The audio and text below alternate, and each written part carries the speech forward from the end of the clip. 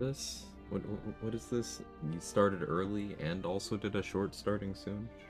Yeah, Kevin. You feeling okay? Yeah, he's feeling okay. Come up here. Come on. Good jump. How's everybody doing? I guess we'll wait a moment for the music here.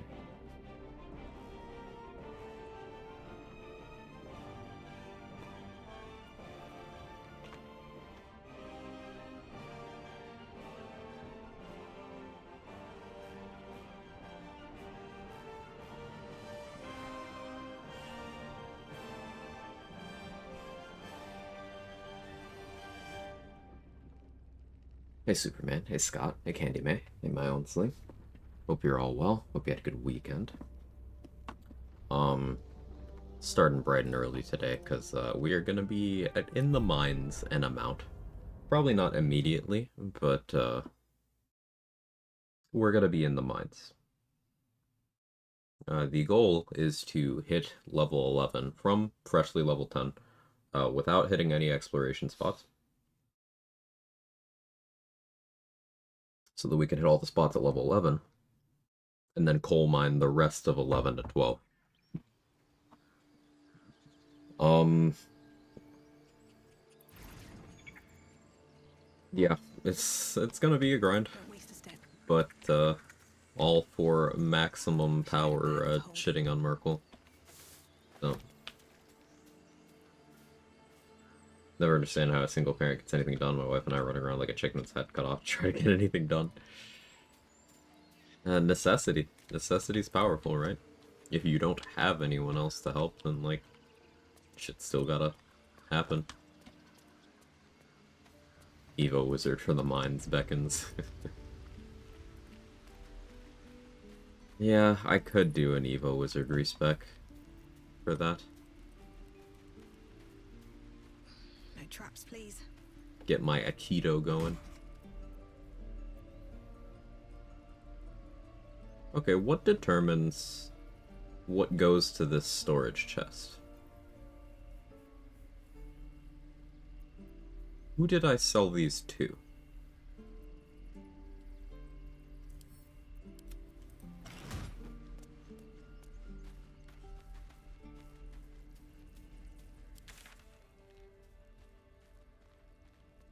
Questions to ponder. I only have 3 inspos. Poison the booze and Grimforge. Feel like that's a charlatan inspo. I could check, but Let's see. I'm not gonna.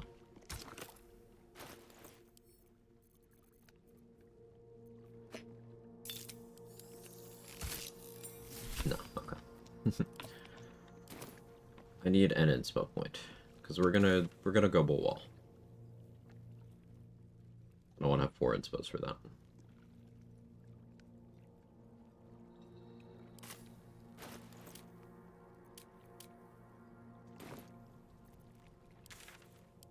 Okay.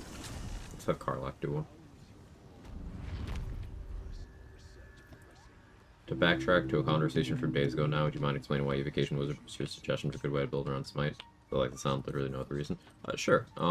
So it's not for Divine Smite specifically for Evo Wizard, but if you're using any of the other smites, so Searing Smite, Thunder Smite, Wrathful Smite, but also like Booming Blade, note that these are evocation spells.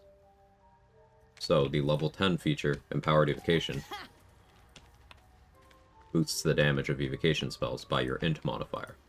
But the way it applies this boost is any instance of damage that is considered part of that attack gets the boost. So, like, for example, Rat Bat, 2 instances, right? If I go and I hit, well,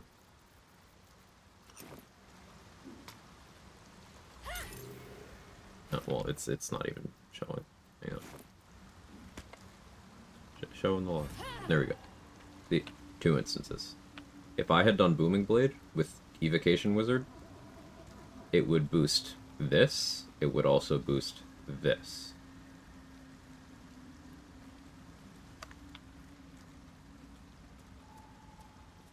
So let's say I had 20 intelligence. That would be a boost of 5 on each instance. But you can get way more instances than that if you were doing a crit with Crater Flesh Gloves. Well, Craterous Wounds, both instances are going to get your int modifier. If you were doing Lightning Blast from the Blast Pendant, that's instances part of your attack. If you're doing 2 Magic Clubs, 2 Twisting Branches, each of the Magic Club instances is going to get your Empowered Evocation as well. Hi, Jake. So, that's the difference between Evo Wizard and Draconic Bloodline in terms of damage application for their damage boosts. Draconic Bloodline is once for the whole thing if the damage type matches, whereas Evocation Wizard is as many times as necessary to cover all the instances involved in the attack.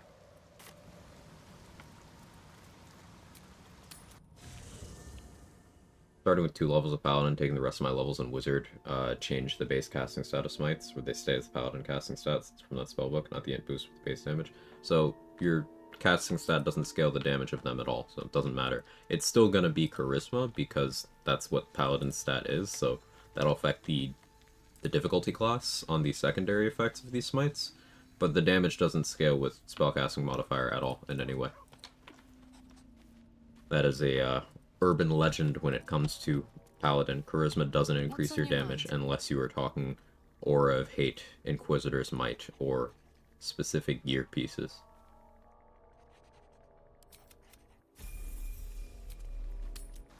Why does the air smell like mind control?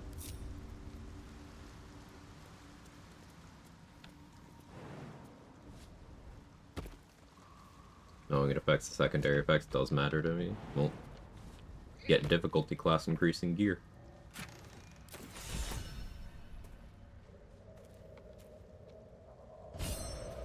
But additionally, if you are doing an Evo Wiz Paladin setup, there's merit in having both Charisma and Intelligence high. Because you can Potent Robe to boost that Booming Blade as well. Potent Robe and Empowered Evocation boosting Booming Blade. It was pretty crazy. Also, if you're ever using Amulet of Elemental Augmentation, which won't work on Booming Blade, but it'll work on other offensive cantrips of the relevant damage types, that will get, again, Potent Robe and Empowered Evocation and Necklace of Elemental Augmentation. So you can justify having investment into both. But that does make your stat block pretty weird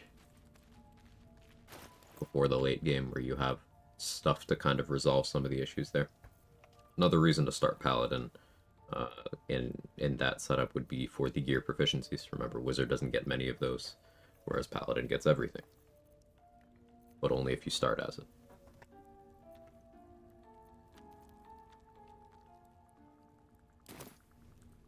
Potent Robe Wizard need. Potent Robe is not a class-specific item. I know you're not saying it is, but, like, recalibrate that assumption. You don't need to be a Charisma scaling class to get benefit. It's one of those damage-increasing effects that has a floor of it. It's Riz-specific, isn't it? Yes, but it has a floor on it of... Even if you have negative Charisma, it's always giving you at least 1 damage. And show me other things that increase the damage of your cantrips in the chest slot before Act 3. Show me a single one.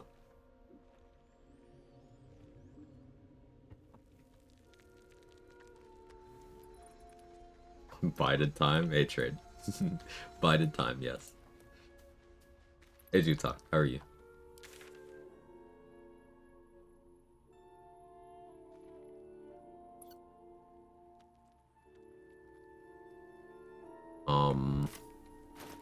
I really don't want to go right to the mines, but looks like we're going.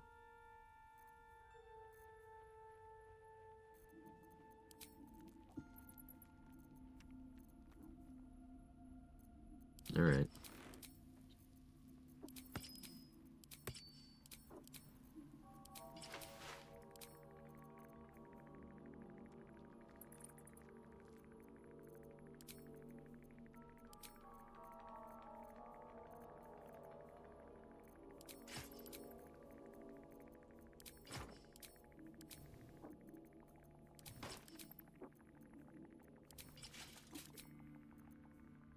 Still left a wall, so I'll do that when I need a break.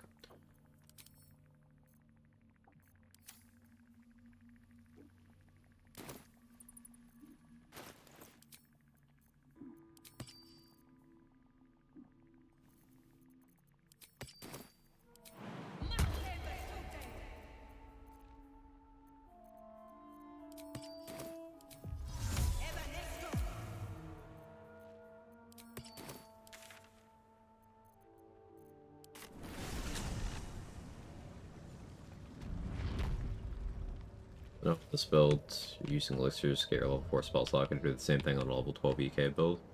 You could. Depending on what you're doing with that slot, that may or may not be impactful, but you could.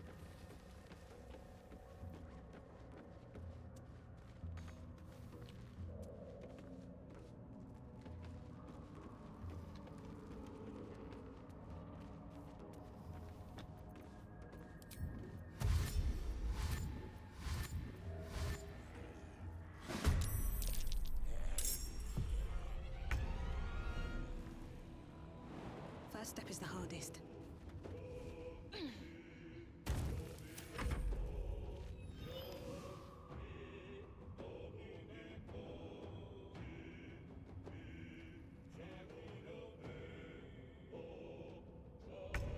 What's used by the time? Lots of people.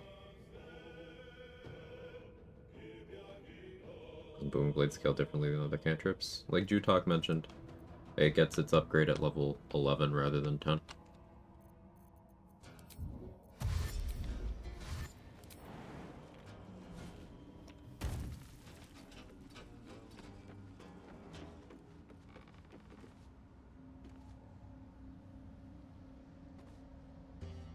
Something else different about it too? Different like what?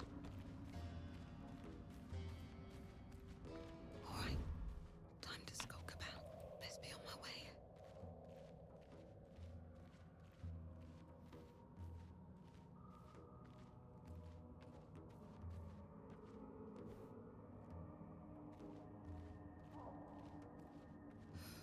I'm exhausted.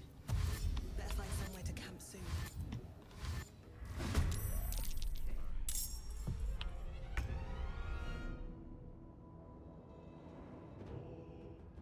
Time to press ahead. Have in my head the Booming Blade might scale physical stats instead of spellcasting. Look at it. This is a reading moment.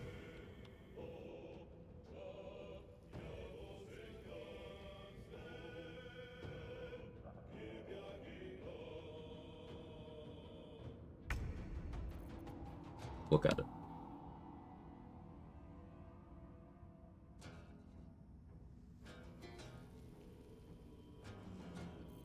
Here's my melee attack. Main hand attack. Damage is 1d6 plus 7. Let's hover over Booming Blade. Damage is 1d6 plus 7. And then the thunder damage.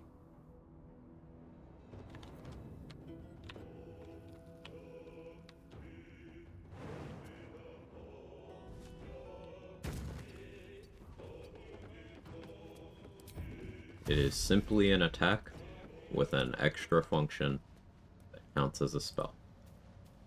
Any sort of scaling you get for it I don't need any off of a spellcasting modifier, it's exactly in line with what I mentioned before about how charisma does not increase paladin damage except for Aura of Hate, Inquisitor's Might, and gear effects.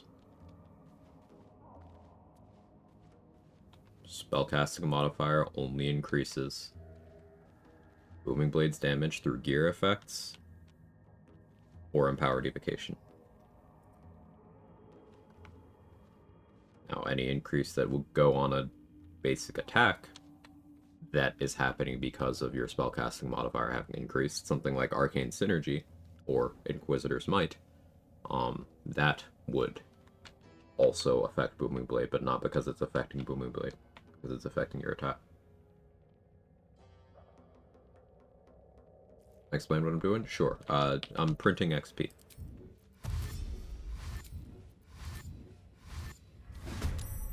Get Cole on the first turn of combat spawns 7 zombies. These 7 zombies are each worth 3 XP, for a total of 21 XP per cycle. But an additional step that I'm going to be doing here is, you can see some of these zombies, I'm mousing over the top of the screen. Some are level 4, some are level 1. Level 1 are the ones that are new, level 4 are ones that have been here before. If you region travel, any existing zombies that he spawned will level up from 1 to 4, and their XP value will change from 3 to 20. So I am doing this until I am satisfied with how much XP I've gotten.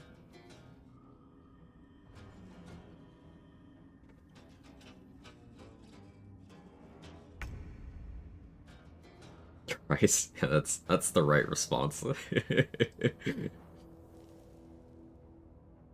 Thanks for taking time to help that for me. Literally confused about the numbers I've seen. Appreciate the help, of course. I'm trying to explain it in a way that sort of gives you the tools to recognize these things. So I'm not apologizing for being indirect, but I'm explaining why I'm being indirect. Breathe quiet. Move with care. These boots have seen everything. Just out a few. Recently had a dream about coal mining. Uh-oh.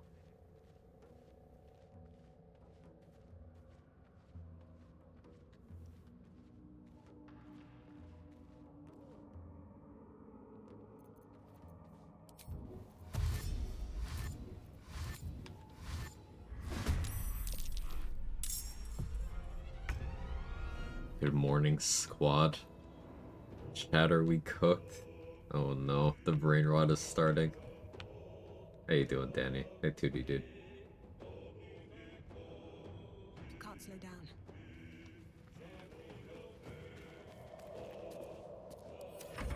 Morning, Jester.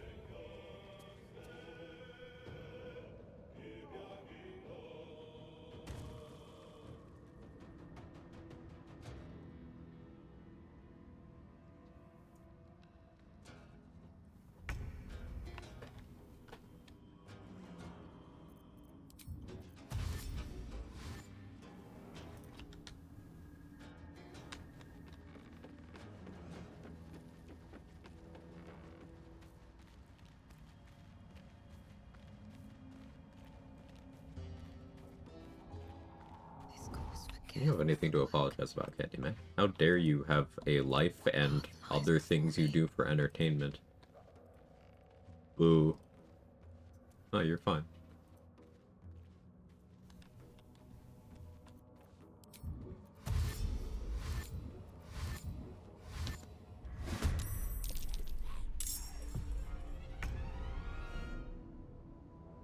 Thank you for the 13 bits.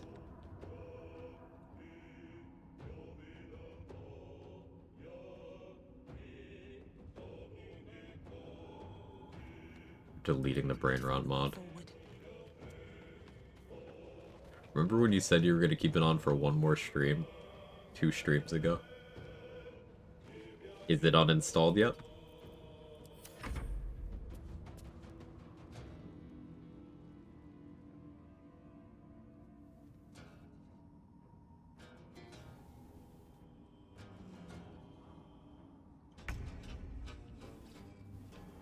Actually, that was the one stream set I was gonna leave it on for. Uh-huh.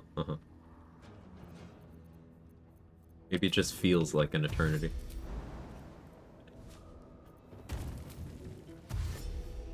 Using cinder shoes, boy, these things are scuffed as hell. Are they, like, battle mage gloves scuffed? In terms of, like... If everyone else minds their I business, guess technically that's not wrong, but why are you like this? wonder if the gods are watching me. Sure, so like eternity, okay, wow. No. Reading through that dialogue feels like an eternity. And you know I'm right.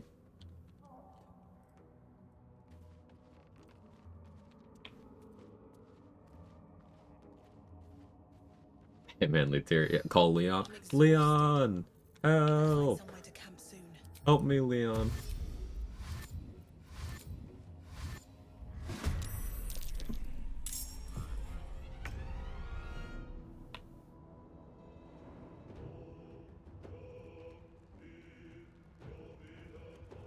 Not like that, they're just picky about how you burn things. Breathe deep and move.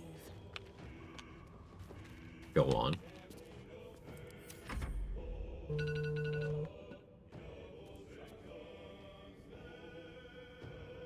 Fuck my rage. Thanks, Siren.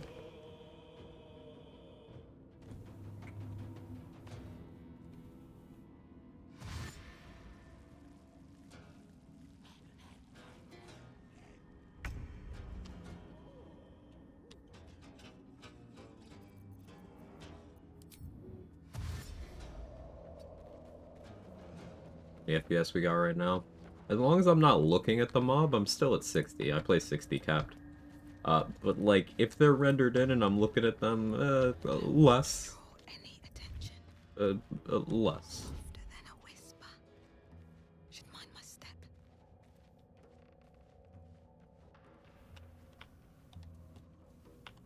Oh, still 60 right now, actually. I guess it gets worse in combat when they have to think.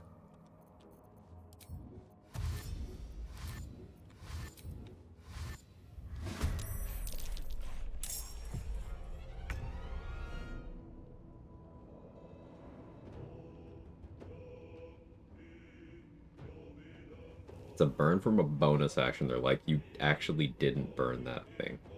That's so arbitrary. Huh. Yeah, went down to 30 when it gave me control back. Yeah, it's going between 20 and 30 right now. Don't waste a step.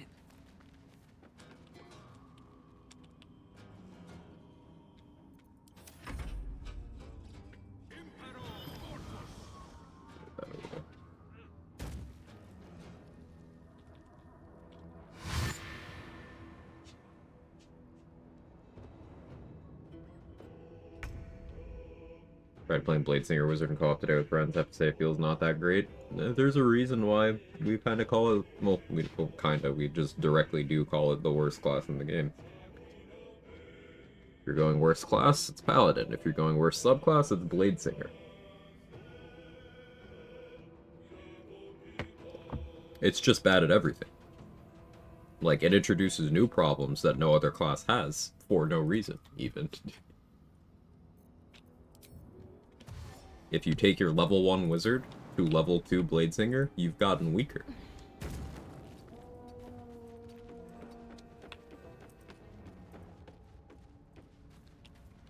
Better be cautious.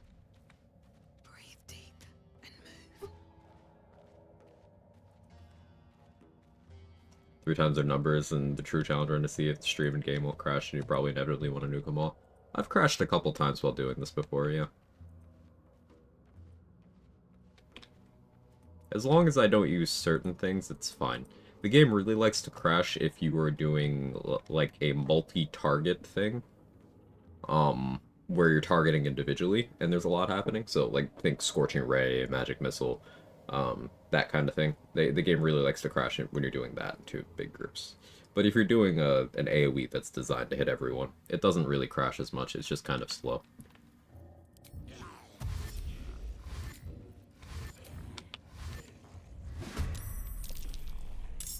No problem. I want to ask about Barb, Paladin, multi-class you're playing right now. It's preference, Vice General, Shield of Faith, or Rage. What do you prefer in general? I don't have to choose. I have Shield of Faith active without me having to concentrate on it. So, I reject the choice.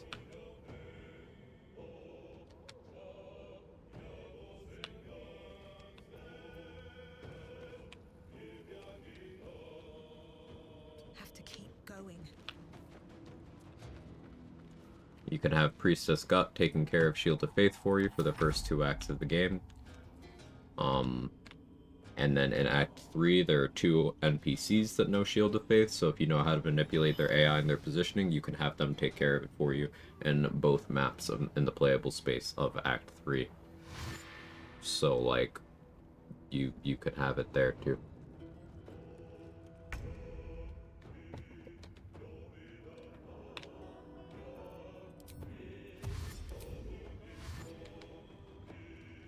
Never taken it always killed the priestess? Yes, I did too. I am able to do it because she's dead. You pick up her corpse, have Sovereign Glut reanimate her. Then you take control of her, have her do Shield of Faith on you. Her version is not concentration, it's until long rest. Hey Mick.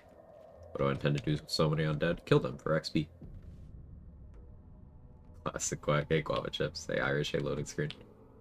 Roughly how many am I gonna kill? Well, let's see, how many would it take for me to level here?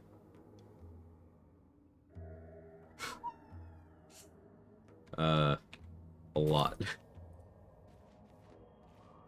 We're just gonna kill like 1,000 zombies today. 1,000's probably enough total with other XP I have in the pipeline. We have a kill counter too, so. I was killed her before she puts me into prison? Yes, I don't get put into prison either. I don't know what you're not understanding.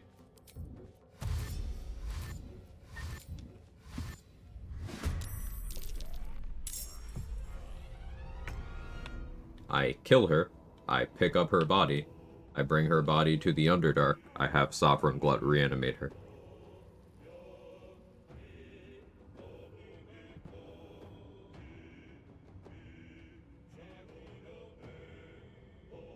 Having her put you into prison is XP negative. If you have Corilla bust you out, at least. If you're fighting her in there, well, it's just awkward. So I don't do that either. Let me save. My game's not super thrilled with me.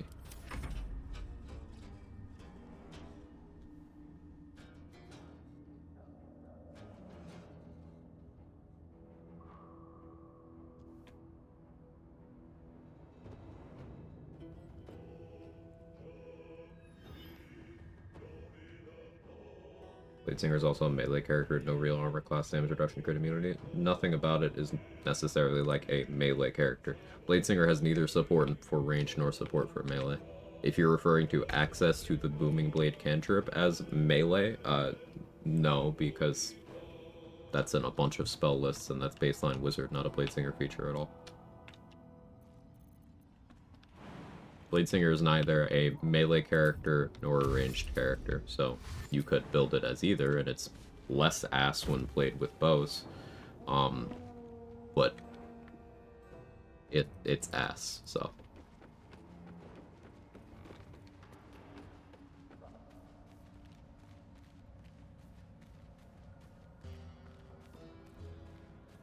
The fact that you're a blade singer, at least in my imagination, it's like a spell blade, that's just the name. Well, it's a blade singer that doesn't get musical proficiency, so throw aside the naming conventions.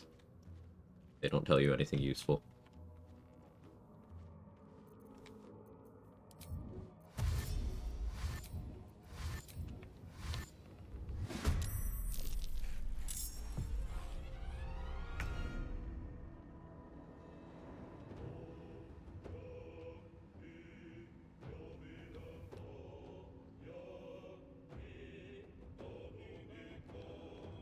Fancy animation for its spells, Unisword makes best at something. Yeah, best at being dog shit, Carrion.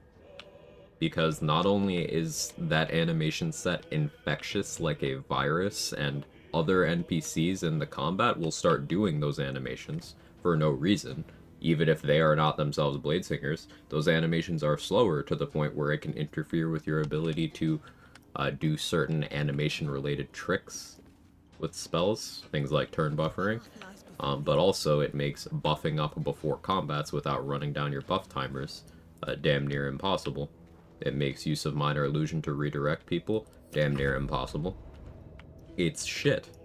We don't need to go out of our way to give Bladesinger credit for uniqueness when it is uniquely awful.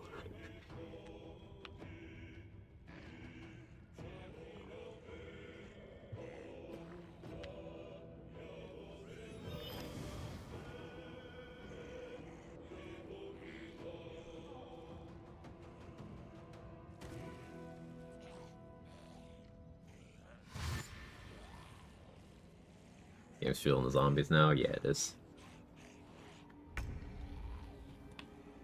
You are without a doubt the worst subclass I've ever heard of, but you have heard of me.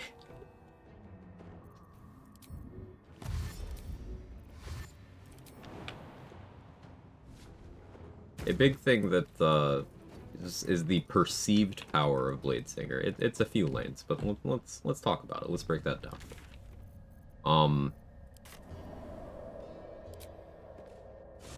One, tabletop bias.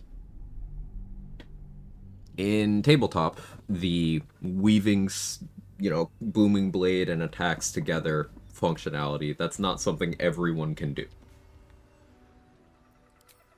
So, tabletop players come to BG3 assuming that, hey, this unique thing that I associate directly with Bladesinger that you can do on Bladesinger must be a Bladesinger thing, so it's why this is strong. It's like, no, everyone can just do that. Another thing is not knowing what comes from what classes. You'll see people claim that the combination of Bladesinger having extra attack, Shadow Blade, and Booming Blade, and then being able to upcast that Shadow Blade makes them OP. And it's like, you can take 3 levels of any wizard, any warlock, any cleric, or not cleric, excuse me, any sorcerer, to pick up Booming Blade that way. Then as long as your combined spell casting progression is still 11 levels worth, you get 6th level casting, but you don't even get Shadow Blade benefit at 6th level casting. 5th level is enough, so as long as your total casting progression is level 9, you get max upcast Shadow Blade anyway. And oh look, there are 2 Bard subclasses that are full casters with extra attack that have better gear proficiencies and actual things that they contribute. So if you take, let's say, 6 levels of Swords Bard and 3 levels of Wizard, congrats, you've achieved the same thing. You even have access to the same spells because Wizard scribing. It's just better.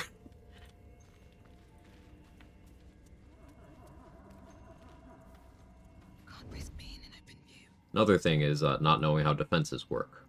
There's this belief that armor class is a good stat. It isn't. But even if it was, you are giving up armor class to get back less armor class with Blade Song.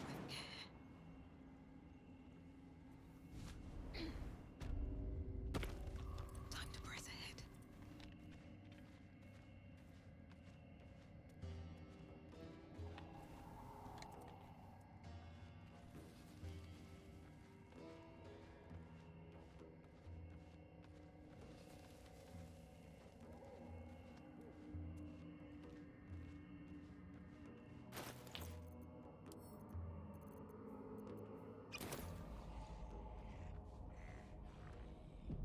Want a Booming Blade dispenser with Shadow Blade, Eldritch Knight's right there. Yeah, Eldritch Knight gets access to the wizard spell list without derailing its progression as a pure class fighter. Gets improved extra attacks, so it gets to do more attacks. And but Strimmer, the upcast, if that's a concern, well, the difference between the first upcast state of Shadow Blade and the second is negligible and far less than the difference of everything Eldritch Knight gets in terms of boosting it, including just being able to attack with it more.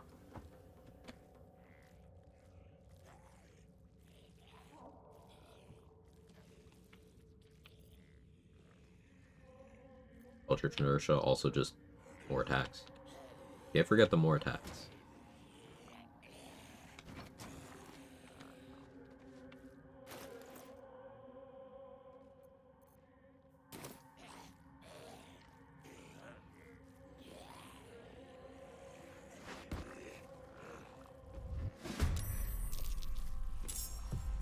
I got Saint. That's okay.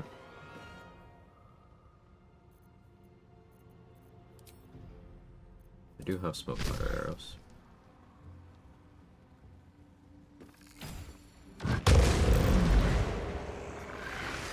Crunch. So 847, let's see how many kills we're at after that. 869, 22 kills. Fall by my hand. 881.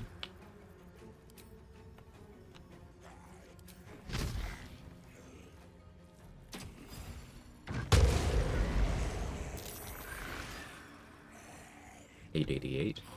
That's fine.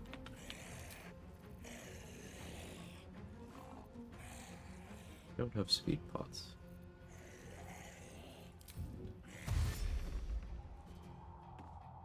These boots have seen everything.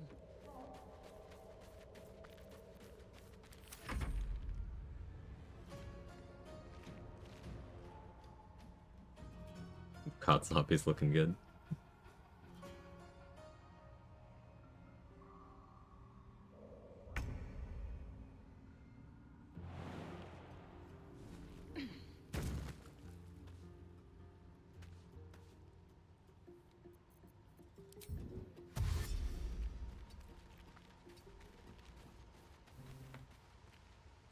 Part of me is tempted to give the Thief Dip to my Death Cleric, Shadow Sorcerer, Shadowheart, but it'd probably be hampering the build's casting power too much. Plus, that'd mean just 1 feat. Yeah, I don't think you gain anything meaningful there. Yeah. I don't think that would increase your power at all.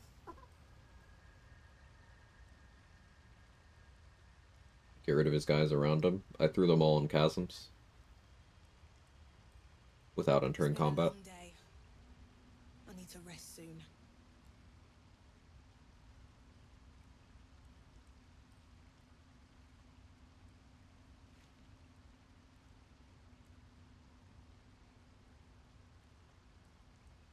I could do a wall now, I guess.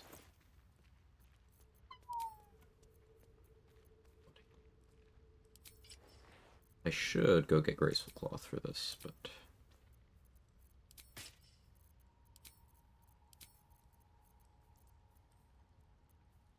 be lazy.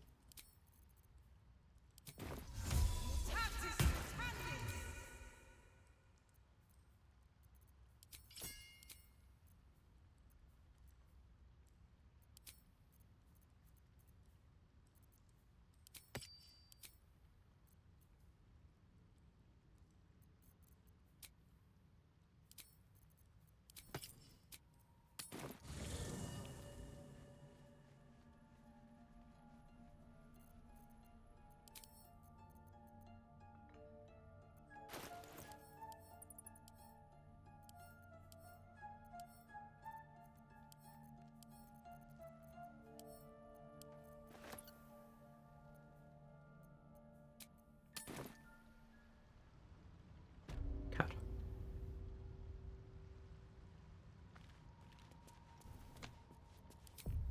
All's well that ends. Not as bad as it could have. I don't need any attention right now.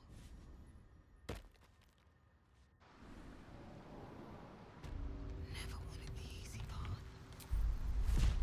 Breathe deep and move. We're gonna have to do some recalibration here. This will go on 5 from now on. This will go on 3. Hey, stop trying to jump on my desk, man. There's no way you actually already need a food refresh.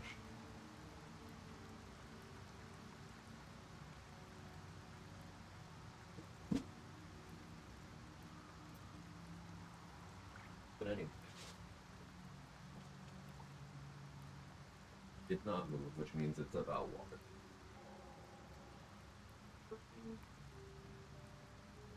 Give me a couple seconds.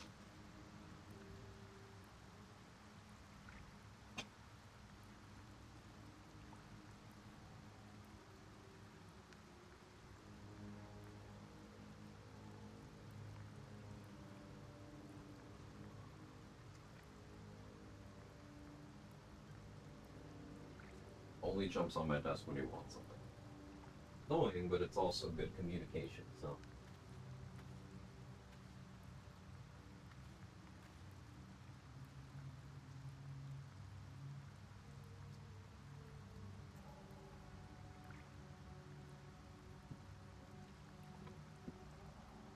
Hey, Higgy Britt, how are you?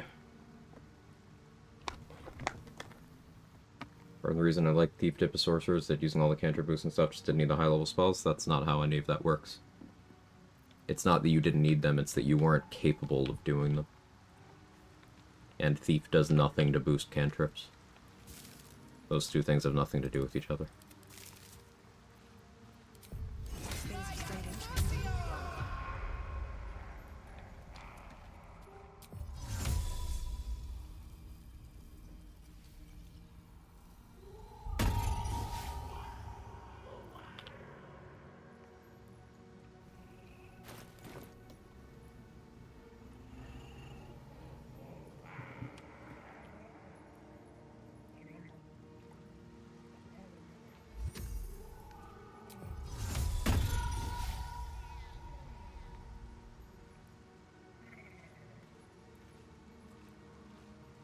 Alright.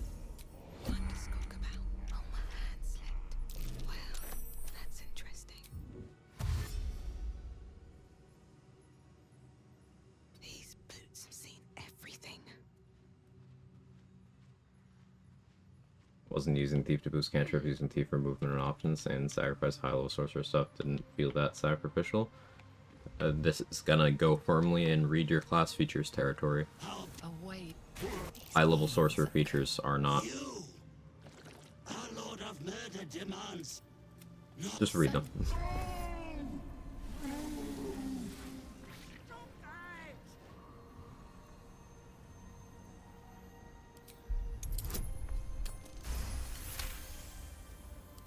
You feel the Don't do it. Shut it, you. I'm talking to. You feel. Something's on my mind.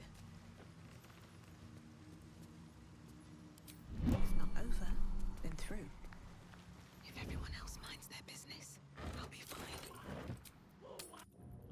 Saying it was fun? You were giving mechanical recommendations. Don't waste a step.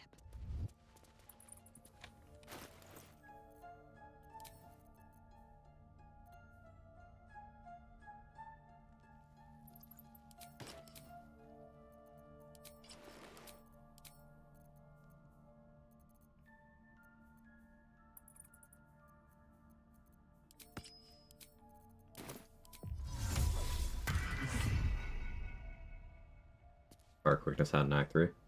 What about it? I might use it in this run. I want to try Hellish Rebuke for Pyro Quickness hat. I don't think it'll be worthwhile, but I think it'll be interesting.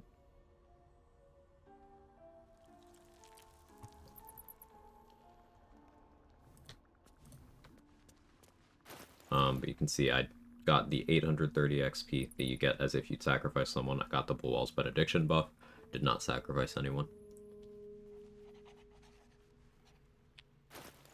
To explain what exactly I did, I used Minor Illusion to lure Pool Drip the Zealous out of the dialogue trigger area. Then I pickpocketed the sickle. And if Pool Drip does not have the sickle, when any route that would give you the sickle is selected, you are instead given the blessing and the appropriate XP. It is quite nice.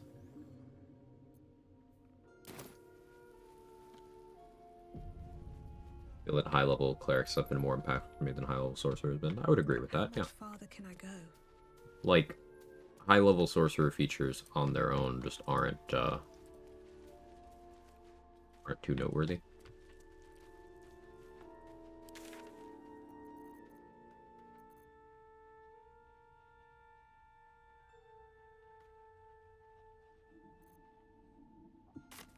I haven't done Marcus fight yet, so I suppose there's still that.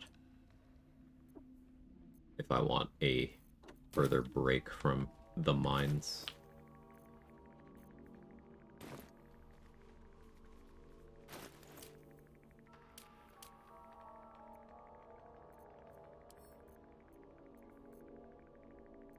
I go on Vigilance, I can rat bat him.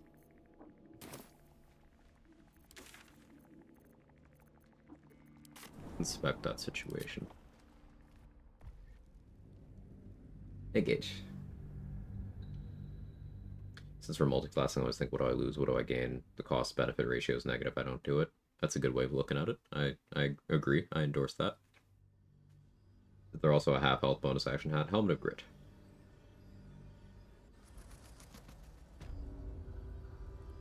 Does items stack with thieves feature? Yes. Swift as my feet can carry me. So you could, in theory, be a thief and an open hand monk and be wearing either the Helmet of Grit or the Pyro Quickness hat, and you could have 4 bonus actions. Very temporarily, but you could have 4 bonus actions.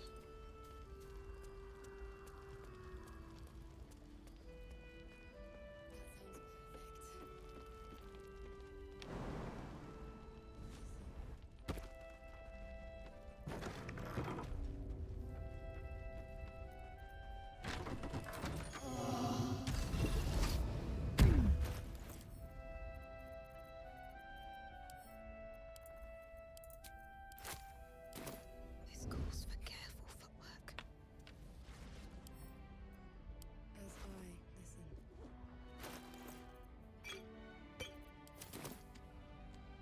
Have to keep going. Very well.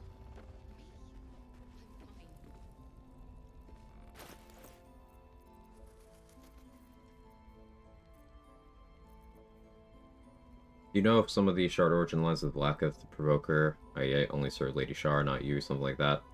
Lee2 GG, because when you rated Man Saturday, 2 of my friends like take it as like, only one I trust telling me it's Quag, he's still around. So, I don't know the specific lines for each origin there, but the logic of how that Blacketh dialogue works is that you are allowed to do slight pushback, but if you do anything that even vaguely questions her divinity, she kills you on the spot. Or like anything that's, oh, if you were a real god, you would do this, or I thought gods were supposed to do this. Anything that's phrased like that, she'll kill you for. But anything that's like, but I have to do this, she'll be like, do it or don't. The consequences will be on your head, and then she'll leave. So you can sass her a bit, but I never do. Just for safety, peace of mind. Like, I'm not going to risk my run on that, especially with how late I tend to have that conversation in a run. Can I get you anything? Is that scene the only you just die moment in the game? No. I know. Sorry. There is a wiki page of non-standard game overs. There's a few of them.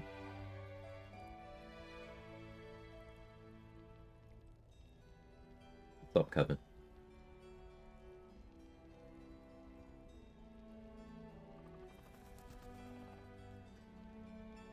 Also phrased similarly provocative like that. If your real god was just above it, no, I did the right thing not choosing it. Yeah, good job. Self-control.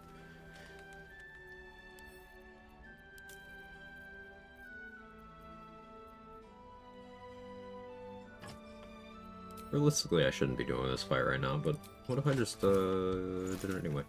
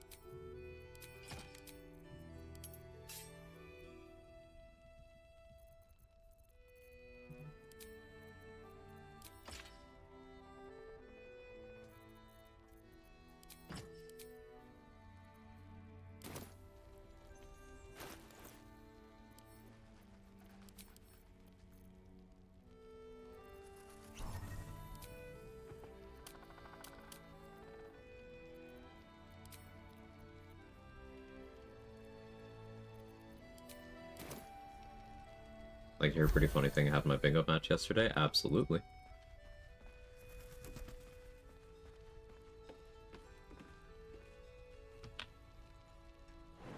I'm just glad you're safe.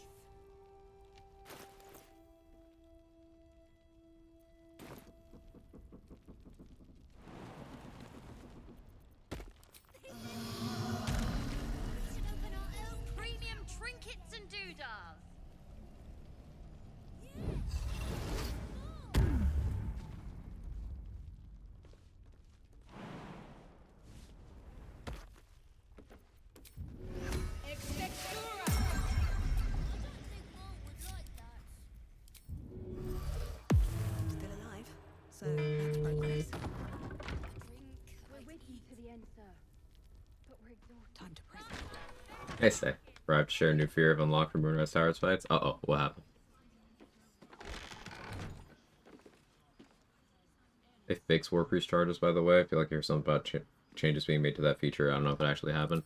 They made them slightly less ass, but I still strongly dislike them. I dislike the loss of control, so I do not endorse them for anything other than, like, single fight damage showcases.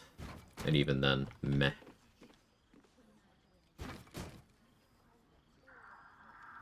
They're good if you're very bad at valuing your bonus action, or if you are looking at damage per round in certain situations with absolutely nothing else taken into account.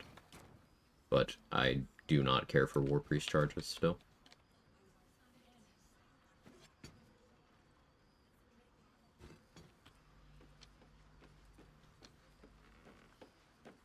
Never hit me. War God's Blessing by Depths modifies attack roll enemy does. Can you guess which implications hit me? Yeah, they can crit you through crit immunity with it.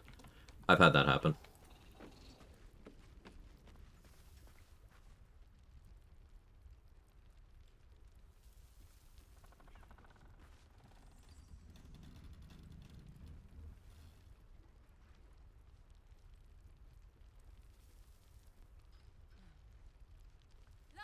It hurt? Yeah.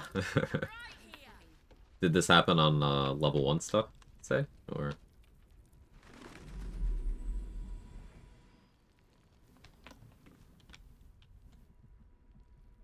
Oh, I guess I didn't seal that well. This is why checking this matters.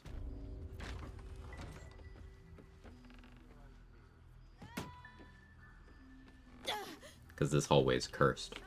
Have a gander at the finest stock.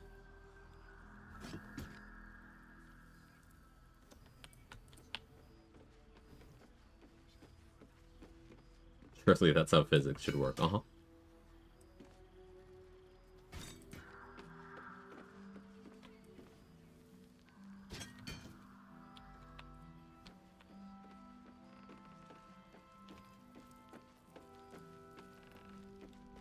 Premium trinkets and I'll just one slip through that. That hallway just has very cursed collision. Sometimes the winged horror that's supposed to spawn here will just be standing on the roof because of that. It's a very bad hallway, which is why I almost always just block this door, because I don't want to deal with it. As I listen.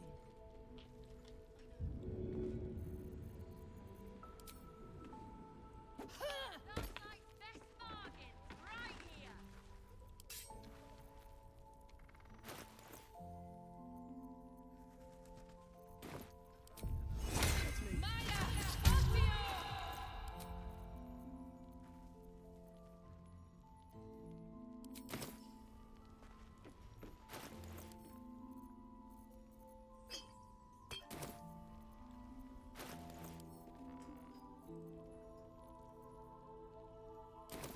The finest stock.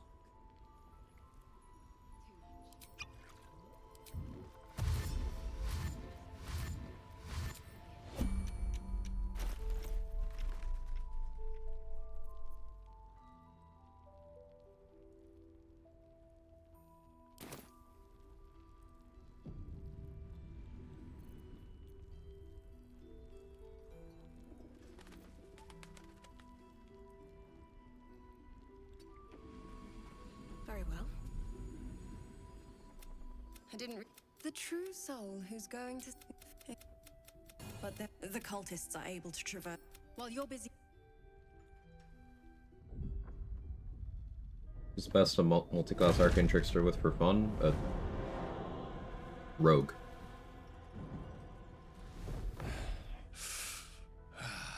Couple things. Hello, Why Isabel. multi-class? I know you said for fun, but be specific. Marcus, Because fun is a is that you? subjective thing What's that has happened no, to you? like, what I've you been mean by that blessed. meaning. You can be And too. two, pure class. Come with me, and you can hear all about it from But Quag also, himself. the word best is useless in theory crafting. Throw it away. Get it out of your vocabulary. It tells you nothing. Use more words. What are you trying to do? True soul, my instructions are clear. Yeah, you can't. Time to. What level do you get Inquisitor's Might? Is it one you start with? Yeah, it's a level 1 oath feature.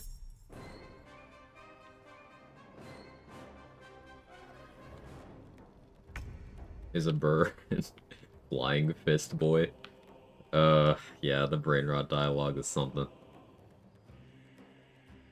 Machine and Manly Tier have both been rotted.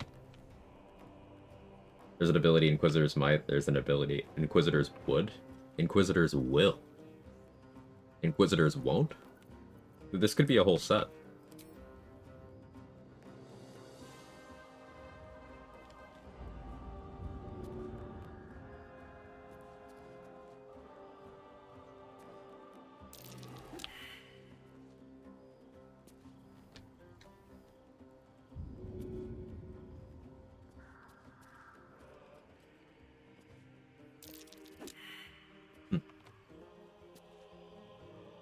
I accounted for this.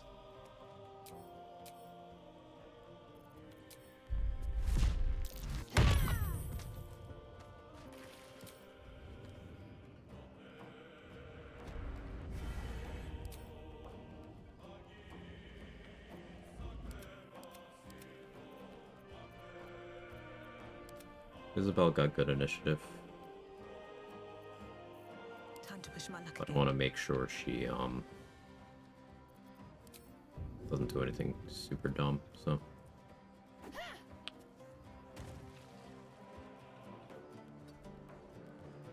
Get some damage in on Marcus.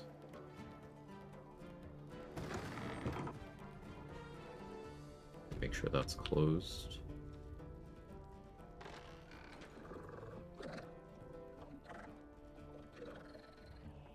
Isabel could still go down double crits here.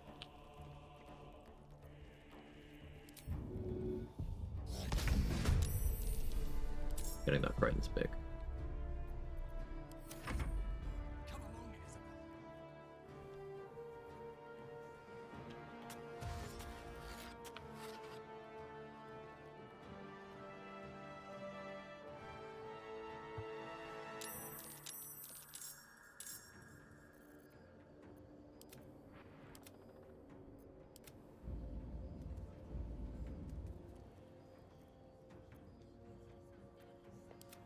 You'll make excellent fertilizer. She saw an Ice Storm angle for one target, but hey, she saw an Ice Storm angle.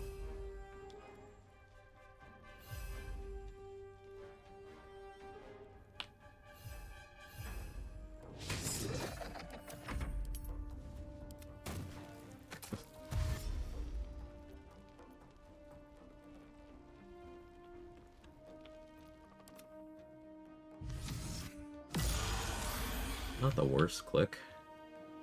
Use the Invis pot I put in her inventory.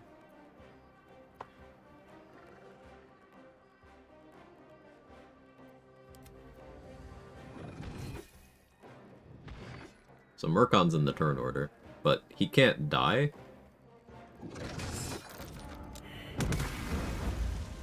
But he will just run away like that. Like, that's what happens if a Winged Horror knocks Murkon to 0 HP. He just kind of runs away out of the turn order.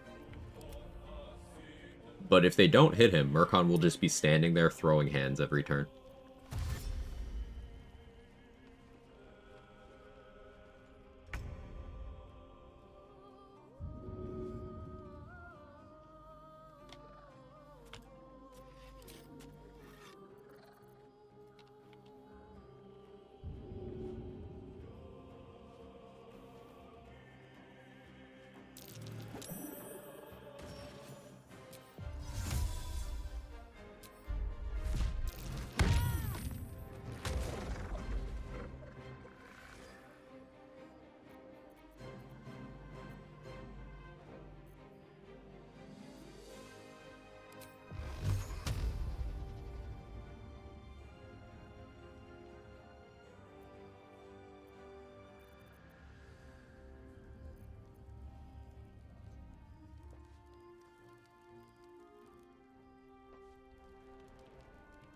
I think I'm actually worried about Marcus yet.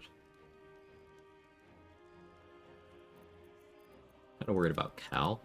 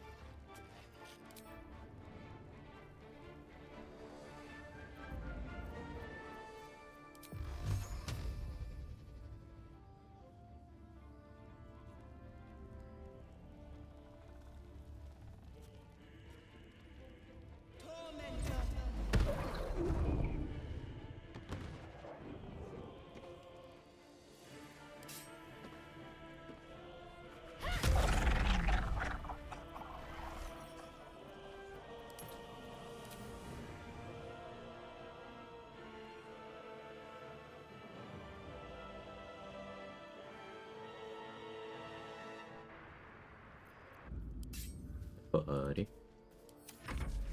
General Ketherick wants her alive at any cost.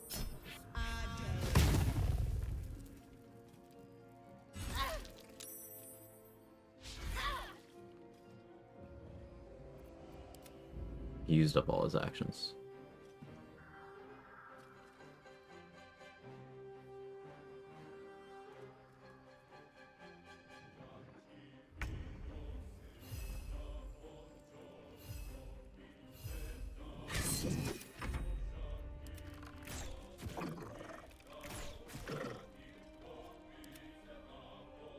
Arpabora useless as always. Or how many people let Last Light fall first playthrough? Let? Not many. How many people it happened to? Fair amount.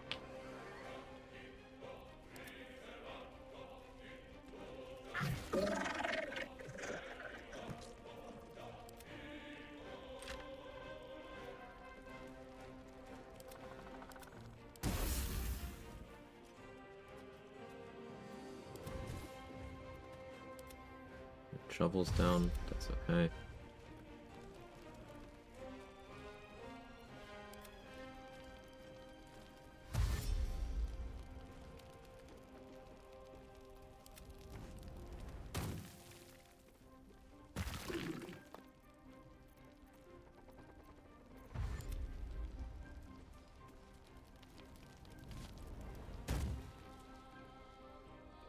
My boy Art holding it down.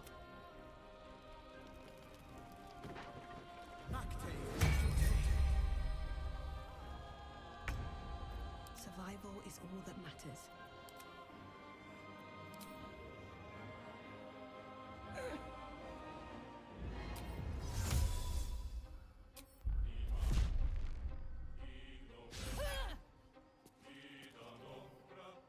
Okay.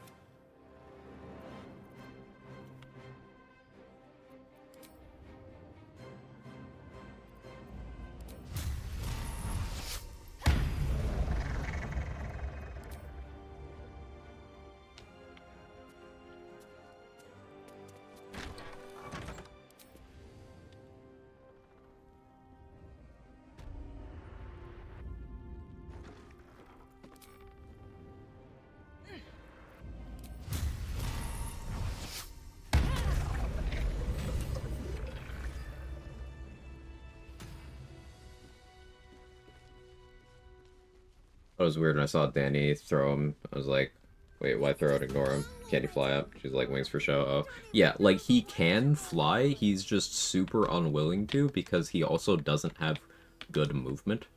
So, like, he can't target from down there to up there. The best he can do is run here, and then, provided he's directly underneath, he can fly up on the following turn. Which is why I chose to position myself there when I had no more actions, to waste his actions before he flew up there, so if he did manage to detect Isabel, he wouldn't be able to do anything to her.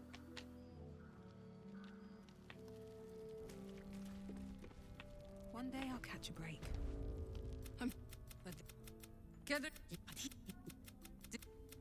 Where you're the key to all of this. It doesn't matter. Mole needs us.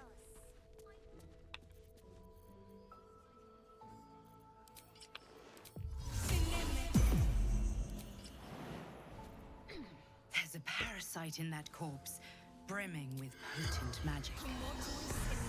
The corpse regards you. Outside. Asking Marcus about valuables, using Speak with Dead on him here, allows you to bypass the perception check to get the Shield of Scorching Reprisal. Note that Marcus will only tell you about that if he's killed here. If he's dead in Moonrise, his answer changes and you don't get the info.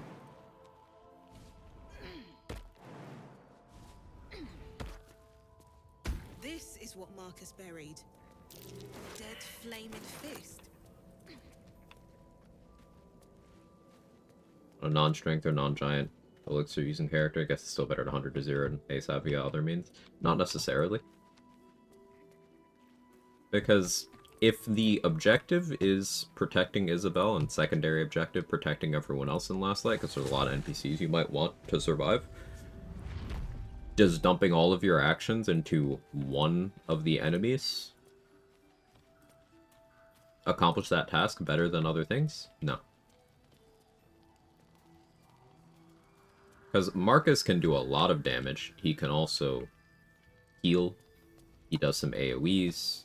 Like, he's absolutely a threat. But these winged horrors can paralyze, which sets up auto crits, denies people turns. They also have flight and good movement. And they are undead, whereas Marcus is an aberration. So there's more class abilities that work to remove these, such as the Divine Smite I was clicking.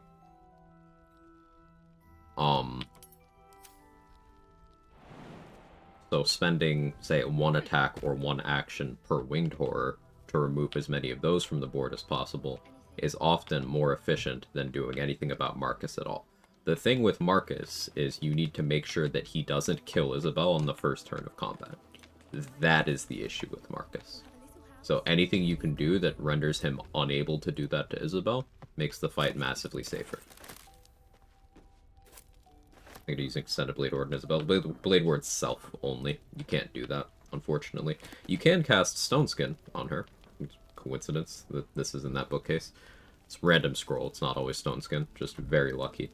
But note that Marcus uses a magical Great Club, so it won't reduce the damage from Marcus to her. It will reduce the Winged Horror damage. I put Shield of Thralls on Isabel. If you are a cleric, you can also buff her up with Aid, you can buff her up with Freedom of Movement, but she has to be tagged as an ally for that. And the way to do that, you can have everyone in Last Light except for Marcus tagged as an ally by outing the Strange Ox over here and killing it.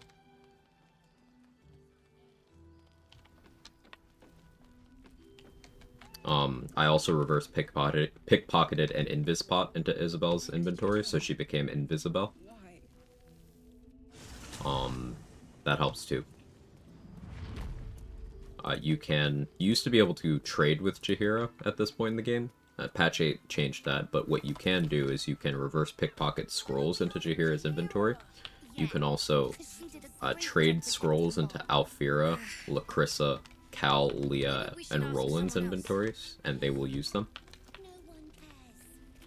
So I usually sell Lacrissa, Magic Missile, Leah, Scorching Ray. You can put throwable weapons on the ground, and then these characters will throw them. If you make sure Wolverine is dual-wielding from the prison escape, that increases his action economy for this fight. If Art is awake, he will get up and sprint out of bed to either the nearest enemy or the nearest weapon. You can do that too. You can also structure this so you have Halcyon here to help, but that kind of risks some XP, so I don't do that. Let's just go already. Having a lot of summons is helpful. Don't even know the way to Moonrise. That's why we should Mulwood. You know I'd even what? say that with a straight Seeing what's face, out having there, said it a lot of we times. wouldn't stand a chance. Let's See, Murkon's fine. But yeah, we even had Murkon tank for us in that fight. A winged horror spent a turn trying to kill Murkon and failing because he can't die.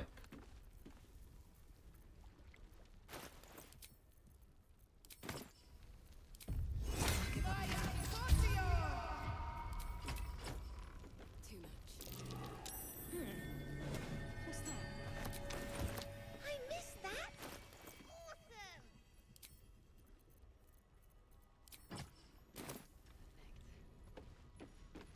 So that Wolverine Parrish here, that would be stupid. Wolverine's survival to Act 3 is tied to a vendor and 7,500 gold worth of explosives you can sell. Also access to multiple endgame allies.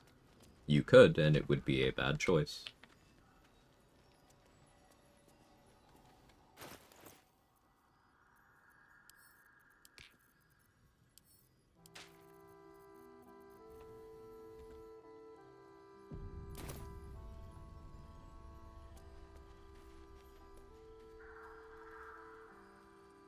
Harper Boar is now fully AI broken. I'll toss him somewhere.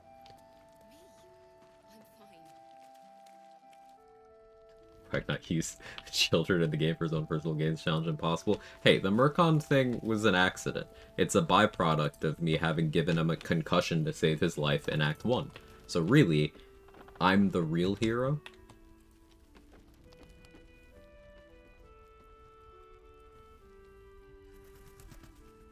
Where did Harper Bohr end up? There he is.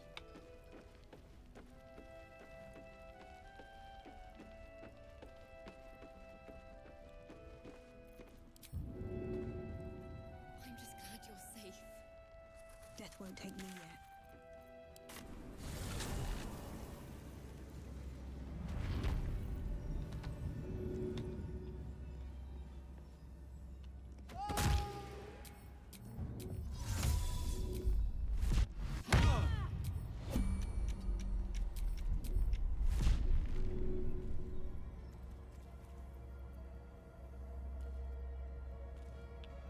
Children yearn for the sweet release. What are they, me?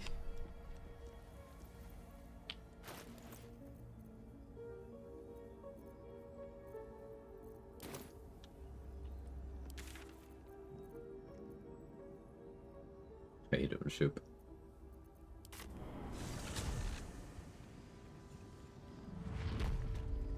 Making a forward rounder is also a way. Yeah, there's a lot of precautions you can take for the Isabel fight. Makes it interesting.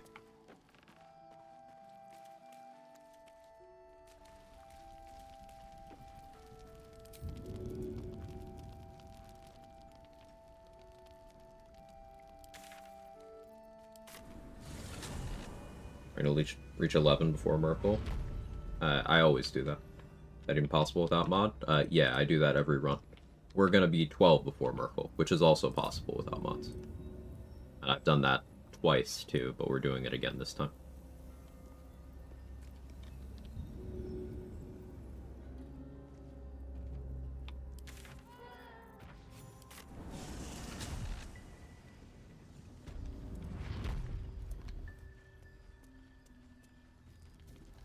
We're already level 10. I have claimed none of the exploration spots in the game except for the Kresh side door, the 2 in Grimforge, the fixed XP ones at Wraithwind Town and Last Light Inn. The Moonrise one does not exist because I forgot to kill Minthara. But all the exploration spots are still available. So we are going to be grinding our XP to level 11, grabbing the exploration spots, and then our boy Get Cole is going to help fill in the difference.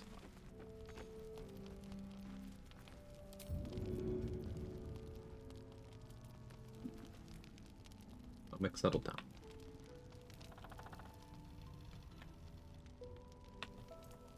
Sure, I'm grabbing the right person.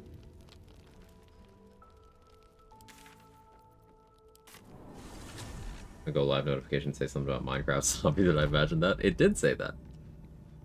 Get it? Because coal mining the zombies, I thought it was funny.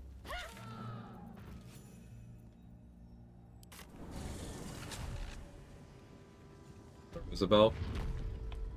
No. I mean, I'm going to kill her, just not yet. Everybody here except for Jaheira, the Tieflings, and Wulbren is going to die.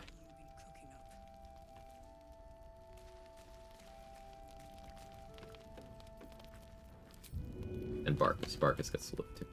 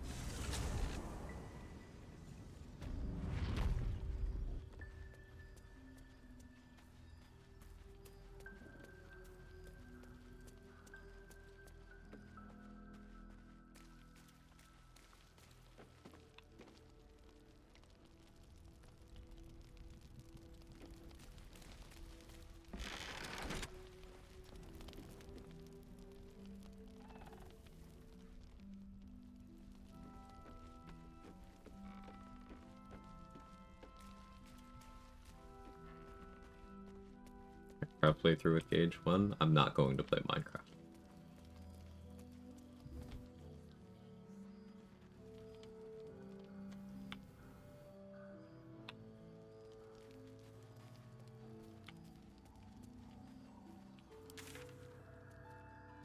We dealt with He Who Was, we dealt with all the plants. Did Halsin's storyline. Mr. Cinda's dead. Thorms are dead. In terms of stuff in this map, there's a couple of Zents. Could do the big Justiciar fight. I'm going to be killing Balthazar before the Shadowfell, which is overall XP negative, but I think I'm gonna do that just so I can get all of my XP stuff done. I may change my mind on this, so I'm not gonna do it anytime soon.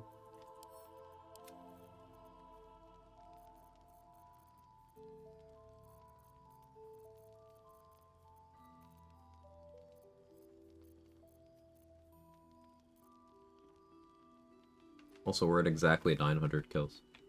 That's satisfying.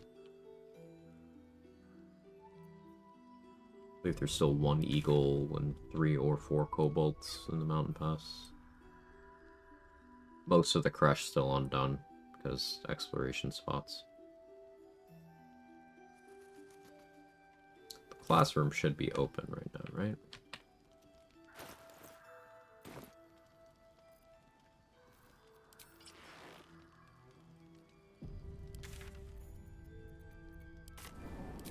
That over there. It's crazy how quickly you rack up kills, man. I'm surprised. Yeah, you kill a lot of stuff in this game.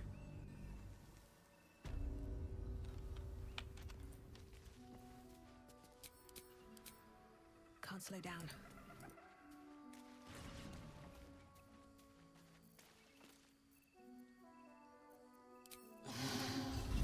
Road ahead. Got like 100 kills for killing the rats in Gauntlet of Shar. No, it's like 30. Up and around there.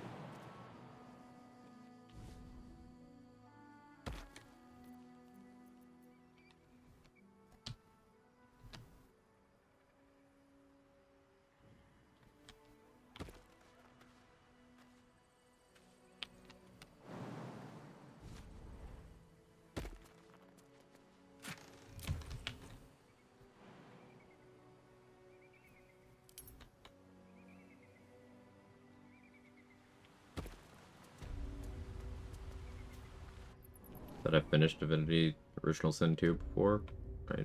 I assume you mean Original Sin 2, because that's a different game than Divinity 2. But the answer is no in both cases.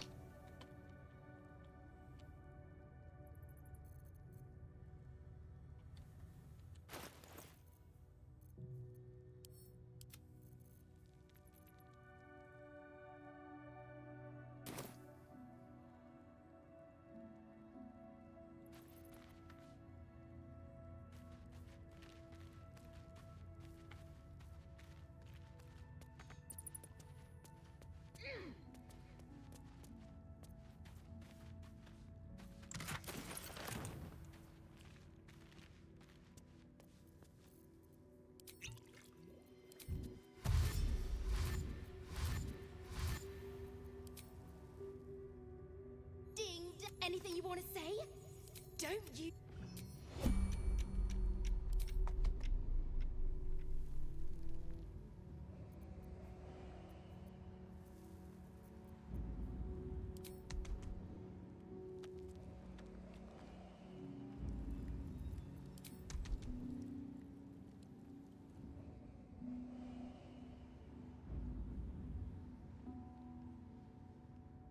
Thinking of finishing it for when they release Original Sin 3? Not really.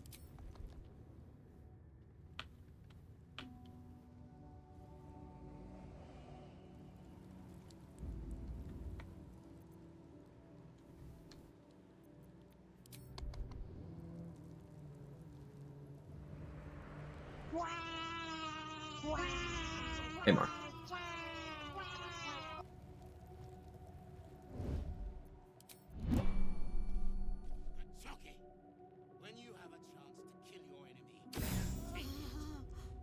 like mechanics, or didn't really get into it. Played it after playing this game, and it felt like a step backwards in enough areas that I was having difficulty caring about what was happening.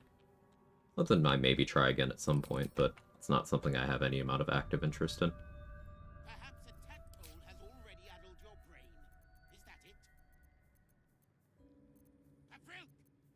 Stop this insufferable whining.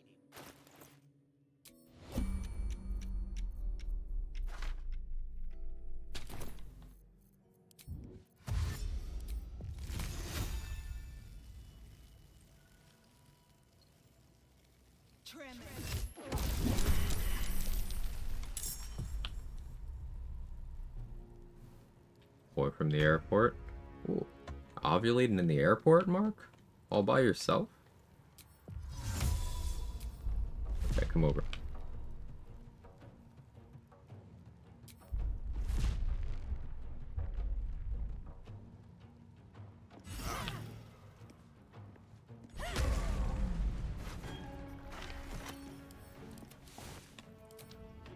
People are gonna have no idea what our meme speak is about.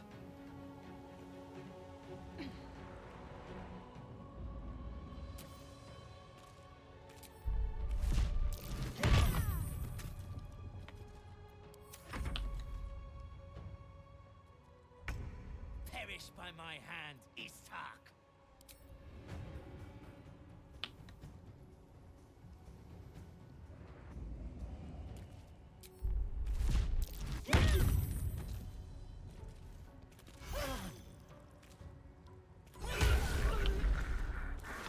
Status, status.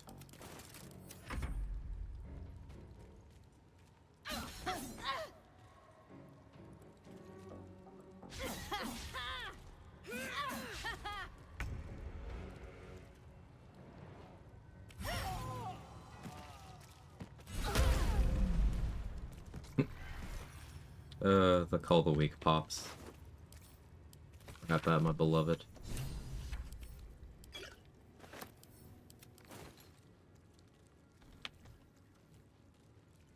Wasted so many scrolls in clearing these on Saturday. I felt like I had to use some since I just hoard so much. Oh yeah, I totally relate to that. Just out of view.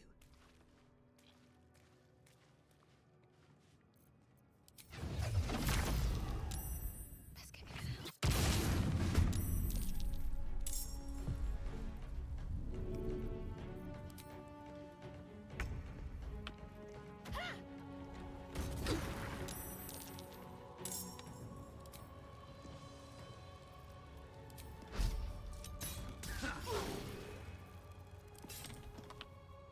Another step forward.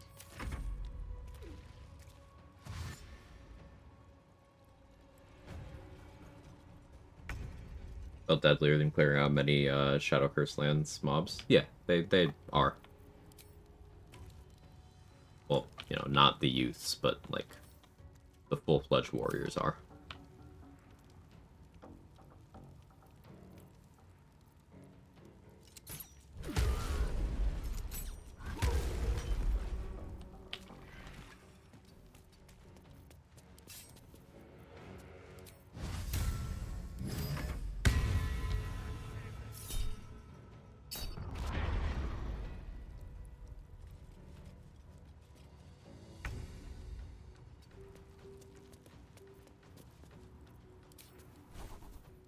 But I do have Boring Blade now.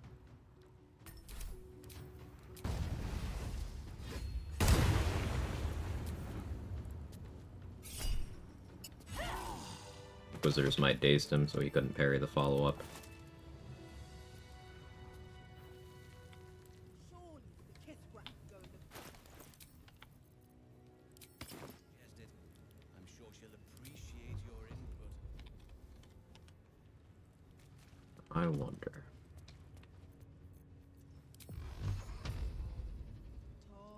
Think the kiss wrap will cheer up when we find it? Pestilence search is finally over. That's funny.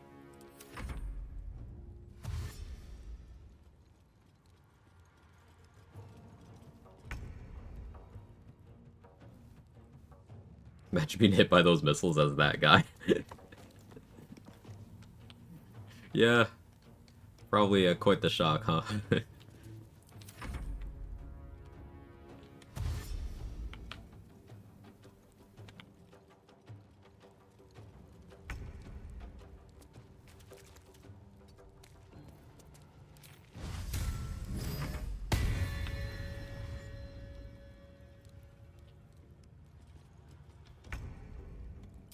Try me.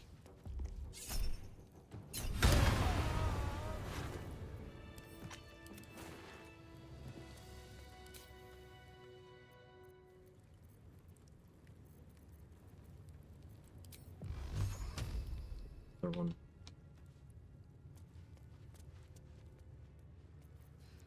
I'm done. I can't wait. Stealth successful. What do you mean? Oh. Okay. Tell me though.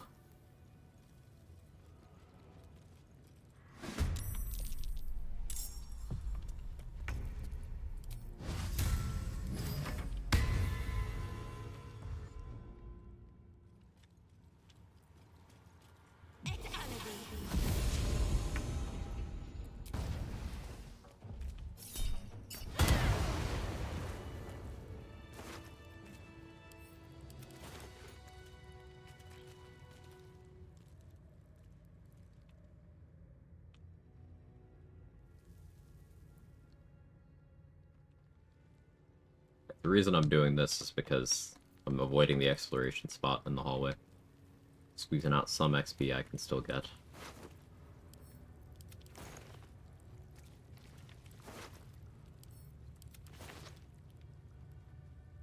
I would really like to get into Tharizdun's office. But I would have to destroy the door and aggro the Gith in there without stepping into the hallway.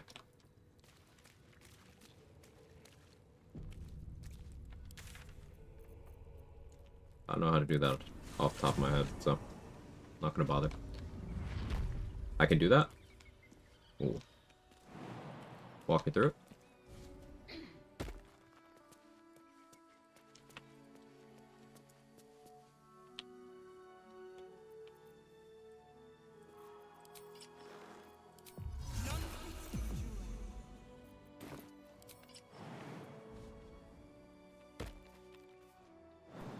Oh, that isn't one of the images? Okay. Let me go look at it. I did pin those for a reason. Thank you, trade.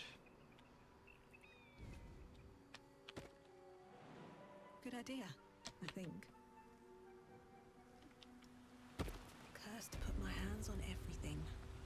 Let's take a look.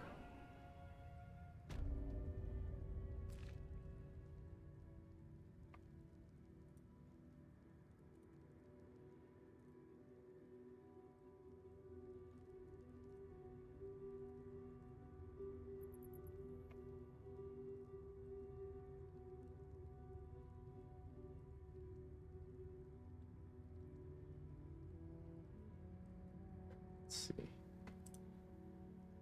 Oh, okay. I just gotta get past the green barrel and it's fine. Cool. Safe.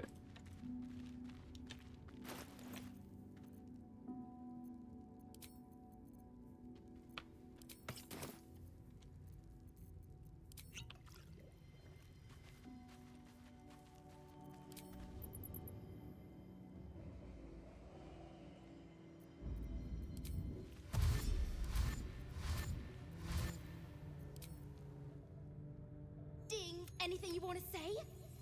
Don't. Doing this from way farther back than I necessarily need to, but I am me-proofing this.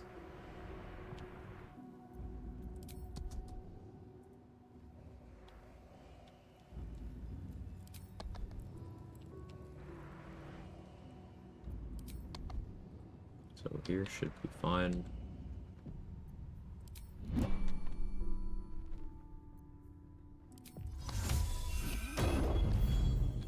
I guess you can use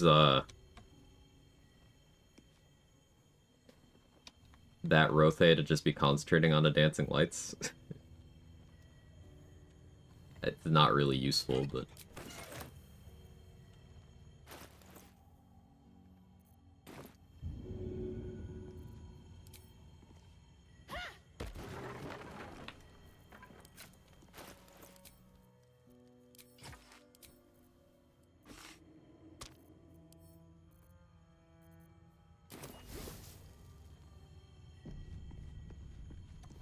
Don't want to draw any attention. I just want to get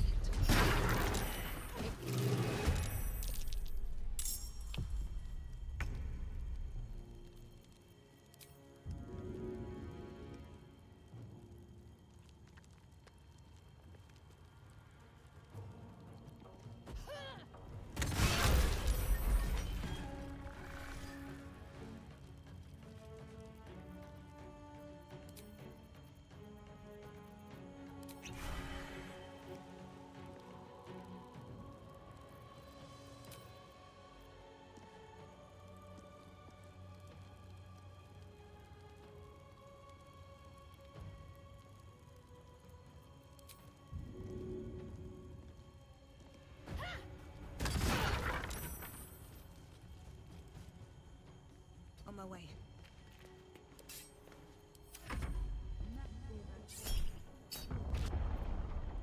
Min roll.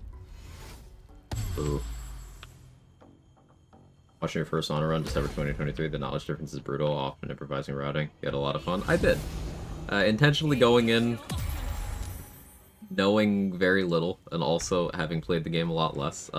It's night and day, the things that I did, the things that I recommended. It's all part of learning. I'm sure I would cringe more than a bit watching some of my older stuff back, but it's important to leave that kind of stuff up. Might be useful. And to encourage, it's okay to change your positions on things as you get new information.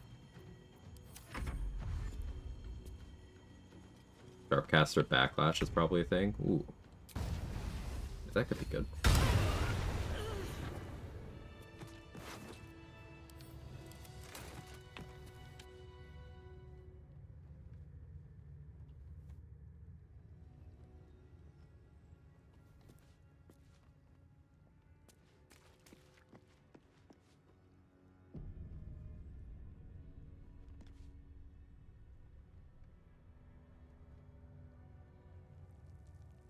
Morning, Kels. How are you? We could do this room too.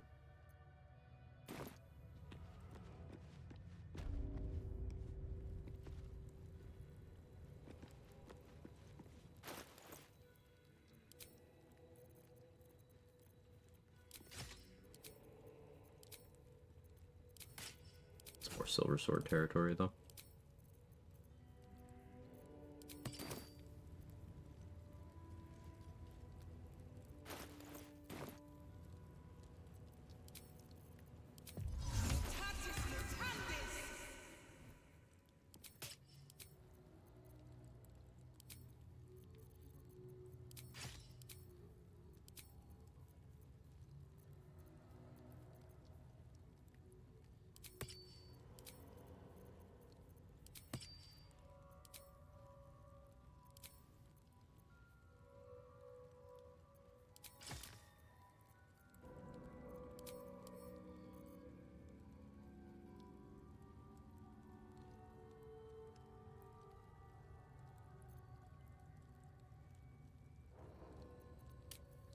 I'll stick with Vigilance. I have no reason to switch right now.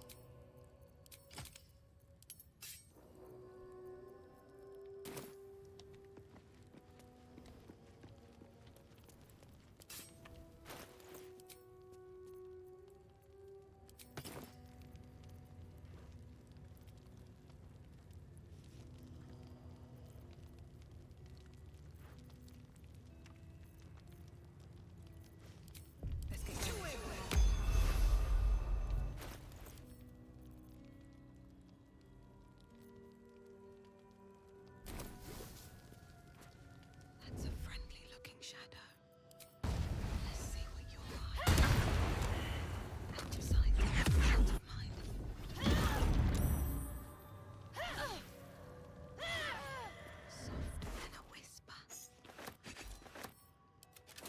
Alright, so let's explain that sequence, just because I'm a very big fan of that. Use drow poison to, make Therazin fall asleep there.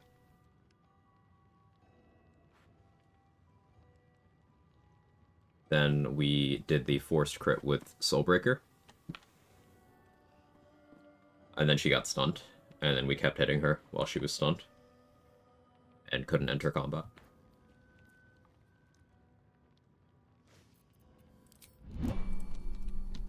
With haste. She's the most dangerous enemy in this entire map. Barring if you, for some reason, get into a fight with Elminster.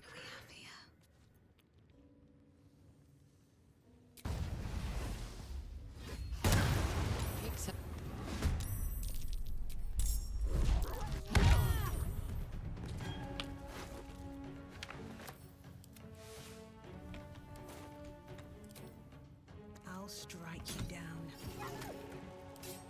Best be on my way. Did I have a good weekend? I had an okay weekend, yeah.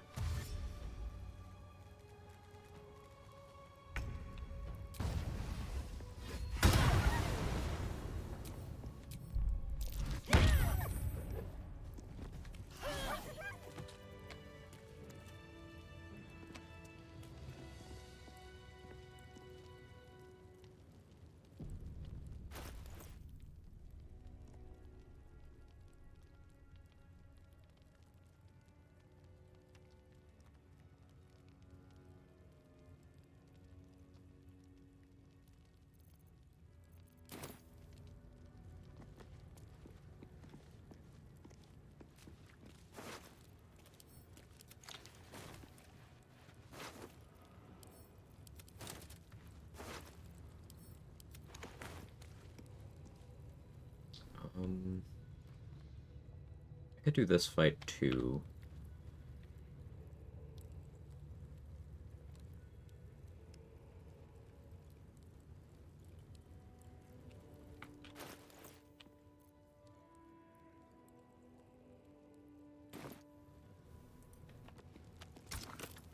Do that. Who would be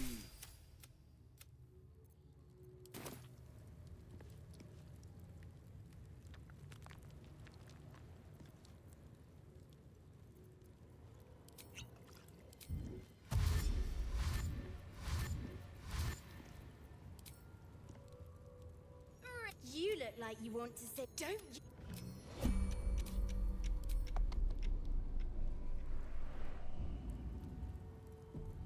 I guess time to go airplane mode. Have a safe flight, Mark. The thing you totally have control over, but we all say anyway.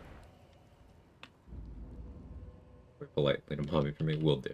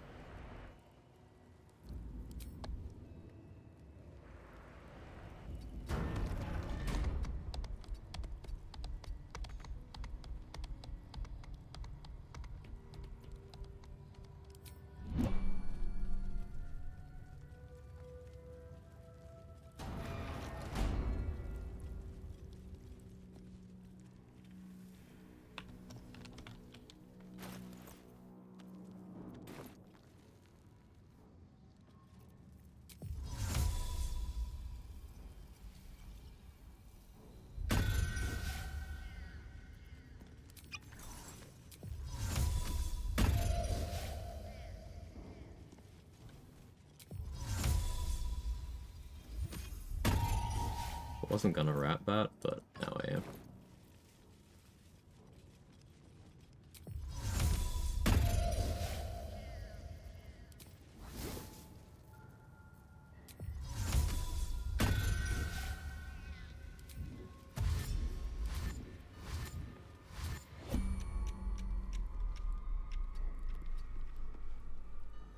Seems like a good moment to talk.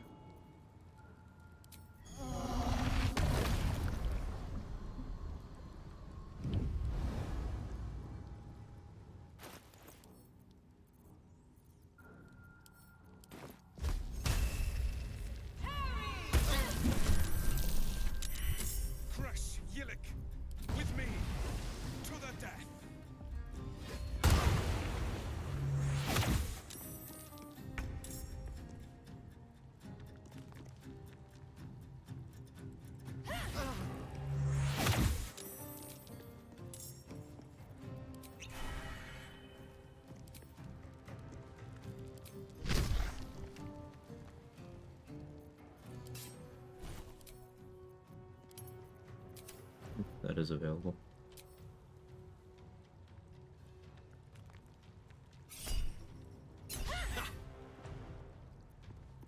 Shit. Gives me more time.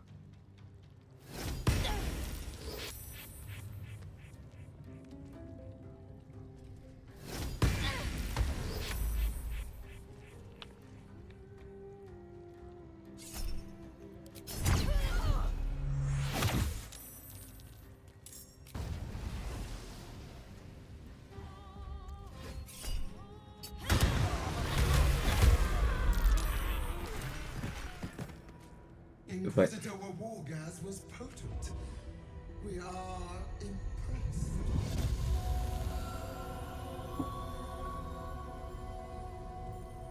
A sharp pain, like your eye being Potent, carved yeah. out, washes over you as your patron borrows your vision momentarily.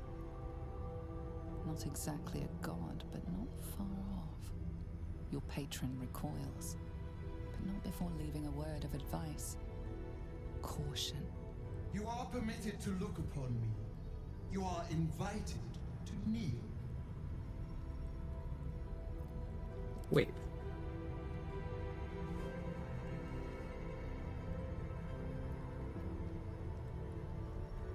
Or is it surprisingly high accuracy? Yes, but also I don't have much armor class right now. I don't value armor class super highly in most situations. But are you It's very much a either you are stacking AC to a point where you are targeting specific numbers to make yourself completely unhittable, or it is not worth paying attention to at all.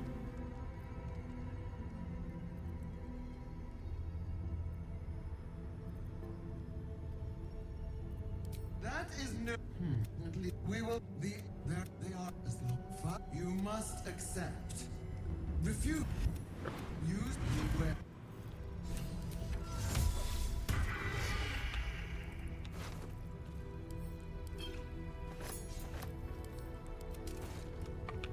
So, your health bar is a resource. Most of this damage I dealt to myself, but I do not care. Everybody died, so.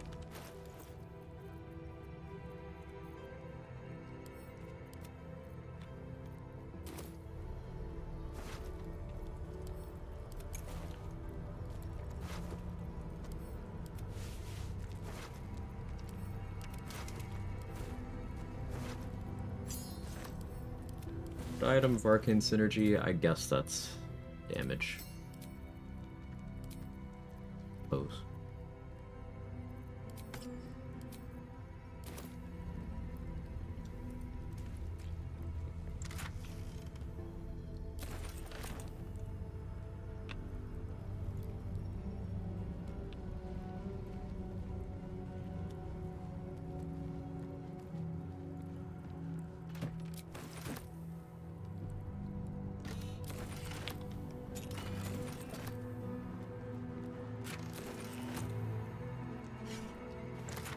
And Burster we might get value out of.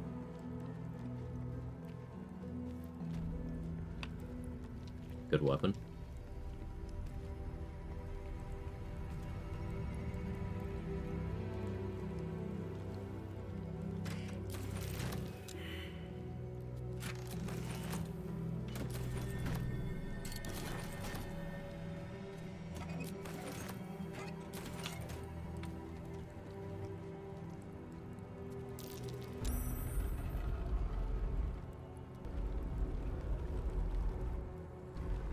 Seems simple enough.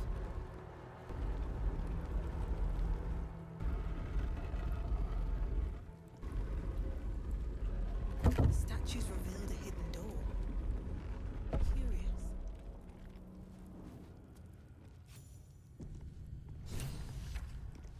Just far enough to be able to fast travel. It's been a long day. I need to rest soon. Good chunk of XP from all that.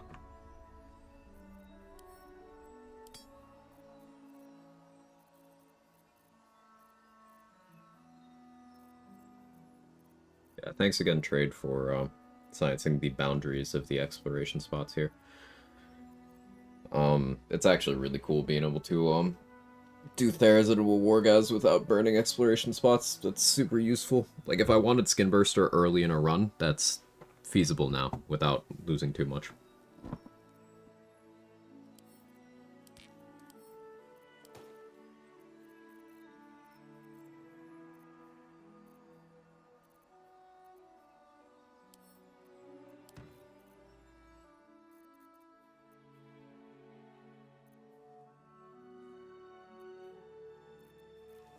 Is it back to the mines now?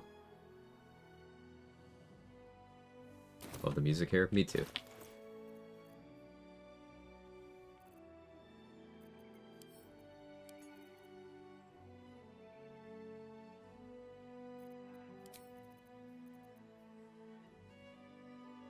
Trying to think there's any fights. I guess I could do the big DJ fight, huh? I would want to do DJ half plate. Not arcane synergy. I don't have any rage charges. I guess I want a long rest before I do that. That's reasonable though.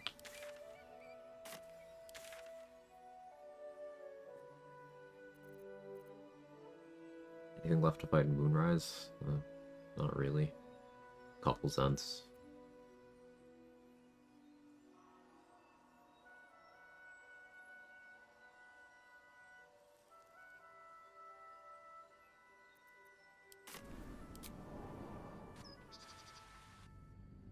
We didn't go into the prism yet, so the forced long rest with Voss and stuff. That's not in the queue. And we didn't make Lae'zel perma-hostile because we didn't have her in the party when we walked out of the room early.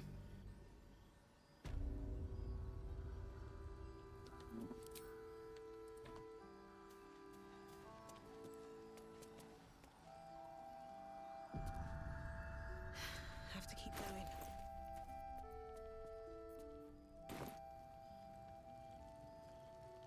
Tell some stuff to Damon.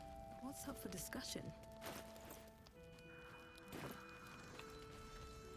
If you need something sharp, I'm using something that's already fabricated. There. Can't sleep, so I might as well hammer. Need anything?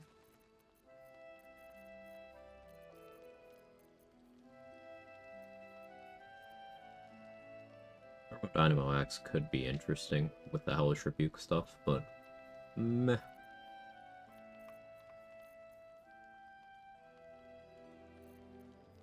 Darkfire Shortbow just for resists. Chargebound Warhammer I could make use of now that I can weapon bind. But it's just, it's rare that that would be more advantageous than running Ratbat or Silver Sword. I guess if I wanted to sword and board, we'll buy it because it's nice to have.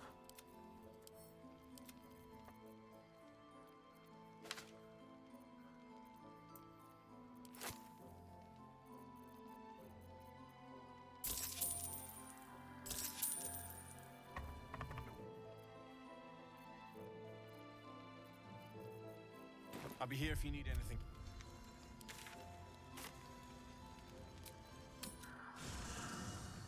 Let's sell some more stuff to him.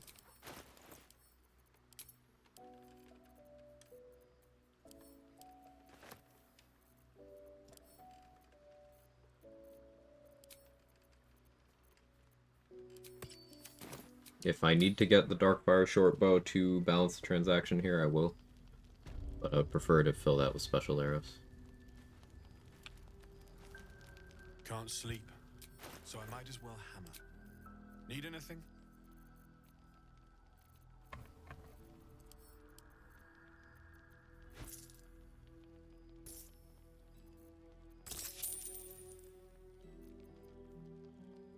He doesn't have much.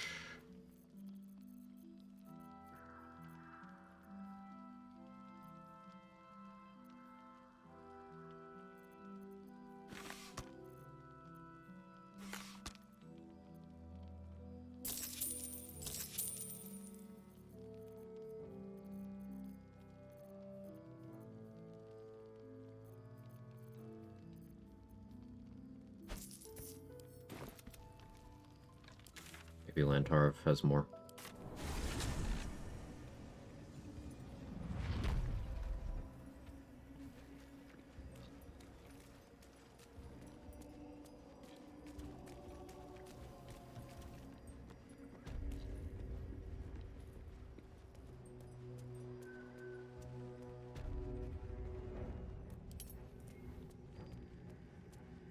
I wouldn't have if not for the lantern bearer.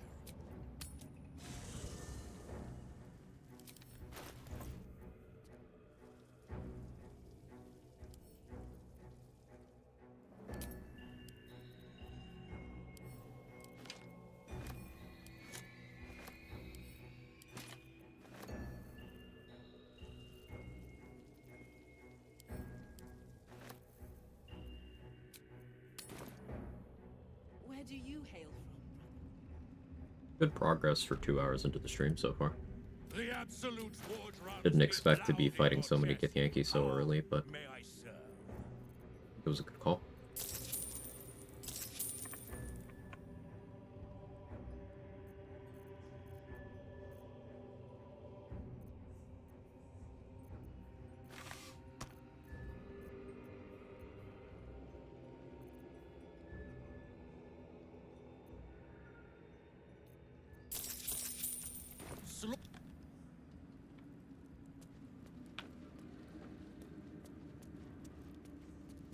Ever at your service.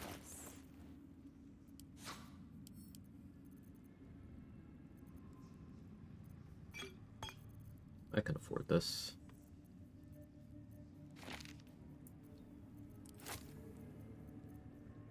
Picking up various things that are nice to have. Don't necessarily need right now, but nice to have. We'll eventually need 2 greater invises. May as well get them now.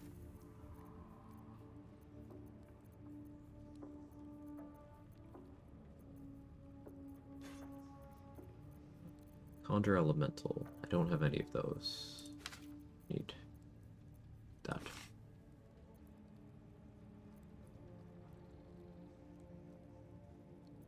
Having a Sunbeam would be a good idea too.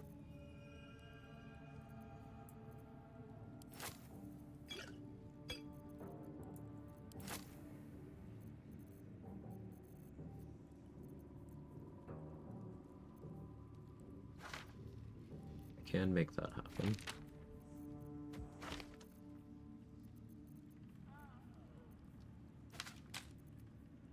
Need to do an Ice Knife build. Such a cool spell. It's a shame that it caught a stray much earlier in the game's life. You used to be able to twin spell it. And that was really cool.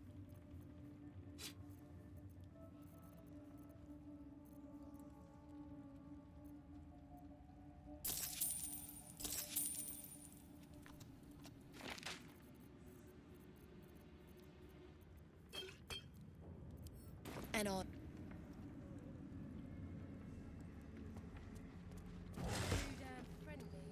Forgive Larry for that. It was a very odd change. Like, they targeted Ice Knife and Chain Lightning. Where do you hail from? It's like, okay, Chain Lightning, sure, I get it. But then they didn't get the one from Marco, so you could still twin that one. Then they just... Why Ice Knife? It's just very weird to me. Shame it's not an evocation spell either. Right, it's Conjuration, isn't it? Range.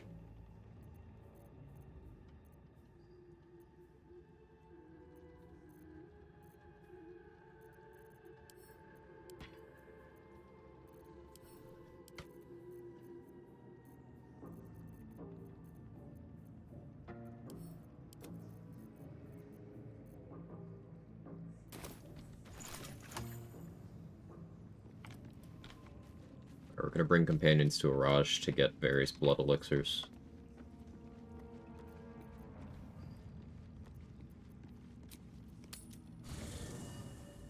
And also money.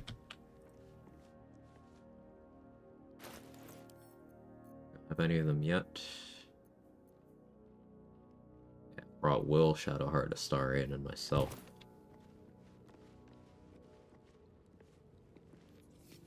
Greeting. It is.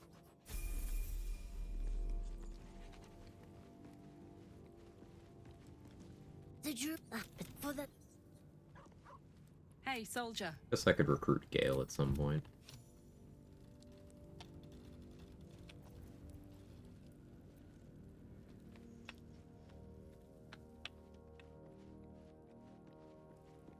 The hell's Arabella?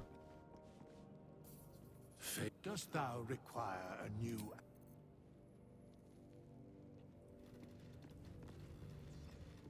Where is Arabella?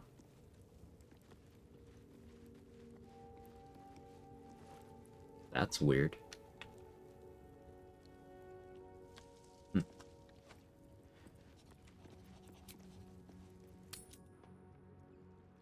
I sought to reach a creche and be rid of these tadpoles. Now we stalk forgotten lands haunted by... I'm return... If you have... You consider your options, knowing that should Lae'zel depart alone for the crash, she could fall to the curse. I had good sense I'd slit your throat for defying me. You're staying You with me. would threaten Lae'zel of Kalir. How unusual. How satisfying. People say Lae'zel isn't a bottom. Bared your teeth and sprayed your venom. A threat to be savored. Very well.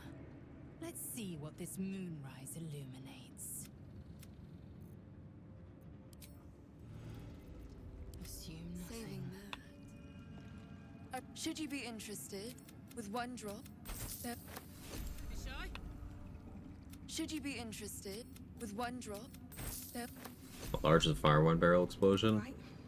Not very. Maybe like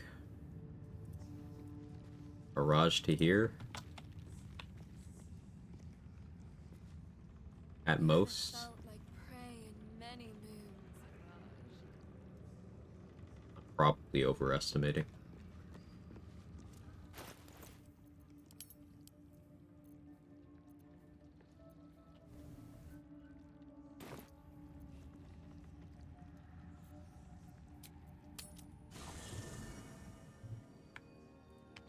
What path lies before me? Greet. Are you sure? Maybe it will bring us closer. Hey, What's on Rolla. your mind? Really? Oakfather preserve you. Could have gotten 150 XP by knocking out Housen before ever putting him in the party, but meh, effort. You wish to consult me? Good. It's risky to enter Moonrise with an unwelcome companion. You can be sure to keep them close. I hope this is important. If o- For your Should you sake. be interested, I have a particular offer. Come back. Wrong. Welcome back, true soul.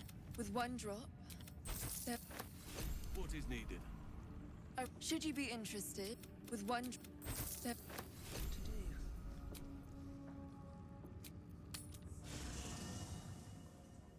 6-meter radius, so... Yeah, that was about right.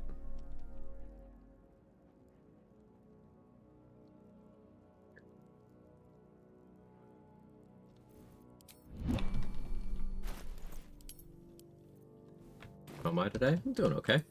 Hope you're well. To find a way forward. I have something to ask. Oakfather preserve you. Wherever you... I'll...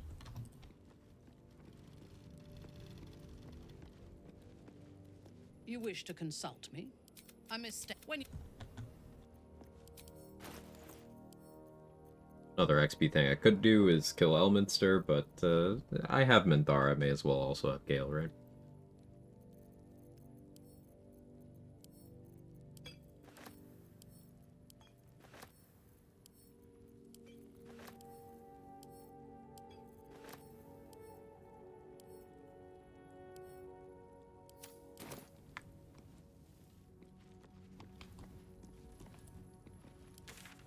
I've never seen Arabella disappear like this, though. That's weird to me. Ever fix Elven Elegance Elixir still give hella extra movement speed? I don't know if fix would be the word. It's never been changed. It still is a ludicrous amount of bonus speed.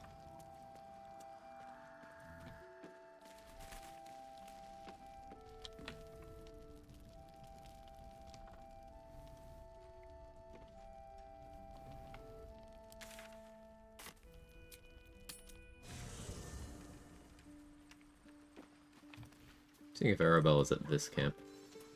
She's just gone?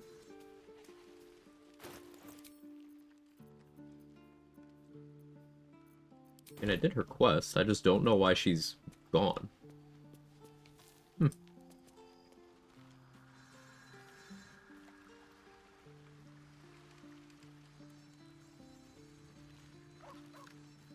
You should consult me, a mistake, me when anyone asked me for advice. Relatable.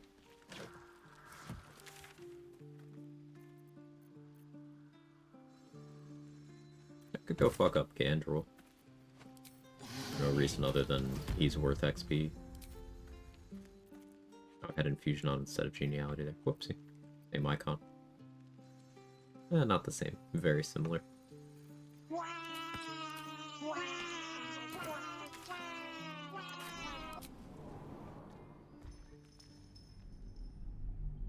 Did Arabelle get patchated? Maybe. Thanks, Happen to you as well. She might be in one of the mountain pass camps. Ooh, could be that, yeah.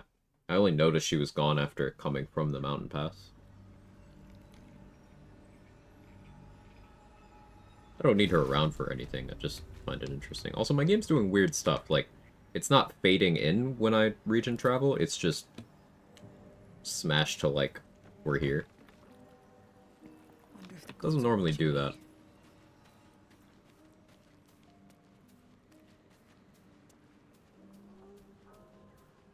Better be cautious.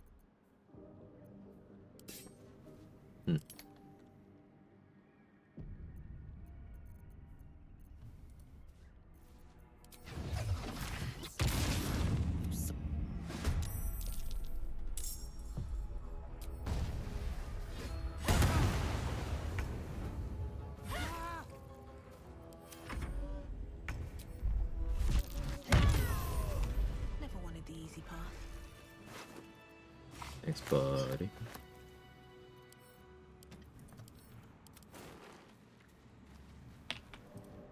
More for me.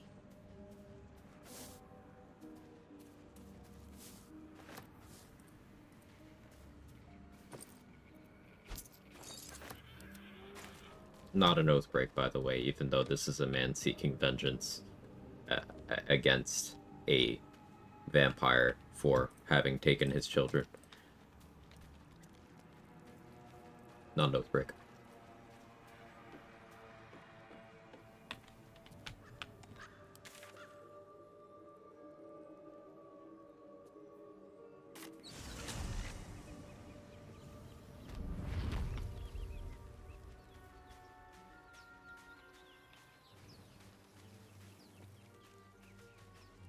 Alright, time to skulk about.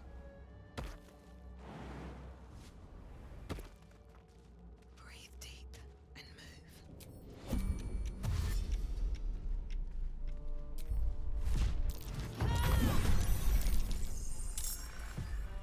Swift as my feet can carry me.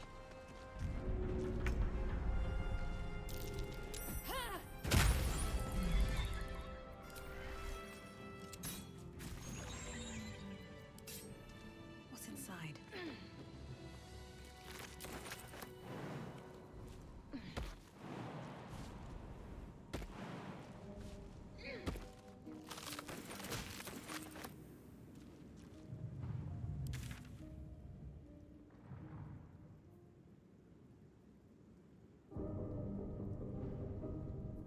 All good. Really not too much left I can do actively. If I do the Prism segment, that'll enable Voss and Voss's Raider, that's 475, so do I want to kill Voss? Maybe, I don't know. And then Tiscan, that whole fight's a chunk, but the problem is there is an exploration spot in the Prism that I would also like to save.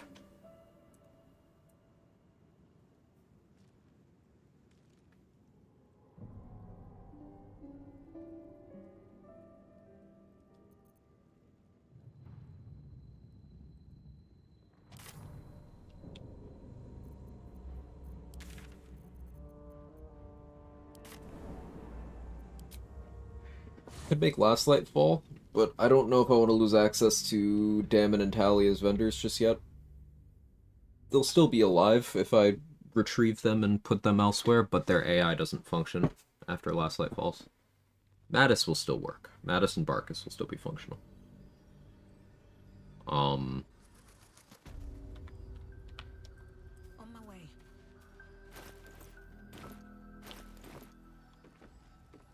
I sold a pair of boots to that traitor. Can't believe it. My game is struggling a bit performance-wise today.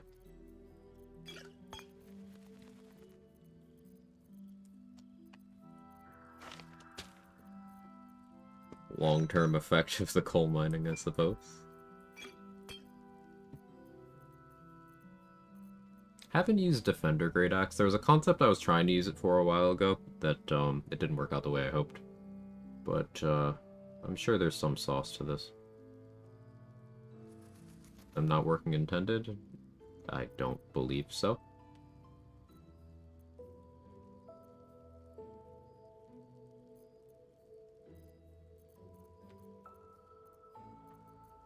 But no way of knowing, I suppose.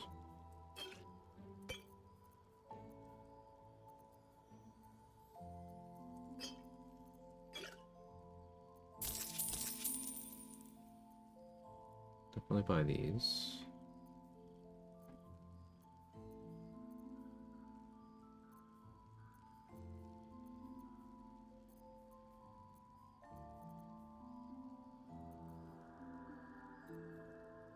I do need more Conjure Elemental. I would just really rather get those from Blurred or Roa, because much better prices.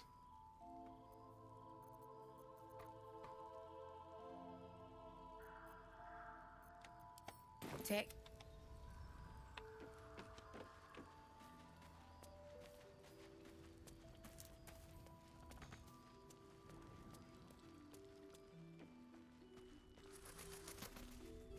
Mole can be cranky and mean, but she looks after us.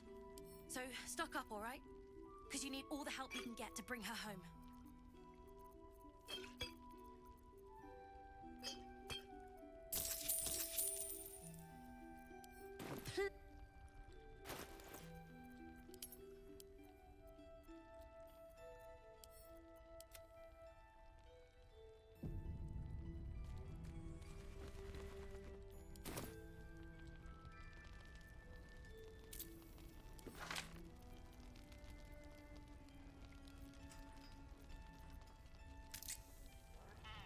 Okay.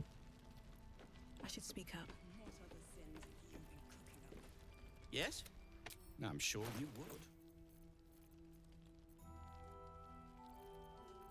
Don't have money to buy this stuff, but it's still worth backing it up.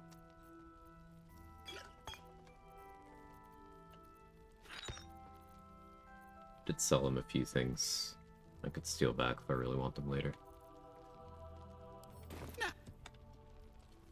I could kill some Myconids. But we're really just kind of at the point where... Alright. 14,502 XP of coal mining would be 20 XP a pop. Let's whip out the calculator.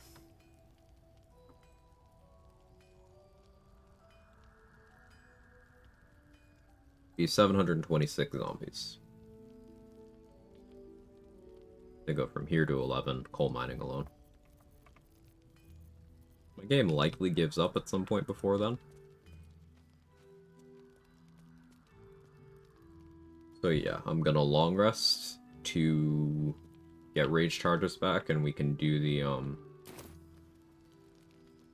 couple more fights in the Gauntlet of Shar.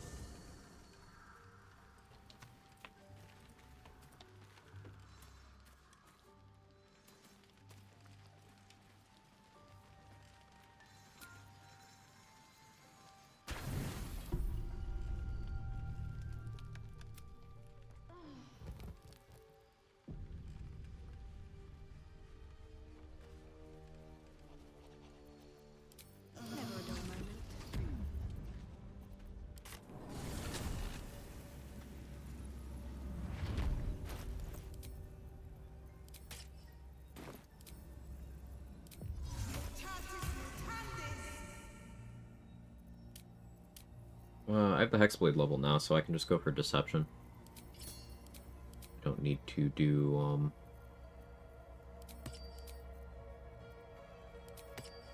Religion anymore. Out of sight, out of mind. These boots have seen everything. I have Deception proficiency, so that's better.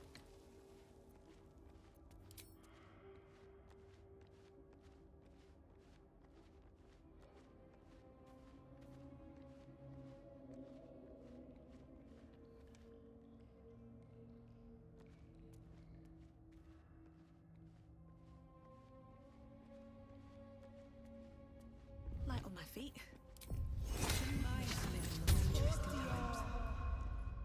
Your patron. Carve the blessing from it. Your patron pleads. Make it ours.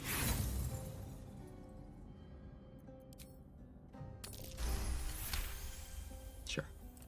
An overwhelming.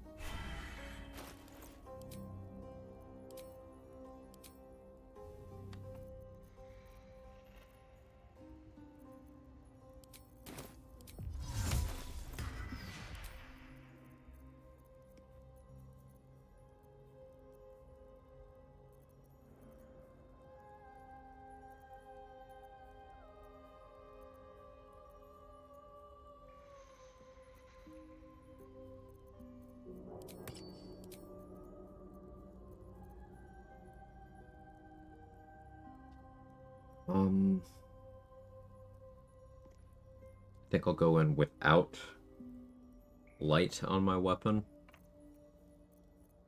That means Ring of Twilight or Shadow Cloak Ring are correct.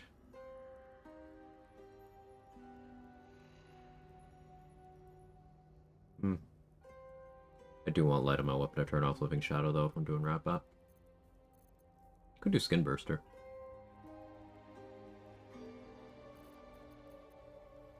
For the sake of the funny. I like Skin Burster for the funny. Means with the cost band.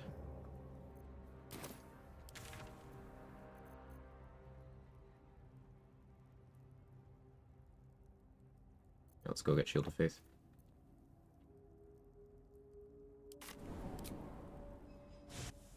Goblins can bonus action dash at level 1. Yep, they can also bonus action disengage. Well, no, they can't bonus action dash. Sorry, they can bonus action disengage at level 1, I should say. If they can bonus action dash at level 1, that's not a BG3 thing. We've had some rest. Maybe Another step forward. Perhaps Amelia is right. I should get a mask. Welcome back. I vaguely remember Have you something made like that any somewhere, moonlight but to enjoy a so good that's meant bargain? disengage, yeah. If anything We in both the did the same collection is to your liking. thing, brain-wise, there. Too many terms to keep track of.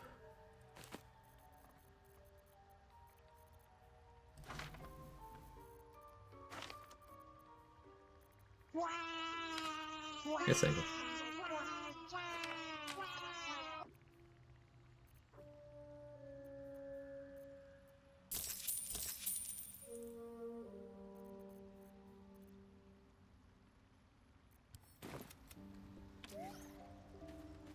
many minds connected.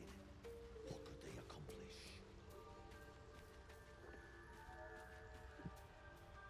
we've had some rest. Maybe we can go back to the others. I need a quick word. No point in lingering now I've got the noble stock.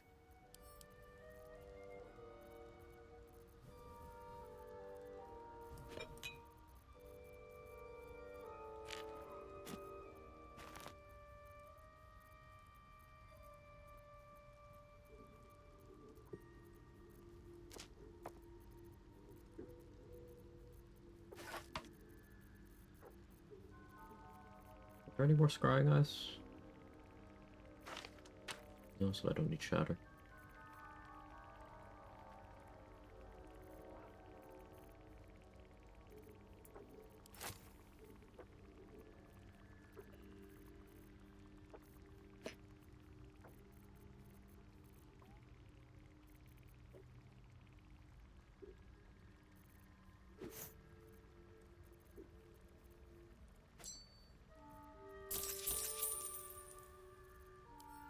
coal mine today? Yeah, Phaelor. We did a little bit so far. Gonna be doing a little bit more in a little bit.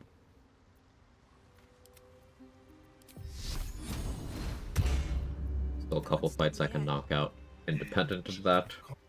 So I'm trying not to do all of it at once. But there's gonna be some mining for sure.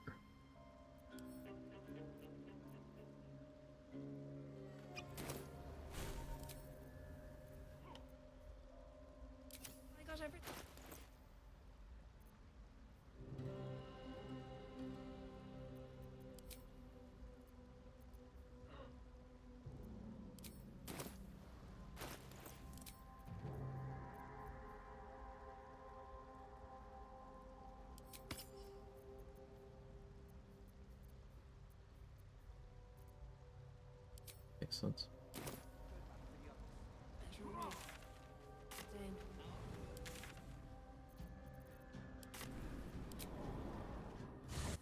Patch coal mining or leave it? Why would they patch it? Short answer, no. Long answer, why would they? They've said that patch 8's the last major patch for the game. But also, only very rarely have they targeted any XP strats. There's no precedent for them doing it. Be on my way. Aiming at 12 for Merkel? Yeah. Hey DJ Floor Pancake, how are you? Just out I know they'd have done something about it by now. It's a complicated fix. Wouldn't be a complicated fix at all. Just make Get Coal zombies not worth XP, if they cared about it.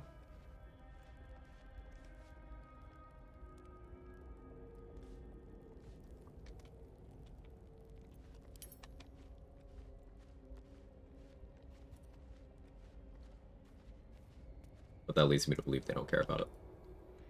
Which, why would they?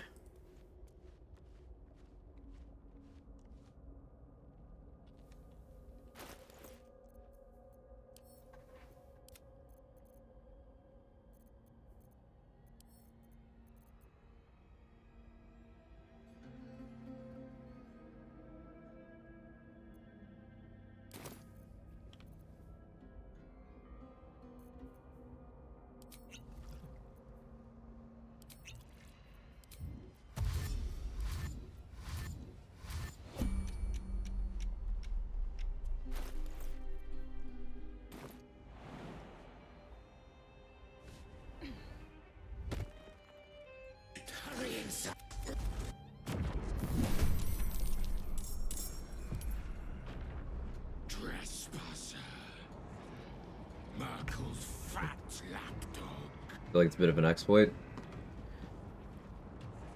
I suppose the work one has to do to make it work makes it so they don't care much about it. The person has a patient for it gets more power to them. So like, if you were to go after everything that anyone could view as an exploit, there would be nothing left in the game. That is an infinite rabbit hole. There is no merit to pursuing that line of thought.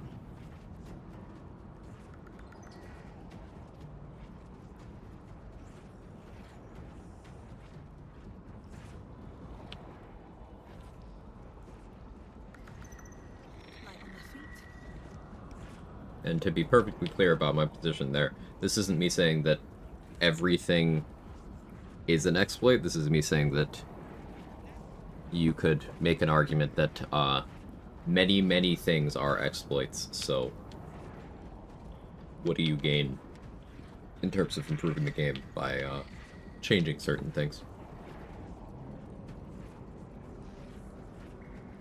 Like, for example, I've seen it referred to as an exploit that you can inspect both Ethel and Mayrina while Ethel is pretending to be Mayrina, and then see the differences between them to determine which one is which. I've seen that referred to as teasing that, and it's like, that's just a game mechanic. Or, to be specific here, Ethel impersonating Mayrina is not visibly pregnant, weighs slightly less, is a different level. Really? Yep. People have said the craziest things are exploits or cheese proto-blues. I bring this particular one up often, but when I was doing a routing run for a no-hit run that I did, 1 HP, not allowed to take damage ever, I was practicing strategies on Orin, and someone came in and was very adamant that me throwing Orin into the chasm was illegitimate. That undermined the whole thing. It's like me using the throw action on an enemy that Larian specifically gave conditional throw immunity. Conditional. Me going outside of when she has that immunity and throwing her, apparently not legit. Like, the takeaway here is, no matter what, someone's gonna label anything they wouldn't personally do as an exploit. So it's not worth thinking about. Vader cheesed the Emperor, yeah. Fight has me stuck my solo Hexblade run. What about it is getting you?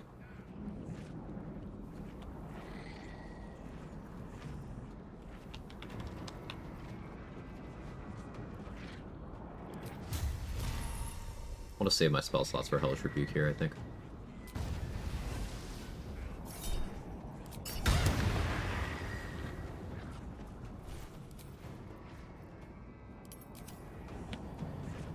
Things are going hostile on one hit in my game right now, and I don't know why. That's not how that's supposed to work. I wonder if it's, number of conditions I'm applying or something. The devs also anticipated the throw strategy by teleporting Netherstone to your feet if you kill her that way. Can't kill the portals fast enough. So, these have 16 HP. Unlike the Justiciars. Look at this Justiciar Avenger. They bait you into thinking, oh, radiant damage, good idea, but then they have this radiant retort. These portals don't.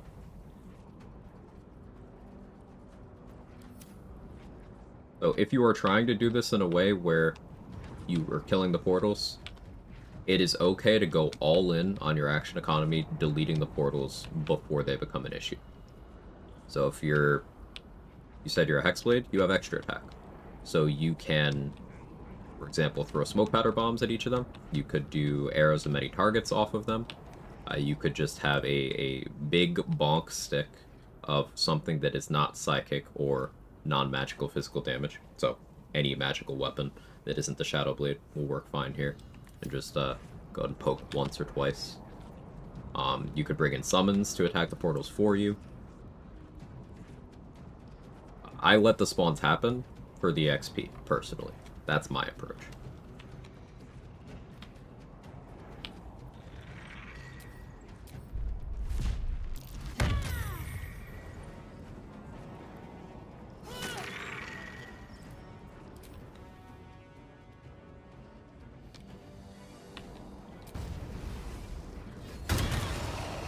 Balthazar's probably not going to be happy with me when the door opens. That's its problem.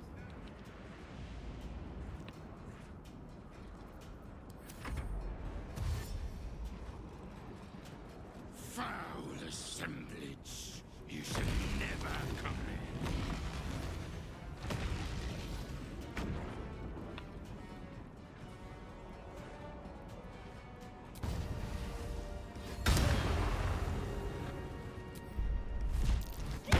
I haven't raged yet, but I don't really feel the need to at the moment.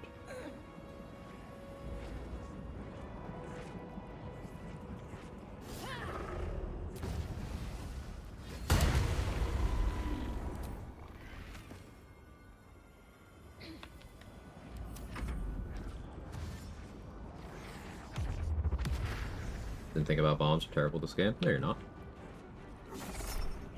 How are you supposed to keep track of every action you could take in every situation?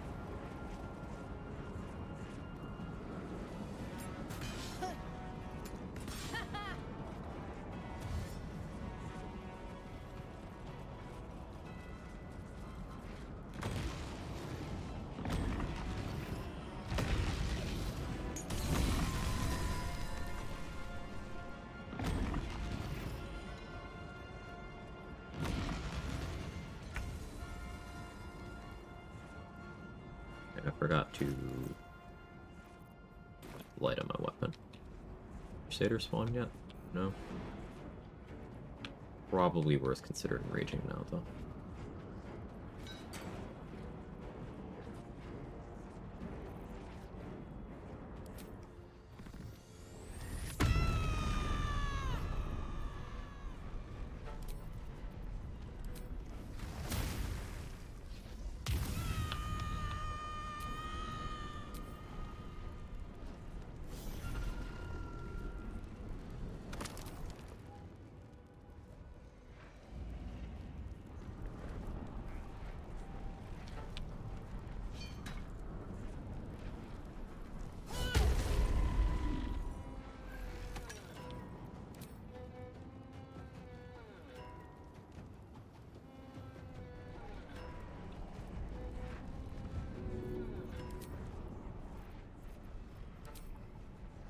That should work.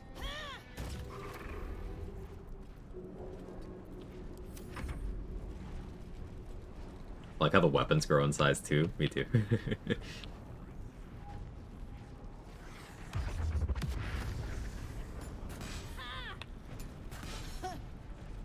Didn't learn you can use telekinesis to heat mobs off cliffs without starting a fight. Chasms are very powerful. Chasms and steep drops. There's a lot of creatures that I kill, especially in the early and mid game, without ever entering combat or even having an appropriate build for them.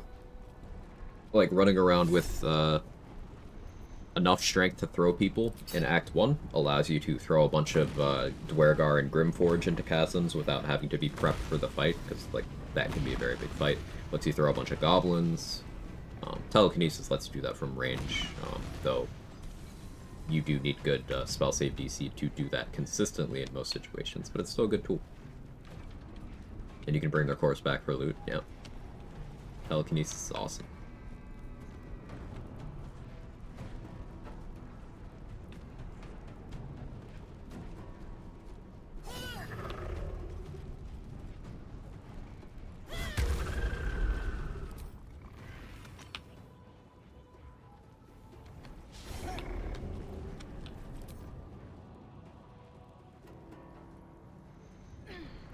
Nice for Harper disposal.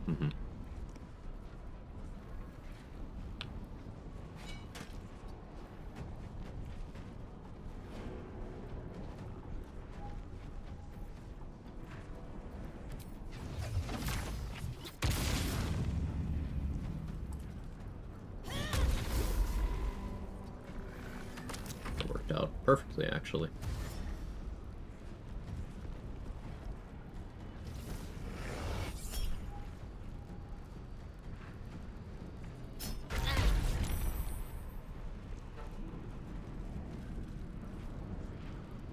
I started a run where it's only telekinesis skills. This game's so damn deep with interactions.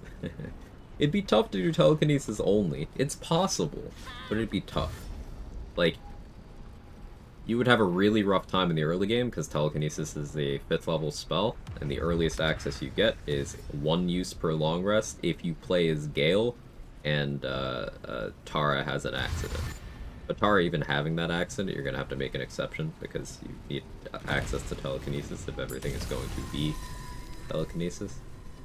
But building around the spell is definitely something that's fun to do.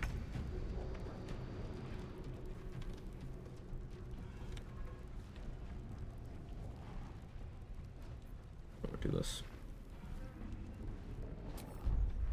Pick you.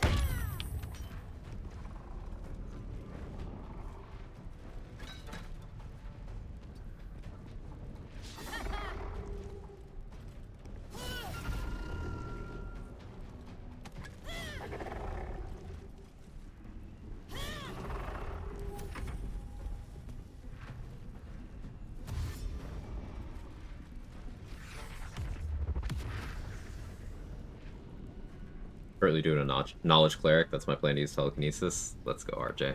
Yeah, that's really cool. I need to do a knowledge cleric run. Also, haven't done a Gale run in a while, and I want to change that. I should switch from protection to elemental infusion.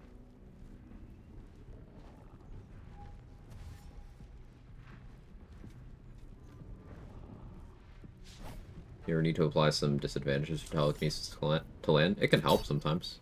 Spell save DC is good enough to get you there a lot of the time. Arcane Acuity is the elephant in the room here.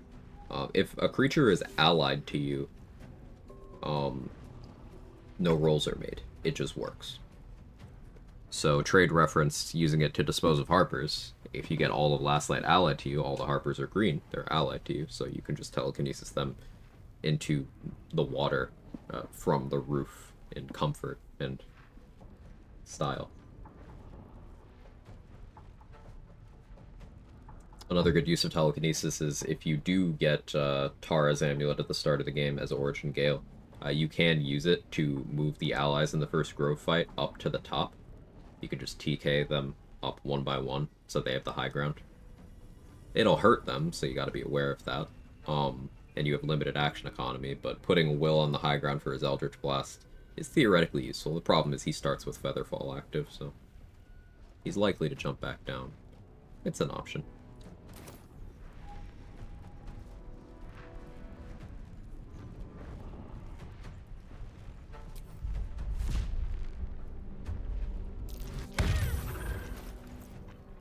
Bloodlust.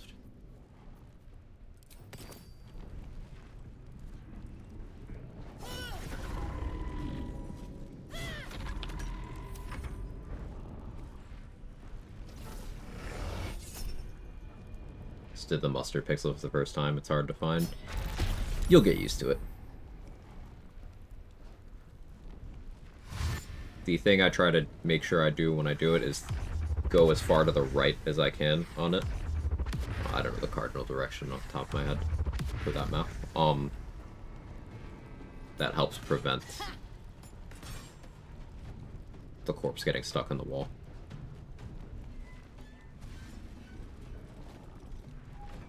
One out of every 30 times I do mess it up.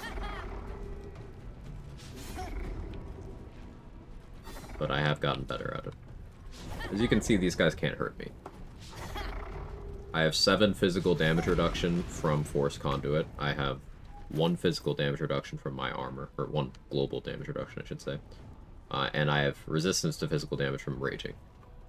So, to hit me for any damage with Slashing, Piercing, or Bludgeoning, they would have to hit me for 18. The damage number would have to be 18 for it to do 1.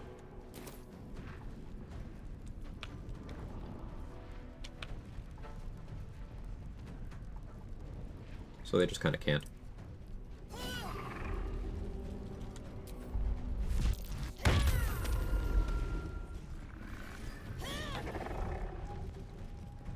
Can they even roll that high? No. The Crusader's given up trying.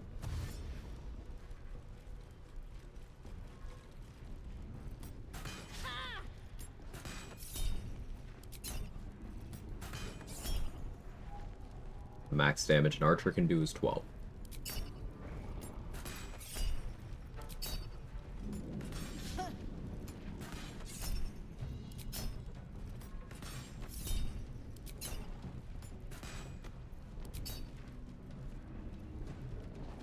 Crusader stand and fight.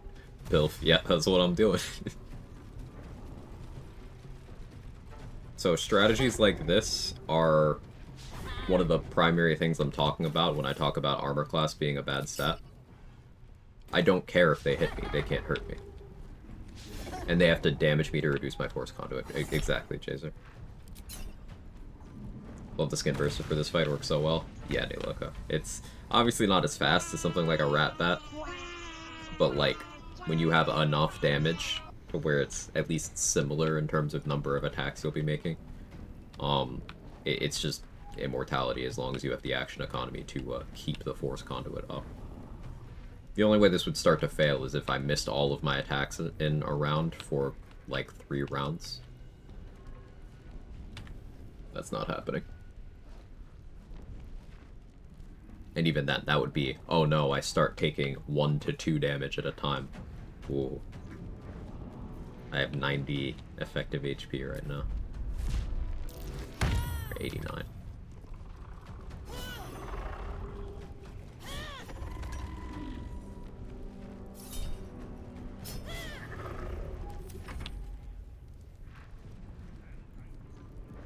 I do a machete.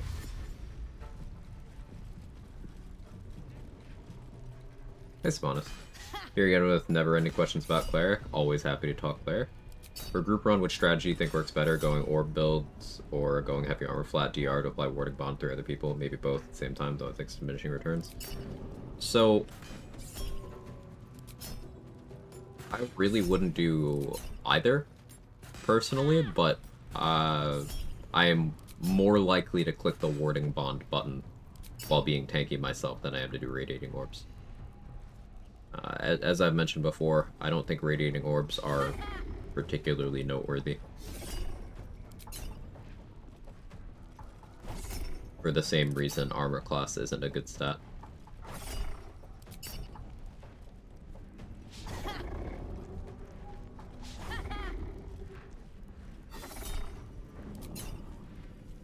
Watched another streamer do a Radiant only challenge. They weren't yet at this part in the game. They hadn't thought about going to Shard Raphael. Actually, way to do a Radiant only playthrough. Yeah. Moonbeam does not provoke Radiant Retort. I could be smiting on all of these enemies if I wanted to. I would just need to make sure that I'm healthy enough to take the backlash.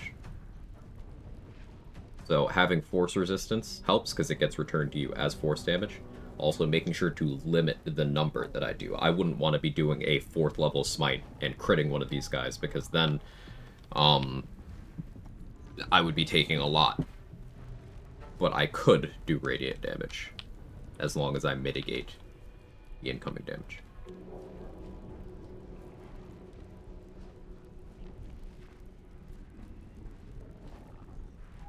Yeah, Moonbeam is considered a separate entity from you. So the Radiant Retort damage goes back to the Moonbeam, but the Moonbeam doesn't have a health bar, so it doesn't even take damage. Cleric worth pure classing or something like 10-2 split? Cleric is worth pure classing. At level 11, you get access to a bunch of really awesome spells. Hero's Feast, which is only available to 11 Cleric or Druid, is one of the most powerful defensive effects in the game. It is raw HP, but it's also advantage on wisdom saves, immunity to disease, fear, and poison. So, really good. But also you get Planar Ally at level 11, which is access to some really strong summons. You get a bunch of good spells. Blade Barrier isn't great, but it's funny. You get Create Undead, which is really good. The Mummy's really strong. Arm is situationally useful as well. And remember, if you are playing a Death Domain, your Channel Divinity damage scales with your Cleric level. I have a standout favorite Cleric subclass, Tempest. Tempest followed by Death, followed by Nature.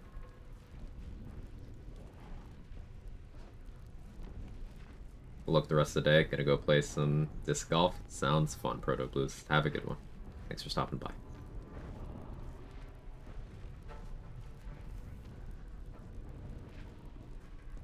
What do you think is better, AC or damage reduction? Damage reduction, it isn't close. I don't even need to finish reading the question. Damage reduction, and it's not close. It's never close at any point.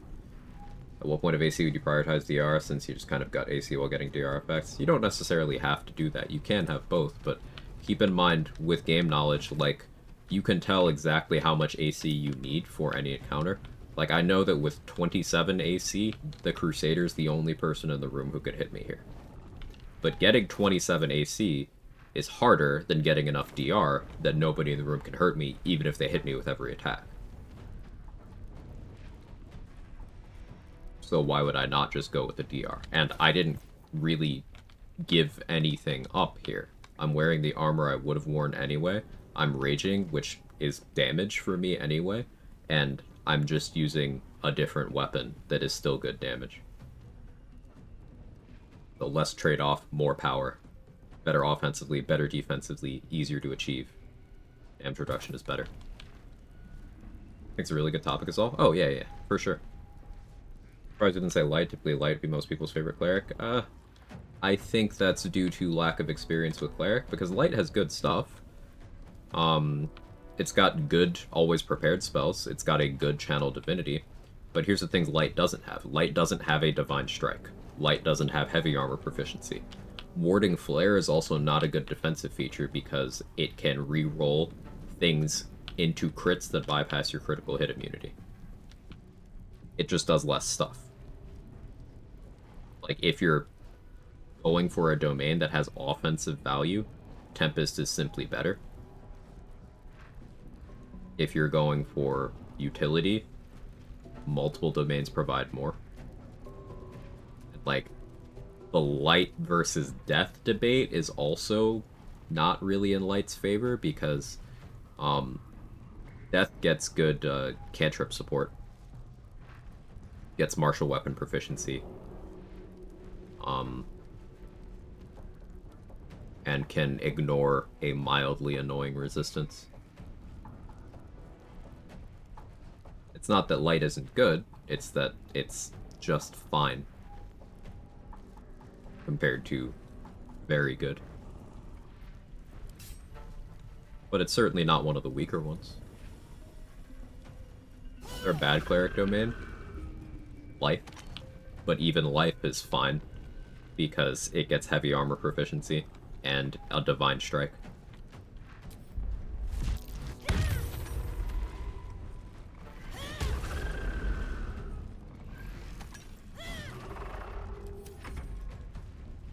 There's knowledge cleric come in pretty high. You get access to some useful spells that clerics don't normally get. Skill checks are impactful throughout the game. It doesn't get any direct offensive value. Nor is it noteworthy in the gear proficiency department. But, I'd say it's pretty decent. It's not like bottom 2. Maybe it's bottom 3. But bottom 3 among good subclasses. Like, oh, okay.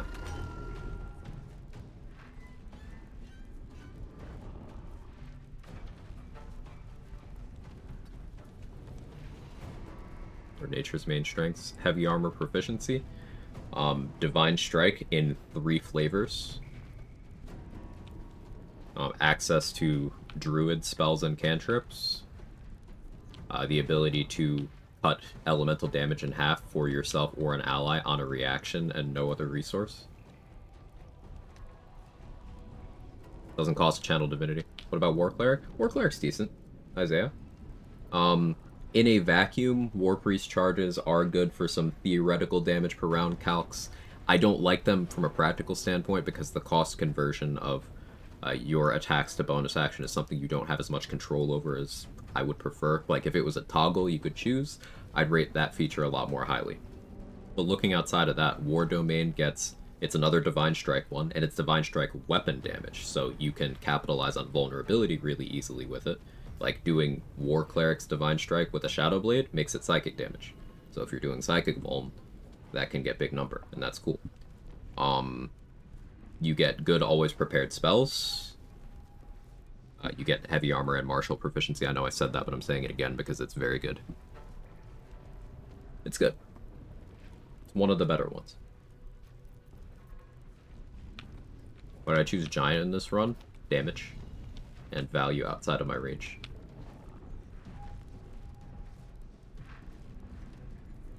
3 turns left of rage. Just keep working on this.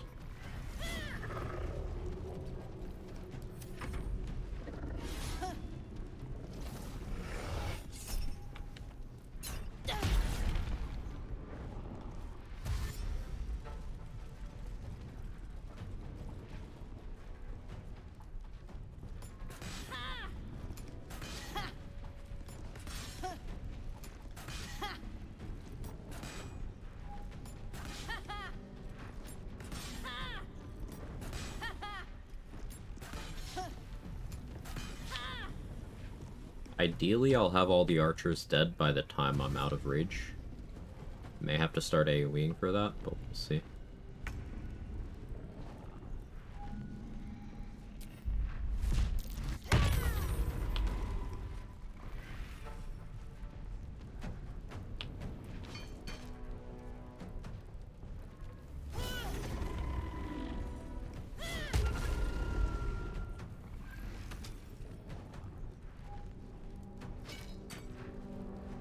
I think we're good.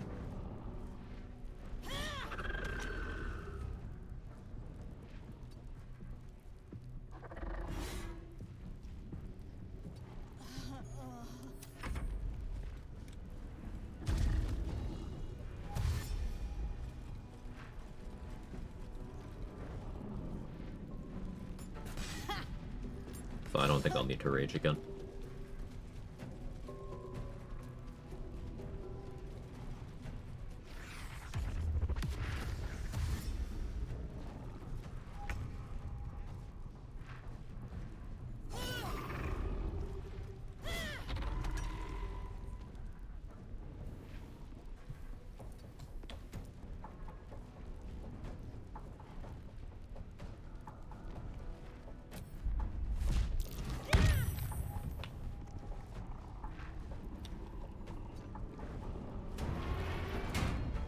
Here we go again.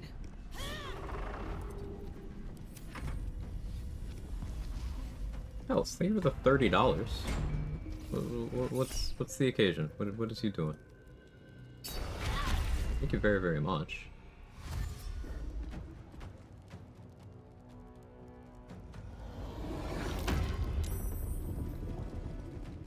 Or lunchies or whatever. Thank you.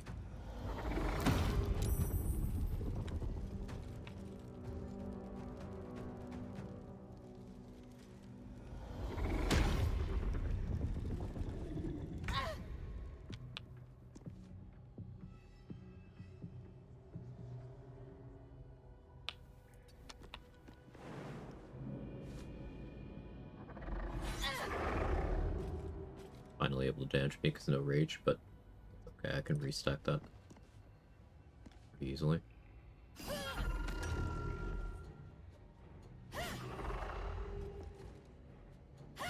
Already back up to 7.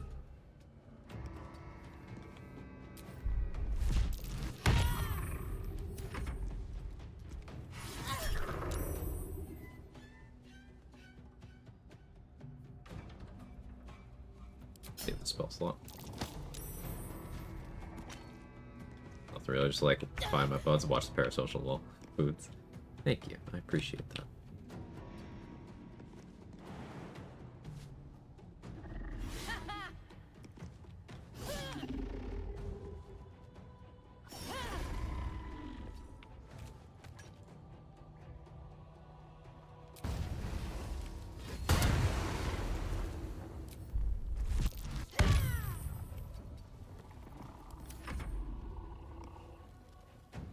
Should have stayed there to trigger the booming blade damage, but oh, you're stupid and walked anyway. Cool.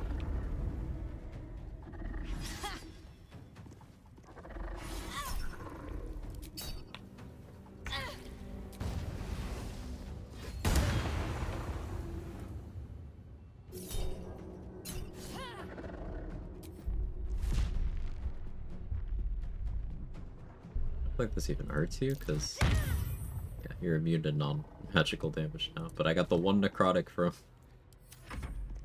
my gloves.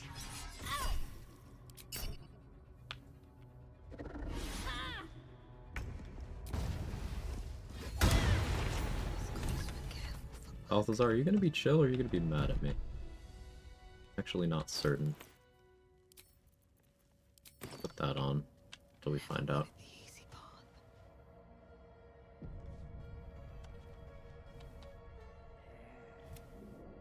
Oh, he's chill. I probably have to talk him into not attacking me once I go into the room. No traps, please. Any situation you'd radiating orb outside of extended spell wrap at? No. Moving in. We're always giving up a gear slot.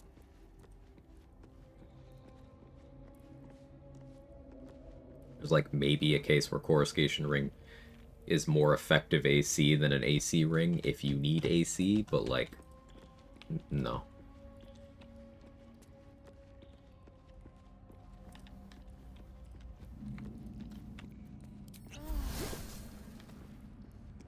Again, it goes back to my perspective of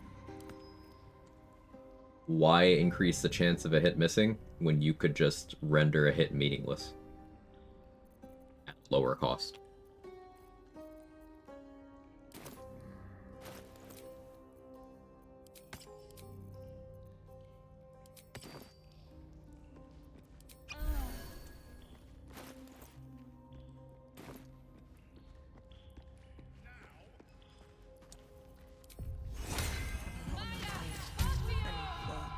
In it.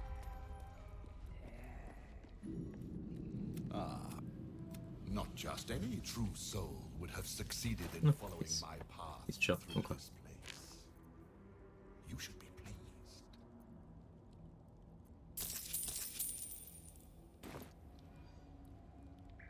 General, but you're here now, while you, an infant, I will remain here until you have succeeded. Do not. Okay, cool. Here isn't a good place for its overall effectiveness. You're giving up chest slot, glove slot, ring slot. Gloves is probably the most competitive gear slot in the game. Chest slot is like, it's a little more justifiable because luminous armor for where you get it in the game is decent stat-wise, but it's not heavy armor, and it doesn't give crit immunity, and it doesn't give damage reduction, and it doesn't increase your damage, and it doesn't increase your initiative, and it doesn't give you resistances, and it doesn't give you spell save DC. So that's a big ask. Coruscation Ring is the easiest one to justify. That one, good item. If you're gonna do Radiating Orbs, do it that way. It's better. Though I suppose if you want to apply via weapon, then it's hard to get that off of Radiating... hard to get that off Coruscation Ring. You're more pushed towards the other ones. Argue Luminous isn't even great when you get it. It's like a side grade to Breastplate +1 or Githyanki armor. I kind of always prefer the Breastplate +1. And then as soon as you get access to Grimforge, go get your Adamantine armor, it's better. But like, it's fine.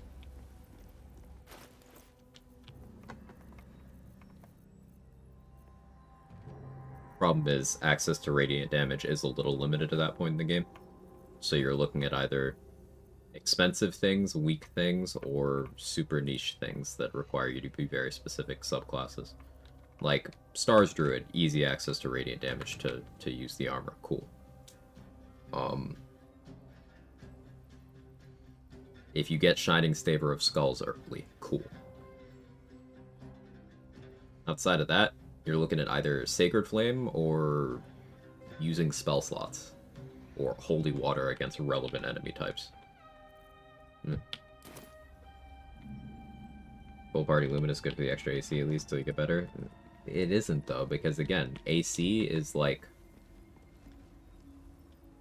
why decrease the likelihood of a hit landing when you could instead render a hit meaningless or impossible? It's not mathin'. Sure, you can make the argument that in a full party where you have more gear slots to fill, it is less of a questionable choice due to the elimination of the other things you could put in those slots. But in reality, it's still not really an argument because let's hypothetically gear out a 4-person party. At least one person's going to have a heavy armor proficiency. So let's give that person Adamantine Split. Let's give a second person Adamantine Scale.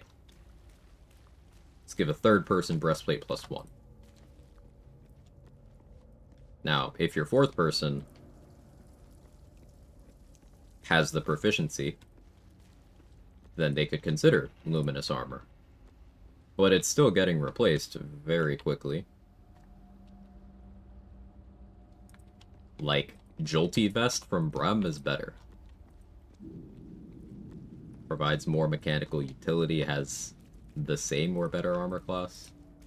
The slippery chain from the cove where the wall thing is, that's also really underappreciated, and it's a medium armor. What extra AC? I'm assuming the implication is that radiating orbs are functionally AC. That's how I read that.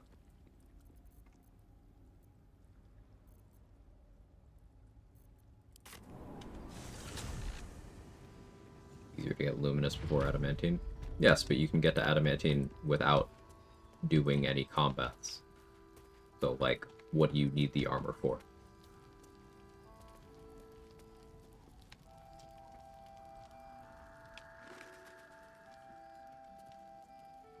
It's the kind of situation where you have to argue from either a low game knowledge perspective or a perspective not based in what you can actually do in the game to make a case for luminous armor. Now, there's probably some restricted runs where it's better. There's, you know, thematic runs. If you are doing radiant damage and you just want the pretty orb thing, yeah, do it. I'm not saying never do it, but I don't do it. Because it isn't good. Once again, even from the perspective of AC tanking, a level 1 character could be running around with 34 AC at this point in the game. And that's 34 stable AC. That's 34 without temporary things like shield, like haste, like mirror image. 34 AC is enough to tank everything at this point in the game, except for things affected by War God's Blessing and Kithrak Voss. I wouldn't have if not for the lantern bearer. To think the absolute grace is such a creature as that. We are each of The Absolute's war drums beat loud in your chest. How may I serve?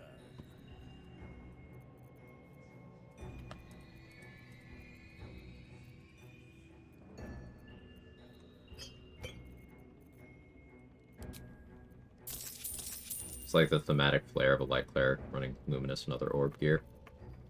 And liking the thematic flare is fine. You know, how dare you have interests and preferences and think something's cool. Boo. But let's link that back to the assumption that, oh, I'm surprised you didn't rank light higher, paraphrasing you. I'm mechanics minded. I didn't rank light higher because it's not better.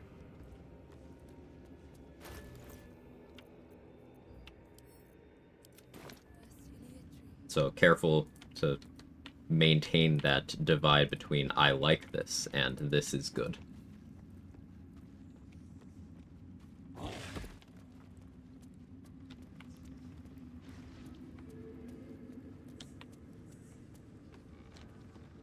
Rune rankings.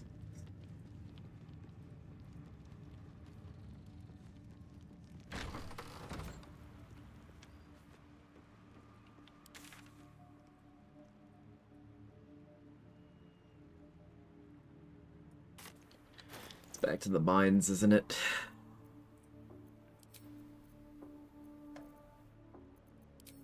Alright, back to the mines.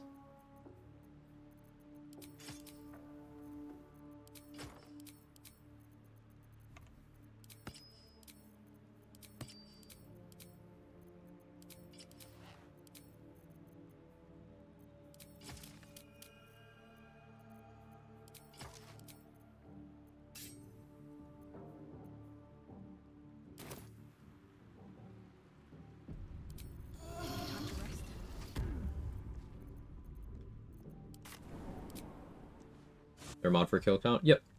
That's what I have on right now. I wish Light had the gear proficiency some of the other clerics get.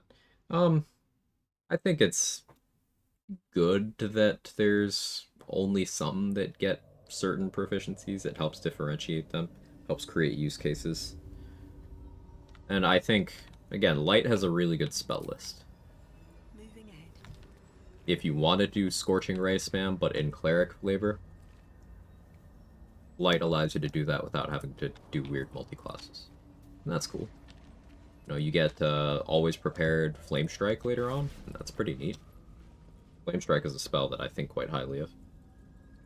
It's a shame that it is in a position where it doesn't get heavy armor, doesn't get martial weapons, doesn't have a divine strike. But things gotta have downsides.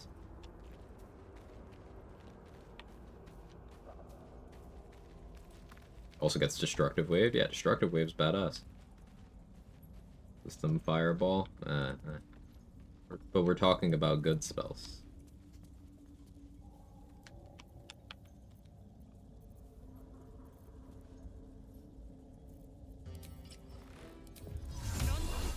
Still haven't remembered to use this wand.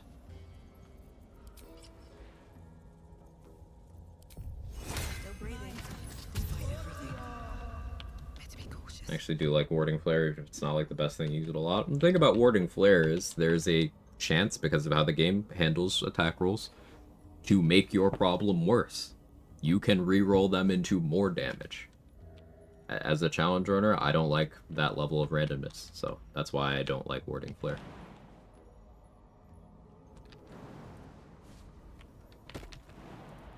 I don't like it because it's not good. Wonder if the gods are watching me.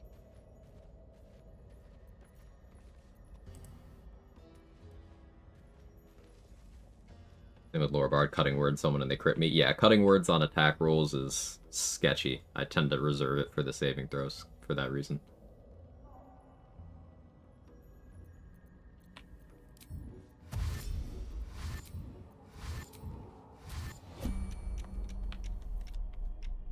So I want to get a surprise round here.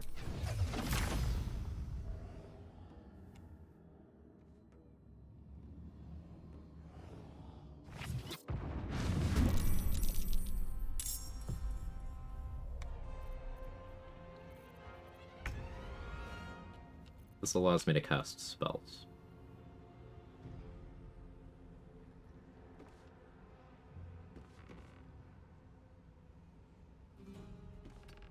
Because he has counterspell, but he can't react because he's surprised.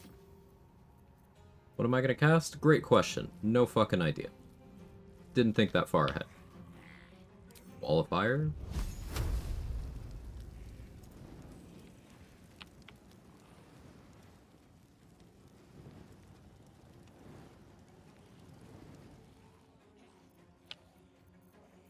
Don't have a line of sight.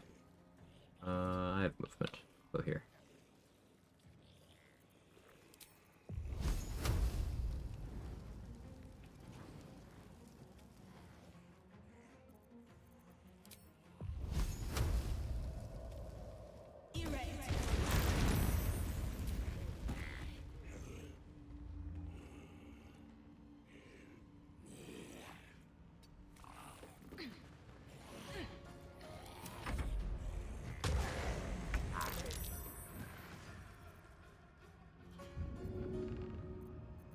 Hey CT.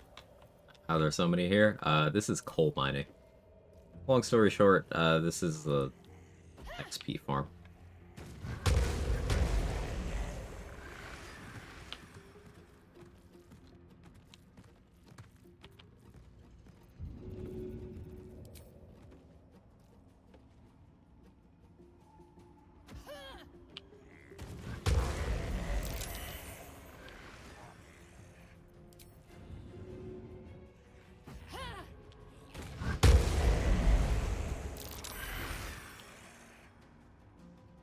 We're up to 1,012 kills now.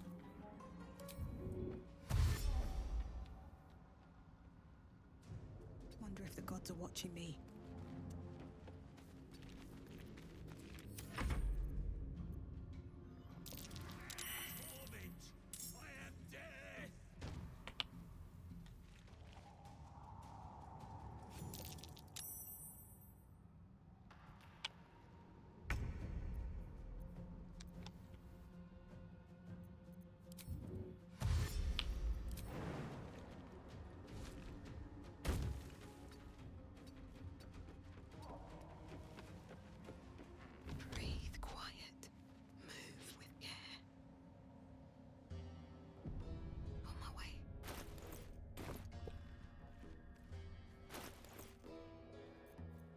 12k left to the level. My food? What you got? I should get. What did I eat yesterday? Yeah.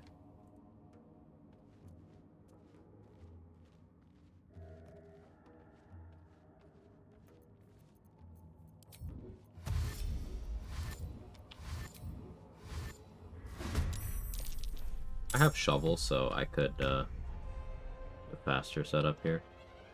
Yeah, I may as well show off the shovel line. One day, I'll catch a break. Nowhere near patient enough to do this. I don't do it often. I could, you know, point proven, I could use the script extender console to just give myself the relevant XP. But, I don't know. I like keeping my runs within the bounds of what people can do.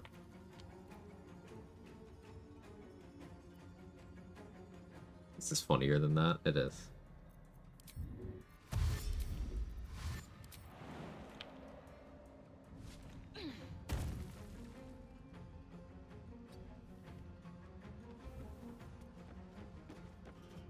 If everyone else minds their business, I'll be fine. One day I'll catch a break. Can't risk being in it with you. Alright, let's use shovel.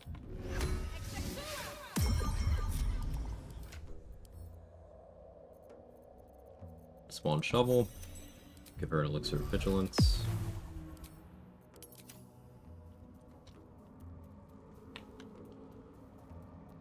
Idea here is have Gex spawn new doors, break combat consistently. Yeah. He will default to spawning 7 zombies on his first turn of combat as long as his AI is still in a sort of neutral state and he's close enough to his starting position. So ahead of time, I went and pushed the corpses up here, down, and destroyed all the ladders and nets, so the zombies have no way of getting out of this area. So he always spawns them down there, and they can't get out. They'll spawn 7. If you then exit the combat before he gets his second turn, he'll stay in that neutral AI state and be willing to spawn more. Now, these zombies are worth 3 XP by default. These level 1s, they're worth 3 XP, so it's very slow. But if you region travel, they level up to level 4. They're completely the same combat functionality-wise, but their XP value goes from 3 to 20.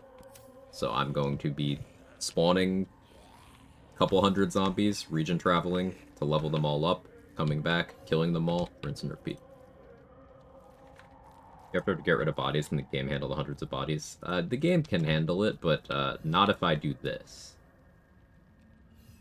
See how I'm holding the Alt button and it's not even showing all the tooltips here? It's because it's like, yeah, I can't do that, man. If I get at an angle where it actually tries to show all of them, the game can sometimes crash.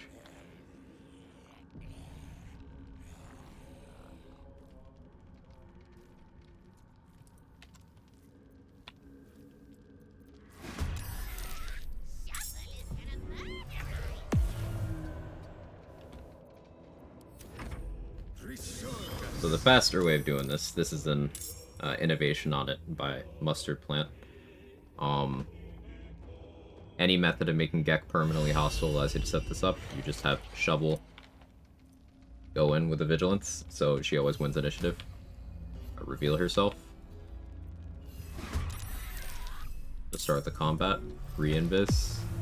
Move away.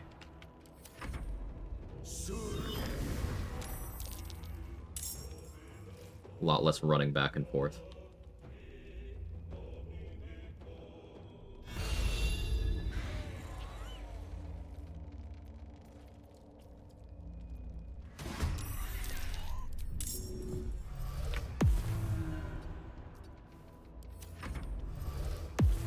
See, I didn't wait long enough. His AI is not in that neutral state it needs to be. I suppose this is a good example of how to show that off.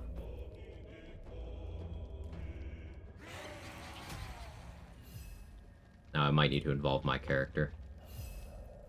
Let's see.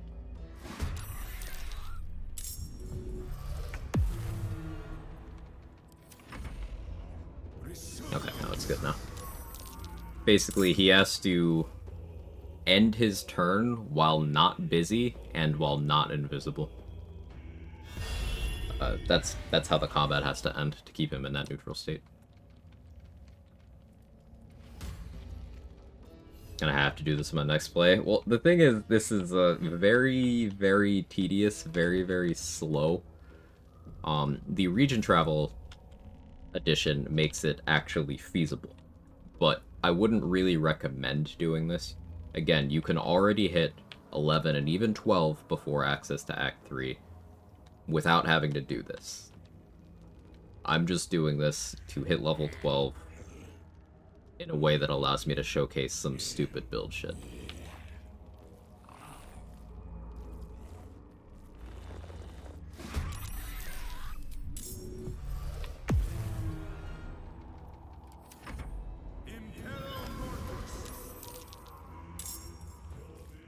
You talk to this guy back in Act 1, this is the first interaction with Gek in the run. Basically, when I'm doing my early game loot loop, I talk Gek into being chill, I agree to help him get the boots, which is checklist as long as you have the Absolute's brand, and as long as you are not a gnome.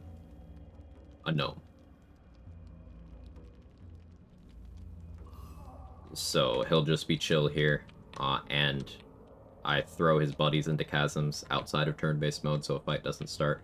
There's one here, you can see I revealed him with the water bottle, threw him in there, his corpse is probably still there. No, it's not. There's one here, I also threw him into that chasm. There's one who was there, you see the water, I threw him into a chasm. And then if you come back and talk to Gek after having used the boat without his permission, he will start combat and be permanently hostile. So that's got him in this state.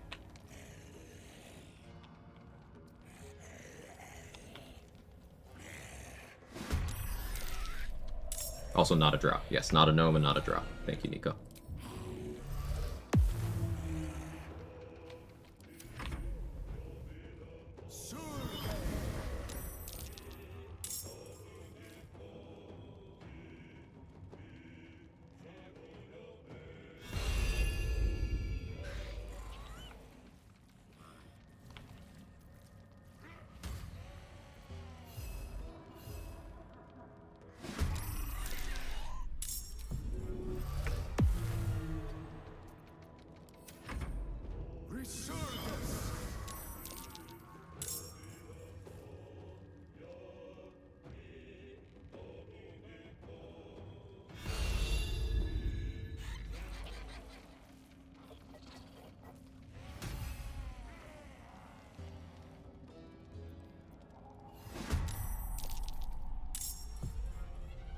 Game's starting to struggle again.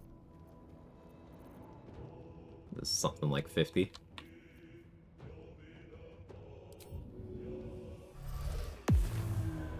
Oh, and I should also mention that the reason why Shovel is able to use Invis this way is Shovel's Invis is a class action. You might think, oh, I could use Dwergar Invis for that.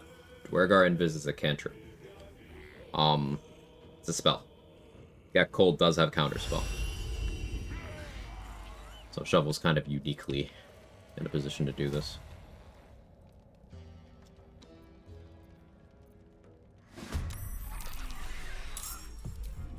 Otherwise, you gotta just move.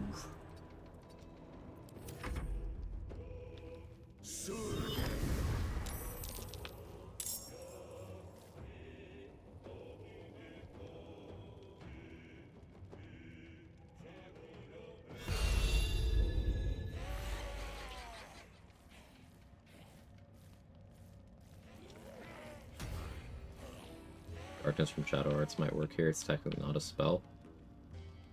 It also costs 2 key points and doesn't make you invisible. Huh?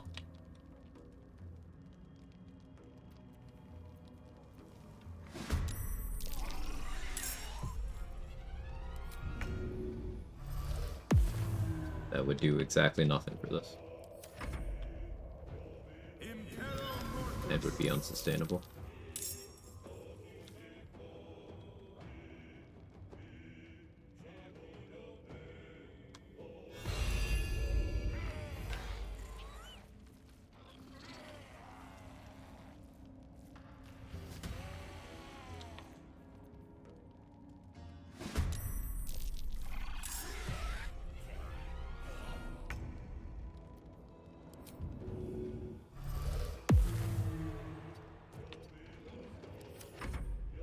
A lot of them are spawning over there because running out of physical room.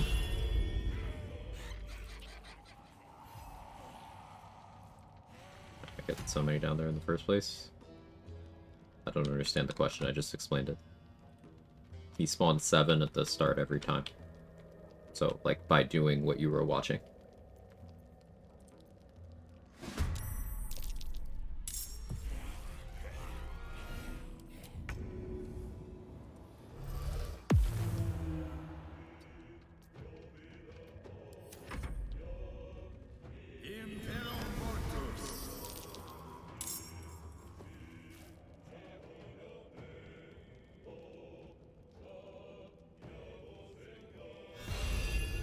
This is the whole process.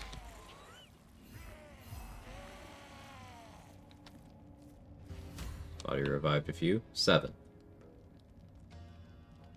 He makes 7. So the reason why they're like 7D here is because I've had him make 7 a bunch of times.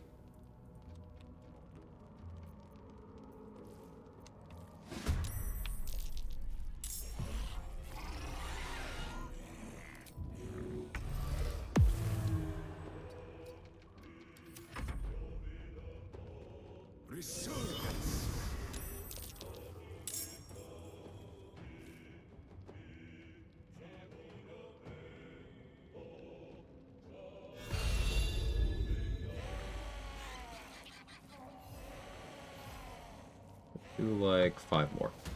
Then we'll cash in. Give a lot of XP. All these level 1 ones give 3. The level 4 ones give 20. Once I'm satisfied with the amount I have here, I will be region traveling to level up them, all the level 1 ones from 1 to 4 to make them 20. Cash him outside, how about that? See, I'm old because that kid has kids.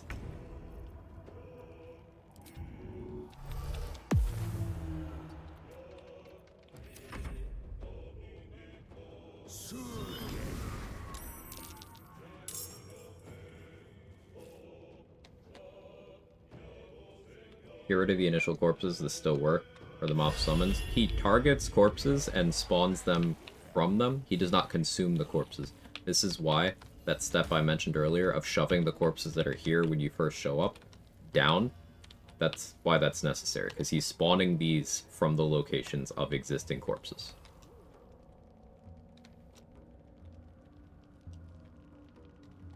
I gotta do another big cycle of this. We're going to 12, right? Yeah, we'll be doing this a bunch.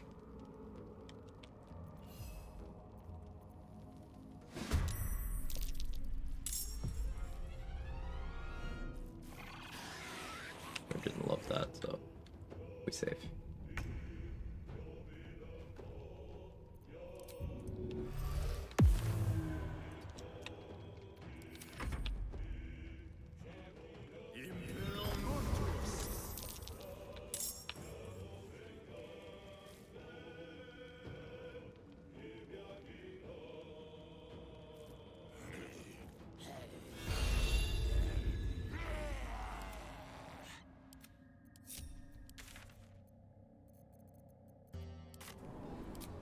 Alright, now we reach and travel.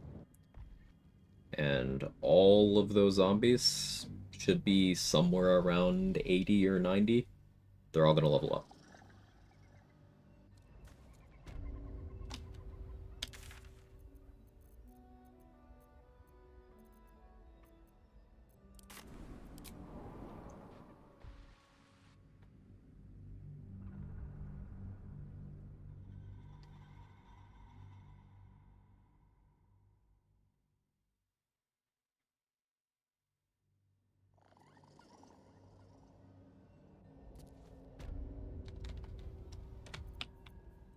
Time to press ahead.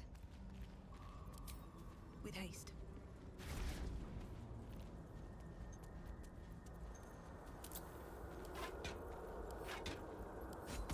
Take these off the bar for now.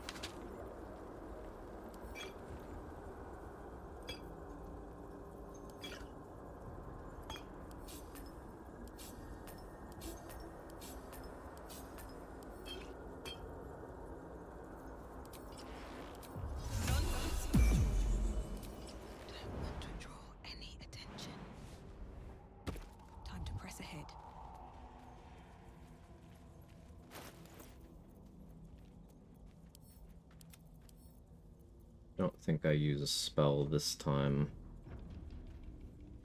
Sunbeam would get the job done, but...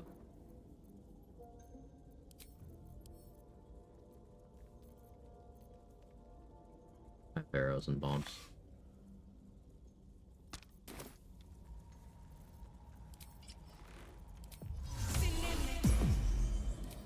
That's a friendly-looking shadow.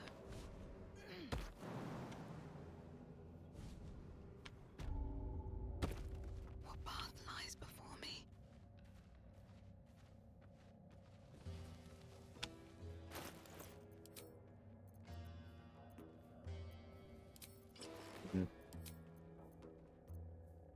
Extra layer.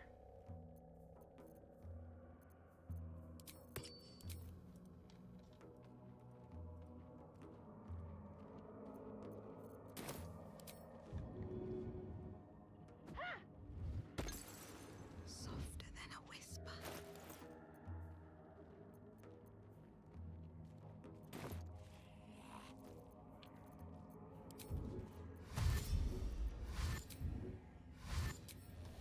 You can see my game's got some concerns.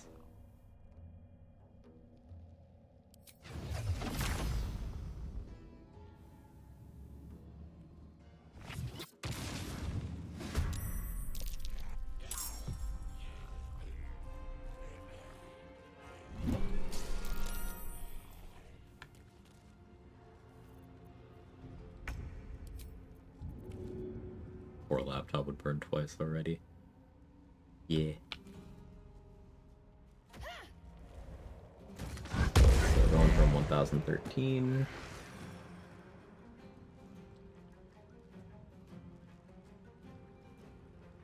1028.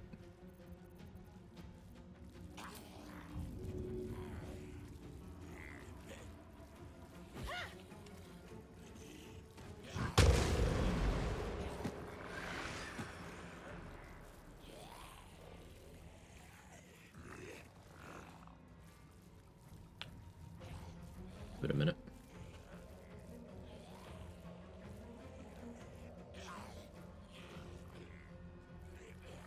$1,047.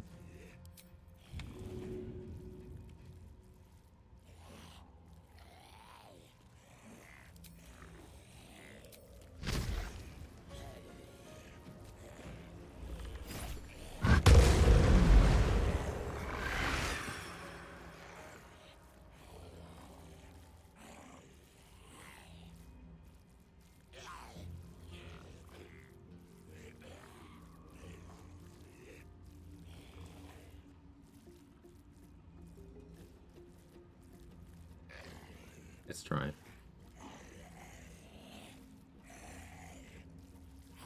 You get these Star and Sexy and Lays out Sexy in 2 long rests? Yes.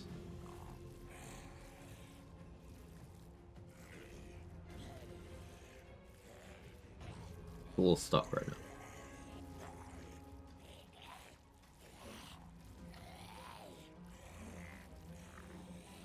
I don't actually have control back yet.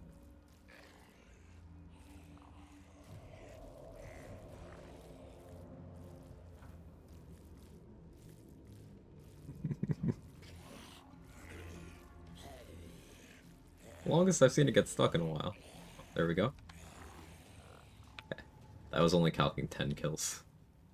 It was the Undead Fortitude that took a while there.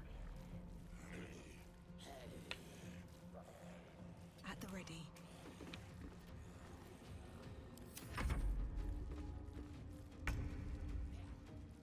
Let's try spinning. That's a good trick.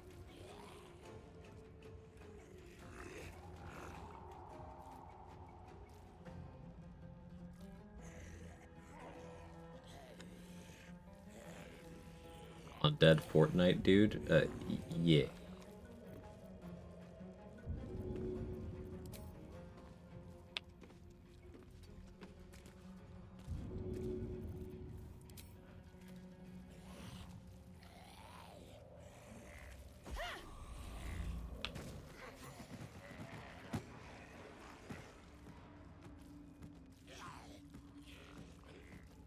I got here windmill with no hands. I don't always play with my hands, Kels.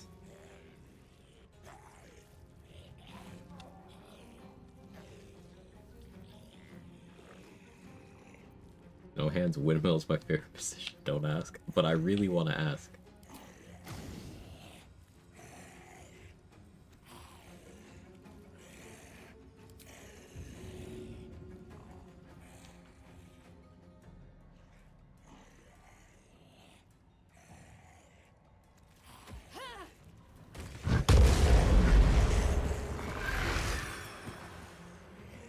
FPS. FPS isn't too bad right now, Candy May. It's just like the game is stalling.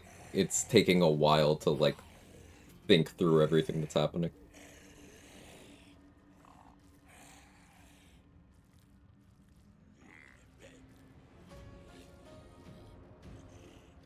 This is where the real bottleneck is.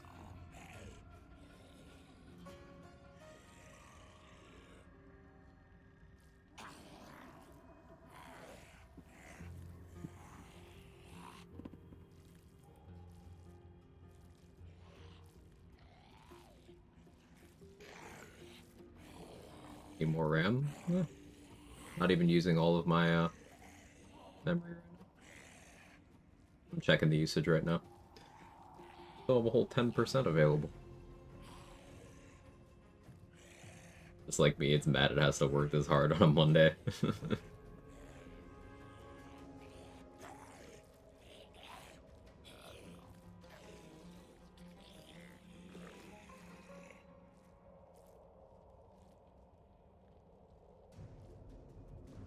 It's still thinking.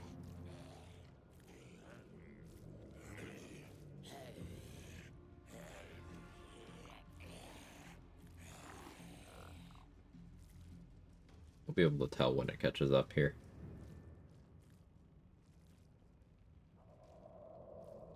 Figure out lunch.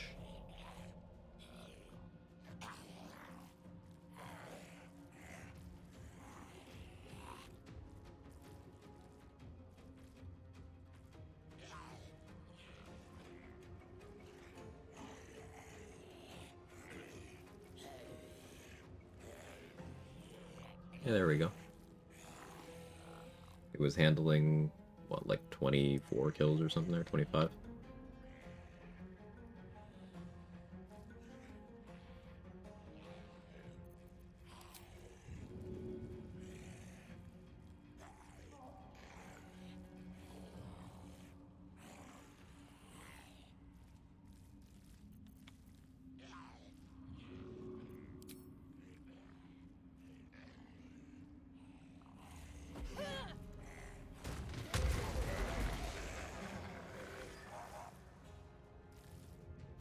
Is it just the game needing to process it all? It's not really hardware limited, is it? There's definitely a point at which your hardware can't handle this, but like, my hardware is not below that threshold. This is just the game processing it, yeah.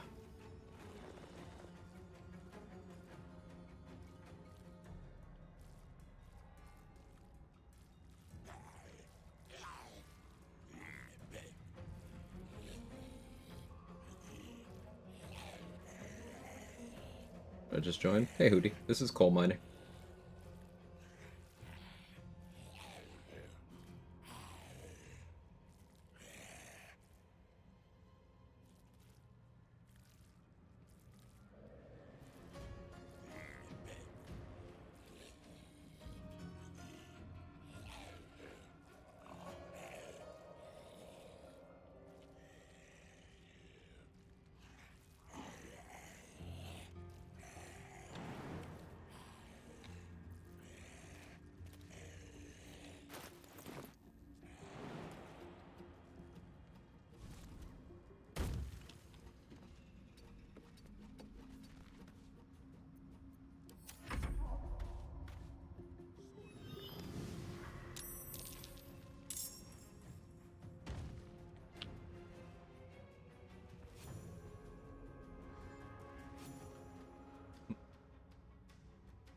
Dying to the electrocuted water.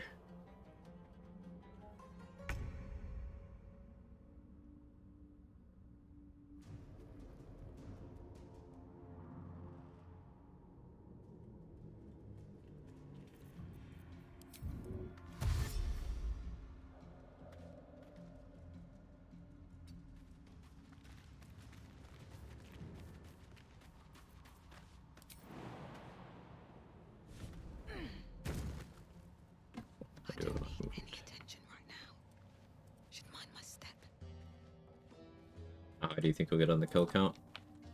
Well, I would have to kill, like, several thousand more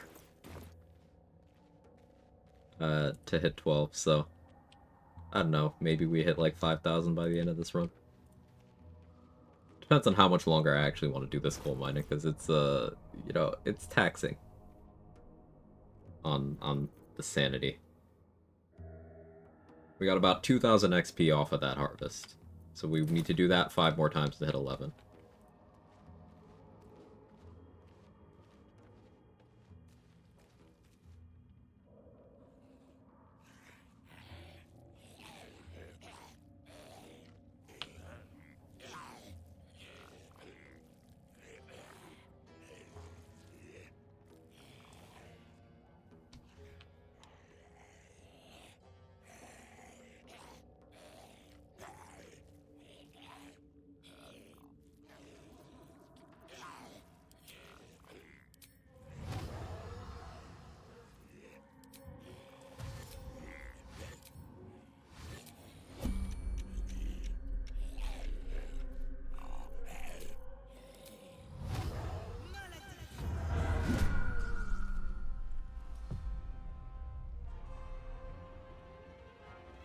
Did this make Ball proud? Does this count as kills because they're already dead? Not certain it does. Judges.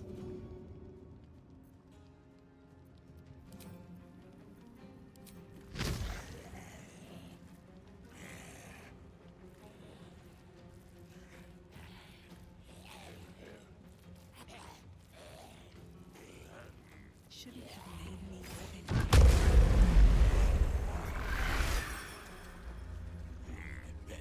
But Squelching Moaning Zombies, my least favorite podcast.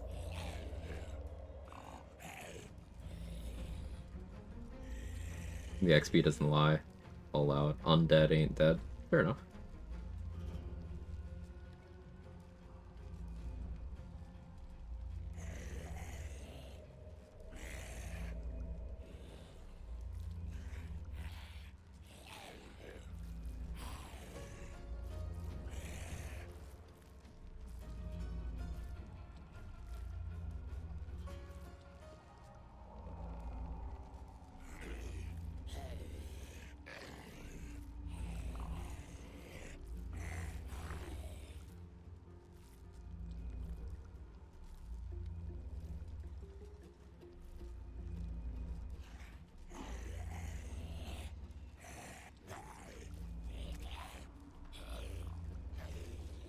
So wait. There it goes.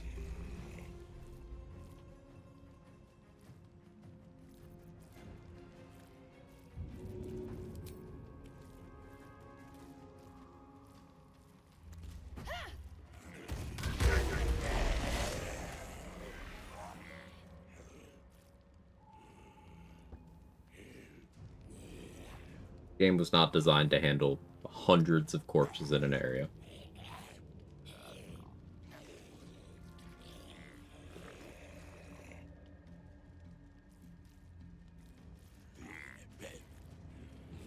Be plenty of time to decide on food.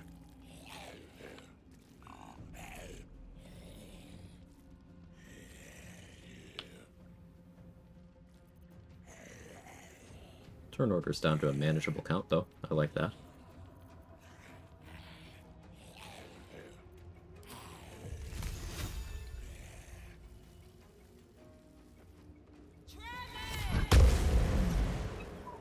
Oh.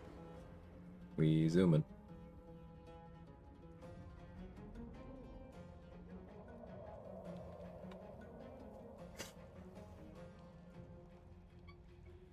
Hi, Jake. I think he heard me say the word food, and now he's in a frenzy.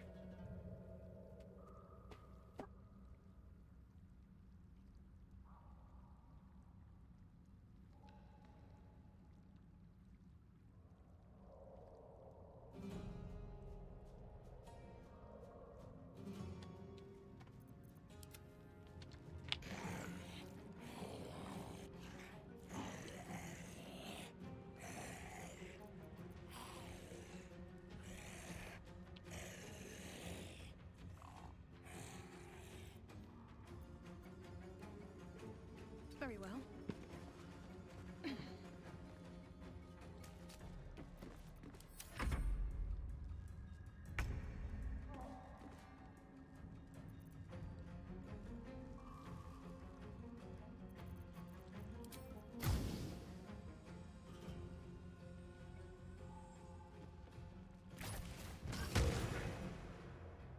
Zoom in again.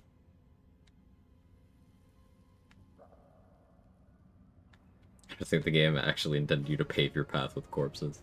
But what if I want to build my castle with bones?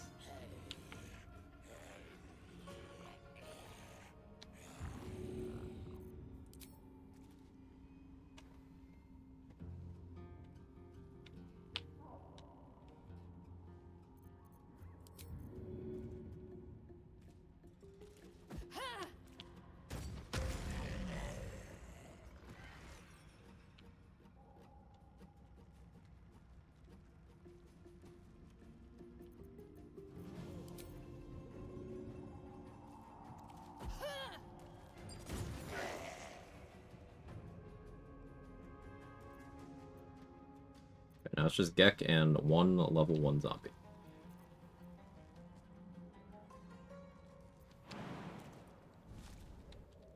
Your gear is corpse envy.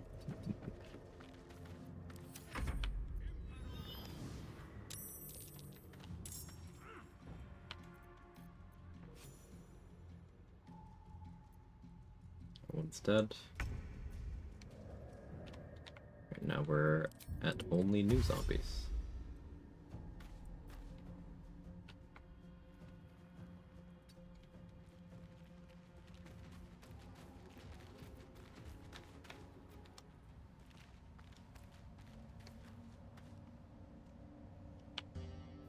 One 1,139 kills.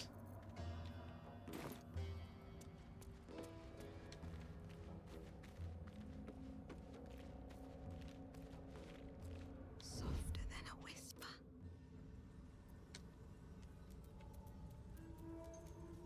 Now we get Shovel in for replenishing the ranks.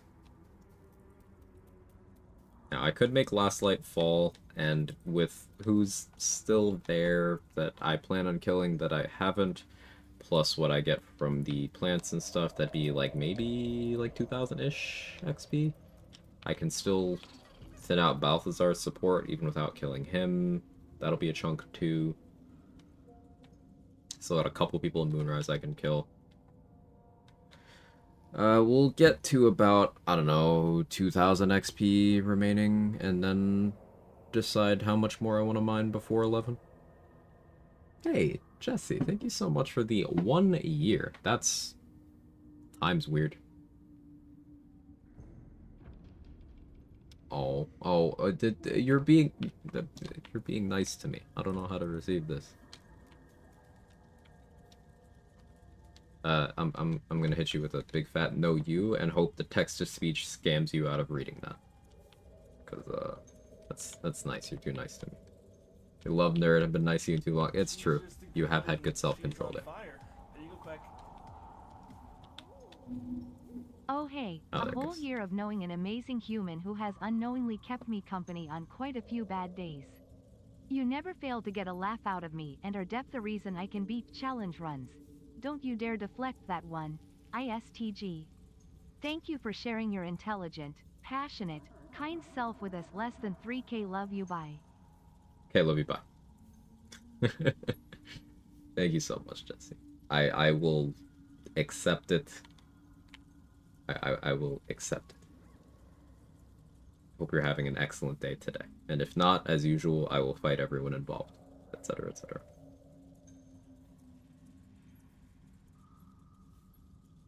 I'm unimaginative, so I will get my usual for lunch, I guess.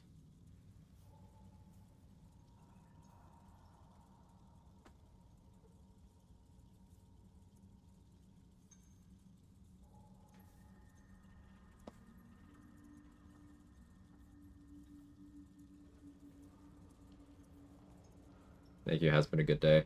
Your man's annoying the fuck out of me, come get him. I'll pick him up. I'll pick him up.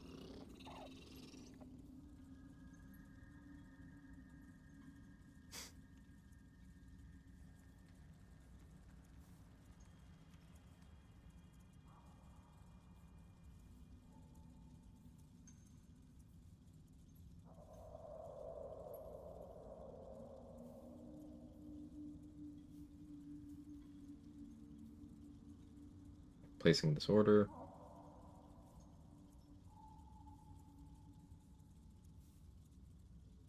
Hi, unimaginative. Hi. How are you today?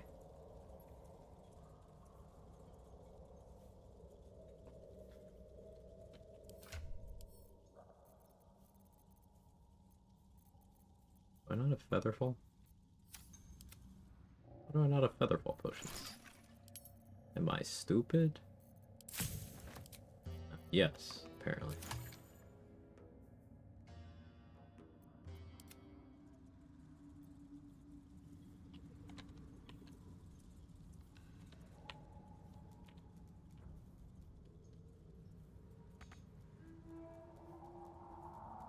Alright, shovel's gonna take the long way. I'm talking about my friend like anxiety at 4 hours of sleep's been better. We persevere. I feel that.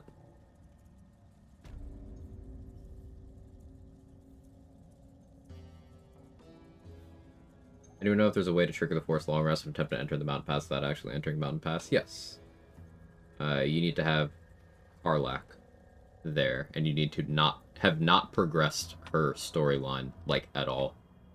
Then she'll give you a line about, hey, we're getting far from the paladins. Then you have to agree, okay, yeah, we'll go back and deal with them, and that will put you back in Act 1 instead of moving you forward.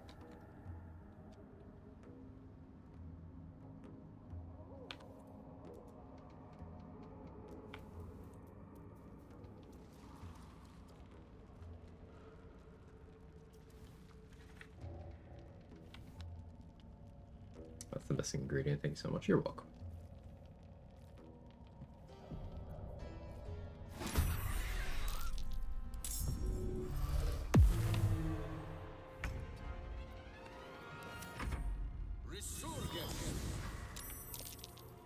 Game's a lot more responsive now.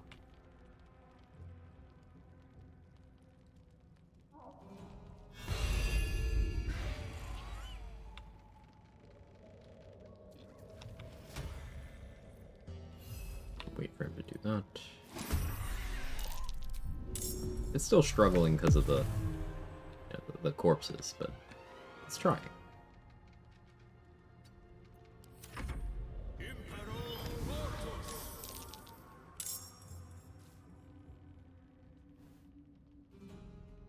So it'd be, if we go to a nice round number, we only need another 500 zombies right now. We're not going to do all those.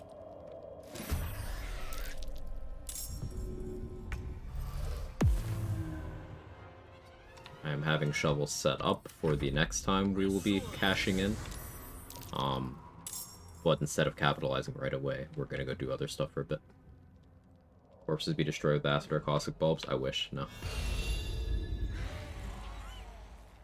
The corpse disposal methods you'd be looking at would be putting them into containers. Put a bunch of indestructible containers down there, like pouches, and then just put the corpses in there. But you would still have to manually, like, pick them up one at a time and do that. It'd be a whole thing. Even if you try to get them into chasms, like, shoving them into chasms would cause them to disappear. Throwing them wouldn't. Shoving them would.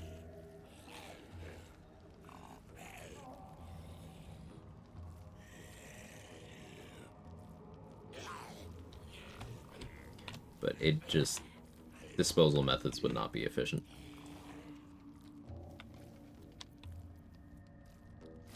Body count? Absolutely not me in high school.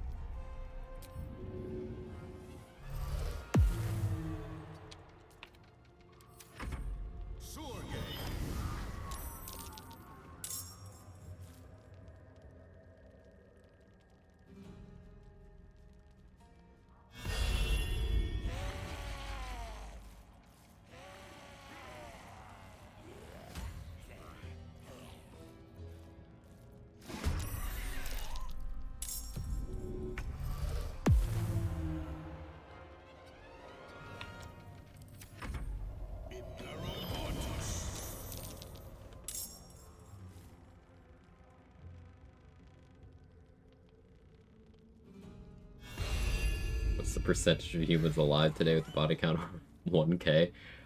I have no idea. And I don't know which way you mean body count. But I don't really want to know either, to be honest.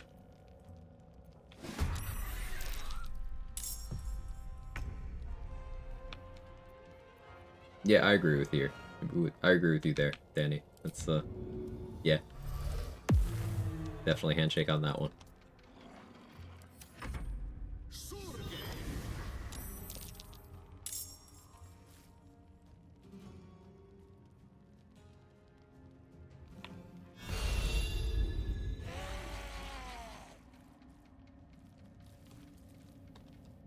Only ones with a kill count over 1,000 have to be politicians, right?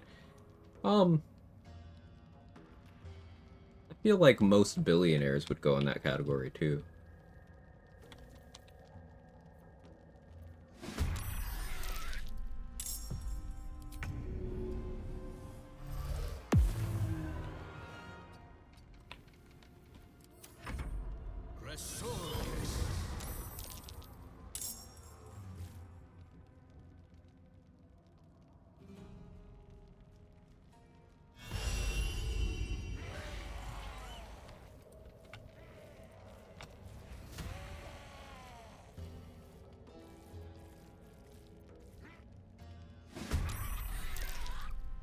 Body count still on one hand.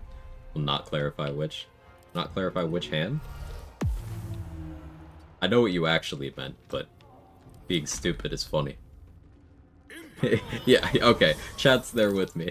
We know what you meant, but this is funnier.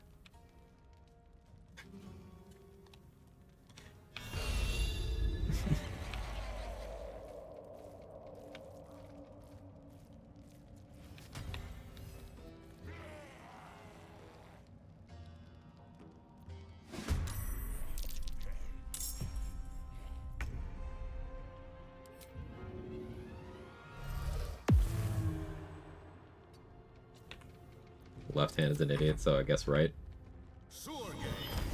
What did you guess correctly? I didn't know we were guessing. The one time I tried to have a slut air, I met Sam within a week. That's actually very wholesome.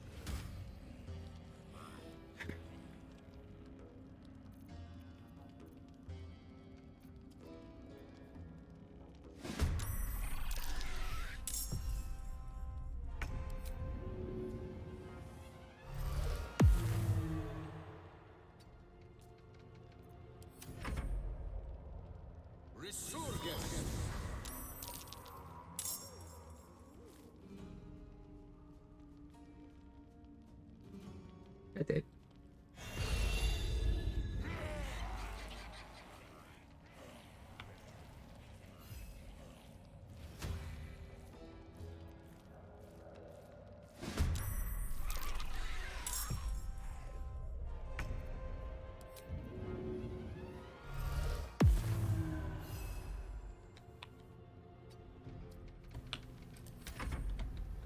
Both runs going well. Yeah, we're in the mines. Not much to report, but XP is XP in.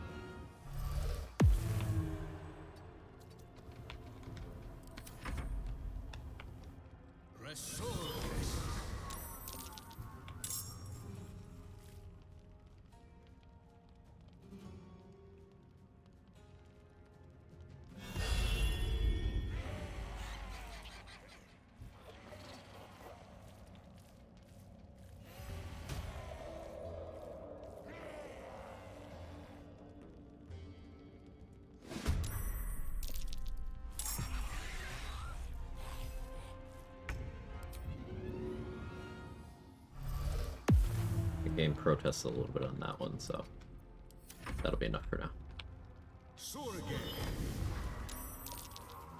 Around 60? Around 70.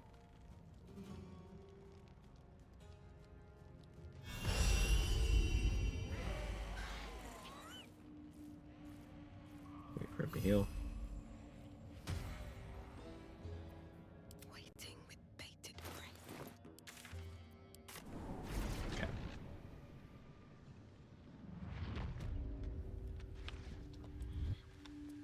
Swift as my feet can carry me.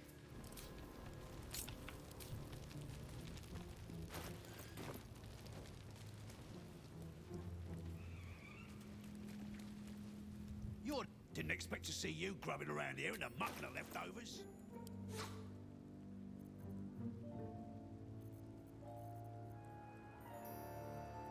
That dialogue line didn't make sense.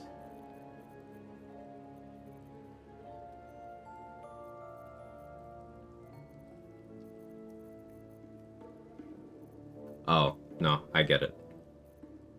Once you recruit Minthara, step 2 of the game, forgetting what you actually did with Grove Defense. Basically, both Glompa and Minthara think that I killed the Tieflings with Minthara. The patch 8 thing.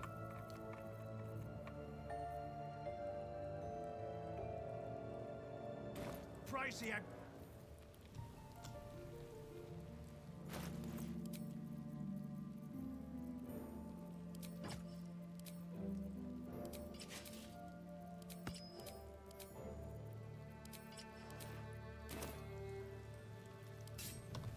Just out of view.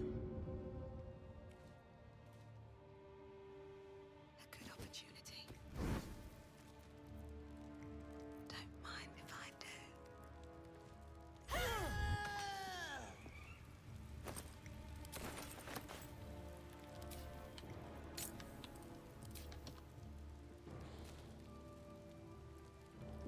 Should mind my step.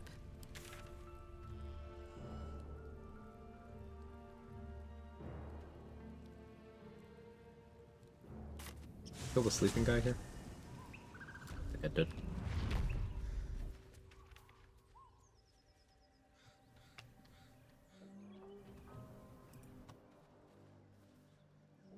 Yeah, we'll save him. I can do like a big, really big crit on him for absolutely no reason later.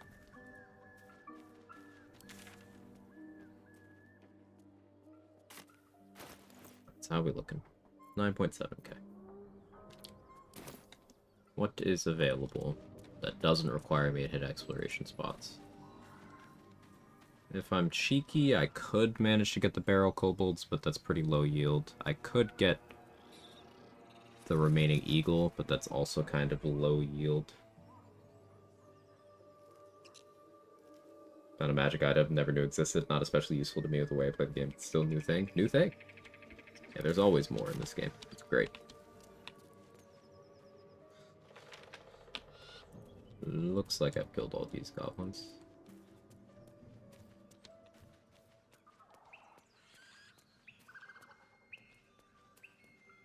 So, could kill some Myconids. Consider Fall of Last Light. Still limited in the rooms I can go into in the monastery. Let me double check. I could maybe handle the front door Gith. As long as I'm a little bit careful. Yeah. Let's go for them.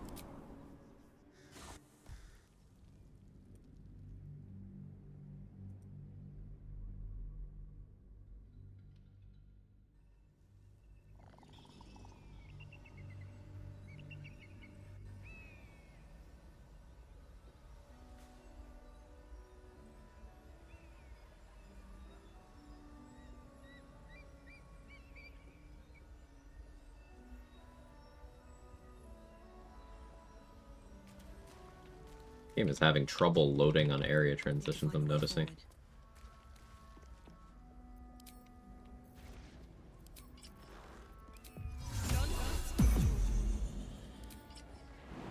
I think I've mined more than I should have. The game is just struggling across the board. A restart would probably help, but This is good. what if I just didn't do that?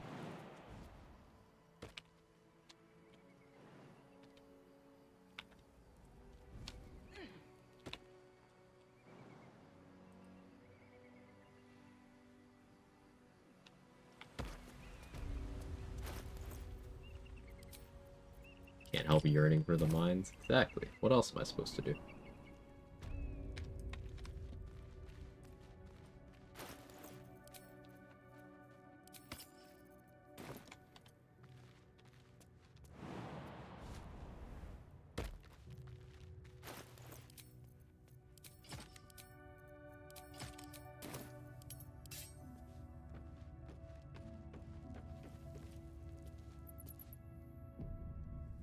Can't risk being in open view.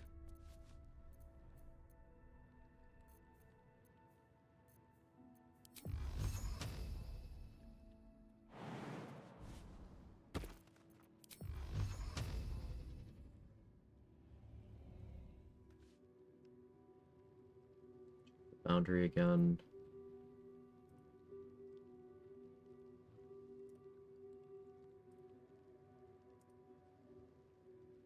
Okay, I do have more room than I thought. I can go...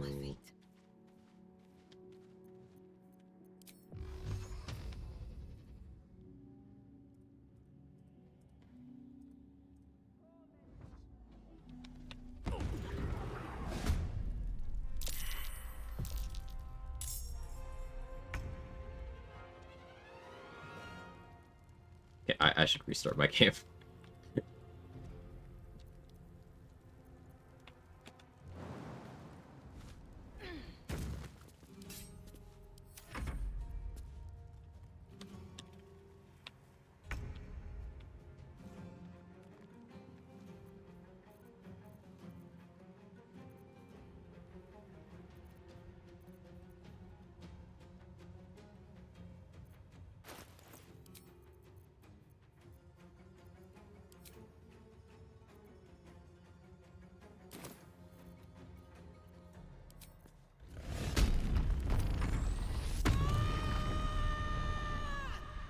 Solo runs how much you value the tadpole dupe thing. Know by the end if you surplus the tadpoles are valuables in the early mid game. Raphael is the first thing you do. You only get 2 extra, actually 3. I had 1 gut and Eddie.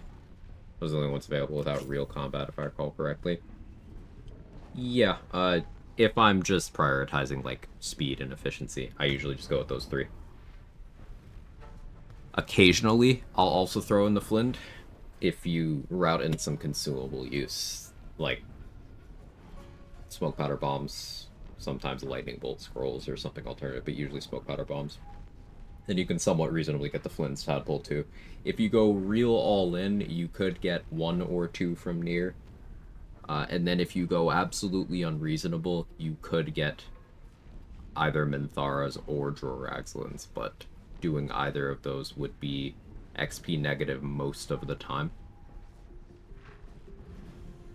You could, in theory, set up Minthara to you know, be ready for Grove Defense, and then kill Droraxlin, get his, use that forced rest to pass the time for her to be doing the Grove raid.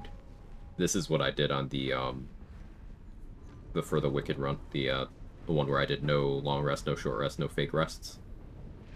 That's what I did there. So in theory, you could have as many as Nettie, Gut, Edwin, Flind, near Ragslin. You could be duping 7 for a total of 14 if you went all out.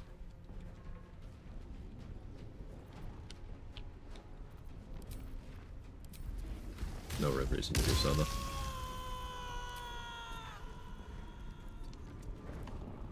May the gods take you first. Need to find a way forward.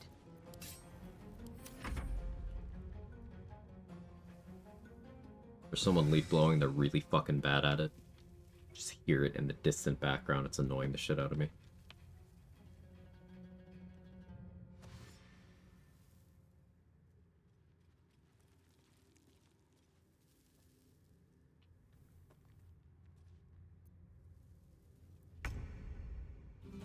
Didn't know near was an option. It's going to require some amount of combat, but you can. Remember, if you're in the habit of not long resting, you have until you are ready to trigger that rest to do all this stuff. So you could conceivably be level 6, even level 7, by the time you are cashing this in. It's just you will have done a lot of content where having that tadpole advantage could have been useful. So there's a balance to be struck.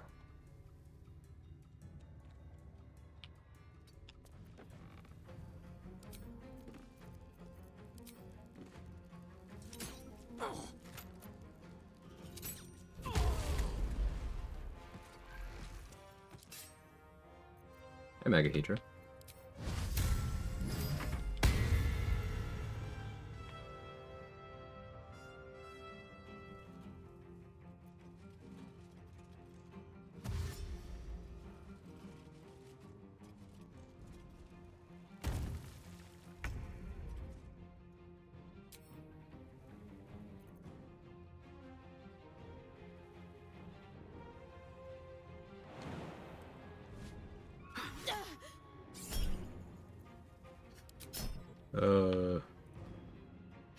Wonder if it's maybe the kill counter mod that's also contributing here. I gotta restart my game. It's not doing great right now. This delay on everything.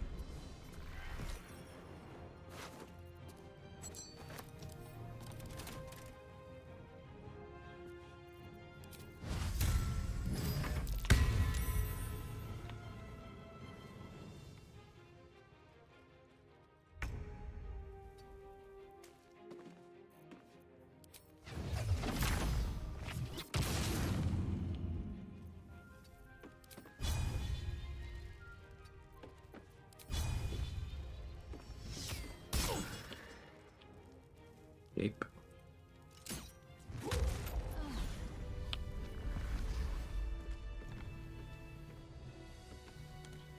With access to disguise is Flynn the best value pick for your first look at the dialogue check? Yeah. I think even without access to disguise, that remains true.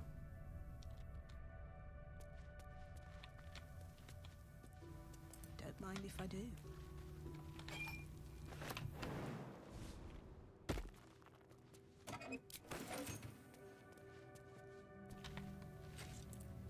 It's been a long day.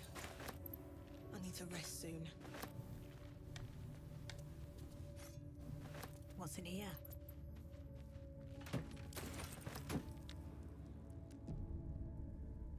I'm going to restart my game. Because it's running like shit.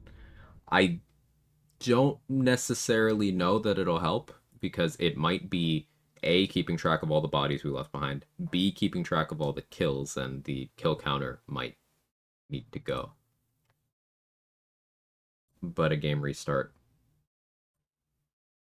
almost certainly couldn't hurt. I'm also going to do a save backup.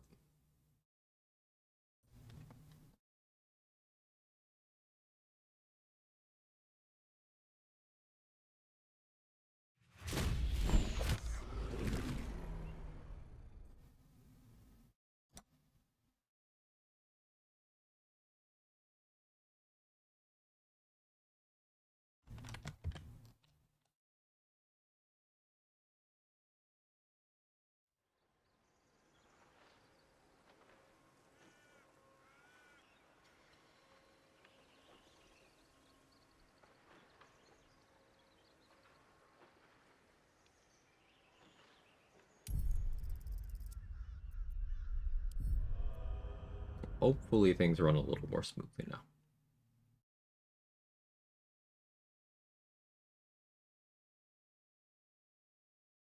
If not, then we try disabling kill counter, maybe, if it gets too annoying.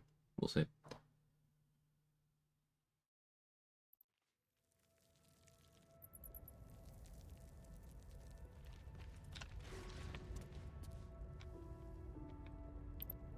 Can I reasonably get to the hatchery from here? Let's reference the screenies again.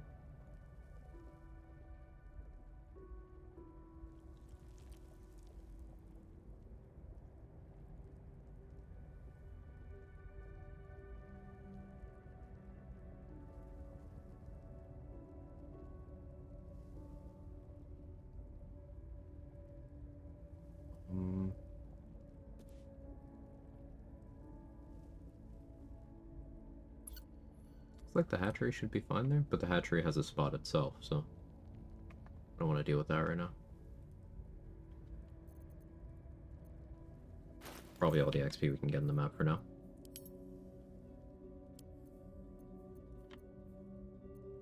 Methods are honestly mean. Yep, and it was fully my own fault for going in greedy instead of prepared. By not having fire resistance, I was asking for that to happen.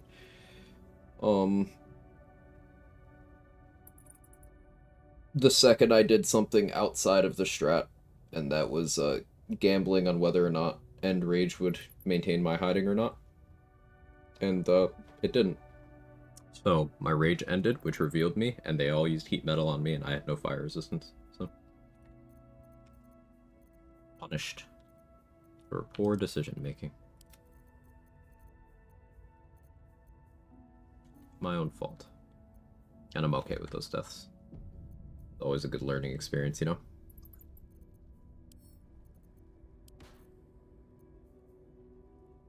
.4K.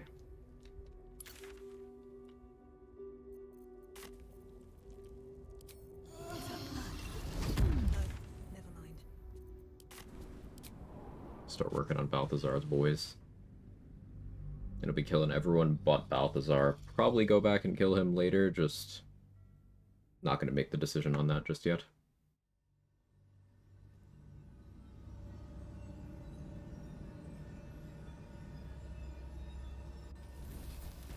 What path lies before me?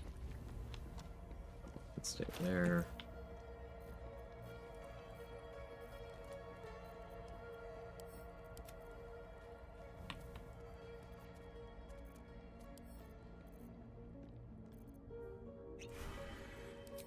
Poison res.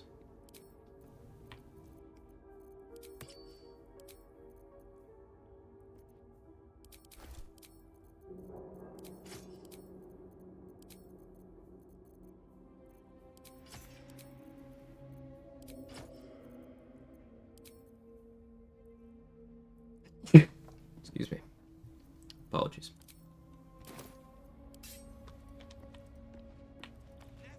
Me when cat? Hell yeah.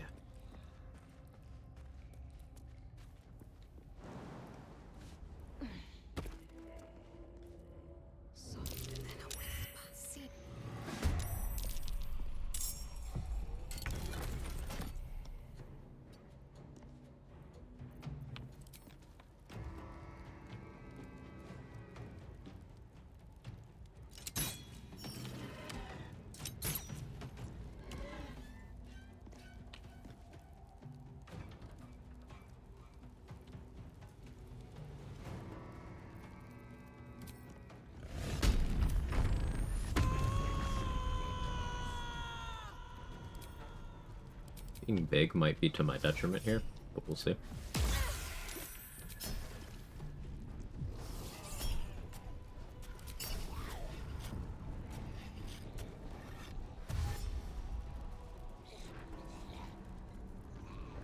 That's why I wear the Ring of Free Action, just in case. Even though I'm in a position where the ghouls shouldn't be able to hit me.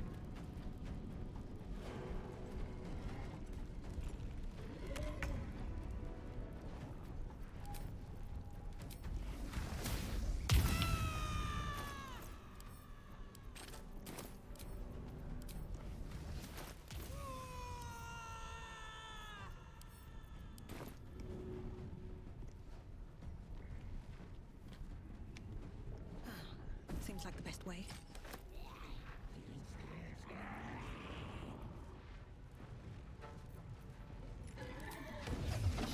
Made me your enemy.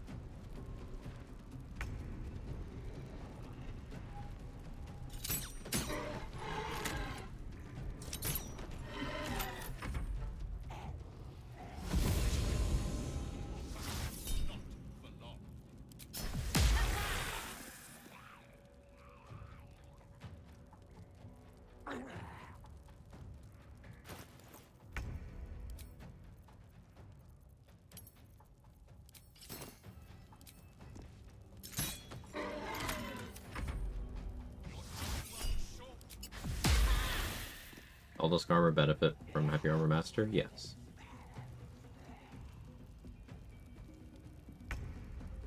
But note that to take Heavy Armor Master, you do still need Heavy Armor Proficiency.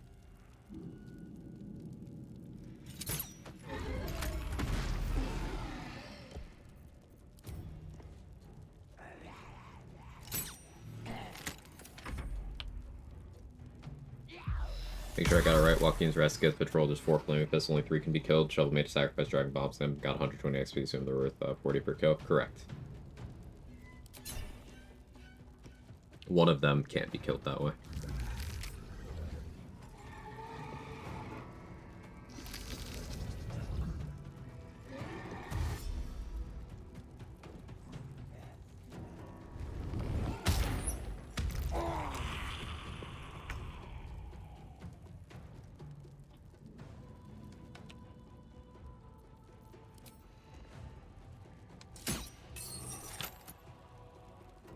Did that to stop Balthazar's legendary action. I was hoping that would fall, but I guess not.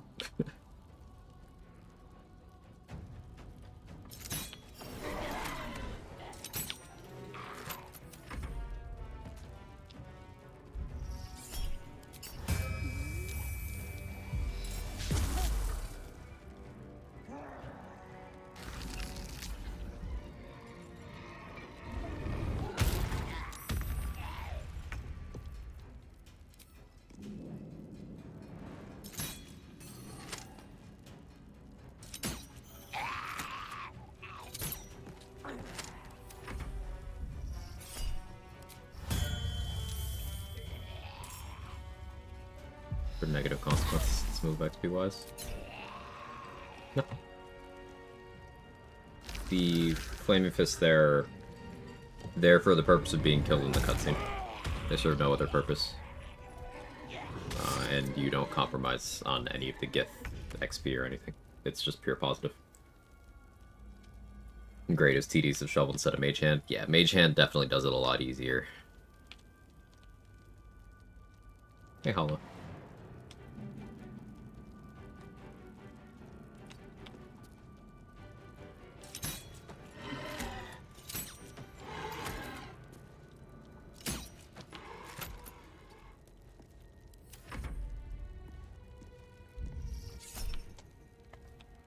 Sprayed.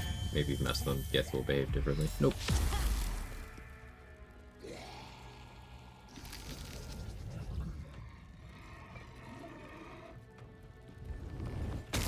As Exile is referencing, the easiest way to get that XP is to spawn a Mage Hand and have it throw one Smoke Powder Bomb, which will multi-bomb because of the gravity, and that gets the 3 kills consistently.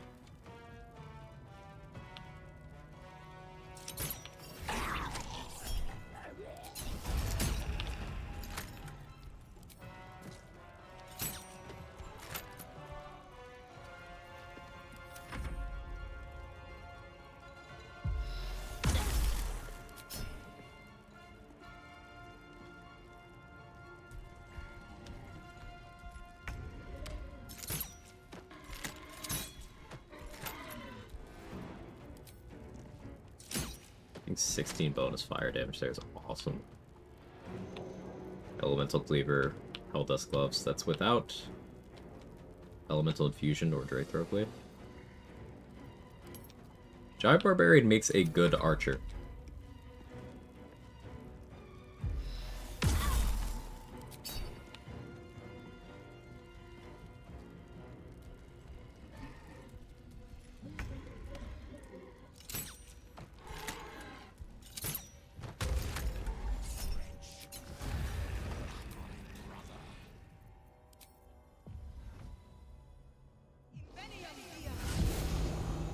With haste. The Giant Barb makes a good archer? Yes.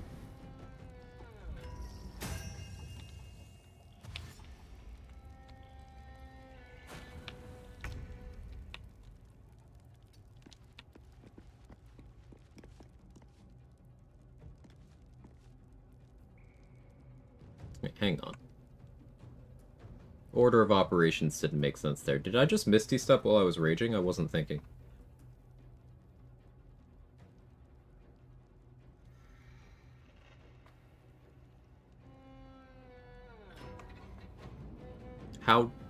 How did that happen?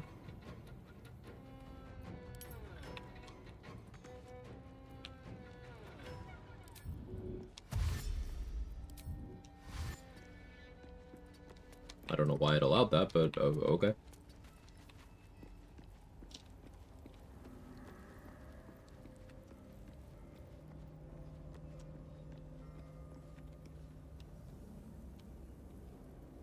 I know there's several situations in which the game doesn't block you from casting spells when it's supposed to while you're raging, but I don't know what that could have been there. Like, sometimes if you're playing Wild Magic Barbarian, sometimes you just don't lose the ability to cast when you enter Rage. I've observed that. Makes Giant Barb good archer compared to, say, Ranger or Fighter. Elemental Cleaver can go on whatever weapon you want.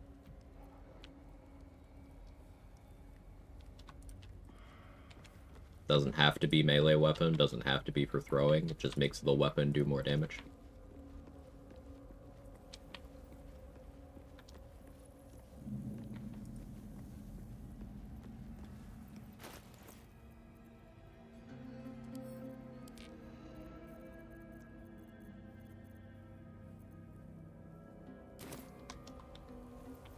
We got about 800 XP out of 10. It's not bad. Nature Cleric's a fun archer? Yeah. Nature Cleric archery is very fun.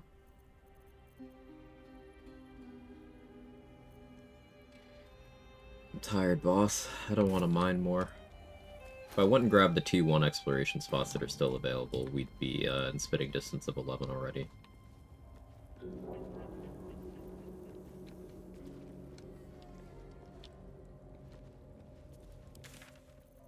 All of Last Light's a chunk.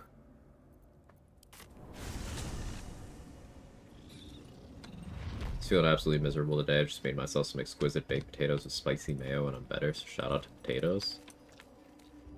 Glad you're feeling better, Machine. Sorry you were having a rough time. What's your ideal baked potato? What's it look like? Like, what toppings? What consistency do you go for? How large? I've seen a pretty good argument for smaller size baked potatoes, so you could get, like, more in one bite. Like, multiple smaller ones instead of having, like, one big one. Tell me about it.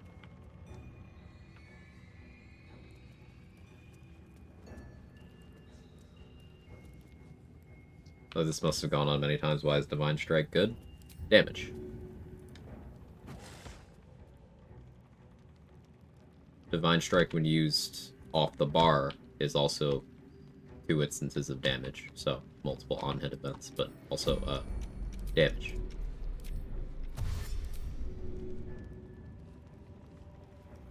In terms of Nature Cleric Divine Strike, you also have uniquely the option to react with... It's 1d8? Yeah. That's damage.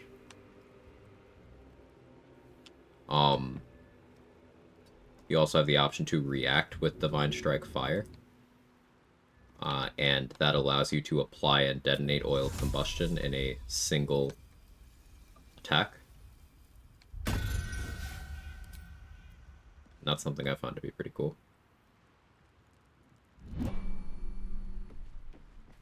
This calls for careful footwork. Breathe quiet. Move with care. I don't need any attention right now. Breathe deep and Water move. booming blade, free extra damage per turn. Yep.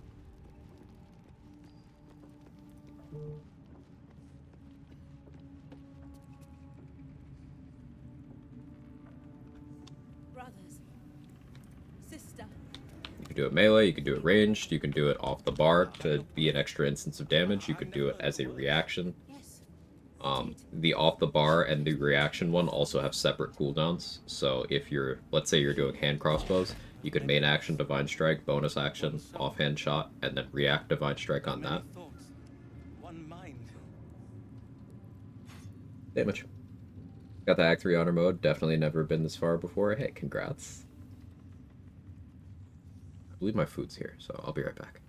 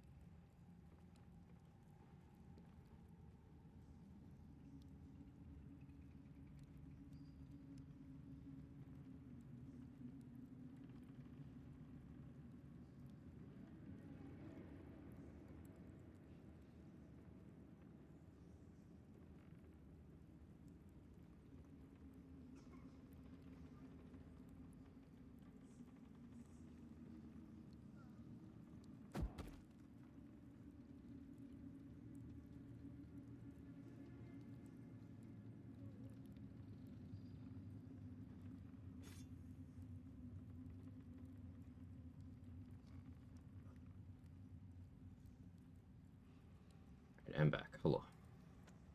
Food. Just give me a minute to get situated.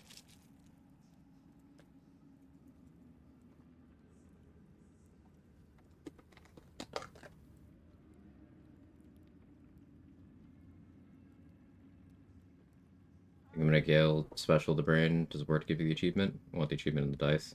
Do this for dialogue of the brainstem? Yes, it does work.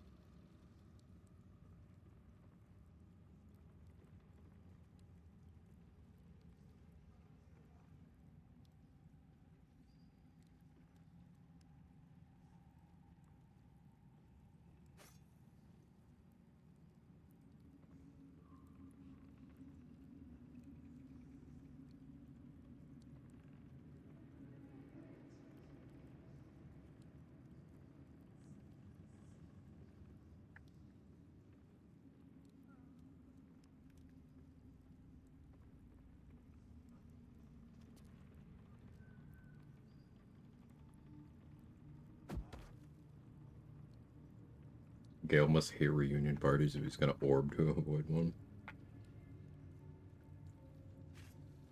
Listen, he's just... He had been holding it in for a while and he really had to orb.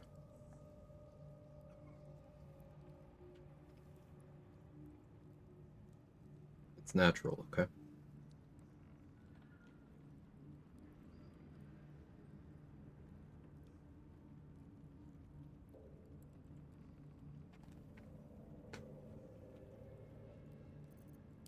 The lantern bearer. To think the absolute grace is such a creature as that. We are each of us threads in her design. Alright, let's deal with Arna. We once called monsters.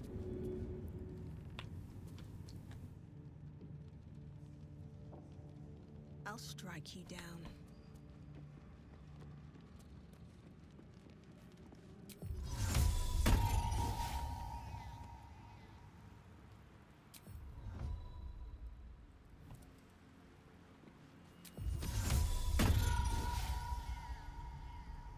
Can't risk being in open view.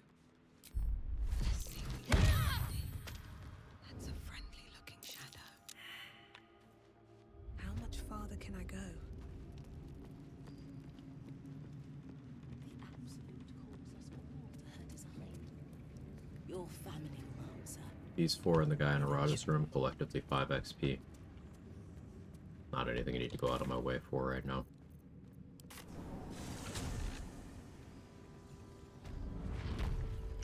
Orbin time.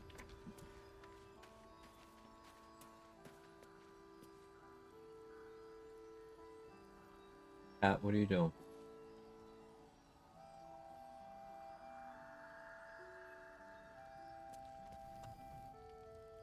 Hey, what's your deal?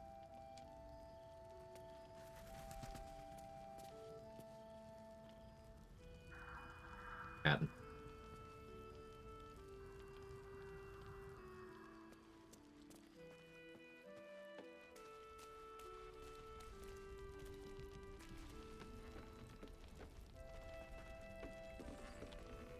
Everyone I plan on killing in last sight, except for maybe Art. Already dead.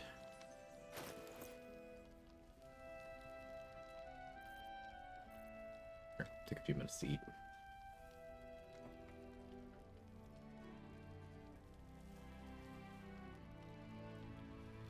What's everyone else having for food today?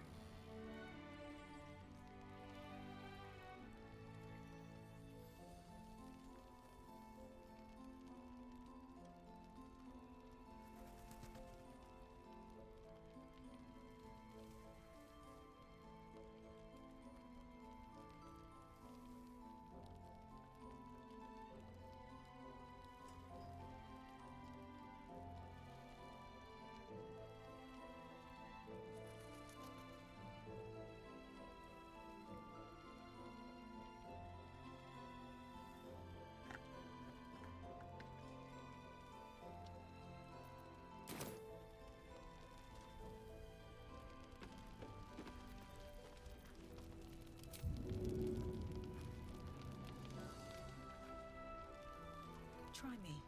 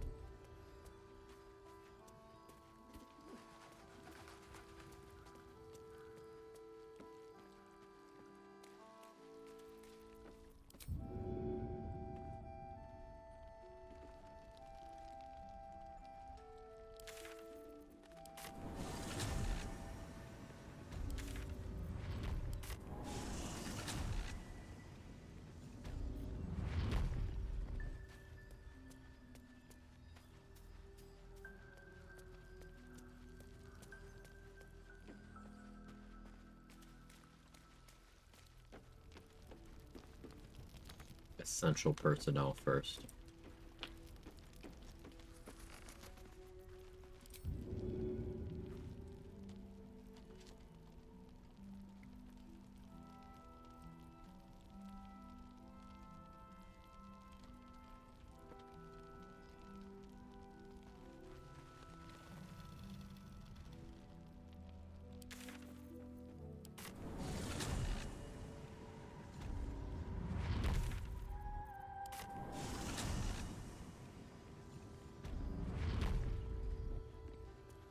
To make sure I get everything I want from Callie's inventory before I actually do kill Isabel.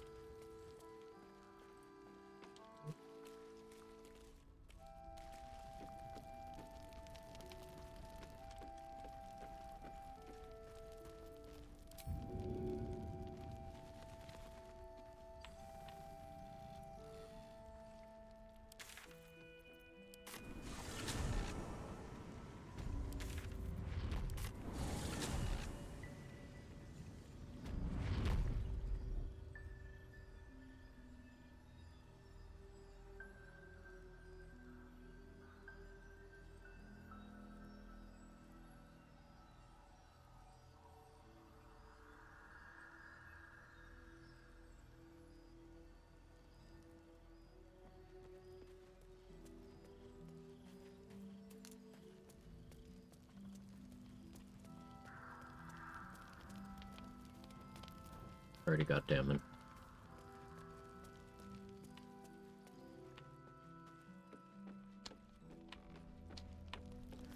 Now I don't need to bring both Cal and Leah. In fact, it's more XP for one of them to not make it. But I like Cal, so.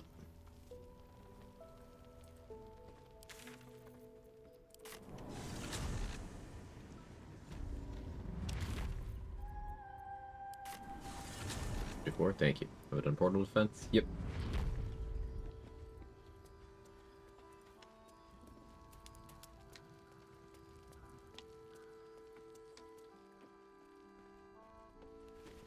Too much.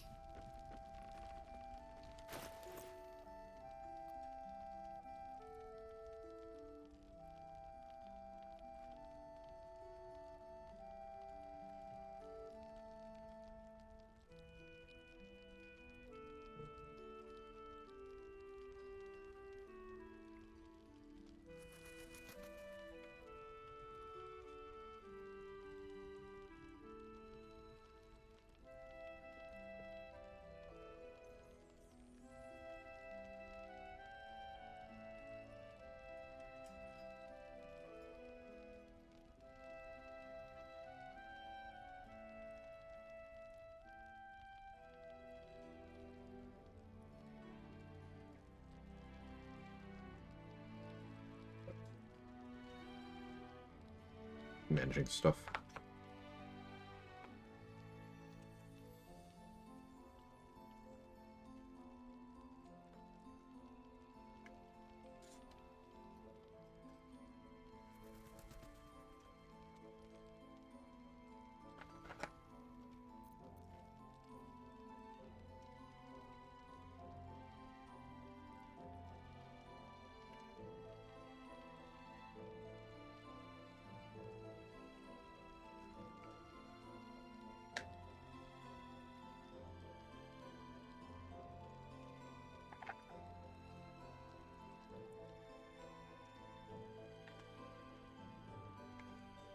Bit of a slow stream today, but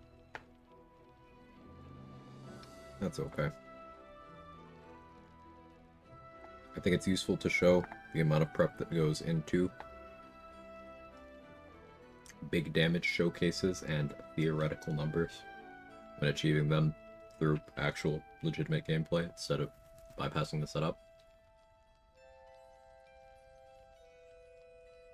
Because a sort of pet peeve of mine is when content creators especially present something as, hey, just do this. It's like, well, how consistently can that happen? What's the amount of setup time to make that thing happen?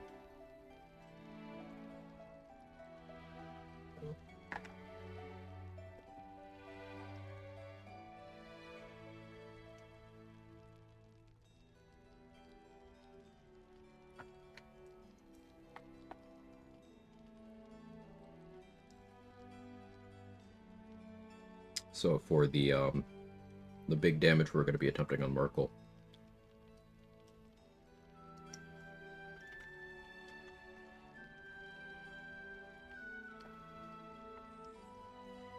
It's going to be an amount of setup. If I'm going to do the level 12 version of it rather than the level 11.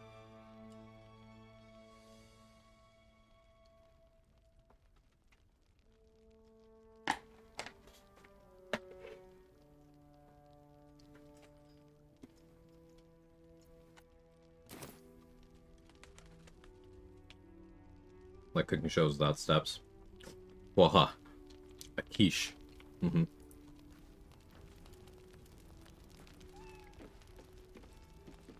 Like, okay, but how'd you do it? It's like, I did it by making a quiche. It's like, but how did you make the quiche? Yeah, I made a quiche. Like and subscribe. Ring that notification bell. It's like...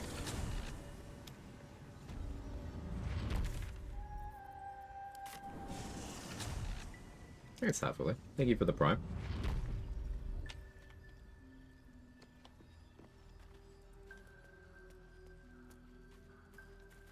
And very kind of you to say. 5 deaths so far in Act 1. You died 5 times in the hardest part of the game? Only 5? You're fine. You're doing a great job, and I appreciate your support.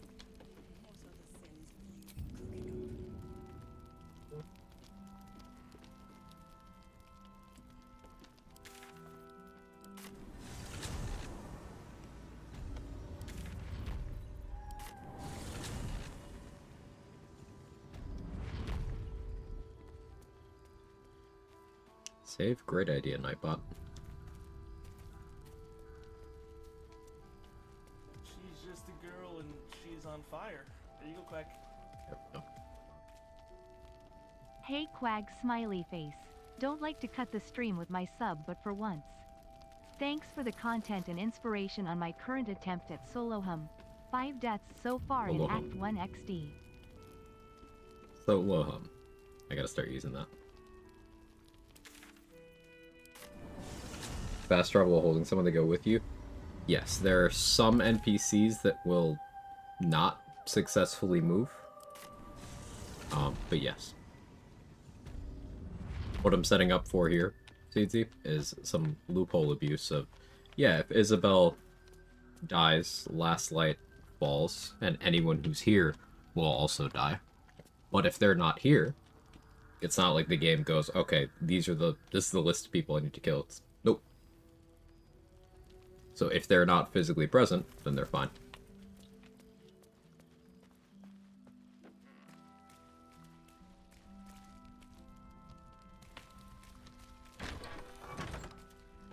Jahir almost destroyed this door. Or Ice Storm. Like insurance for the fight? No, I already did the fight. This is... I'm killing everyone who I don't either like or have a use for later on. Because there's enemies that spawn when Last Light does fall. Also, this will allow me to fight Merkel without having to spend an action on freeing Aelin. And this means there will be no downside other than, I guess, like the whole being brainwashed thing. For allowing Shadowheart to kill Dame Aelin. Alright, time to skulk about.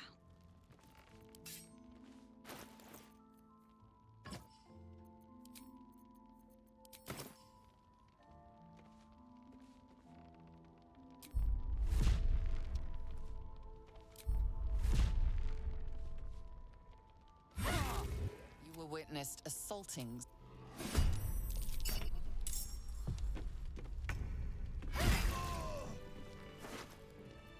Buddy. Another step forward.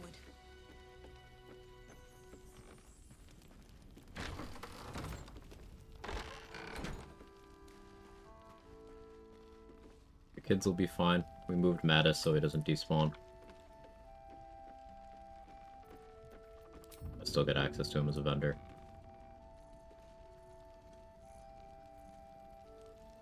Make sure to move Barkus too.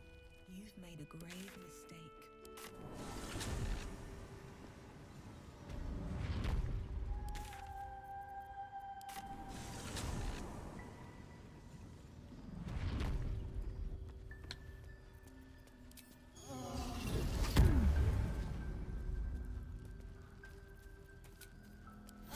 edge off.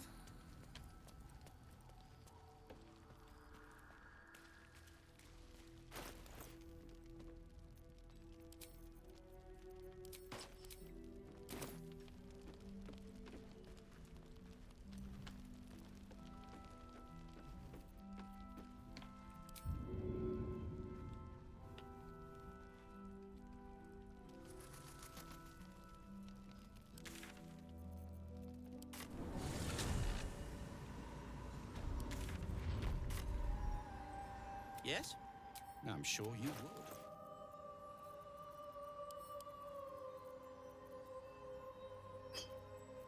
That, these. I can afford this whole stack, but... So.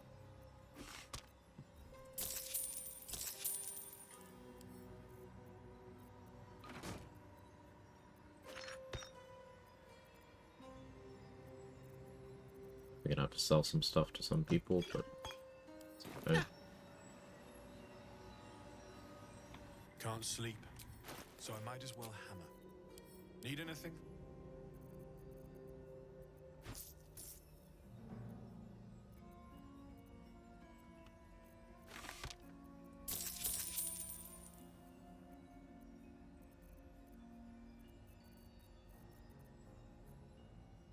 What do you have? I'll be here. Sell some more stuff to him. I haven't done enough rest to get the owlbear to show up. I need to do that too.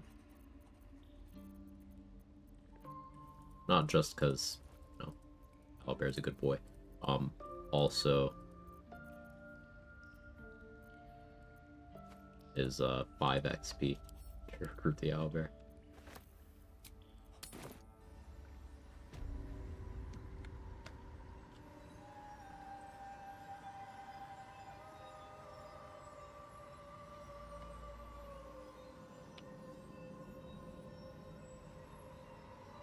Can't sleep. Krista doesn't feel like being invisible right now.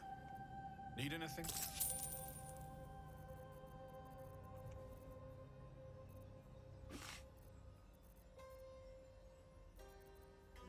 Kind of hoping for more undead slaying arrows. Is what it is though.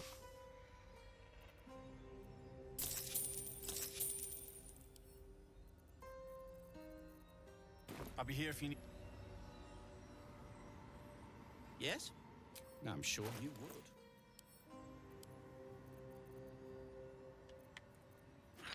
I can just abduct Barkus somewhere else and steal from him, pretty much consequence-free. Not feeling like that's urgently necessary, though. No. I do still want the boots that Raj sells. I do still need to recruit Gale, and then bring him to give blood, and to make the Shadow Lantern. Yeah, I suppose it's Gale time.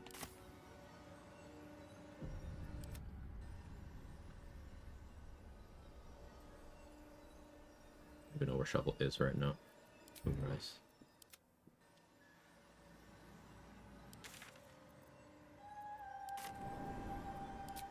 Alright, yeah. Let's go meet Gale for the first time. Poor Gale just chilling in this sigil all game. Yeah. If I was going absolutely all in on XP, he would also be dying. End of Act 2. But I don't feel like doing that. He gets to live.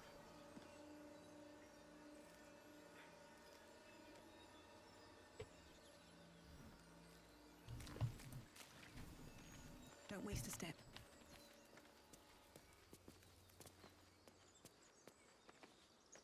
I think else.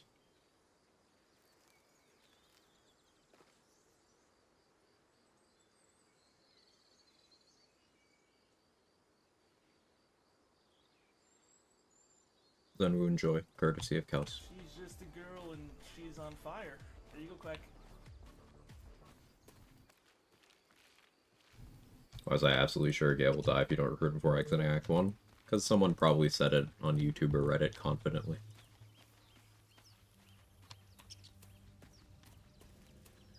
thinking about using the makeshift bow instead of Titan String in the early game. Does Broodmothers work well with that bow? You have any favorite early game combos for makeshift bow? I like makeshift bow for Arcane Archer, doing piercing arrow,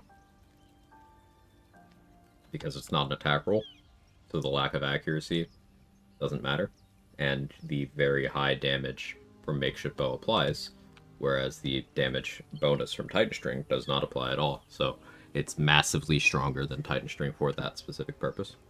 Broodmother's Revenge would work well towards that, because it's upfront damage, and your coatings don't apply.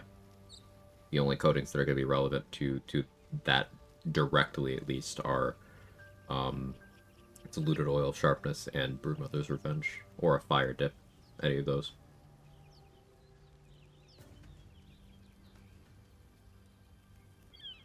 Hey, Jor. Sorry to bust in chat with a random question. How dare you ask questions? I know I have the Armor Master and won't block the Ritual Axe self-damage. Seems to be the only source of physical damage that gets through. Ham? I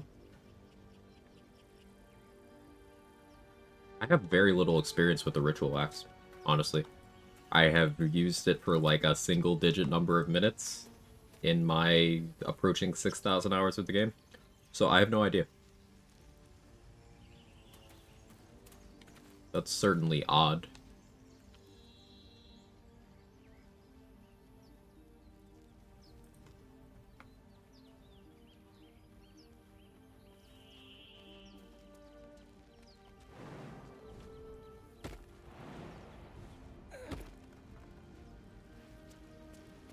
Yeah, I don't know.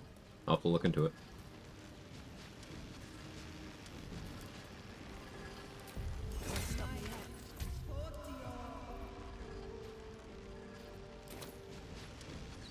Should enlarge here just for...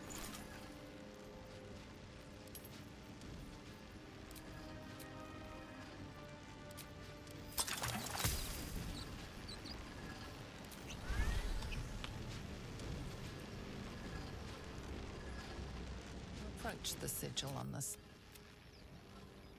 A hand? Anyone? That's it. Oh.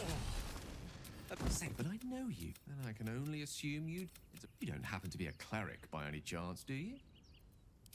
We're most certainly going to need a Oh, it's an act. How can I help? If you talk to him fast enough after recruiting him, the X-Clam for the we've been traveling together a while now, you could beat it.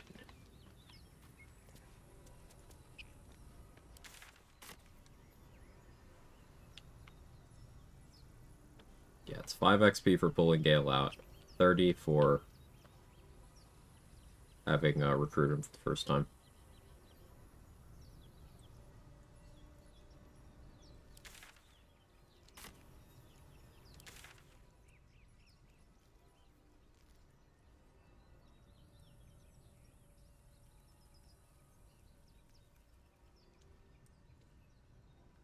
Get the owlbears. Yeah, nothing else in this map, really.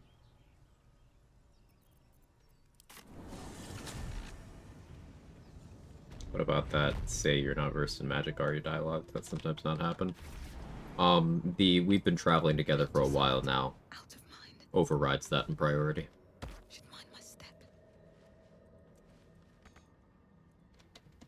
On my way.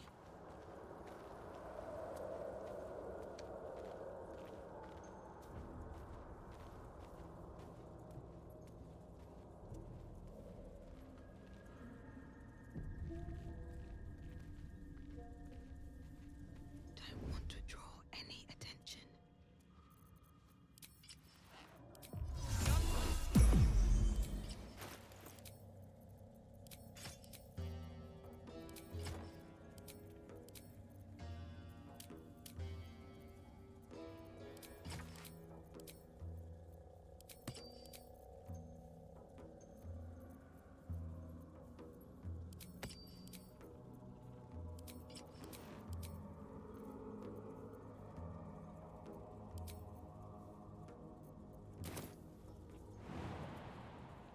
Just out of view. That should work.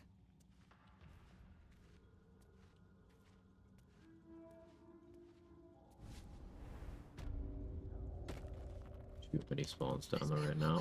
He says his frames bottom out.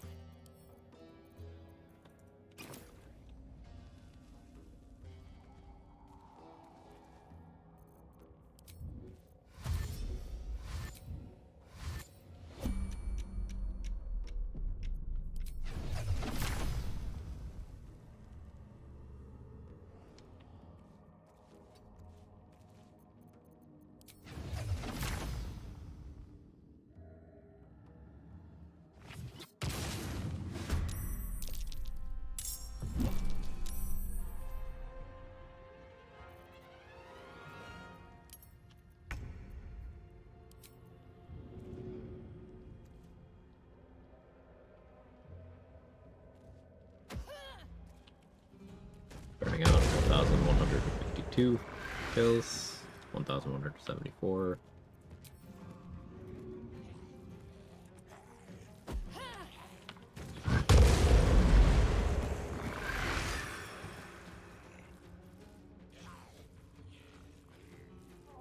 This one's taking a bit. 1,200 exactly. That's very satisfying.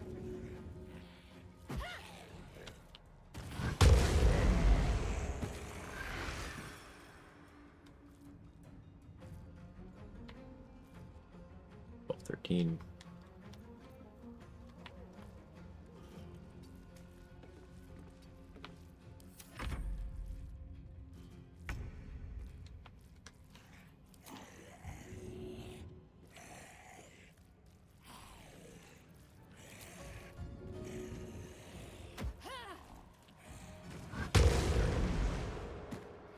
I'm on camera. We're okay. 1224.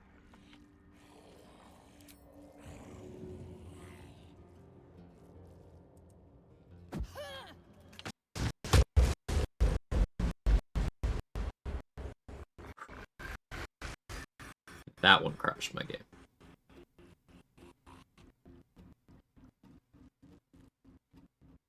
Yeah, when it gets in this chonky, echoey state, it has to be force closed. Too crunchy.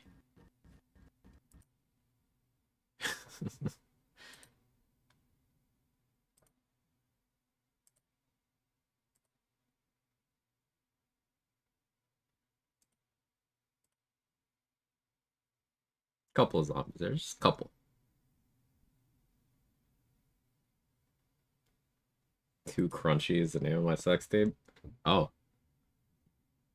I mean, everyone's bringing their own, you know, contributions to the table, and yours is creative textures. I'm proud of you for innovating. I don't think I like the electrified water. It's probably the electrified water, yeah.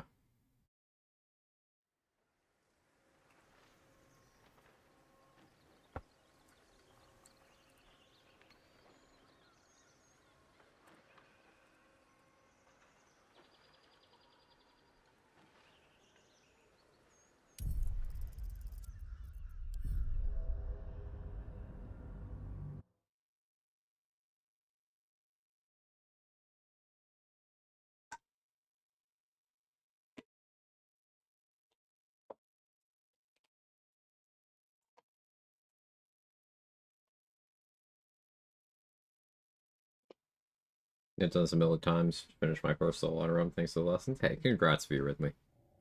Awesome job. Fantastic achievement. Well done.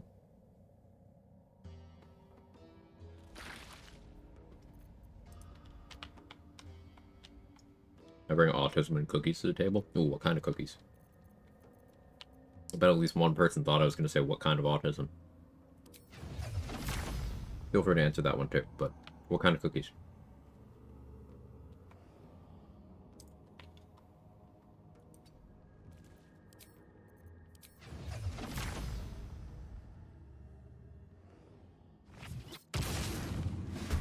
Chocolate chip autism is the best. The classic.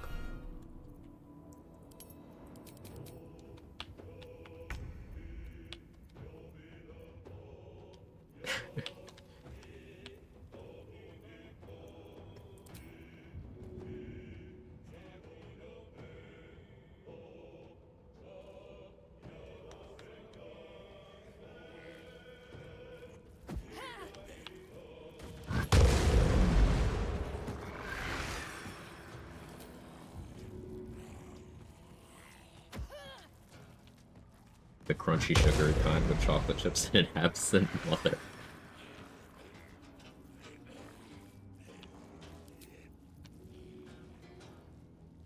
Should I call her?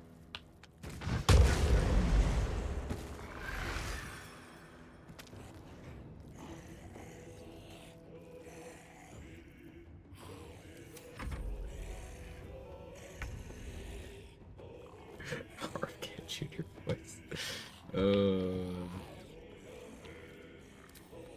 It sucks that we live in the Onion timeline.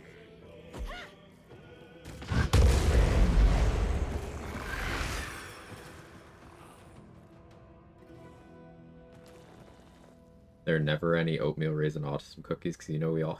I love oatmeal raisin cookies. What do you mean? When can I have my oatmeal raisin autism? I need representation.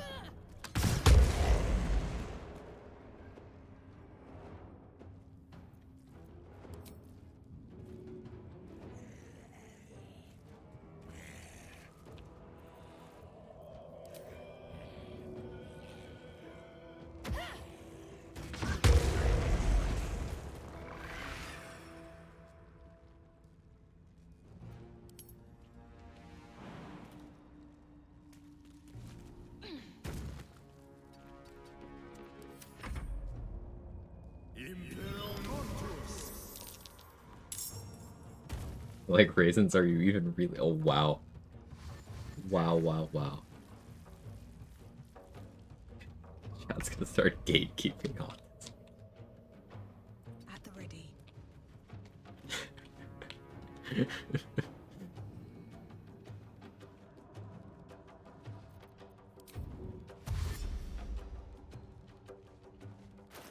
Not wearing the right gloves.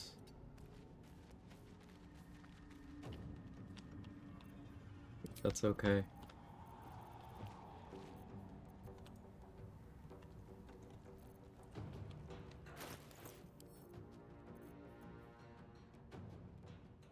don't have Misty Step scrolls? What am I doing?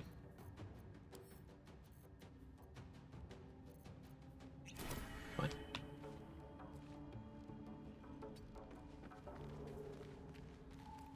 Okay. Didn't need to do that, but better safe than not safe. Just out of view.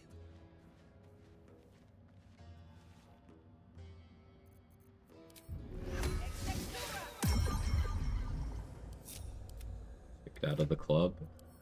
Oh.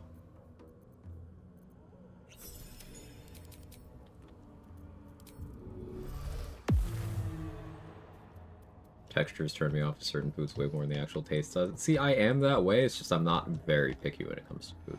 There are certain things, though. Like, to this day, like, ask me right now, gun to my head, I could not tell you if I like bananas or not. Because I like the taste, hate the texture. Like, sometimes the texture isn't a complete deal breaker, sometimes it's like, I would rather not eat.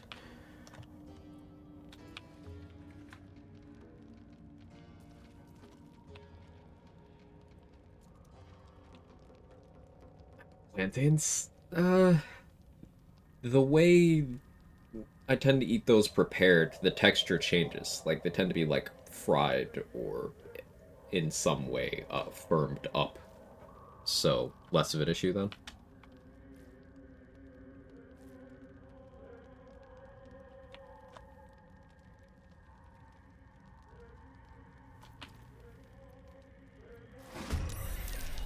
Fried plantains, some good stuff, yeah.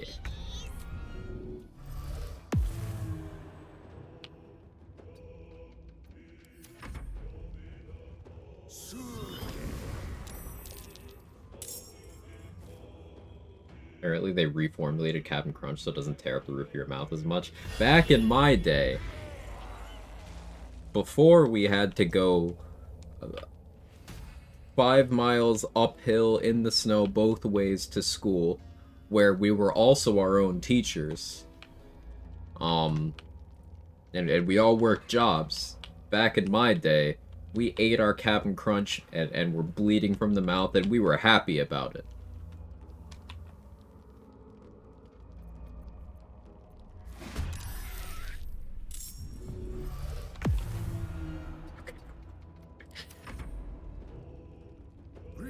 Red Tide number 5, dang it. I'm the same with bananas. They have like a 3-hour window where they're right consistency, otherwise they're inedible. Yeah, it's just like the flavor, great. The texture, just. How you doing, so Black?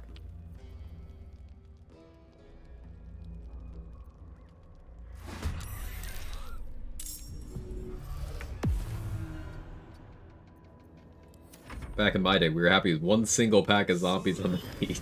Kids these days.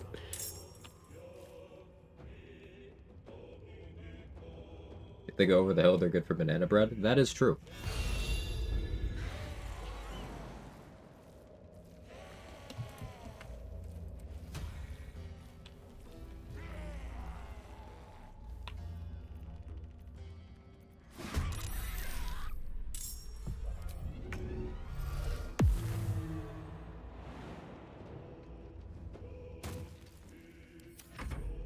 I can handle pretty ripe bananas, but I much prefer the bordering on unripened texture. Some firmness to it.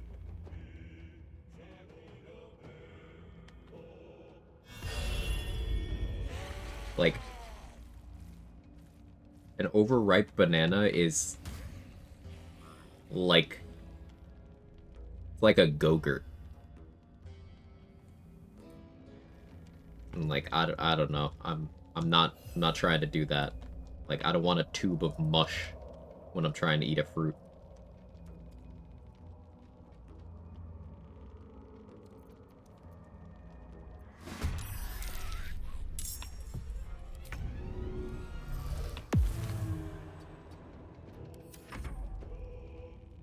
Okay, Hero Spices. What about watermelon? Love the flavor. It's too mealy.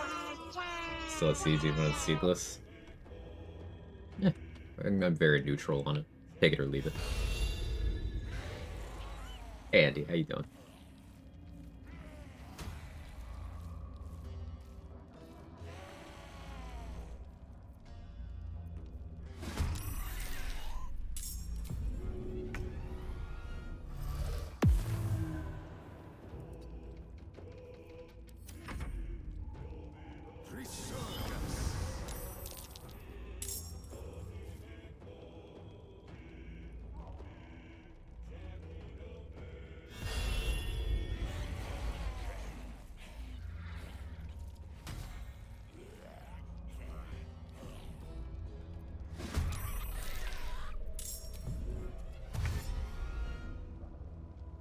I clicked the wrong thing.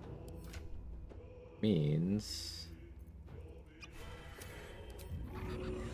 waste another speed pot. Completely zoned out. Guess I could have just let Shovel die, but...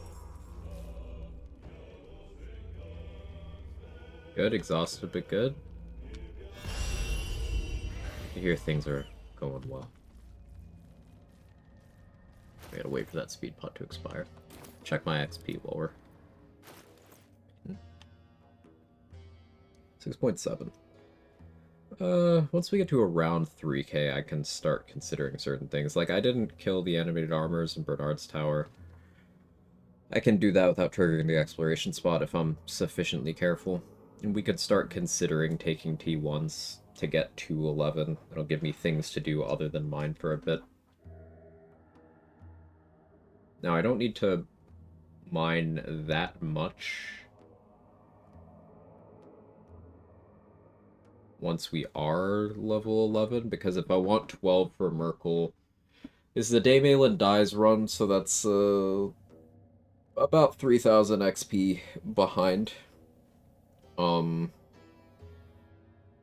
But there's, as usual, about 6k in the colony.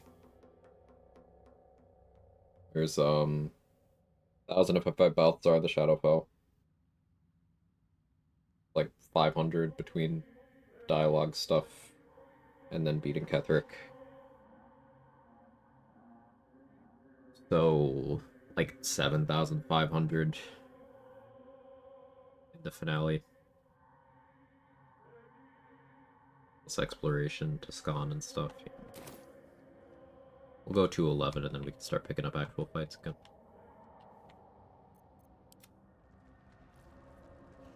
Clutch and Zevlor? Nah.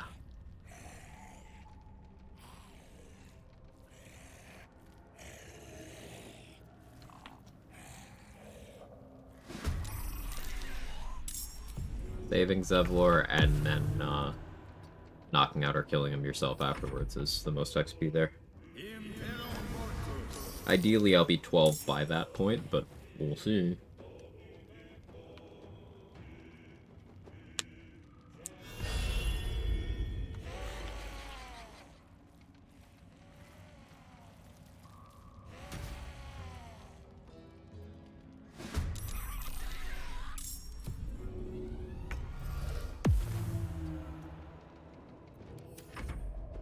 What do I feel about pears? The gritty slimy texture kills me, but they do taste good. Again, like, I would like a barely ripe pear.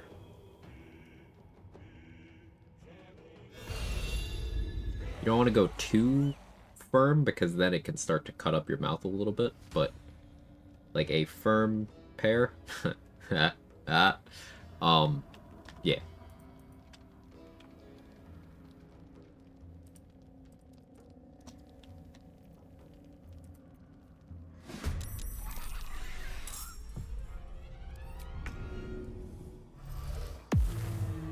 Try a ripe pear. I got a ripe pear for you right here.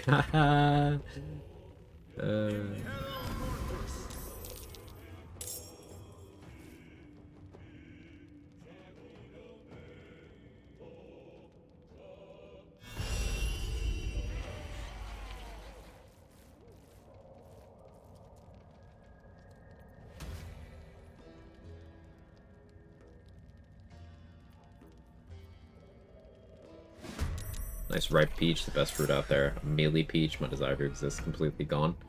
I don't mind like a more slimy peach. Ayo. Like in a dessert context.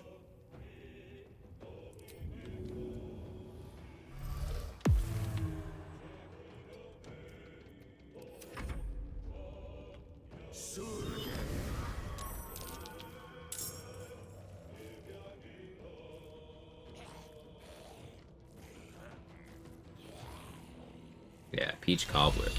Forest Fae gets it.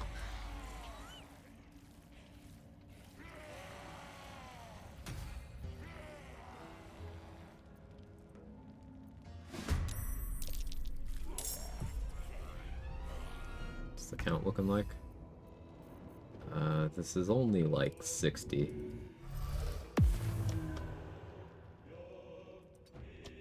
We can do better.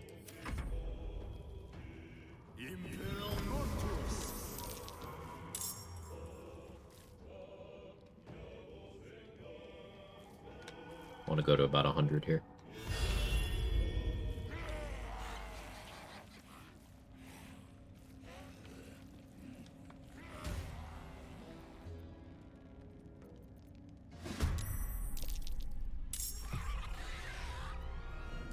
My game can handle it. It is starting to struggle. It's just like me for real.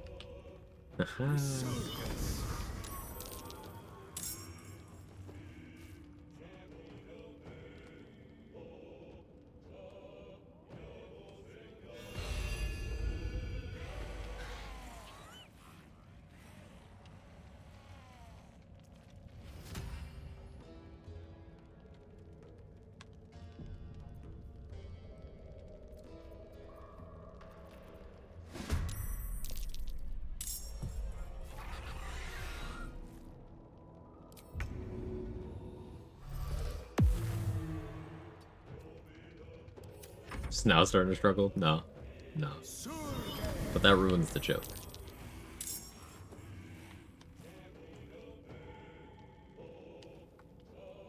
The icons for the undead Wergar look like they all belong to Slipknot. Yeah, I could see it. When does the concert start, by the way?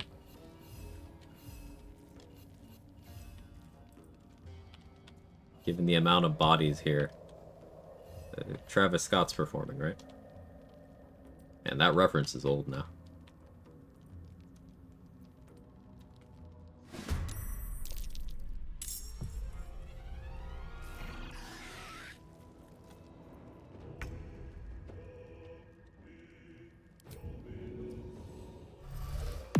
At least a couple people got it, though. Strawberries are good over a wide range of ripeness. Not my favorite fruit, though. What would be your go-to? If you had to pick one.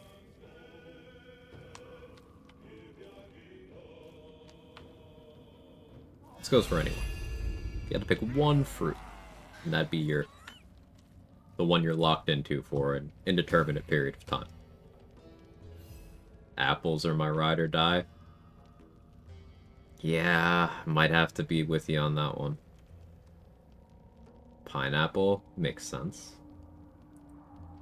I might have to be basic and go with apples here.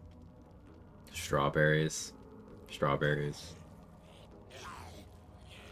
Get specific. Honeycrisps. Mangoes definitely. Ooh, machine.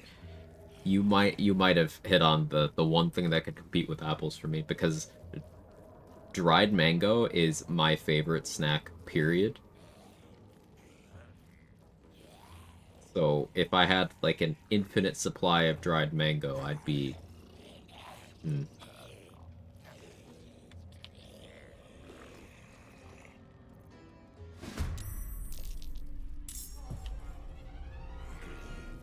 Mangoes go way up in the list if someone else is cutting them up. Prep time's an issue.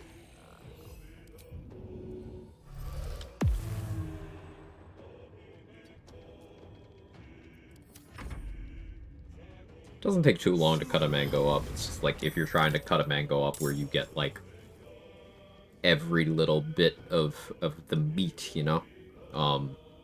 That's where it starts to get time consuming. And with how expensive everything is, damn well gonna get every bit.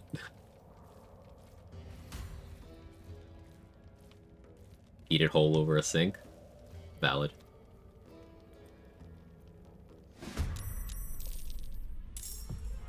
Does the banana flavor Lady Taffy count? Who up getting their Lady Taffy, eh? Show of hands.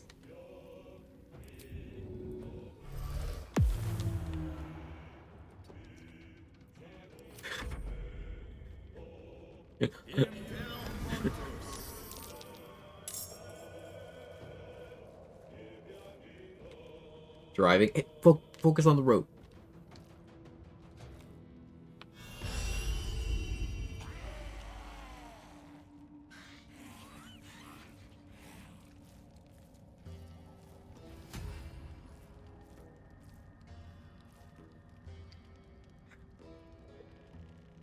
Didn't come out of Lady Taffy. What makes you think I'm gonna eat it? Platinum Star gay. Scarlet Air out here with competitive levels of gay. Iconic.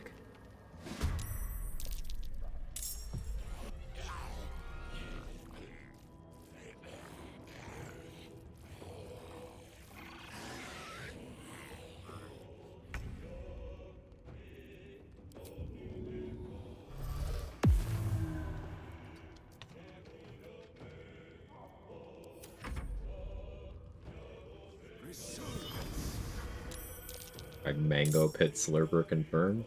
Yeah. Like a chicken wing? Yeah, if you're not cracking the joints of the chicken wing and slurping on the ends and such, that's interesting. I see, I'm myself a casual because I don't break open the bones and go for that. But that's a whole nother tier beyond me. But you better make sure you get everything on the joints, right?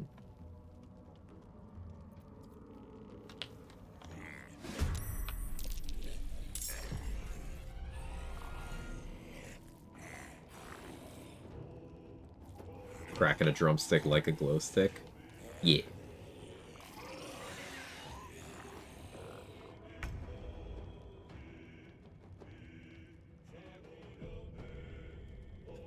That suckage skill is so strong, leaving bones clean naturally.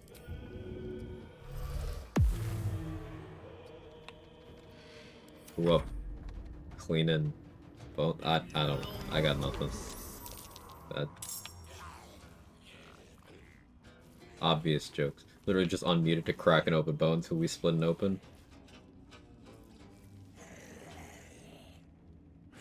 we're actually talking about food, but the degeneracy is slipping in. Yeah, we're eating Lady Taffy. So we know DJ Khaled is absolutely not present right now. And unfortunately, neither is Batman. I know. I don't like it, but it's apparently canon.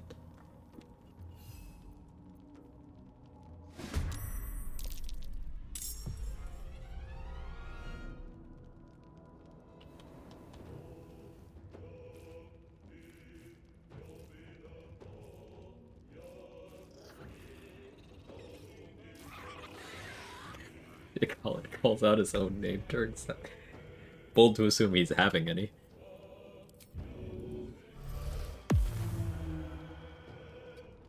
Saw a meme that was Black American, Jamaican, African with chicken bone representations. The African one, the bone was gone. Yep.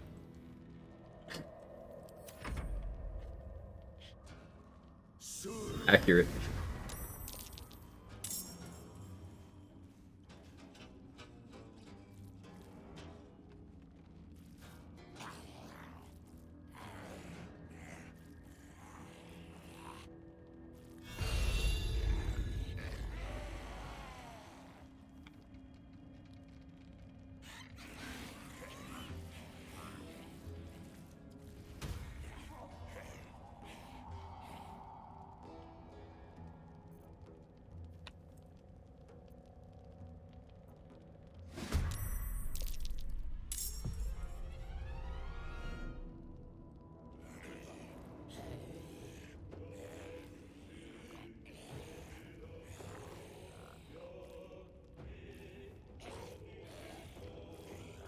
Alright, it's taken a bit for Gek to realize we're having a fight at this point, so this is probably enough for now. I want to do a full print of 100 at once, but it doesn't look like that's, No, we're there.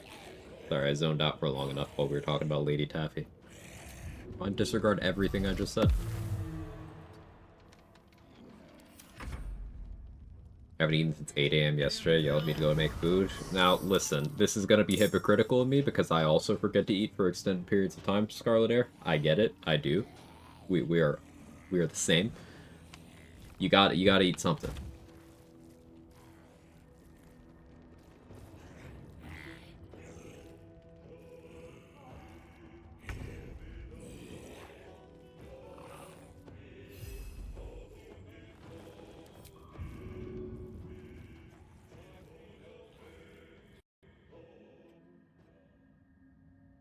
Gek couldn't find shovel.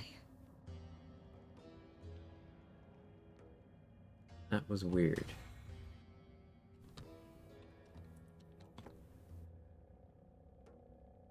Why does making food require executive function? I know, it sucks. Still can't believe that heroes don't do that response to Batman and Catwoman. DC higher-ups decided a true hero doesn't shovel ever a good time, I suppose. It's so dumb. It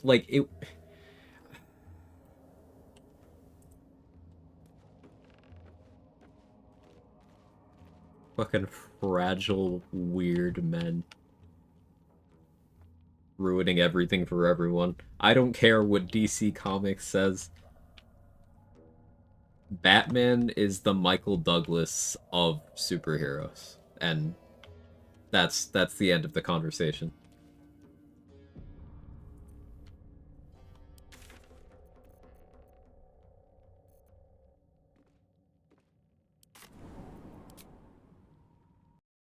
I guess that's specific enough of a reference that I have to explain it. Eating so much Lady Taffy, you get throat cancer. That's my goat, Batman.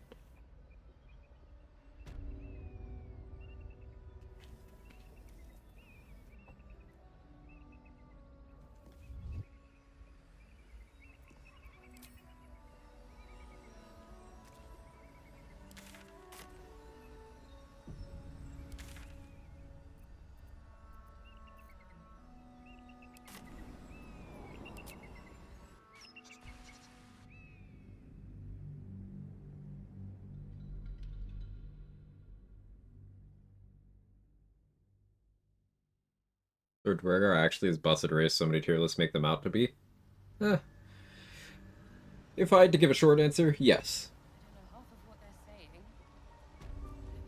Never wanted the easy path. It's always situational, but Dwergar gets some very good benefits that remain very beneficial through the whole game. I want to have a word. They're not unparalleled. I do enjoy a good They're bargain. not like an automatic, hey, they're so good, you take this and it's always better than something else. No. But they were very, very good. Very.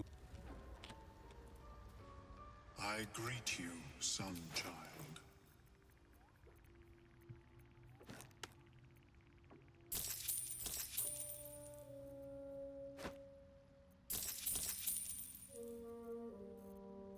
May your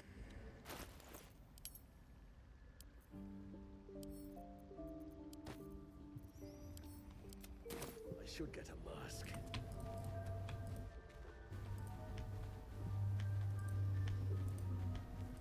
Literally be forgetting to eat for 8-ish hours. Yesterday, forgetting to eat for 8-ish hours, so I was trying to do Linux stuff.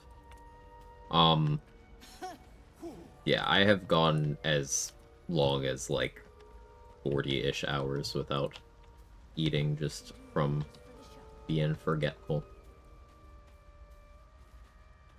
Will be no point in lingering now I've got the noble stock. It's really not good. I've also struggled to keep weight on my entire life, and whenever that happens, it's something that I can't really recover from effectively. So I try very hard not to do that, especially as I've aged and lose that indestructibility of youth, you know?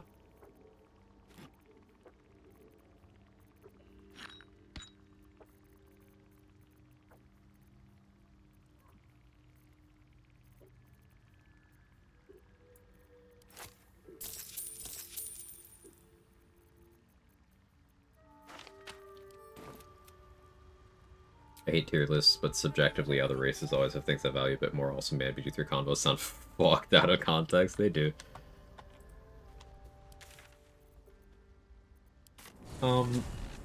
Yeah, like, in theory, for Dwergar, you can get poison resist through other means, you can get, access to invis through other means. The biggest thing is the non-concentration and large is kind of hard to replicate. But that is a once per long rest thing, unless you're region traveling to get that back.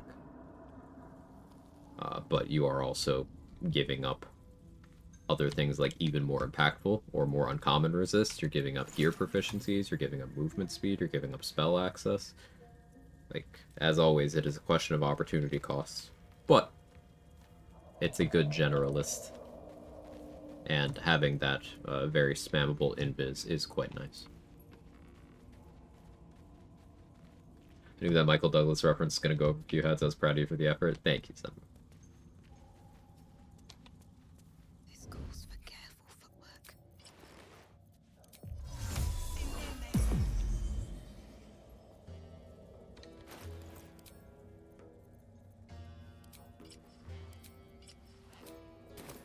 I don't need any attention right now.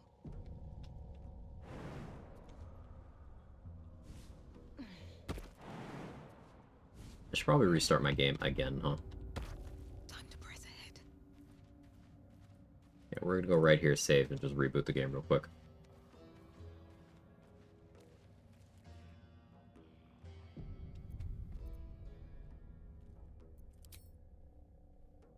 No idea on the dude's positions on anything, Megahedron, except we know he eats a lot of Lady Taffy.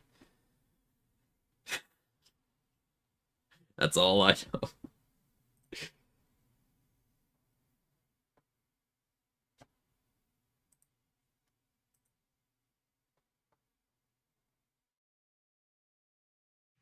Doesn't know, right?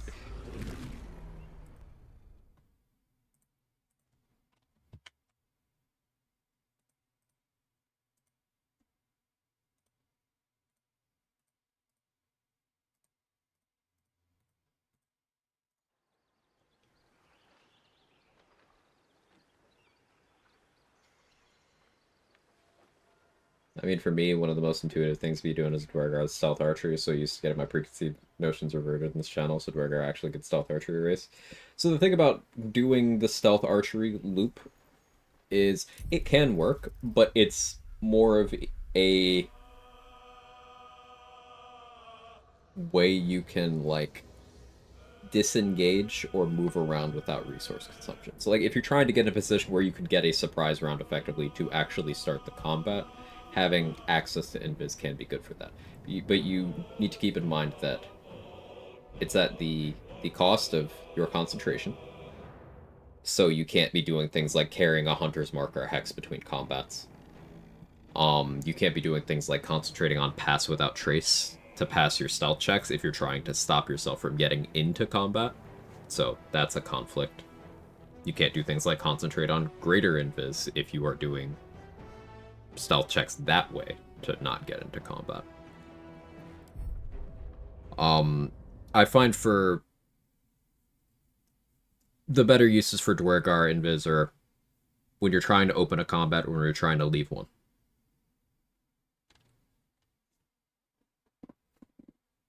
Because then you're just functionally replacing, hey, I don't need to worry about keeping a lot of invis scrolls or potions around, right? And it's not detrimental in the way that, for example, the Deathstalker Mantle is when it triggers at a time where you don't want it to, because you have to choose to trigger the Dwargar invis.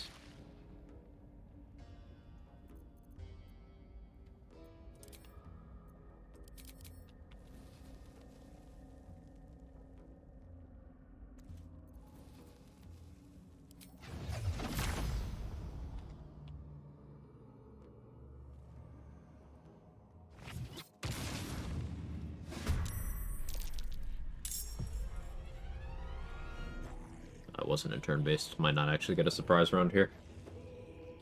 We'll see.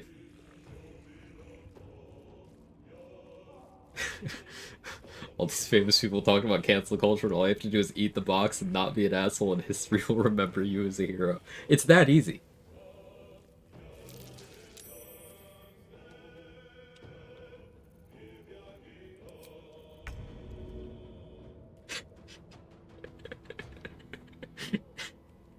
It really is that easy.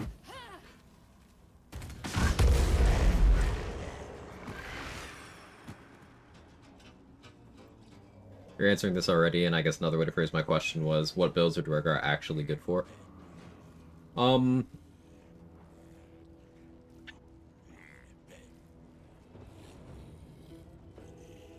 Resource-constrained challenge runs. Dwargar has a very strong shout.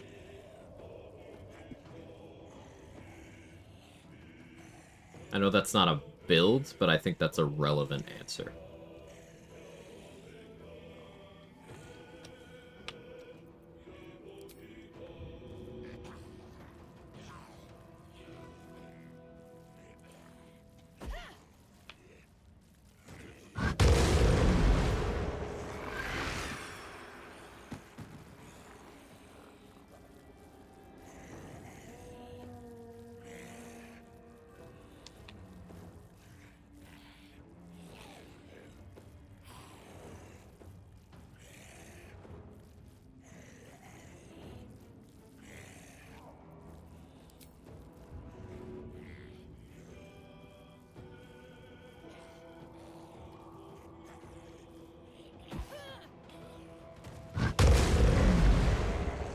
Big branches.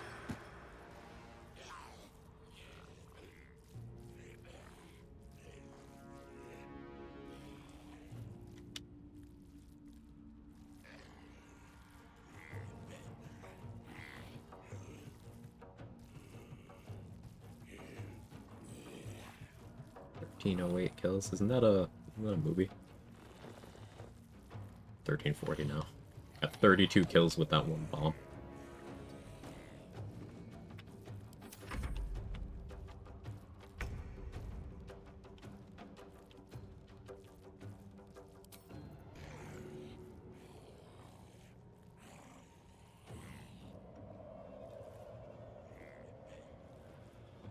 The zombies are densely packed enough that it's hard to find the ground.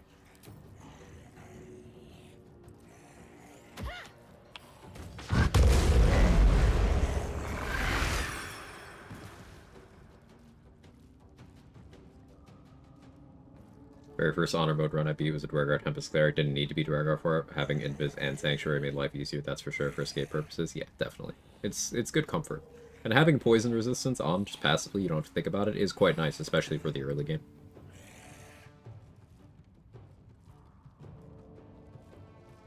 My favorite Dwargar feature is the Enlarge, though, as I mentioned.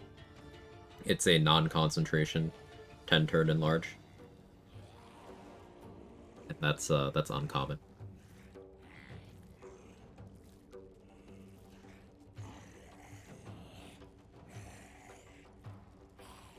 Kind of surprised my PC can even handle this.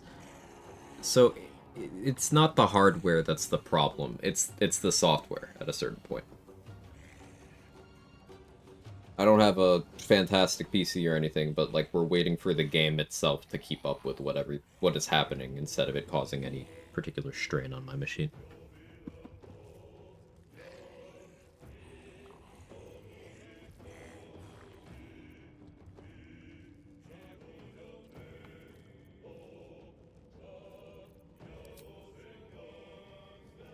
Oh, does your concentration go away when enlarged? Yeah.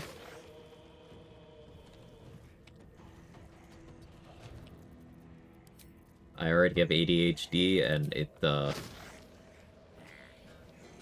get easier.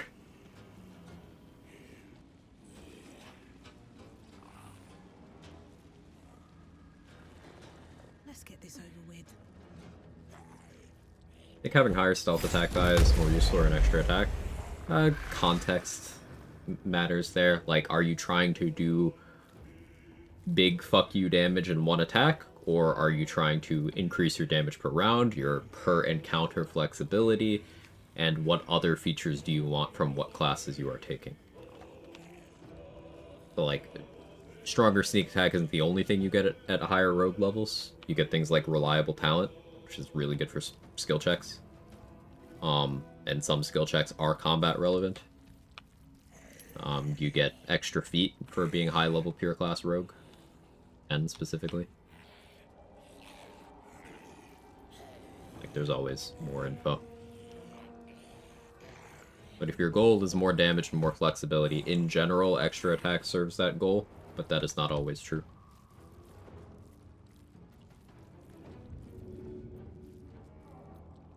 Down to one bomb.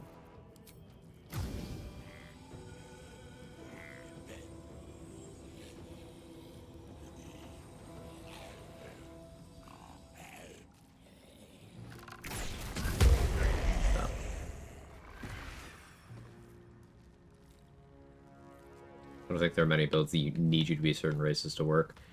The closest, I would say, are ones that want you to pick up a certain gear proficiency.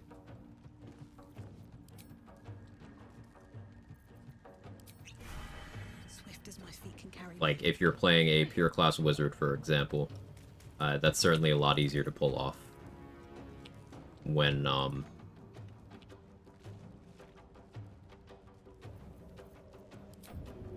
you aren't having to spend feats to pick up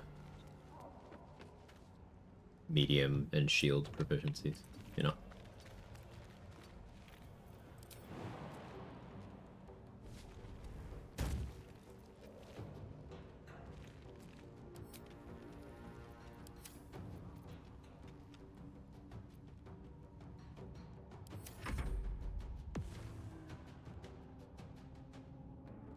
Alright, I need to get him to reveal himself. How's mine going? It's going, Mick. How's your day?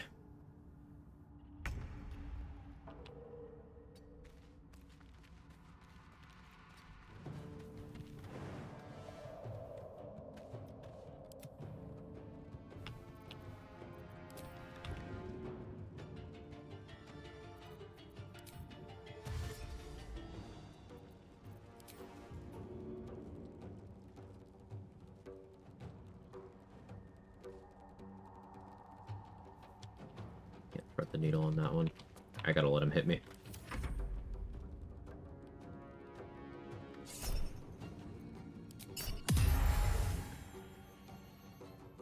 There we go. Not bad. Trying to work some more on this idea for a story. I have nothing too fancy. You're probably being modest. I'm sure it's great.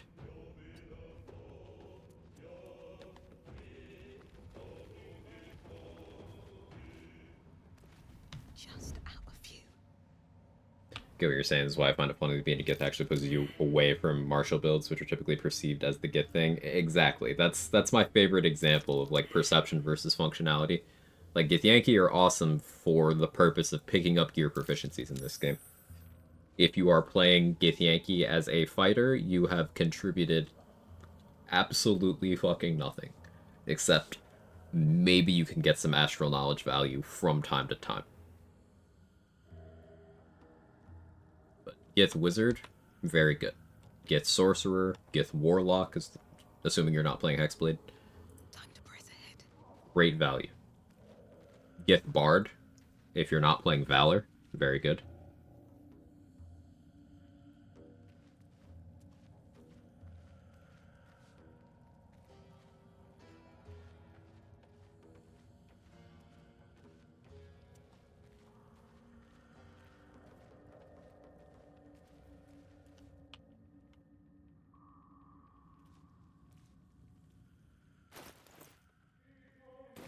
.8.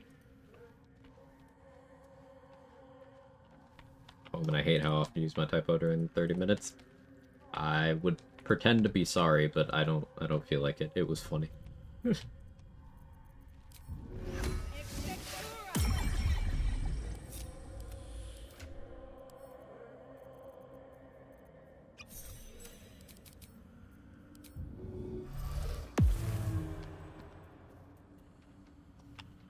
Gith Rogue? Yeah, Gith Rogue makes sense. Same reason. Filling in proficiencies. And I'm curious now, in your opinion, what makes a story a good story? Mainly regarding protagonists, since nowadays I see many cases of people making either Mary Sues or bland, stale-bred characters. So, like, this is my subjective taste in storytelling. I really like character-driven stories.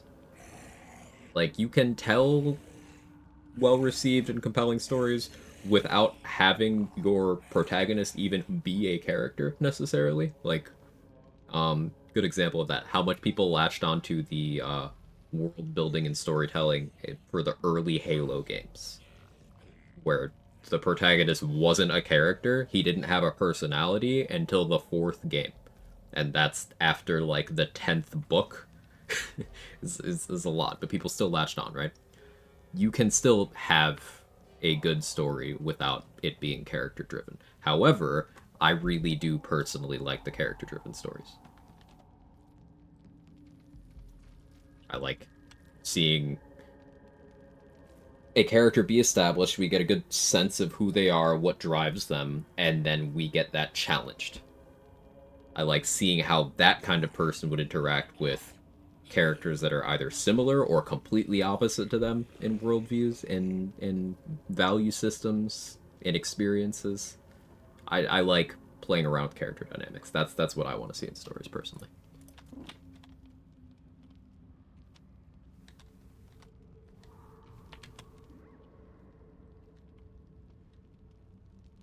The floor is having trouble rendering in certain spots here. Ooh.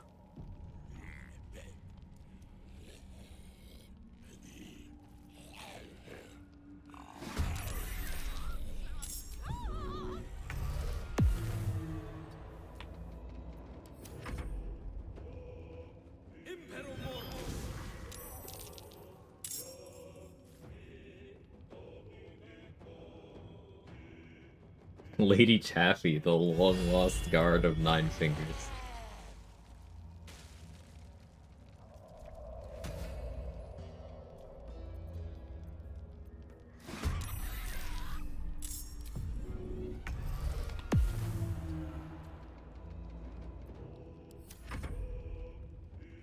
There would be like, when I said pave my path with corpses, I didn't mean literally. There's still some ground, kinda.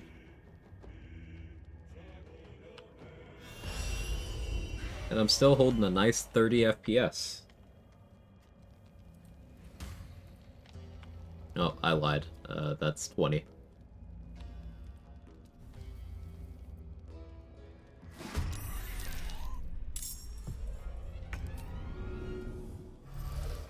What's the goal here? XP. What I'm having Shovel do now is causing Gekko to spawn 7 zombies in each of these combats. And I'm doing that until it feels like my game can't take too many more. Then I region travel, then I come back, then I kill them. XP.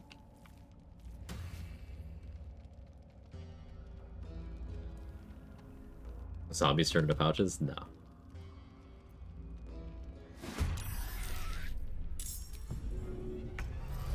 I wonder if the game could even handle attempting to do that. How much XP is each zombie? Before region travel? 3. After region travel? 20.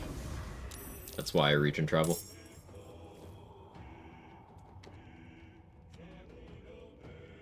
When I played Avowed, I picked a background, quickly found did not align with my actual role-playing values. Feel like maybe not digging the story as much as I should. How is that game? Yeah, I'd like to hear that too, because I heard mostly negative things about it, but like, it's an Obsidian RPG. It couldn't have been that bad, right?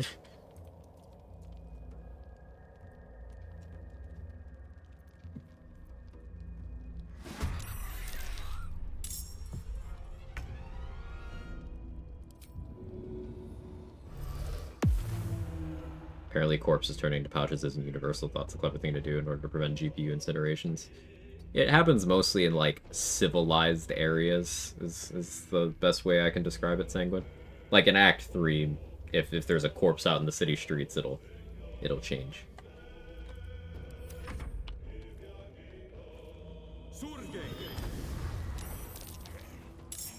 Ray of Frost with prone and difficult terrain should be enough for the enemy to not be able to stand right. As long as it's the right kind of prone, yeah. Because that's half, quarter. They have 25% of their movement speed left. As long as the target isn't immune to difficult terrain, which high-level barbarians, rangers, druids sometimes are. Some people that have freedom of movement passively as well. I enjoyed Avowed, wasn't Game of the Year material or anything, had a good time with it. That's good to hear.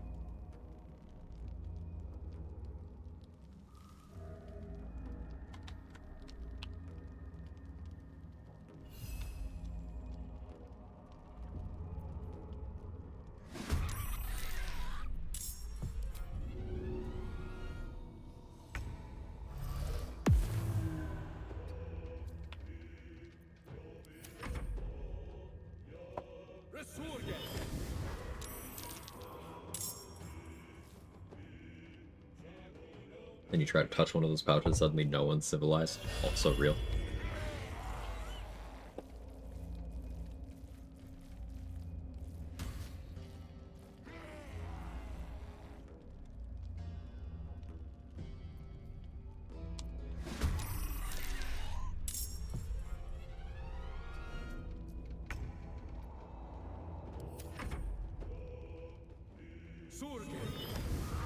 Oh, I totally messed up here.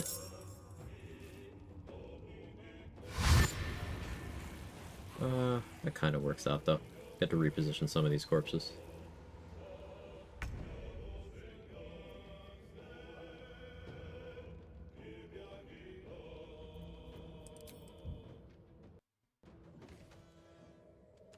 Gek's probably not in printing mode anymore. That's fine.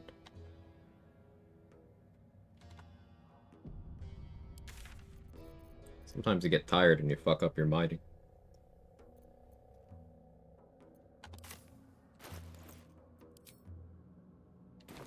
I need enough money to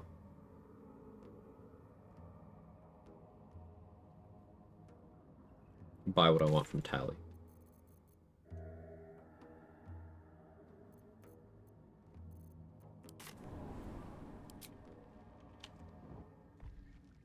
Moon mode is difficult terrain. Moon mode gaming. Look at the mines. Hey, trade. It's going. We're like 3.5K off 11 right now. Still no exploration spots taken. I might do Fall of Last Light to bridge some of the gap. We'll see.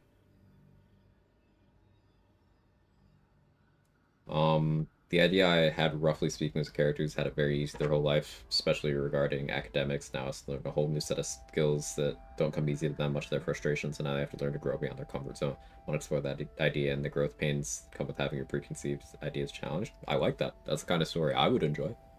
I'm the target audience there. Hey, Drew. Have I come across Norse Oath of Blood? It's a Viking turn-based RPG. First I've heard of it.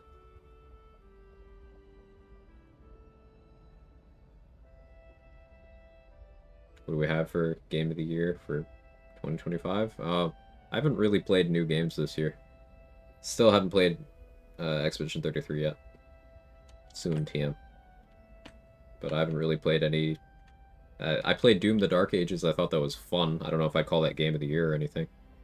I don't have any complaints. It's just never really wowed me or anything.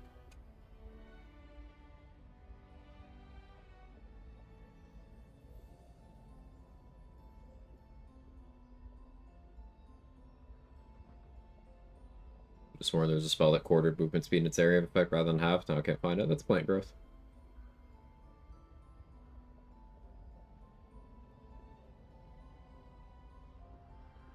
Game's struggling right now.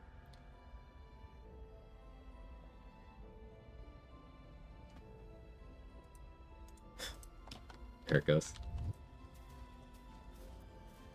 Yeah, it's in need of a restart. I'm having to restart very frequently.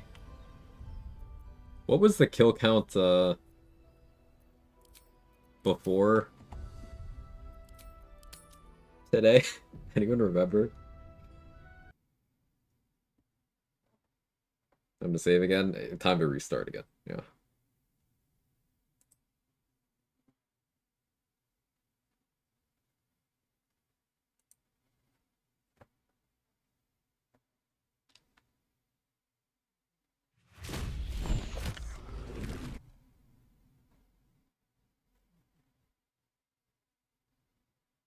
How's the run going? It's going well, Siggy. XP is rolling in.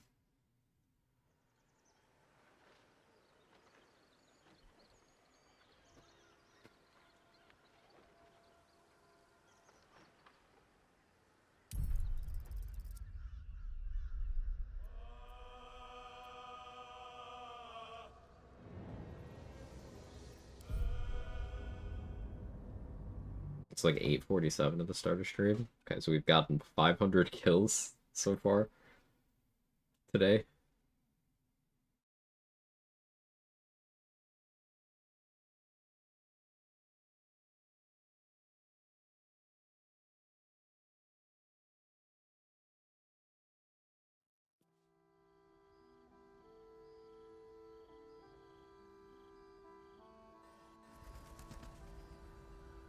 With haste.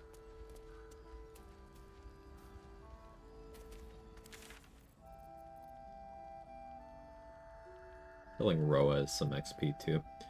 Can't forget that. It's also money. Last time I was sweating for XP, my PC just gave up and came to coal mining.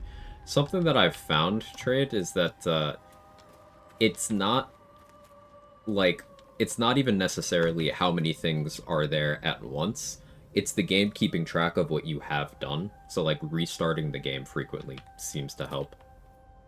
Because I was getting the game to respond immediately to me getting 30 kills in one bomb. Like within 5 seconds it'd be like, okay, yeah, we're good. But after like 10 times of doing that, it'll be like 30 seconds for 5 kills. It's like, oh.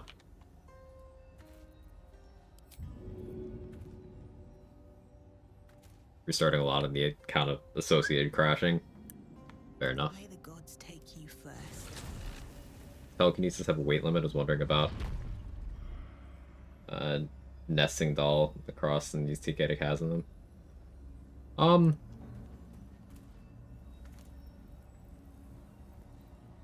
I don't think it has a weight limit, actually. I don't think so. The corpses. That makes sense. The thing is, you would still have to individually pick up all the corpses and put them into containers, so, like, I don't think that's actually much of a time save.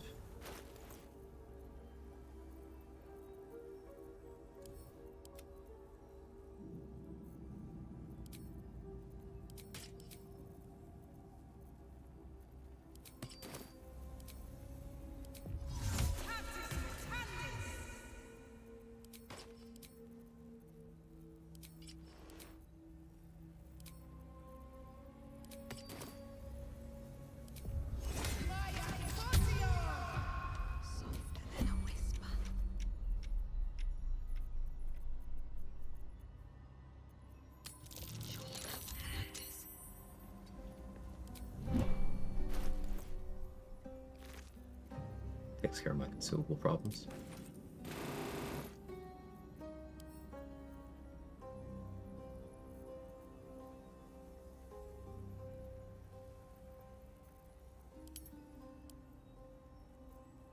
Got the gold too.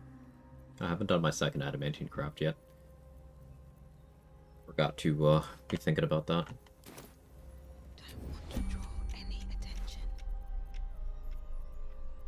He came back and is doing another crime response. That's interesting. From your pocket to mine. What to take? All mine. Interesting selection. Not up for trading today, I'm afraid.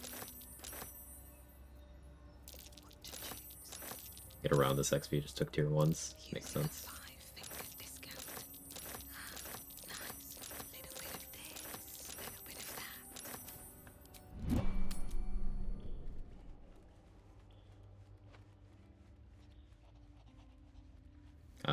I'm not reading these messages in detail, so I don't know how in-depth you're going, but I don't want any story or gameplay knowledge of Expedition 33. It will be stream content, and I've managed to remain blind thus far, so just act accordingly.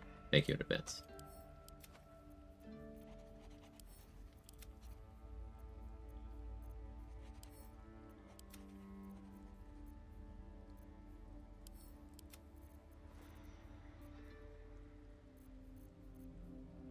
Soul was leaving my body because of that coal mining. Understandable. It is a lot.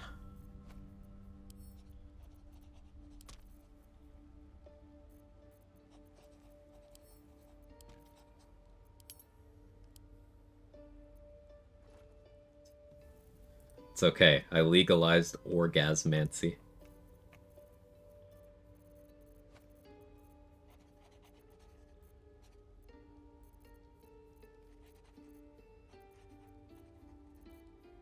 It's about damn time.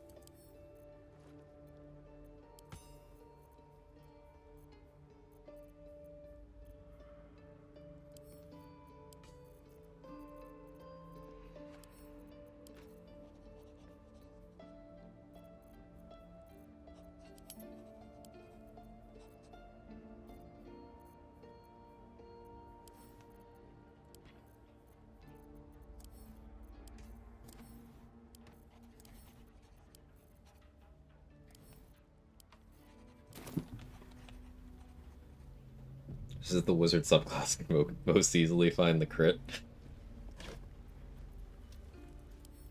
Unfortunately, it has to take rests more frequently.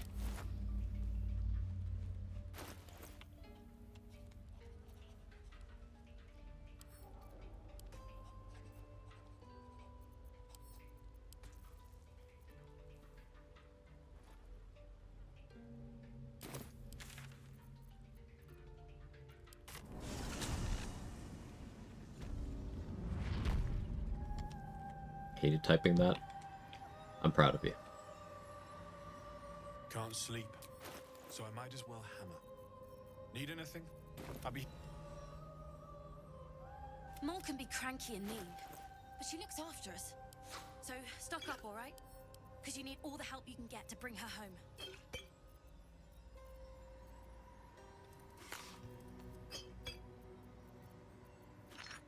Need more bombs.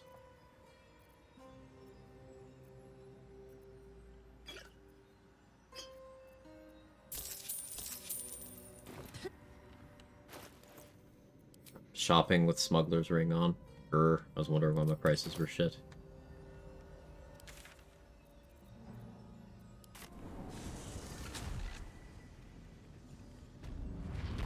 Can't slow down. I have something to ask. I sold a pair of boots to that traitor. Can't believe it. My immersion. Marcus didn't have any boots for me to loot. I need a mod that adds really good magic boots to Marcus, just because Tally sold him that good.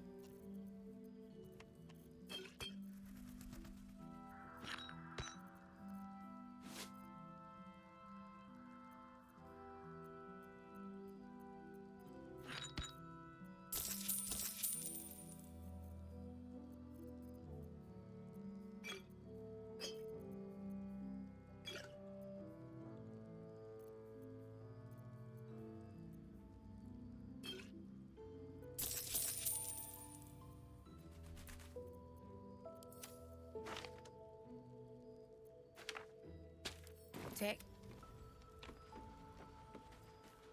Best I can do is big naturals Marcus. Okay.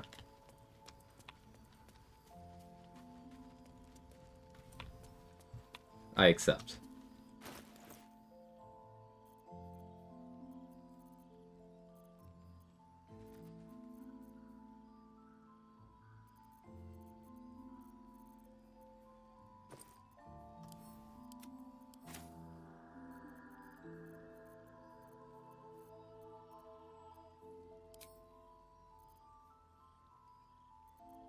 A little more mining. I do want more bombs, though. We're gonna go to Moonrise. Sell what I can. Fund more bombs from Tally.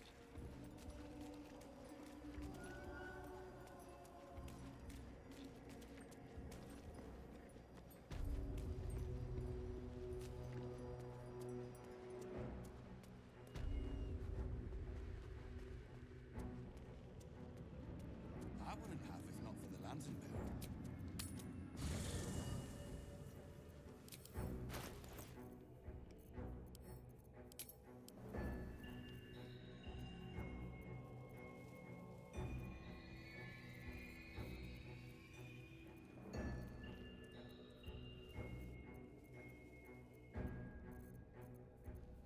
A little less than I thought I did to sell here. Guess I'll just start selling uniques soon. That's fine.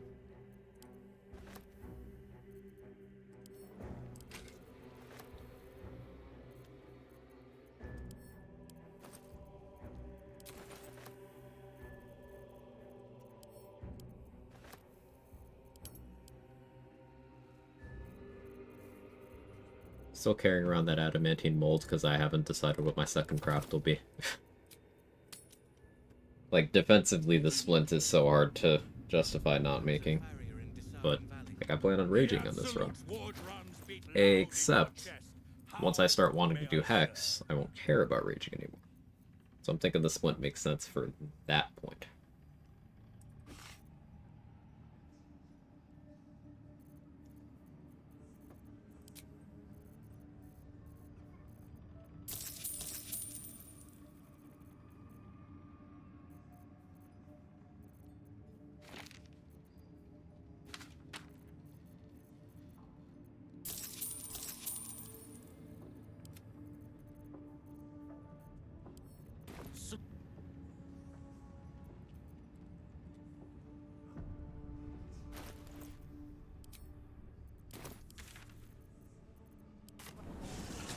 Kill count a mod? Yeah. Neat part about Human Rules, you can have high fashion at all times. That is pretty good. See if there's anything you need. Hope the mod has support for 5 numbers doesn't need to be there at this point. Oh yeah, I didn't think about that. Can we get to 10,000 kills?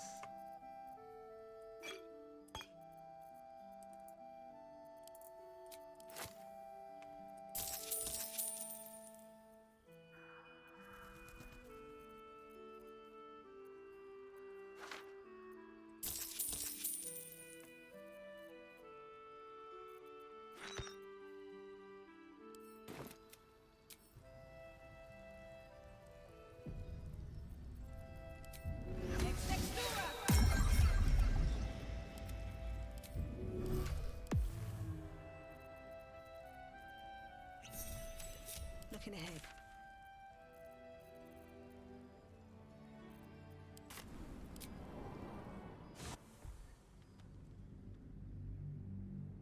Aim for 6,900. 6,969. 6,969.420.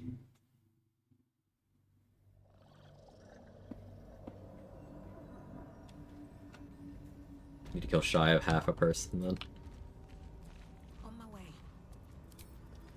I got your half a person right here. It's me, I'm gesturing at me.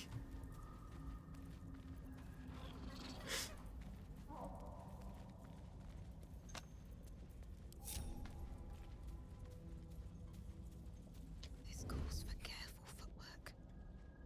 420, the sex number? Yeah, little groom squirt.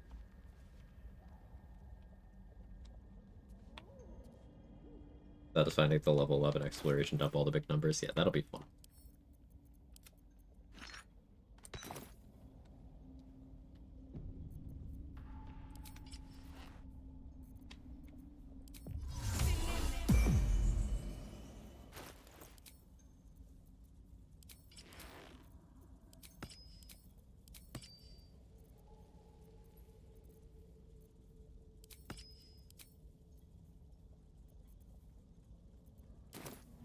That's a friendly looking shadow.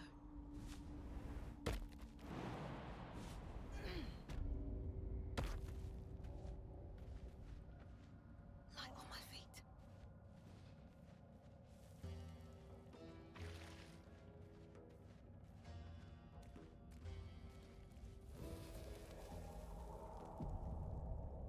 It's been fun. You guys are funny. Thank you for keeping me company.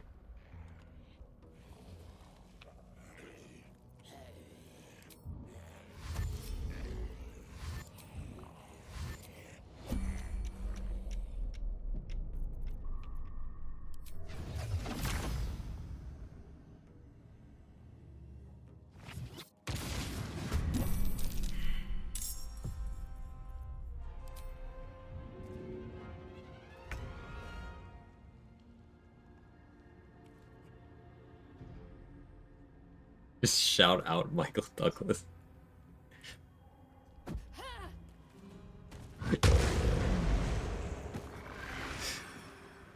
I'm gonna mine all the way to 12, just stop at 5,812. I was thinking of stopping at around that 5,800 mark trade, because, you know, 5.5-ish, not including Zevlor, assorted inspos, etc. I think I'm gonna make Last Light fall too, so that I don't have to free Aelin.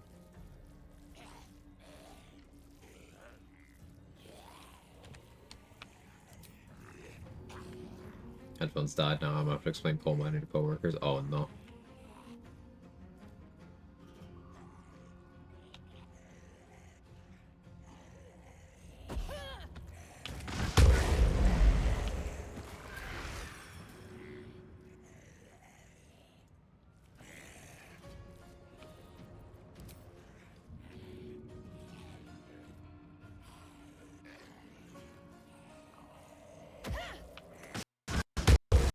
Okay, yeah, it's hitting an obstacle in midair like that the game really doesn't like.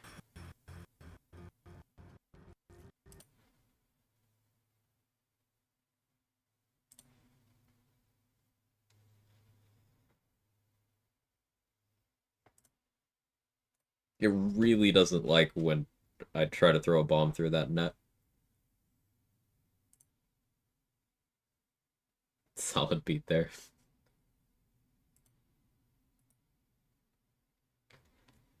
Shadowfell Balthazar. Yeah, I was on the fence about killing him ahead of time. He's still alive. I killed Flesh, etc. But not Balthy yet.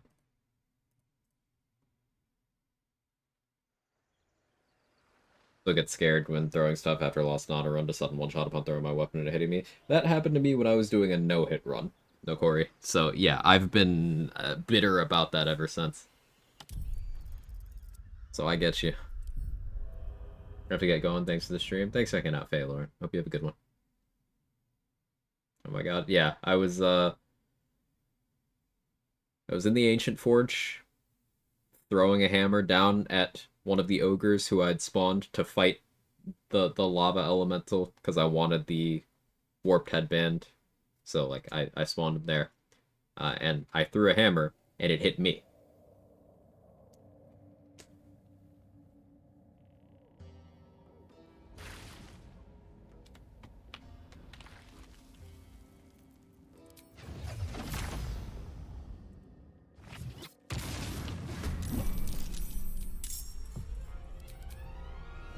Yeah, it's like, oh, well, fuck me, I guess.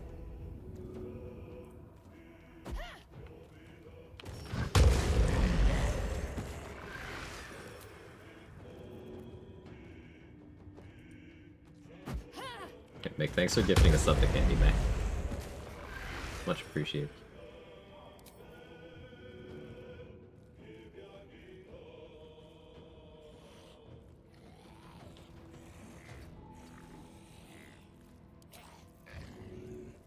You're surprised. Guess this makes more sense.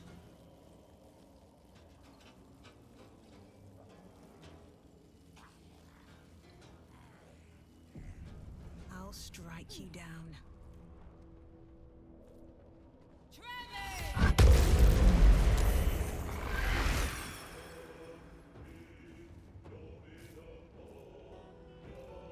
Breathe deep and move. She's just a girl and she's on fire. There you go, Quag. In Starry form, I've removed Shapeshifter's boon, lost the condition, didn't know that. I think that's only been the case since the most recent,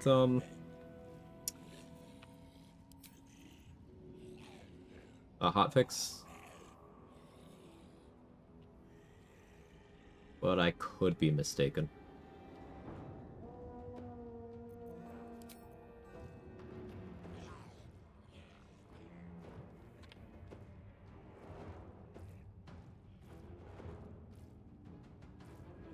Let's see if this crashes. I'm throwing through, like, First step is the hardest.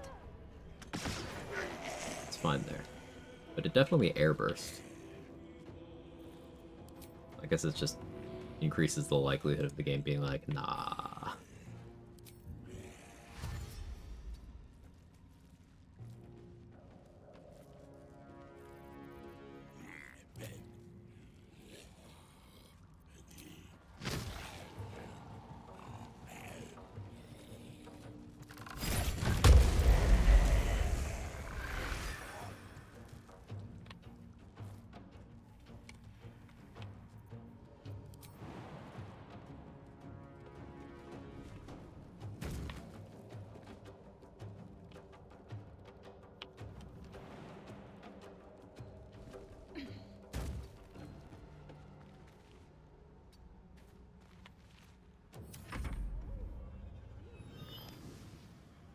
For eating purposes, smoke powder, arrows, and roaring thunder equivalent. Smoke powder is a guaranteed knockback. It doesn't go as far as roaring thunder, though. So, like, depending on the configuration, smoke powder can be substantially better. Because it's guaranteed.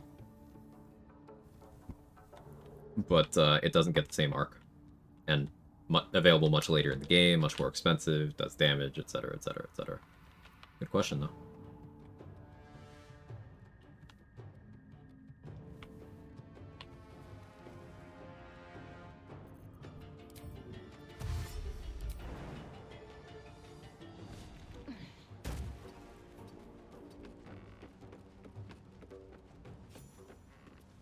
Can't risk being in open view. No save knockback's a big one. Yeah. Smoke powder arrows like that. Force tunnel is like that. Smoke powder satchels. I think rune powder also has that property. Wonder if the gods are watching me. At the ready. Tempest Cleric's level 6 feature. It's another one of those.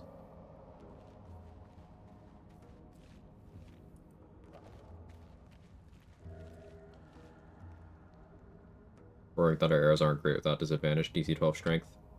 Yeah, the The positive thing about them is that, well, aside from them being very available, you can just direct impact someone with it for full normal arrow damage. And then if you get the knockback, cool. If you don't, whatever. You can create situations where you have chances at multiple positive outcomes. My pet peeve is when people use Roaring Thunder just for knockback. Like, you might as well shoot the guy with the arrow so you get something if it fails. I don't think it's known that it's an arrow that, like, has an effect when you aim it at someone. Like, they might know, but I don't think it's consciously known that, like, that's what you should do. Because maybe the idea that a lot of people have is it's like darkness arrows, where you're using it for that, but, like, darkness arrows have the same thing. So they kind of layer it on top of other assumptions that are like, well, no. So I think that all comes from this not doing damage.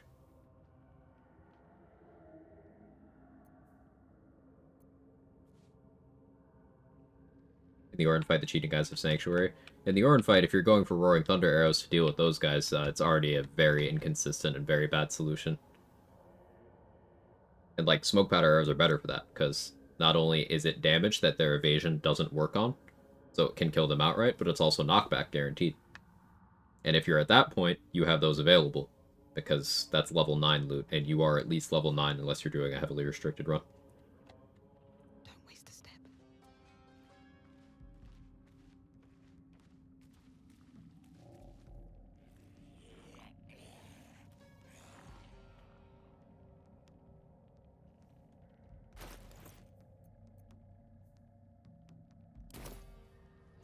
3.7k.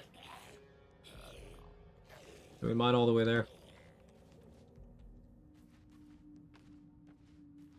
Many target arrows don't seem to care about Sanctuary either. Yeah, because you're not targeting them. Sanctuary is not damage immunity or anything. It's you cannot directly click on them. Hey, Arabella showed back up.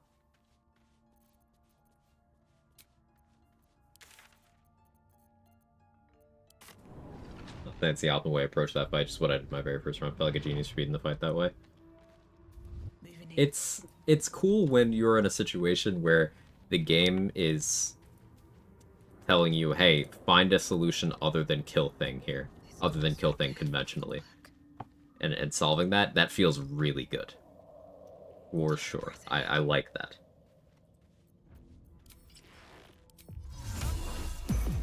Out of sight, out of mind.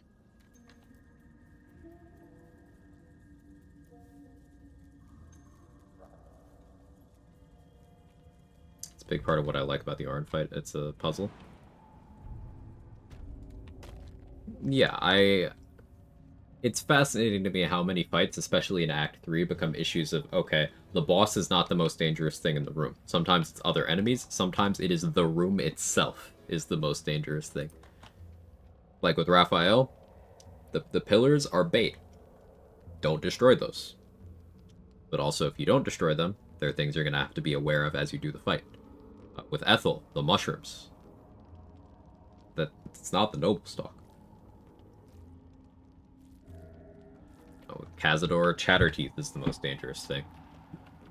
But outside of Chatterteeth, it's also Astarion being in the room is the most dangerous thing. Answers is boredom, yeah.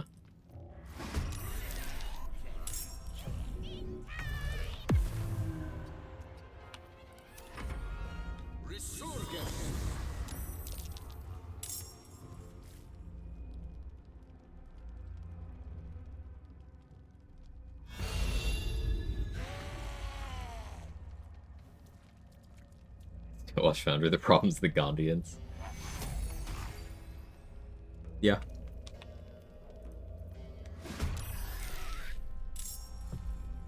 The dragon being a massive red herring on top of the brain too. I don't know if I'd even call it a red herring trade because, like, if you're playing, even if you're solo, your character is screaming at you. Like, they are literally shouting, ignore the dragon. Go dominate the crown. They scream at you to ignore the enemies and go do the objective. They scream at you. And people are still like, I gotta kill this dragon. It's like, no, you don't. Have you hit 1,000 zombies yet? Kill count right now is 1,447, so like 700 zombies so far today. Raphael's Essential Form does actually have the most annoying legendary action ever. No, it doesn't.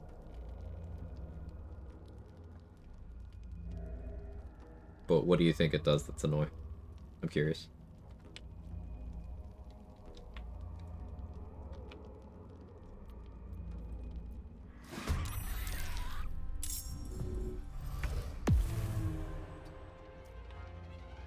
Knowledge Domain can only cast its unique skill abilities themselves, right? So if the cleric doesn't do any dialogues, the domain isn't worth it. But Knowledge Domain gets other things.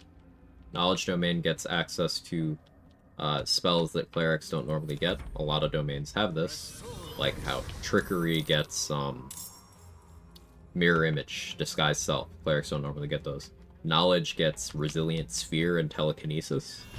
Resilient Sphere is a very interesting, unique spell to get because the only other way to get it out of Knowledge Domain is to be a wizard at level 7 or higher and select it in your spell list. So that's a pretty big reason to consider Knowledge.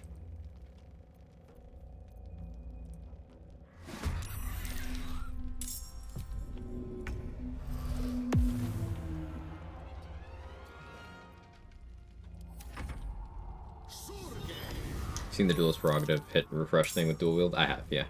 Throwing extra attack, etc. Yeah.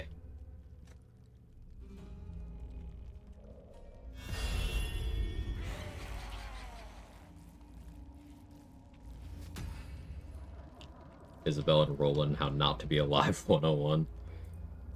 The will to live is not very strong with those two.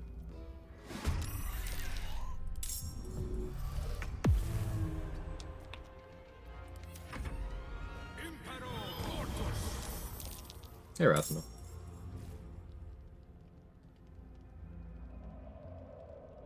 They died as they lived, stupidly. Man, those lines.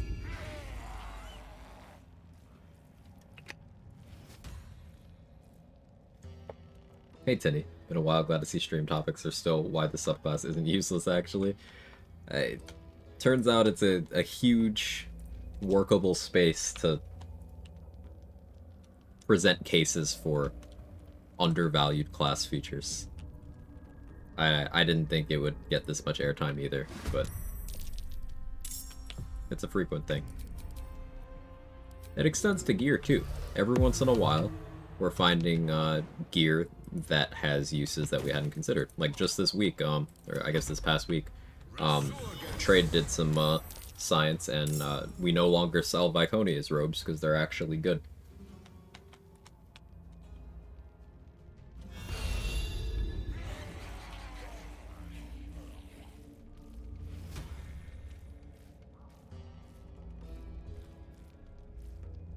Every subclass has a niche, yeah, but Bladesinger, as much as Bladesinger's the worst class in the game, and there are certain restriction runs where it can provide value at certain levels in a respec allowed run.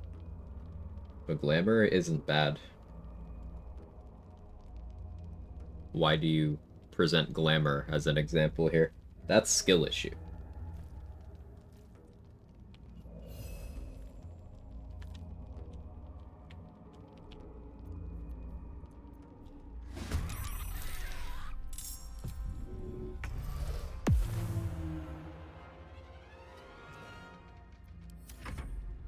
Oath of Ancients.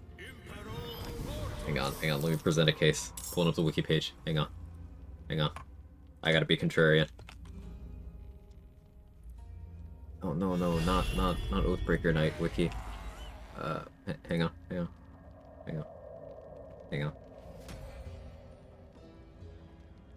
You get Moonbeam.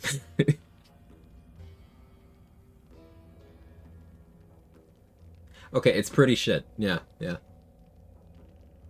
That's it. That's the only thing you get.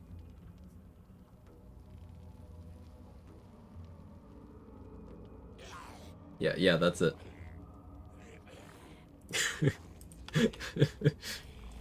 Better than Vengeance? With turn buffering, being able to spam Inquisitor's Might is pretty good. Without exploits. Alright, without exploits, yeah, it's better than vengeance. Don't hurt yourself doing those mental gymnastics. You're telling me the selling feature of Oath of Ancients is a spell from another class? Alright, Candy May is cooking my ass here, chat. Someone defend me. Someone help me. Don't let her be right at me.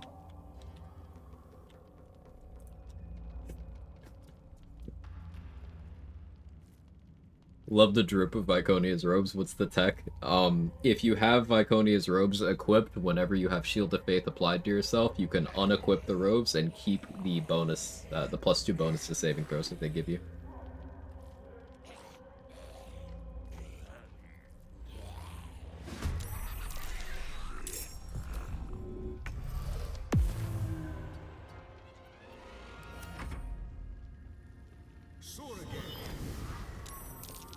Hey Elena, how you doing? Happy Monday, thanks, hope everyone's well. I'm doing okay. How are you?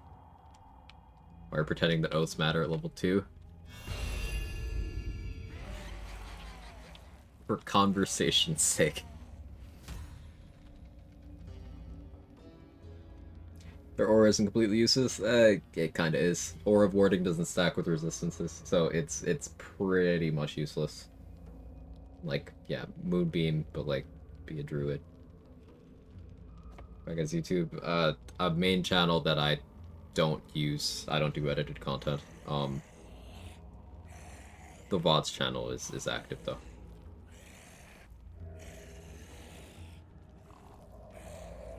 Oh, I missed the context. I was about to post a long form video on YouTube show. Oath of the Ancients actually gets stuff class actually loves you back. It'll text you back. For sure. Paladin's a battle of bad, just comes down to scraps of utility. Yeah. Yeah. Yeah. Yeah. But like, all tricks on the table, Oath of the Ancients is still only the second worst subclass in the game. So there's that.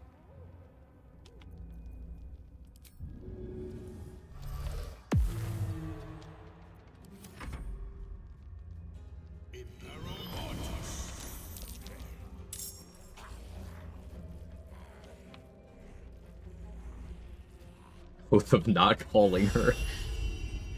So I should... I should... I should... Oh, oh. Oh no, I oath broke.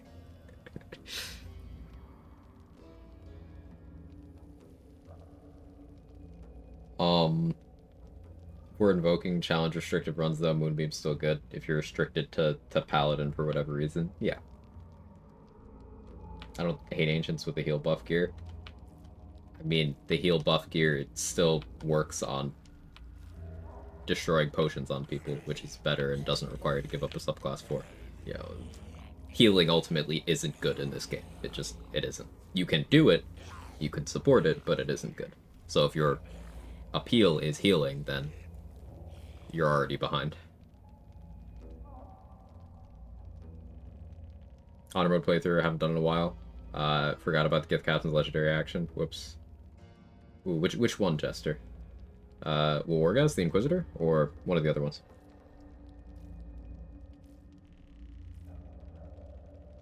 I think I've never used Healing Radiance ever. It's one of the better healing abilities, to, you know, credit where credit's due. It's AoE healing on your bonus action. That doesn't require touch. Like, that's pretty good for what it is. But for what it is, it's not good, right?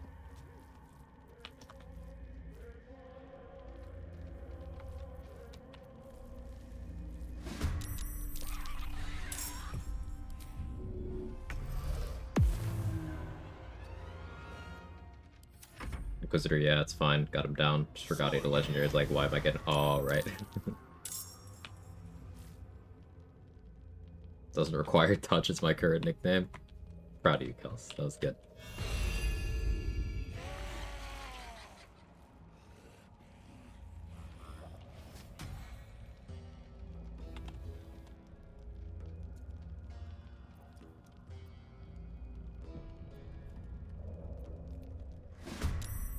Where are we at now?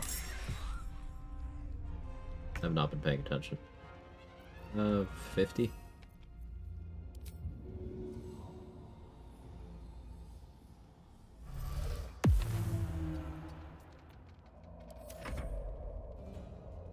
Buildcraft question for 0 Tadpole, Lorebard, Actor, Alert, Spell Sniper, H Strength, 16 Dex, 13 Con, may go 11 Strength, 10 Con, 10 Int, 10 Wiz, 17 Charisma, double background. Dialogue, Boss, Slayer's Division, any thoughts? Just horrible start over again. I'm gonna be honest, I would change almost everything about that. Dumping Strength is a bad choice. Odd number Con serves no purpose. Alert's good, obviously. Spell Sniper, meh. I mean, meh. It's fine, I guess. But like, you're a lore bard. If you're trying to patch holes with what you can do, I would go other directions. You don't need intelligence, you don't need wisdom.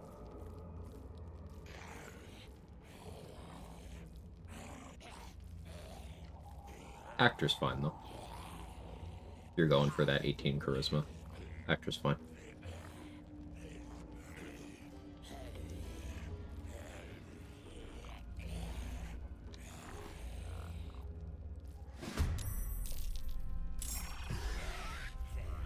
Maximize expertise. But the thing about maximizing your expertise is you're often picking up bonuses that don't matter. It's like, let's follow it to its logical conclusion. I got survival expertise. Yeah, that's useful for...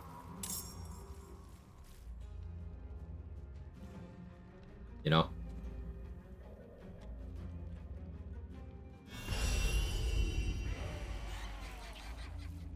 There's only so many that matter. Some are great. Athletics expertise, incredible. Sleight of hand expertise, very useful. Any of the charisma-based, you know, skill checks, having expertise at all of those, useful at least somewhere. Religion, arcana expertise.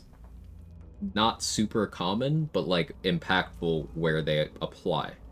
Insight expertise, there's, like, 3 combos in the game where that's nice, but ultimately it's not necessary. And the rest don't matter.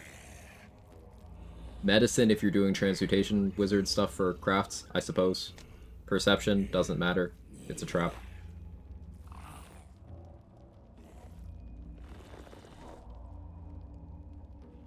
How you doing, Mystic Lion? Spell Sniper works with the Crater Flesh Scorching Red build. I'm better off with ASI.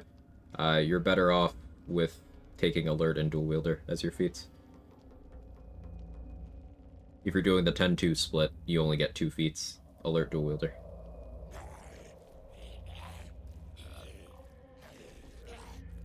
Athletics, Acrobatics, Sleight of Hand, Persuasion, Performance, Deception. You want to get 3 in a 10-2 split? No. So, you don't need Athletics and Acrobatics. Athletics is better, and if you have that, you don't need Acrobatics at all. Performance for flavor? Sure. For a couple situations, it's good. Persuasion, Deception? Good. Sleight of Hand? Good. But that Acrobatics proficiency, that Acrobatics expertise does nothing. Aside from what checks are used where, really don't conceptually know the difference between religion and arcana. Arcana's magic stuff, religion is religion stuff. It's an active future performance. Yeah, I'm aware. If you're pure classing Evo Wiz, if you're pure classing, you get a 3rd feat, which pick up gear proficiencies. If you are a human or half-elf, you don't have medium armor.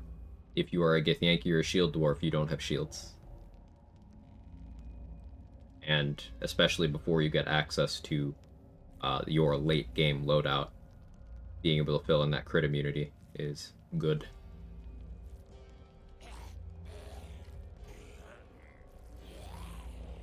Need a stuff that's good or not. YouTuber talk about doing Eldritch class builds like levels in Warlock, going to Sorcerers and Wild Magic's disappointing. Like, huh?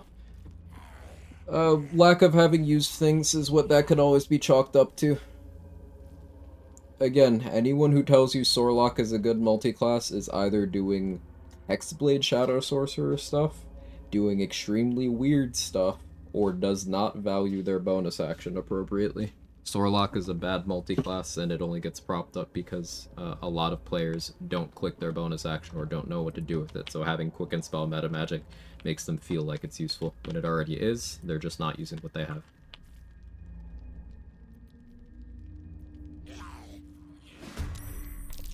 I'm human, plan to use Haldus with the Marco Rhapsody setup. Then you could make an argument for an ASI.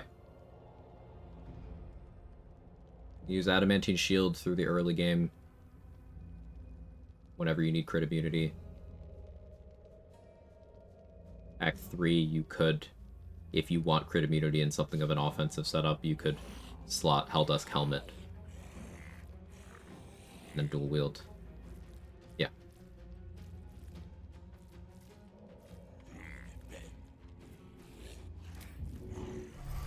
You can make a case for an ASI there. Still say dual wielder, so many good sticks. Yeah, this is for a third feat in a build, Candyman. So feats 1 and 2 would be alert, dual wielder. The question is a third feat. ASI still better than Spell Sniper? Yeah. The Spell Sniper gives you minus crit. That's nothing when you're already critting.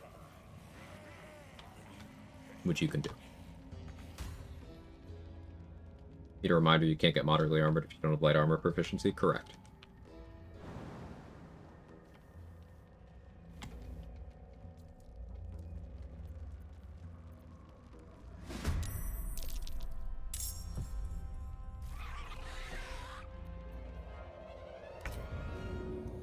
The thing with this build, the specific build Sanguine's asking about, min-maxed Evocation Wizard, Scorching Ray stuff.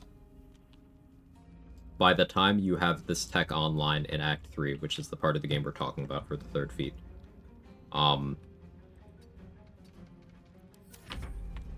you have access to on-demand crits. You can crit as much as you want to, without limitation. And that is not a figurative, oh, you just crit a lot. I mean, literally, you click a button, and then you crit everything for the following 2 turns. So Spell Sniper does nothing. You're already critting.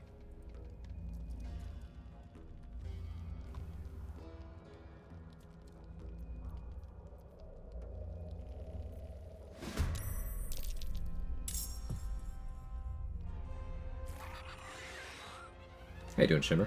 Good to see you. I look at the Far Realms? No. It's Scarlet Saturation.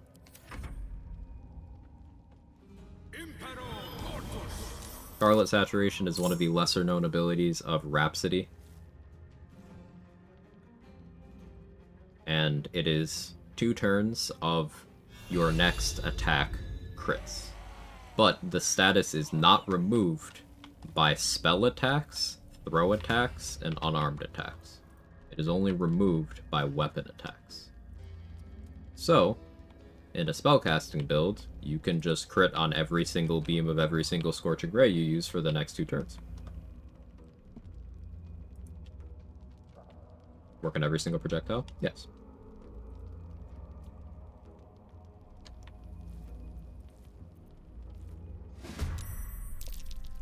Elemental Adept Fire is garbage. Why would you want it?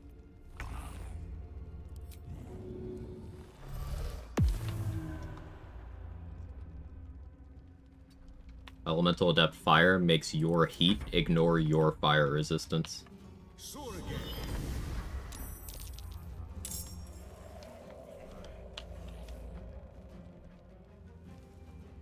And it does not meaningfully help you offensively because name me something resistant to fire.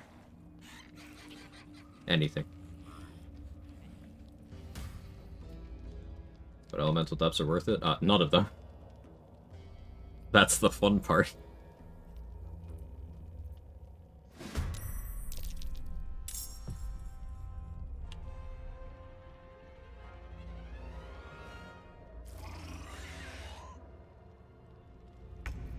Something wet. If you're making something wet, arsonist oil, and then remove the wet to make them fire vuln.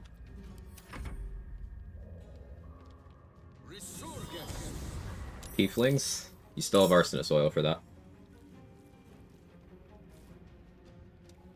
And how many tieflings do you fight in a normal playthrough of the game? Like, in terms of what people would actually find themselves organically coming into opposition against. That's the Warden. And...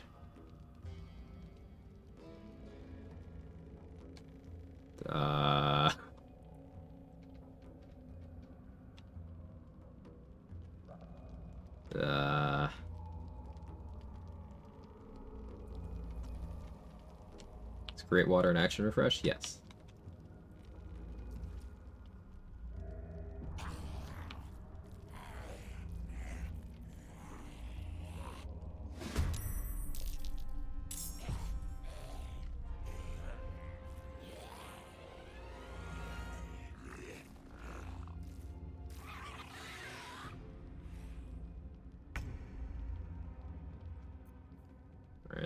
Alright. We should have about 100 zombies after this.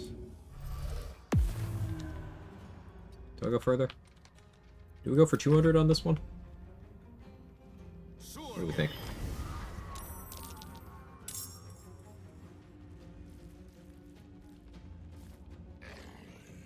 How much XP we're going for? I need about 3.8k to hit level 11 right now. 200 zombies would be 4,000.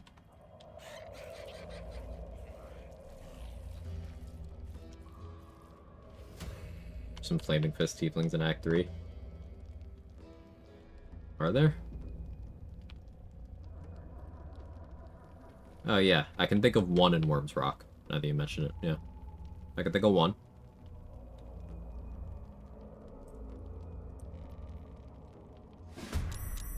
The Cuck guy. That's true. That's true. The Cuck guy is a Tiefling.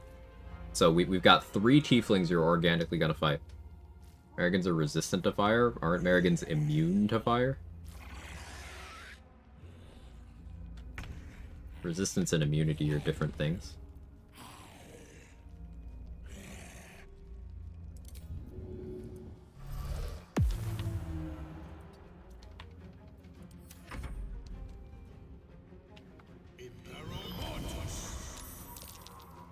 Looking up water elemental has resistance to acid but not fire. Yeah, there's... Some things are weird like that, Zenwu. Like, water elementals don't resist fire. The Azer, the minor elemental, like, when you do Conjure Minor Elemental, you select the fire one, you get an elemental that doesn't even resist fire. Bro's hair is made of fire, and he doesn't resist it. He needs to go to the elemental plane of Turkey to get the hair put back in, I guess. Water is not wet. Yeah, water makes things wet. Yeah.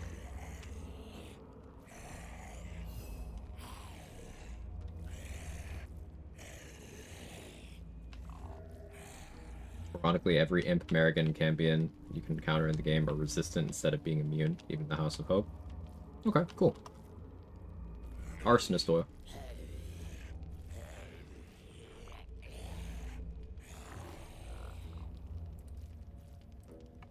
But let's fact check that, because that doesn't sound right to me.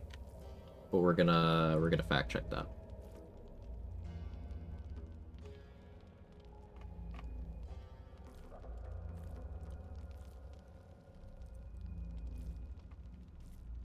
Vengeful Merrigan.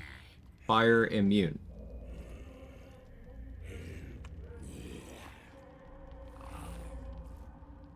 Alright, let's see. Vengeful Cambion. Fire resistant. Are you sure you weren't confused? Even the vengeful versions are resistant to fire. I am hesitant to believe you, given conflicting sources of information. But let's say, for discussion's sake, that you're right. I don't think you are. Arsonist oil. Don't waste a feed.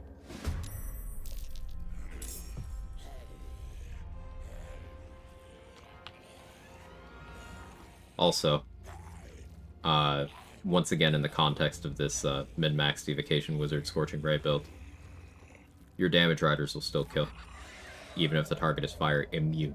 Source, I did it to Raphael. Eventual Cambions are fire resistant, the Imps and Marigans there are fire immune. That was my understanding. Maybe that's what I was confusing with.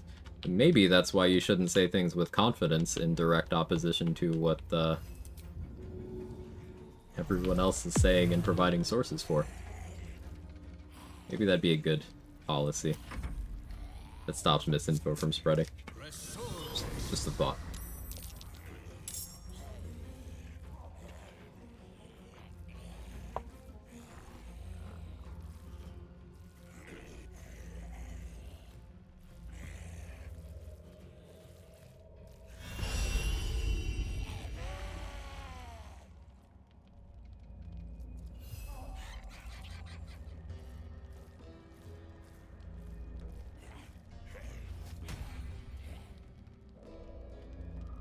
Had to wait a while for Gek to do his thing there.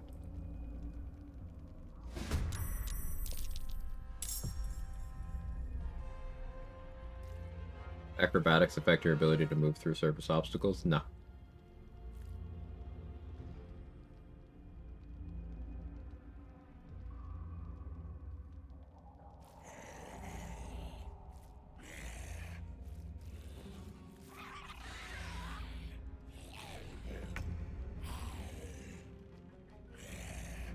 Hey Viper, come with important news. I am waiting. I'm clenching. I will be full force clenching until you deliver the news. Watch Game Changer ASAP? Okay. Can I unclench?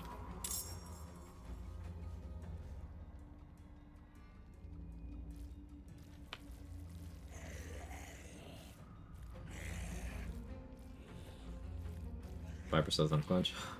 Okay, that was getting difficult.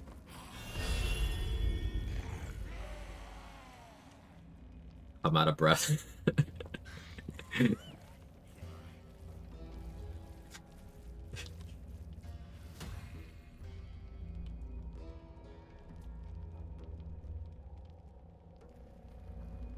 Listen, I was clenching hard.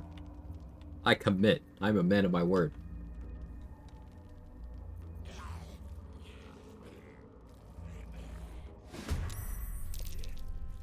I bet I was wrong. It's okay. Admitting that you were wrong is something we should all be willing to do. It should be celebrated.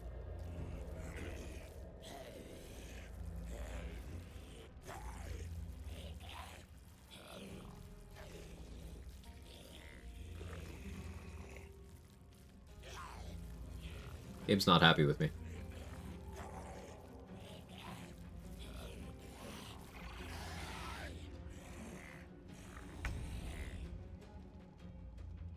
Mine's Batman's a lot of guys. I'm hungry.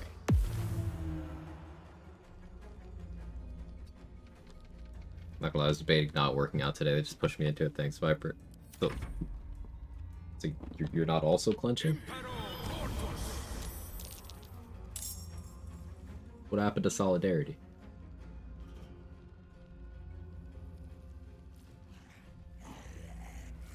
Because that was plenty workout for me.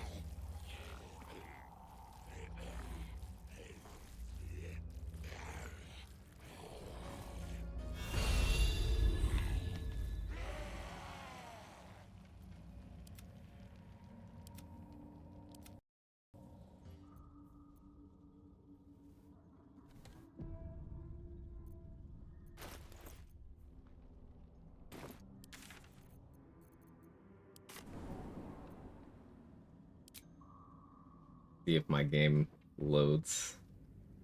Let's skip clench day. But clenching is an impossibility. Hey, Potato Palmen, how are you?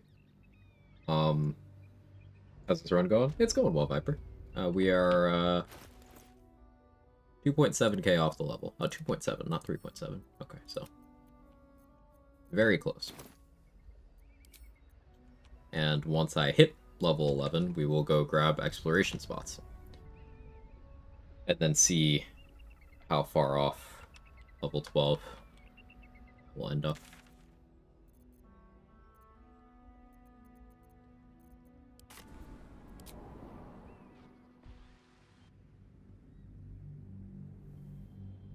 And 12 before Merkle. That's the plan. It's not something I needed to do, but I want to showcase like max damage on this setup on Merkle. So that's the focus. What path lies before me? It's I not. have to keep going. Any thoughts are to maximize number of projectiles and critical damage? What do you think? You're gonna need some sort of damage thing that isn't that thing. So think like Kensei.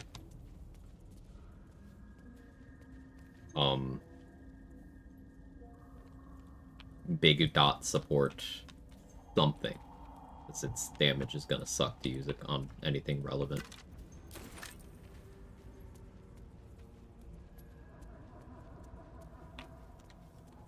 Don't want to draw any attention. Magic Clubs for Merkle? Yep. It'll be double Magic Club, 4th level Divine Smite, with Hexblade's Curse applied. I don't know if I'll be Raging or if I will be concentrating on Hex. I haven't decided. Yeah.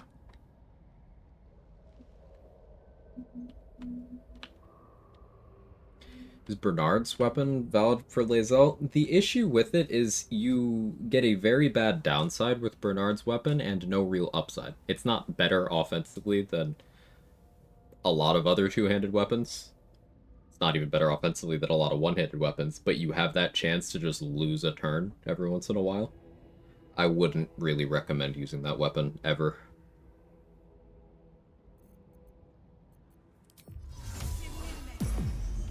In fact, I think the most effective use of Bernard's weapon is to give it to NPCs for them to get stunned. Just out of view. Best be on my way.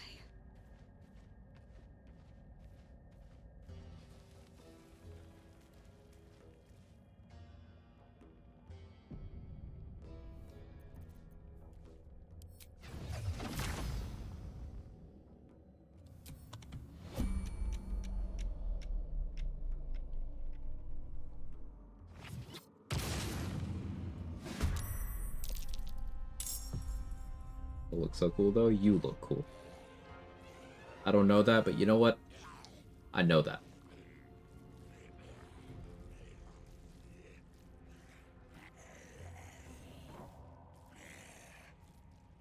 My game's trying.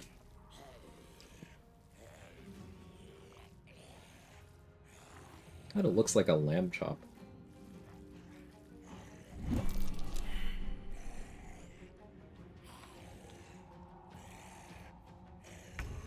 The best weapon for Lae'zel, in my opinion. There's no such thing as best. Best does not exist without context, and often it's still impossible to name one thing. My advice would be the word best is useless to you, and to stop thinking of things in terms of best.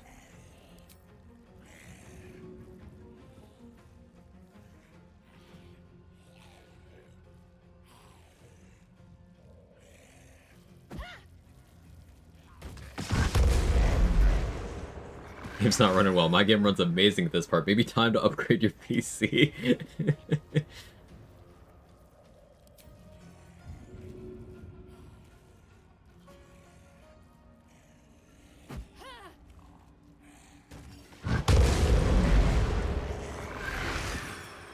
Normal Baldur's Gate 3 gameplay.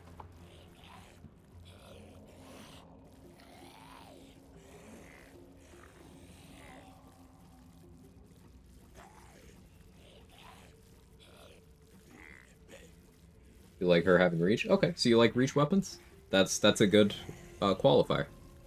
So we can narrow things down a bit there. Harmonium Halberd, sold by Dammit in Act 2, is a weapon I like a lot. It gives +2 strength while you have it equipped. So if you're attacking off of your strength, you can have whoever, Lae'zel or whoever, equip that and have even better strength. Hellbeard Halberd in Act 3 is really good. It's got a flat +6 poison damage, which is very good. You've got Halberd of Vigilance, sold by Lantarv in Act 2 if you need a little bit of initiative on an extra reach weapon. I like halberds, if that isn't clear.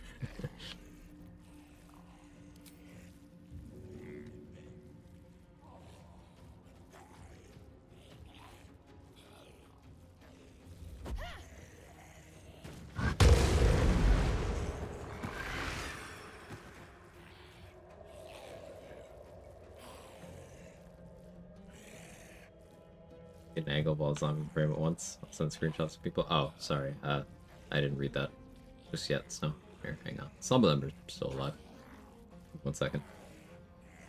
Usually have quadruple the enemies here, and I can simultaneously render a 3D model, edit a 4-hour, edit a video 4-hour video, a video 4-hour video, watch 154 simultaneous Twitch streams, and scroll 42 AO3 fics with no drop in performance. Skill issue. Yeah. Yeah. Alright, how's this now? Is this good? I turned off UI for you.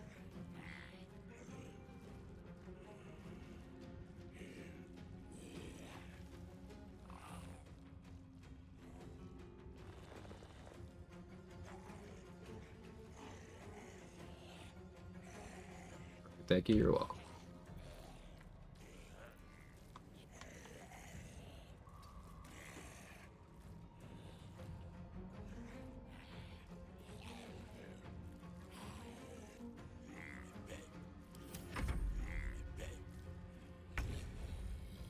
Is that a copy pasta? No, Danny's just funny.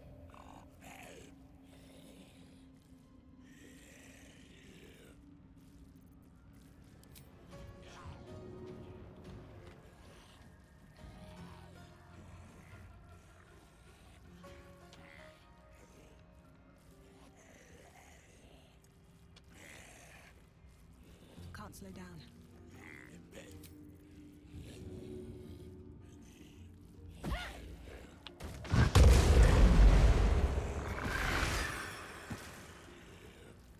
Just used to dug you today. Wholesome. Also, kill counter is, we're in the 1500s now.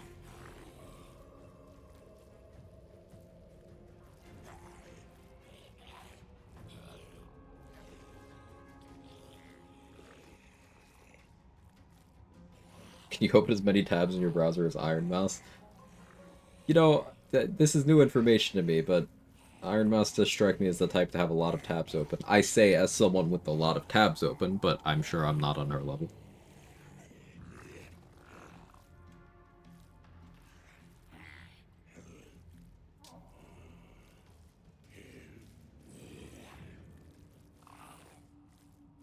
Sweating it to Samurai's time?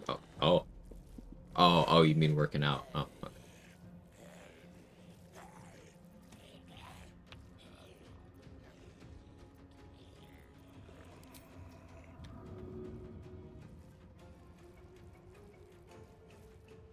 No hesitation.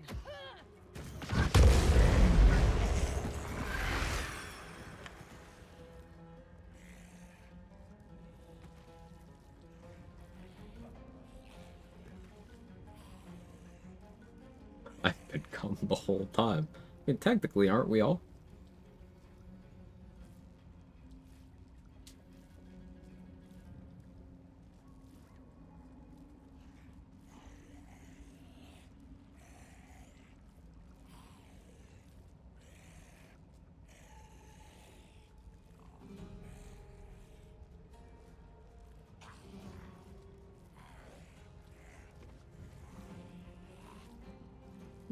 That's funny.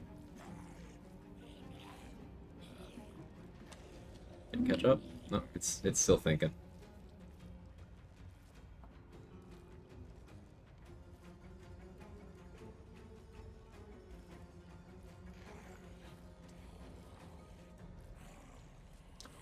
Still cracking up about Irish Wiz suggesting one person's build grabs elemental death fire with an auto. I don't know why it's deeply funny to imagine somebody using a mod to get the feat on like a tiefling sorcerer really fuck up those like 3 imps that happen to lag fires. Yeah, it's funny.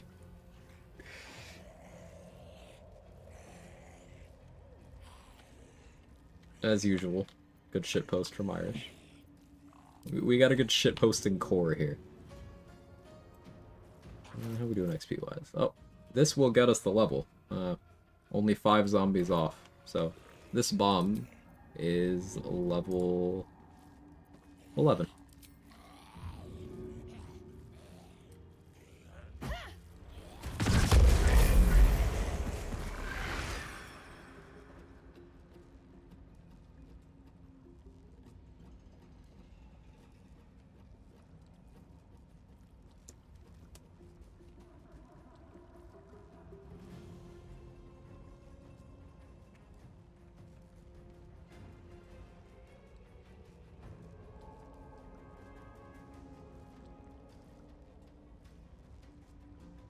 I regret maybe 1 shitpost in this game. Your favorite is Bjorn, right? Was that the lovely level up sound? Sure was. I'm waiting for the game to catch up. It has concerns.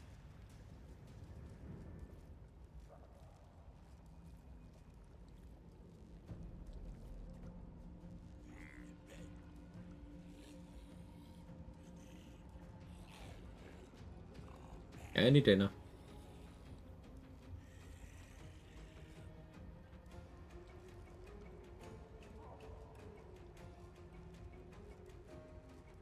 We're now leaving by.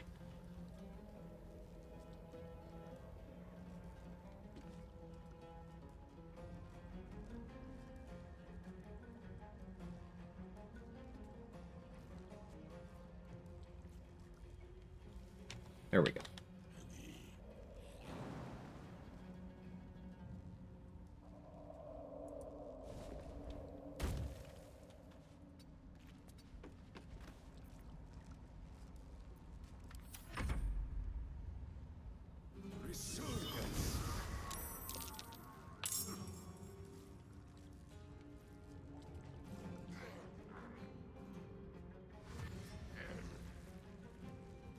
Yeah, the game's not even removing corpses from the turn order.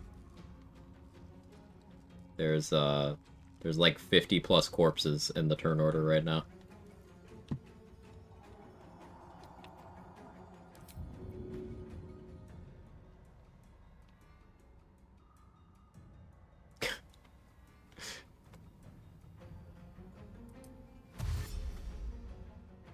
It's having some issues.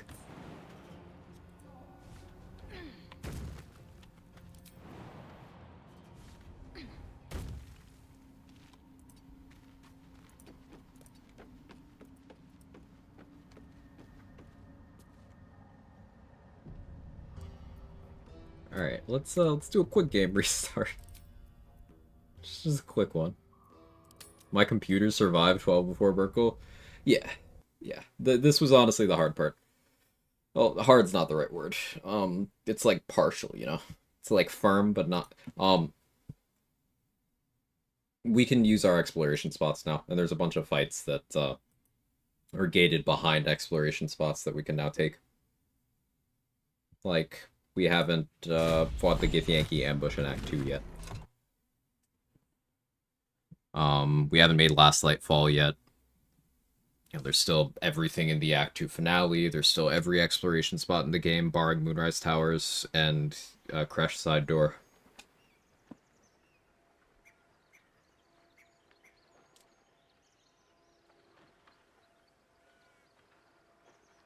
Doing some science because I think there may be hidden acrobatics checks based on fall distance when you jump. It could be interesting. Difficulty just has a semi.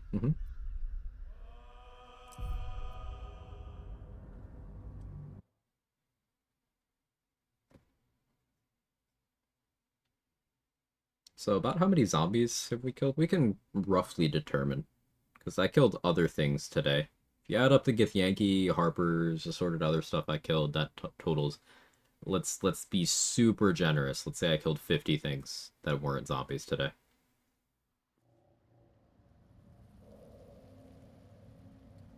Is there a guide or something that shows where these exploration XP spots are? What levels would be best to collect them at? Trades spreadsheet has you know, the values you get for each of them, but I can go through them as I'm collecting them here. I'm exhausted. 1600 exactly. So we were at around 800 start a stream today. We killed something like 750 zombies today.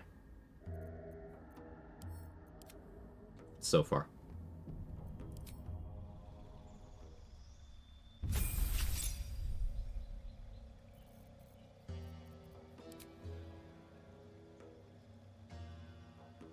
Savage Attacker? It's between Alert, Savage Attacker. Savage Attack.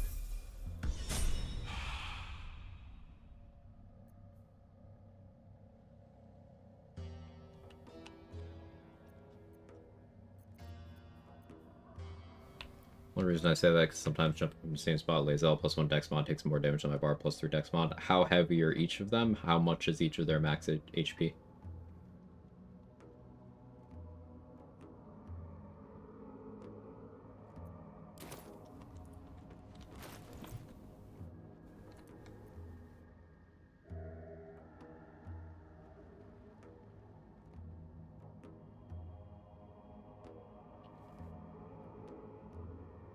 Okay. Exploration spots.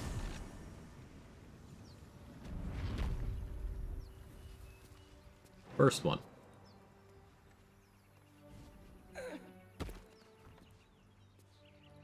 Oh, 75. 12 on Lazel, 9 on Bard. Well, that would be because fall damage is based on a percentage of your HP. So if you have more HP, you take more fall damage.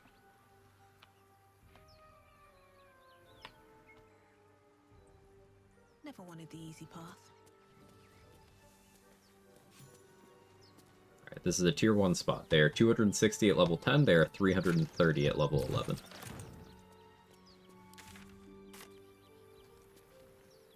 Oh, it's the first one.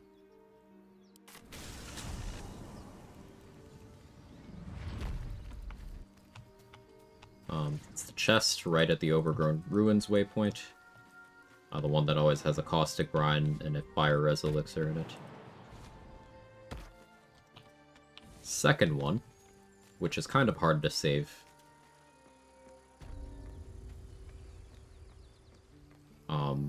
This one right here, the Grove front gate. Will take this if he walks through it, even before you've recruited him. So I had to take some steps to make him not do that.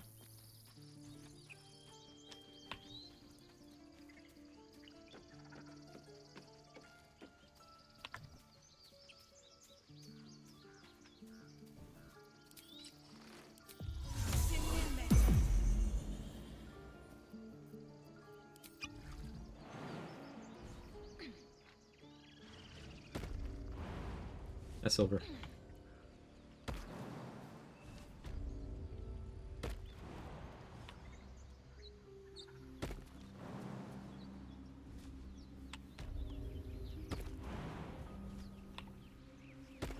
Third one, behind this rock structure where the harpies are. Another spot. It's once again a tier 1. There are 3 tiers of exploration XP. Tier 1s are the lowest. But just by saving these 3, that's 990 XP that we've gained.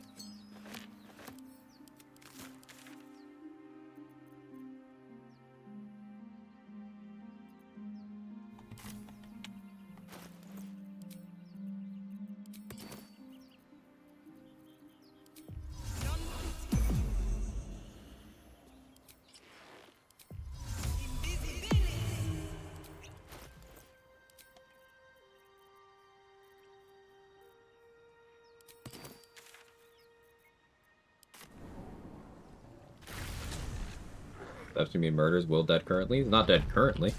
He was dead before. for an amount of time.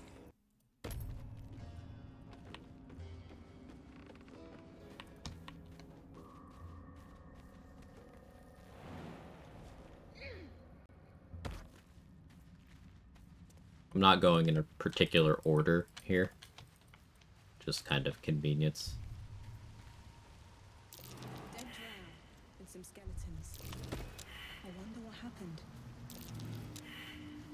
So, on your way to the Arcane Tower, this cliff face where these mushrooms are illusions, if you walk through this rock, that's one. Click on the mushroom circle, the other side, that's another one.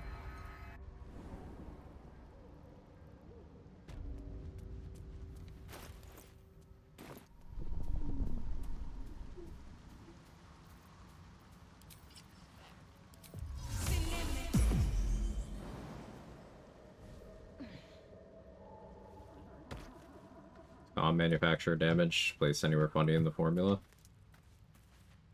No. Conditional, aka V2. Conditional.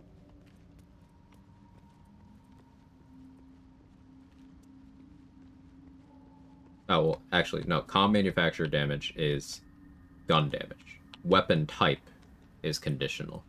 Sorry. In a minute. I just jump up that entire wall in one jump? Yeah. 20 strength with the jump potion.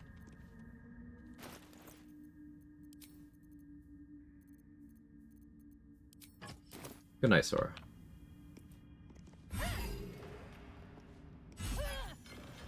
Can I just say, I appreciate your willingness to explain things, Quag. Remember, getting banned from stream during stress testing just for asking to be a double told dead stronger of other cantrips who got his head. My tone was combative, and I was really just asking. I'm happy to be the opposite of that, Chris.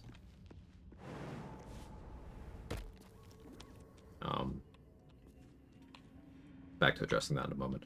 Another spot here, Arcane Tower. It extends to about here, and it goes all the way up to the roof.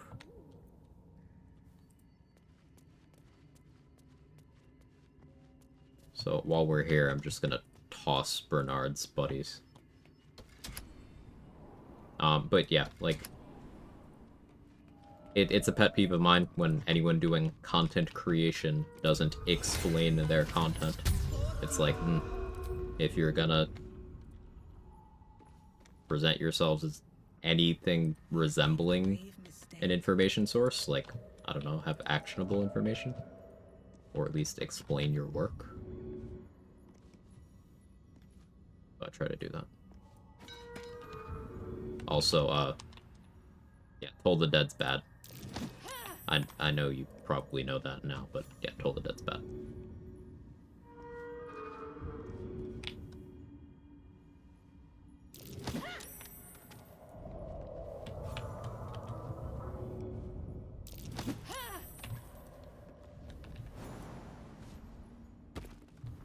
I can do a thing to make him go really far. I could. Don't need to right now, though. I already got his XP.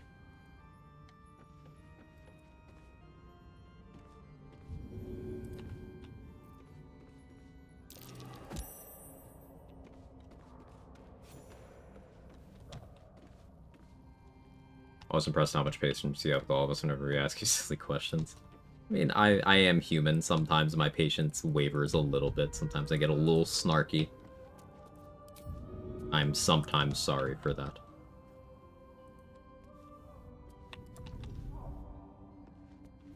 Breathe quiet. But, I enjoy what I do. These boots have seen everything.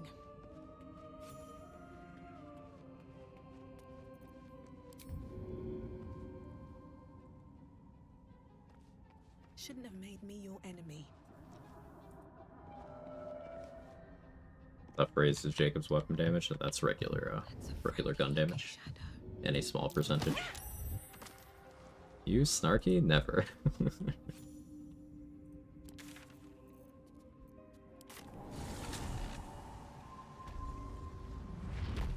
Don't waste a step.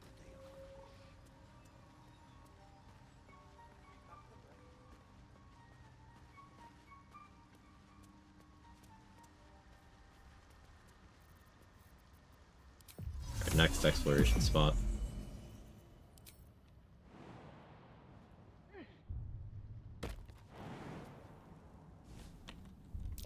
That's curious.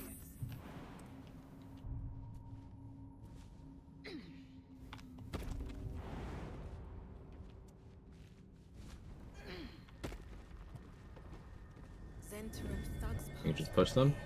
It is risky. A failed push is considered hostile, but I have very good athletics and skill checks for that right now. So I'm like 94, good enough. This is another spot. Once again, tier 1s. We're doing all tier 1s right now.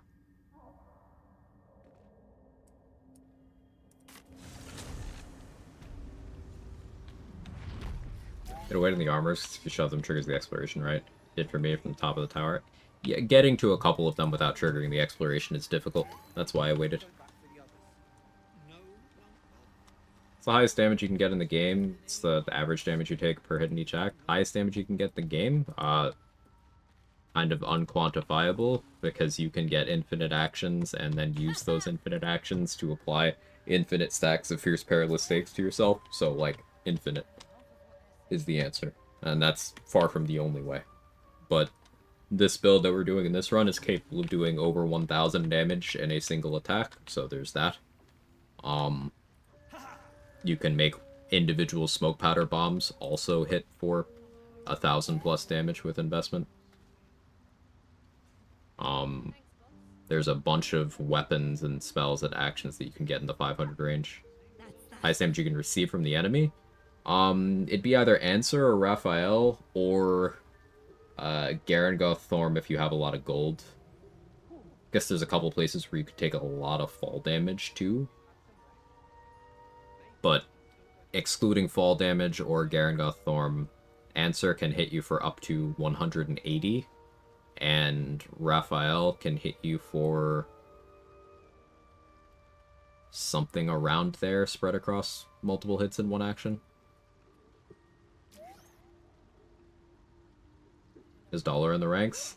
He can hit you quite hard, but he can't get up to that level, no.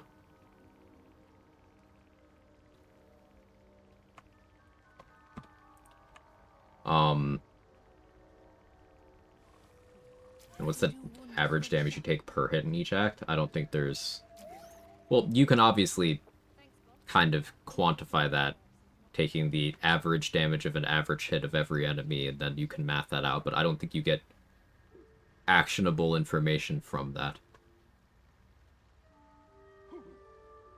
Because there's a lot of moving parts there. I don't think I can answer that to a degree I would be satisfied with.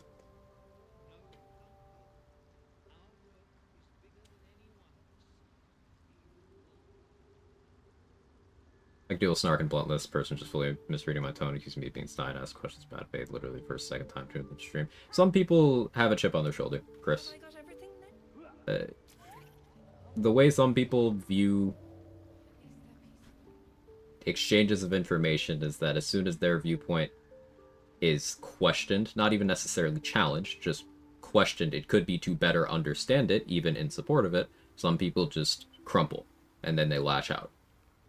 That's a human thing. Something that I caution everyone to try to avoid. We can all slip into it. Just try to avoid it.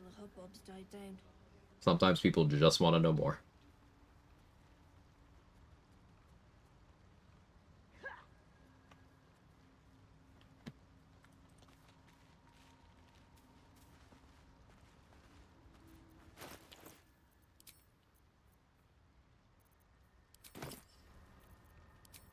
Two more exploration spots here. Also tier 1s. Now there's two of them. They are slightly overlapping, but they are not the same size. One of them extends to out here, so you can get it by... I guess I should actually show that off. You can get it if you just hug this.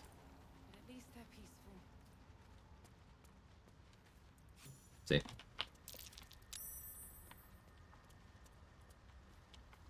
But the other one is smaller and it's more just inside. If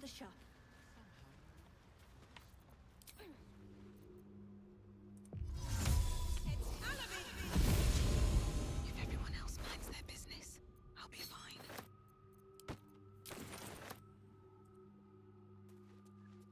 That's cheating. No, you used the right capo the first time. The one that says, please ban me. What's in here?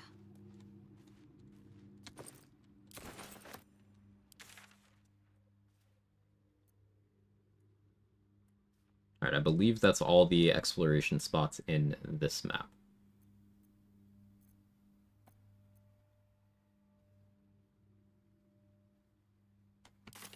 So off just the tier 1s in this map, we made over 3,000 XP here at level 11.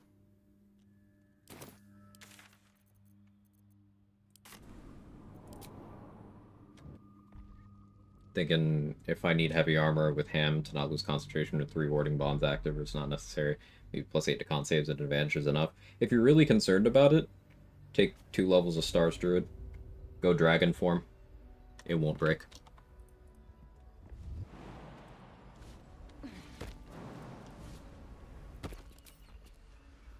If not over, then through. Should go this way.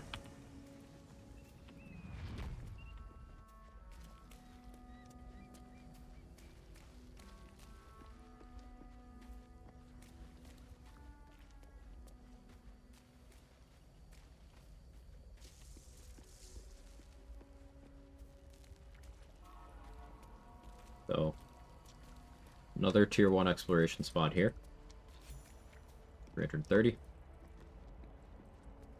There are 4 barrels that have kobolds in them in here, each worth XP.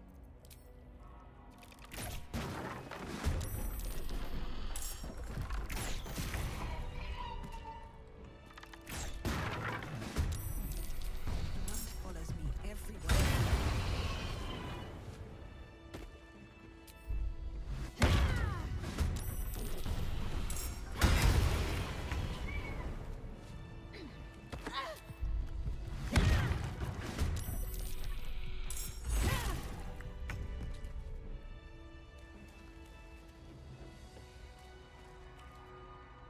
You have 800 hours, just learn Savage Attacks and Savage Attacker aren't the same thing.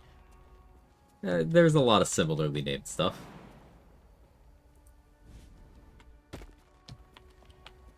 It can get you.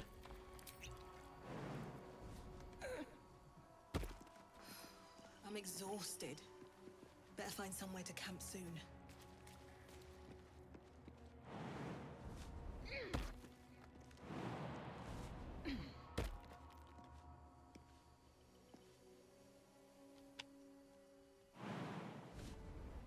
Quag hasn't banned me yet, and I ask a lot of dumb questions. You also ask a lot of good questions, and your good vibes in general.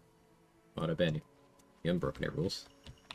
It takes a lot to get me to ban people. I know you're joking, but it takes a lot. Like, I don't even ban people who I probably should, in terms of, trolling and such. But this is another exploration spot. You notice this one's 630. This is a tier 2.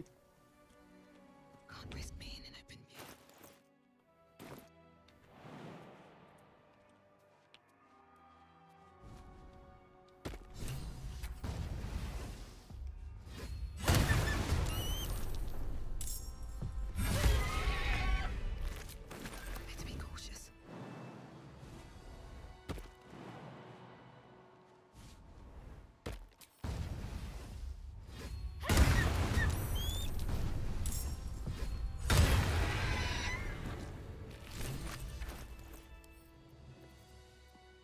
I already killed most of the eagles. Sent magic missiles up so that they would follow me down, but not all of them. I got the memo. Sometimes 1 to 2 of them are still here. Glorious! Feathers! Finish out the Blue Jays quest, kill the Blue Jay too. On my way.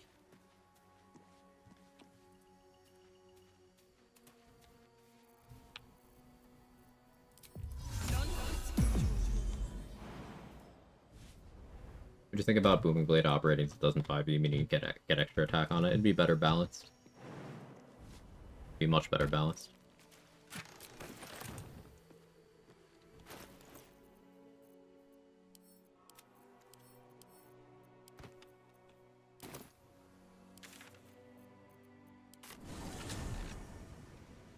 Less fun personally. Disagree. I have more fun when I have to think.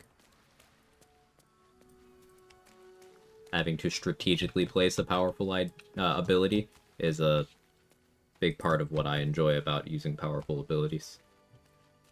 Booming Blade has no strategy. It's just better than a regular attack. Seems simple enough. Okay.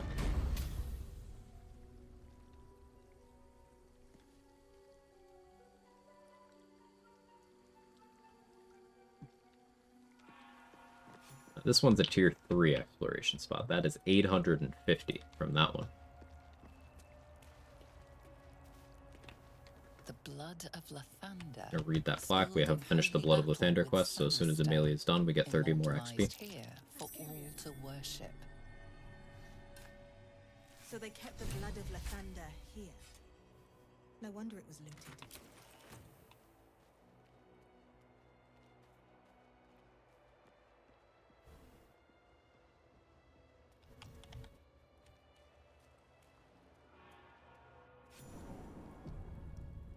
Interior of the Crush is another tier 3. That is 850.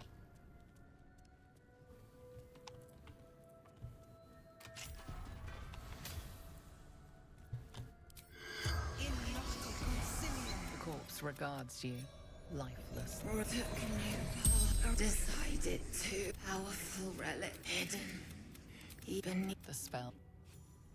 So getting even more information about the Blood of Lathander from Speak with Dead with Elika gives you 30 XP. You can still get her here after having gotten her XP if you knock her out. I just kind of didn't engage with her at all.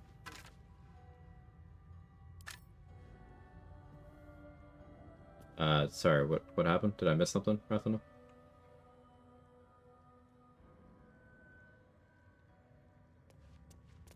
Up for you? Absolutely.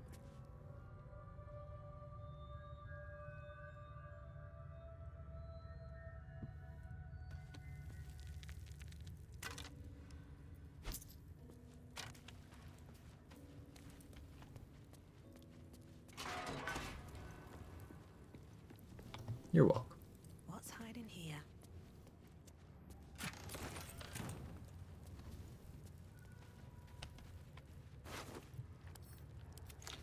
Open up.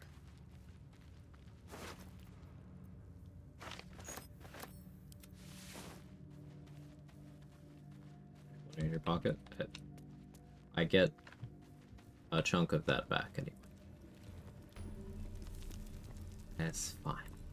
I wouldn't have it set up if I wasn't able to absorb that.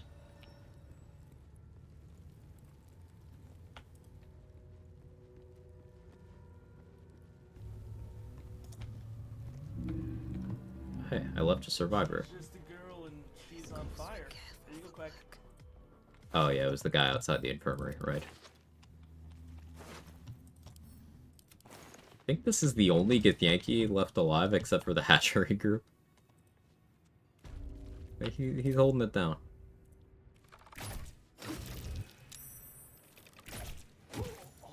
It was. Forward.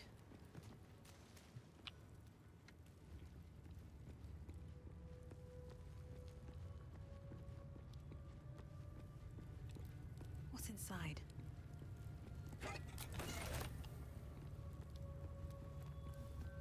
Here we go. Probably wearing my actual, like, fight people gear, huh?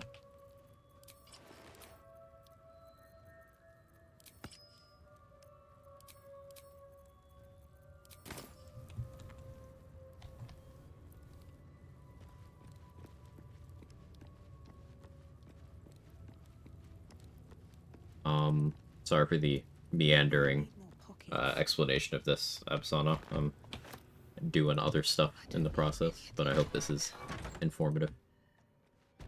Hatchery here is another tier 1 spot. Now, it's possible to go around the trigger. I haven't really scienced its boundaries. But if you hug the wall, you can kind of do some stuff in here, but I'm gonna take it and back out for now. Because I haven't spoken to Esther to get the quest to steal the egg want to get that first. This will remind me to do that. Breathe deep and move.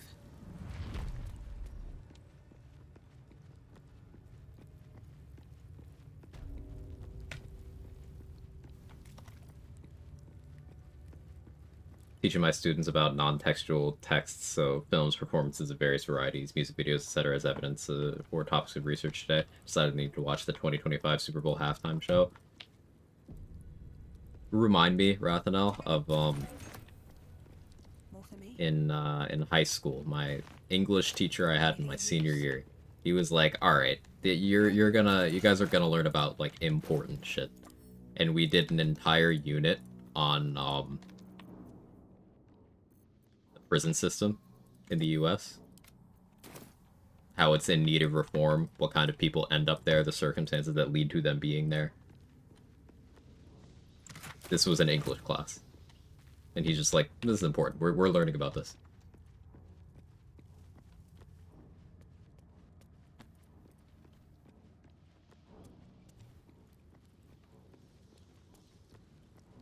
Dude also had a video of himself at various Rage Against the Machine and Grateful Dead concerts. Chill, dude.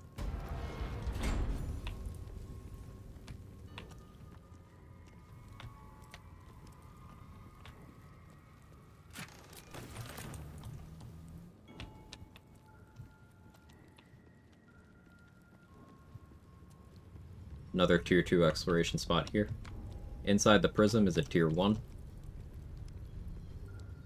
We'll grab that eventually.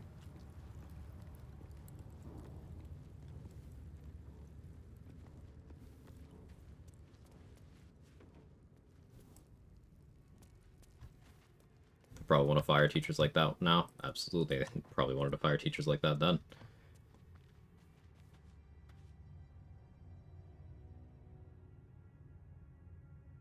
This is very informative, thanks. Of course, I'll probably forget it all by the time I start my next playthrough. Well, I hope some of it sticks.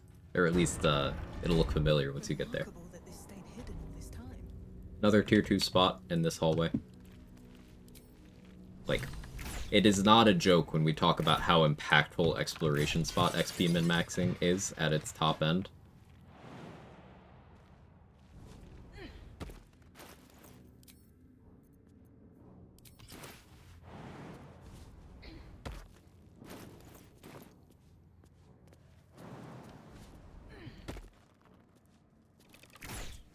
Me to guess classroom the instructor told the poor Orpheus believer first before going to investigate. About I was curious. The youth kid thought of him. Instructor's coward. Oof. Thinking more about the perm prone concept. Martial adept, Eldritch Knight with Bone Spike Helm. Yeah. Kind of reminds me of the run Trade did. Or it wasn't a full run, but the thought experiment Trade did of, hey, what if I just did Battlemaster without being Battlemaster? And it was like, Through Strike Riposte with Bloodthirst, Bone Spike Helm.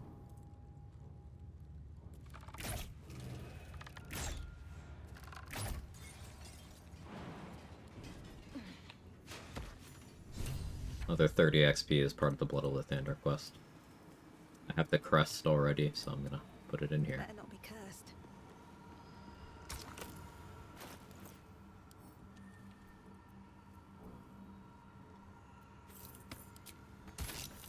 Another 145.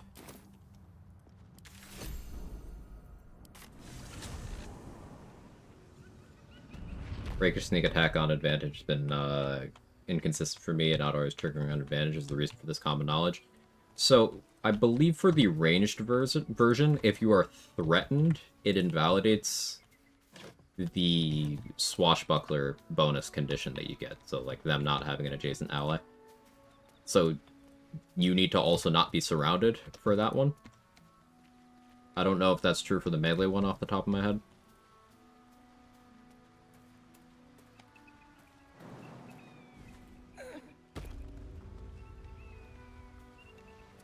What do you think about a Thief with Polearm Master and Great Weapon Master? Maybe on Warlock. For advantage, kill someone with Clout, plus 10 damage, and get Great Weapon Master bonus action. Also, no pure class Warlock is already insane. It's a good combo. Polearm Clout didn't get all the damage bonuses that it was supposed to until pretty recently, actually. It was a hotfix change. And even before that, Polearm Clout was good. So, yeah, sound concept. I think it's easier to justify a setup like that on, like, setups that get, more feats. So if you're doing a rogue dip, you're probably looking at some kind of 8-4 combo.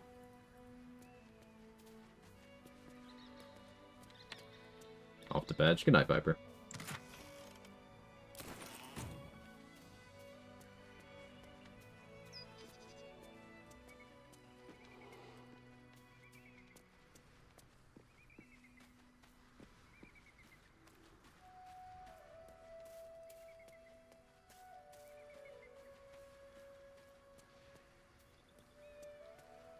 I warn you. Another tier 3 spot here, 850. Hey, quest lady. Yep, I was running past her to get the waypoint and the fast and the XP.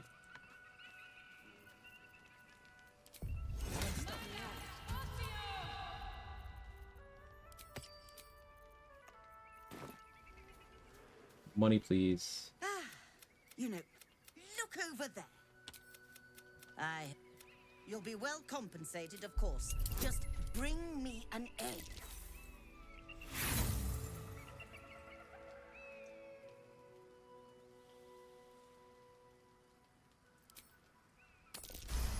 I only rerolled that because I was off by 1 and it was a point of pride. Very well. That's I trust that an early payment has ensured. it's like, no, no, no, no, no. What news of the Githyanki egg? Oh, she sells a bunch of good stuff that I should have gone out of my way to get earlier. Like, Gloves of Painful Striking are awesome. We're just gonna buy those straight up. Winter's Clutches, sometimes useful. Graceful Cloth we're gonna want, but she'll probably drop it on death.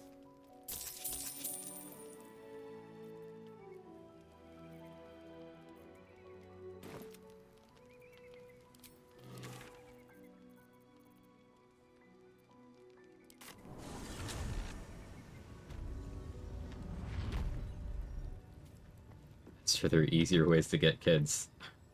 Are you trying to help her out with that, Irish? Are you trying to slide?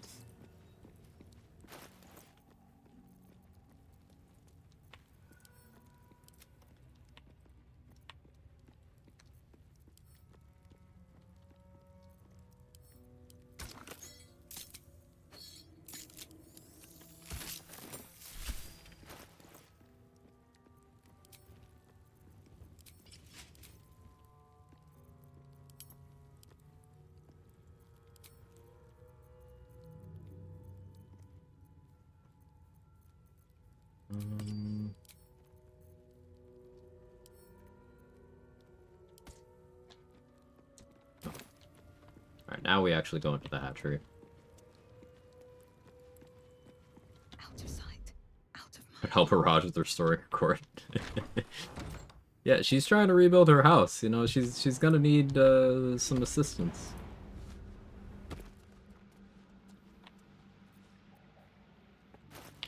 Just being neighborly, helping her out, right?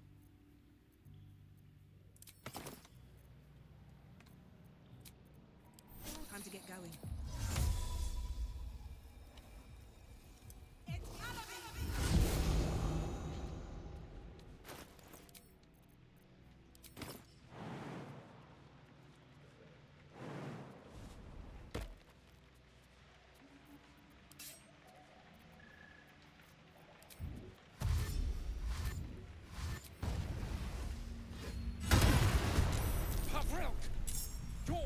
I lost initiative to the archer.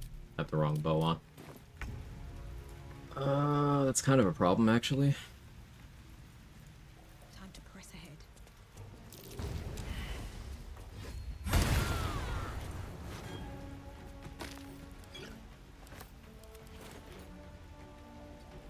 I fixed it. Grab the chaperones. No, I forgot that. Good shot. I have to go do that still.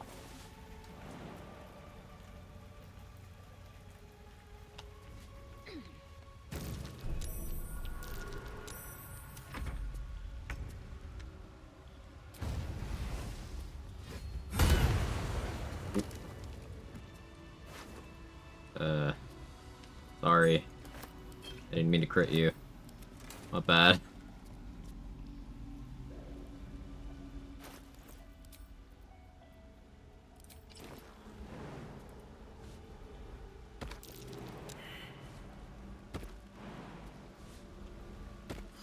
Gods, it smells awful in here. You can see a vague outline of some.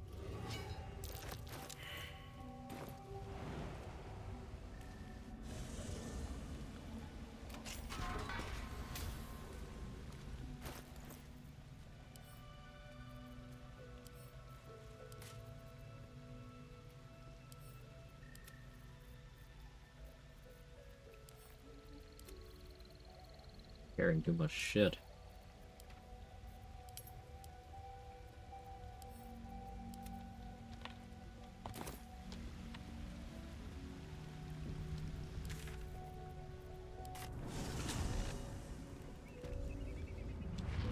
Be the best neighbor for her, just like Johnny Sins. Oh, no way! Johnny Sins is my neighbor's yoga instructor. Seems like such a nice guy. I don't know how he has the time with all the firefighting and work at the hospital that he does.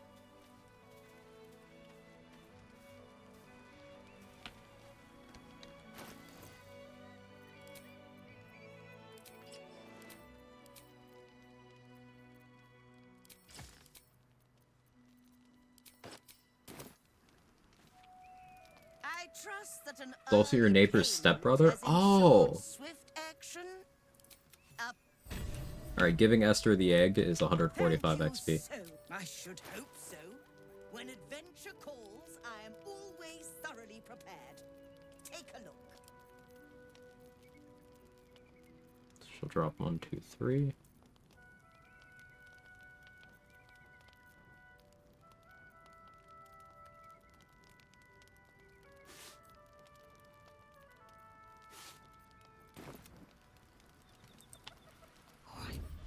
Time to skulk about.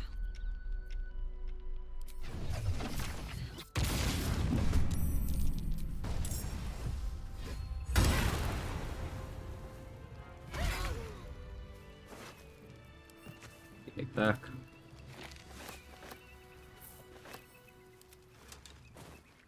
Time to press ahead. 75 XP for killing her.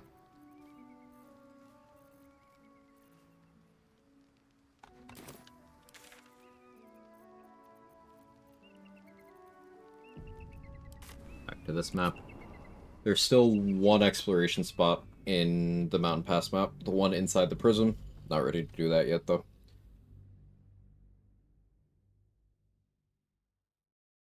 How do you jack of all trades run as Johnny Sins, or you try to bang every single companion? Oh shit. That's a good idea. Actually. Oh man. Should mind my step.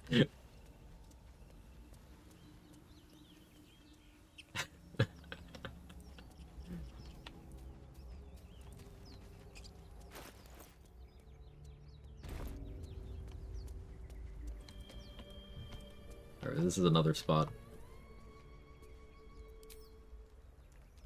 Just out of view. Use that move for reminding me.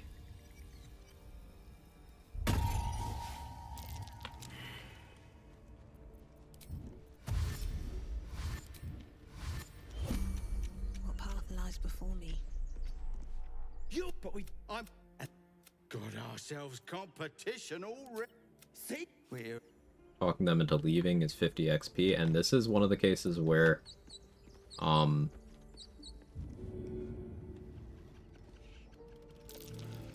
can double dip XP.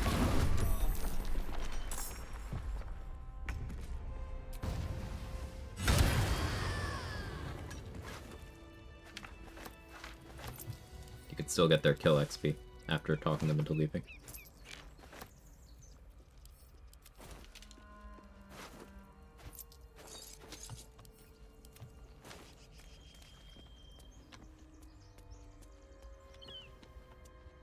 So in most runs, you are kind of soft locked out of other romances after you do 2.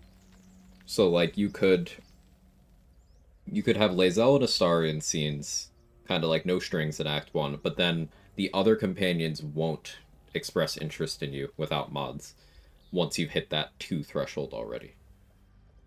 But you could have both of those and the Minthara scene. Halsin and Minthara are independent of this, but Minthara's scene is in Act 1, and then her romance isn't until end of Act 2. And then Halsin, all of Halsin's stuff isn't until Act 3. You can still have Mizora, you can have the Drow twins. You can have Harlep. So in vanilla, I think that's what, 7? 8? Doesn't count Johnny Bang's at least 3 origin companions. We'll have to use mods, but that'll be fine.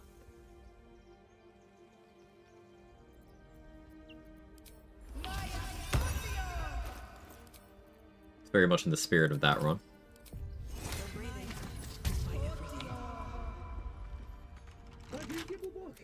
Everything all right out there? Fuck the squid? Oh yeah, you can fuck the squid too. Yeah. Yes.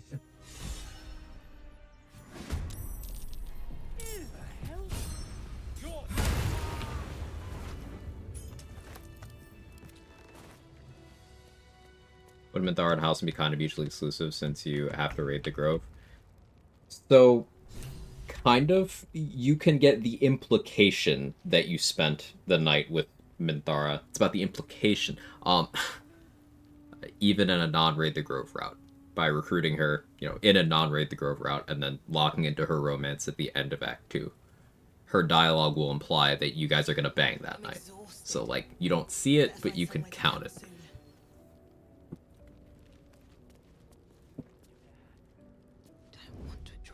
Luke's got the reference.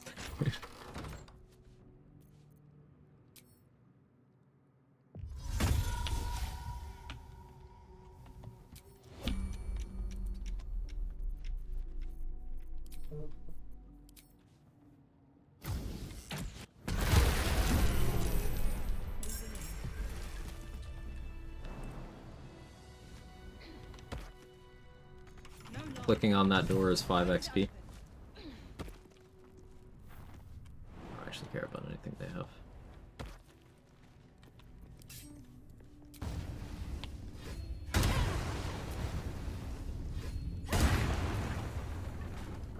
Let's see what this does.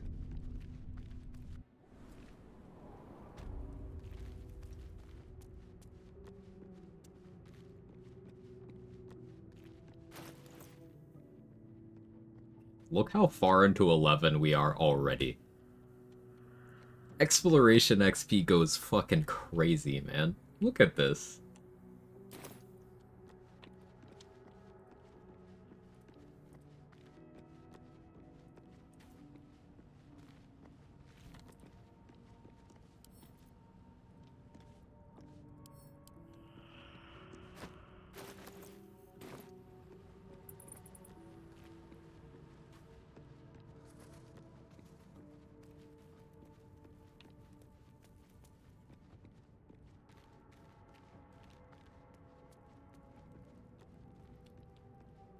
Here lies the guardian of tombs. Through knowledge. Looked at that. We can go talk to Withers to finish out this quest.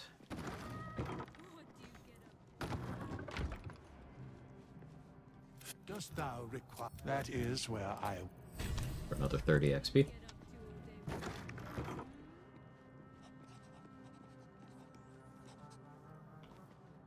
We gotta feed Gale once. You see, I have the... What it comes down to is this. By that, I mean... As luck would have it, you're already primed to give me exactly what I need. A metaphorical demon. Sincerely, though.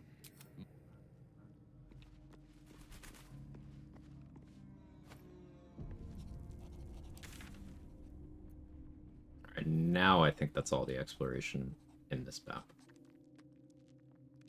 We still have one in the Mountain Pass, that's in the Shadowfell. I accidentally like, I forgot that I was supposed to kill Minthara this run, so we recruited her instead, so we don't get the Moonrise tier 3. That would have been 850 at this point, instead of the 145 for actually saving Minthara. So, about 700 in the hole, because Minthara lived. It's whatever.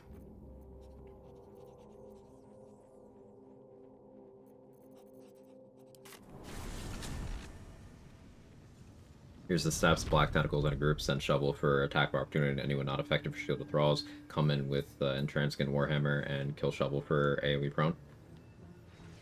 Perfect. I like it. You could also collect casts of Mage Hand from multiple spell lists to have multiple uses of it. So you could do that a few times per short rest if you wanted to.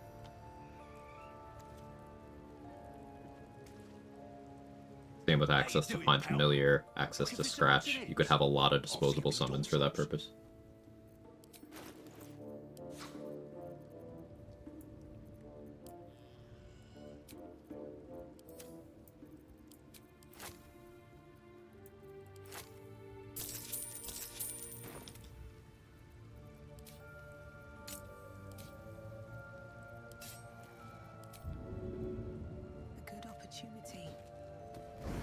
Or if that could be used for Invoke Duplicity, kill it for Impulse Blast. That could be cool. Thank you, Glomp.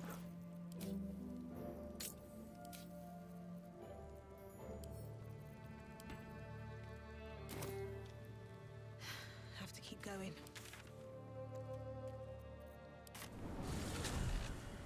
Crab's Pinch could be useful. Yeah, I always forget about the Crab's Pinch.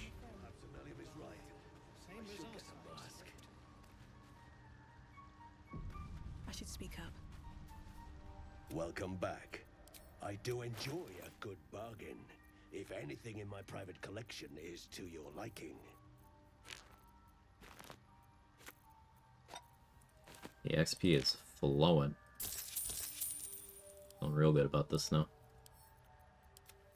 Our time in the mines was worth it. Probably we'll still have to return, at least a little bit, but not for long. Given how much XP is in the Act 2 finale, and how much XP is still on the table, for what we haven't yet done.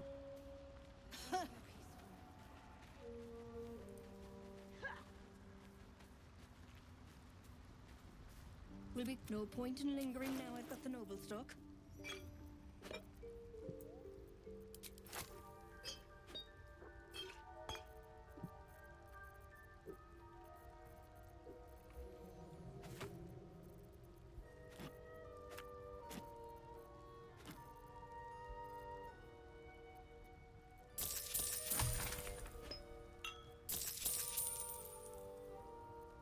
We got a Wall of Ice scroll. Game's spoiling me.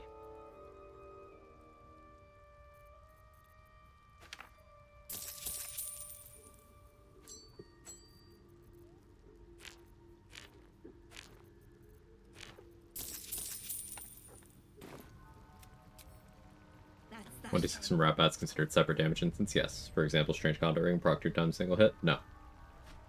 Strange Conduit will happen once. Strange Conduit is not a boost that goes on all instances involved in an attack. It is something that goes on the primary one and the primary one alone. As a sort of rule, you can get to understand which bonuses will go on both instances of the Rat Bat. It'll be whether it shows up on the card when it's active or not. So, if you turn on Psionic Overload, you know how it doesn't show up on your main hand attack here? That goes on both. Callous Glow doesn't show up, it goes on both. Lightning Charges go on both. Ring of Elemental Infusion, it goes on both. Scabby Pugilist Circlet, Horns of the Berserker, those work. Crater Flesh Gloves, those work. Basically, any unlisted damage bonuses. I cannot think of an exception off the top of my head. If it's compatible with your Rat Bat swing, it will go on both. I don't know half of what they're saying, but at least they're peaceful.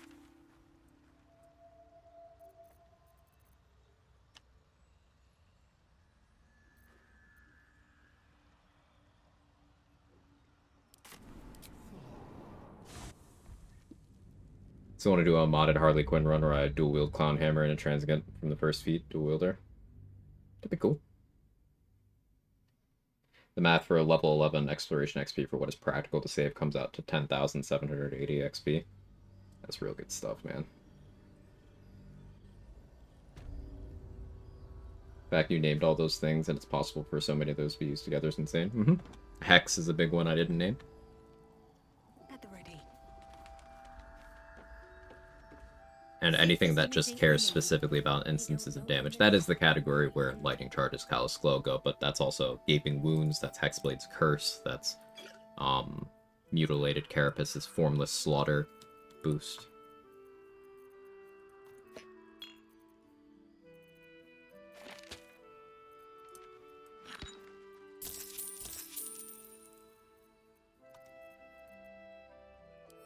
Take care. Same spots at 10, 8,910. So nearly a 2,000 XP difference. That's quite substantial. Still nice to hit all those spots at 10, because some of them we were hitting at lower levels. So it's not like level 10 route hasn't got bumps, because it has. But level 11 route is getting super juicy.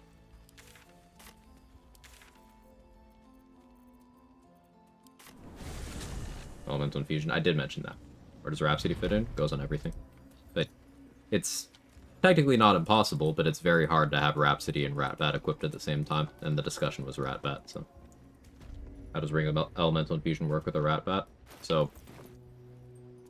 One second.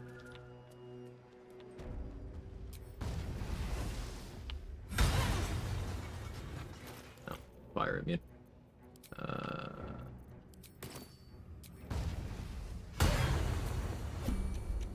I have Acid Infusion. And...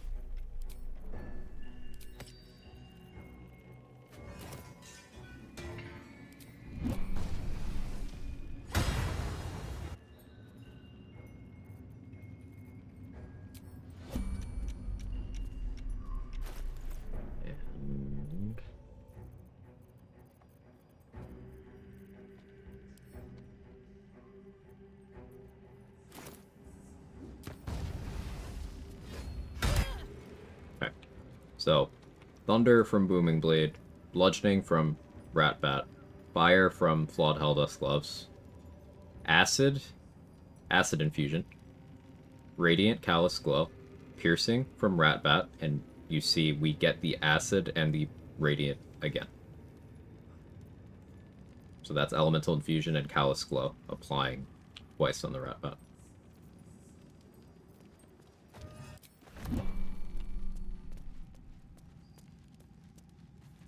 I want to have a word.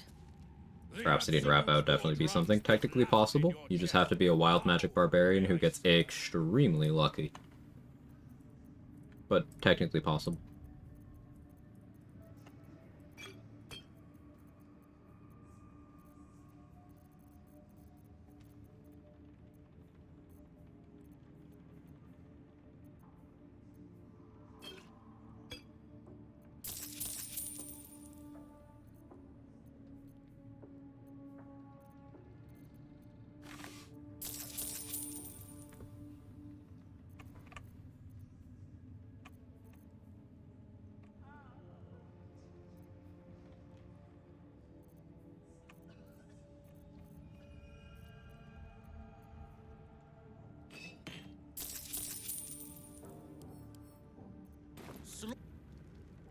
Magic grows you another arm. Something like that. A note about that till a couple days ago, so Blacks talk about it, tend to steer clear from wild magic stuff, even though some of their stuff's cool, insofar as the practical versus theoretical damage combo is going down. Right, yeah. Like, depending on wild magic for anything is very, but technically speaking, Wild Magic Barbarian has 2 extremely good wild magic surges, and none of the surges are like, oh, I'm fucked now. So, the odds are, I don't want to say in your favor, but the odds aren't terrible of getting one of those 2 extremely good surges when you rage as a Wild Magic Barb. So, it's far from a bad subclass. It's much less reliable than Wild Heart or Giant, which is why you don't see me run it more. But it's got some very good effects that are exclusive to it. To stand this close to her power. Ever at your service.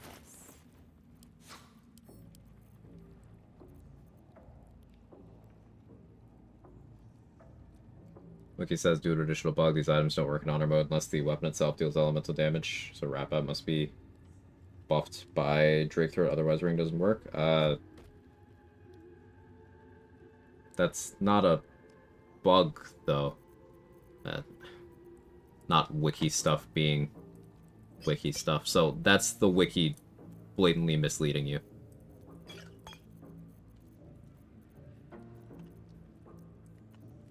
You have to do elemental damage with a spell. The reason why Booming Blade works for that is because Booming Blade makes your weapon attack a spell. Booming Blade itself is not an elemental spell. Now there are elemental spells. Thunderous Smite is an elemental spell. Now you could consider Booming Blade not being an elemental spell to be a bug. But that's not the items being bugged.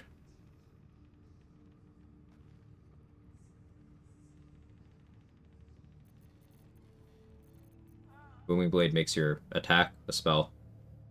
Read that on Booming Blade page. So, disclaimer. I have not looked at the code, the game files, the structure of how Booming Blade works internally. But my understanding is that it does not have the flag for being a thunder damage spell. And that is the reason why it by itself does not work with Elemental Infusion or with Marco Heschker Thunder, for example. Or Draconic Elemental Affinity Thunder. Doesn't work with those because it doesn't have that. Now, it not having that is not necessarily a bug. In fact, we have other spells to point to for precedent there. Destructive Wave is not a thunder spell. Destructive Wave is a 2-variant spell that does either Thunder plus Necrotic or Thunder plus Radiant. And in neither case is it a thunder damage spell. It is a Radiant damage or a Necrotic damage spell. So it has a tag, so you could make the argument, okay, well it has something, but the logic with Booming Blade is it is an enhanced weapon attack, so its type is the weapon that you're swinging.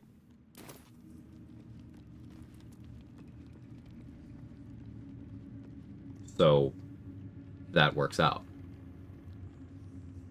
Hey Blark, hope you're well.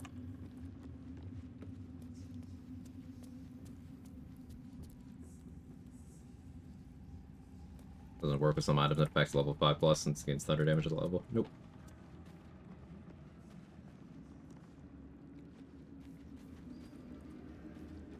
You need outside help. This will not Elemental Infusion if I unequip this, and I don't have anything that's showing up on this card here, and I don't have lightning charges or some other shit. It's not gonna do the thing.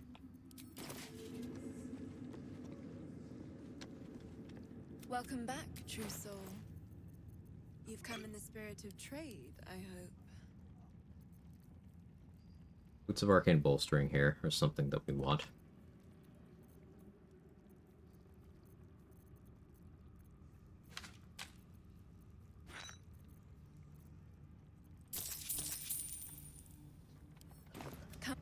One good choice with Booming Blade was not making it elemental.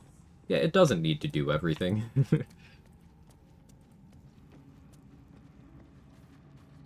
It's already pretty close to doing everything. Pray with me while we wait. I'm not worthy. Ever at your service. An honor. So currently 13.5k to the level. Of many thoughts. We could go into the prism, resolve that whole thing, and I don't really want to kill Voss, even though he's a huge amount of XP to turn down. Just because, like, I want companions to get happy endings this run. Sometimes I just want them to have nice things. Even when I'm optimizing. This is also why I'm not killing Elminster.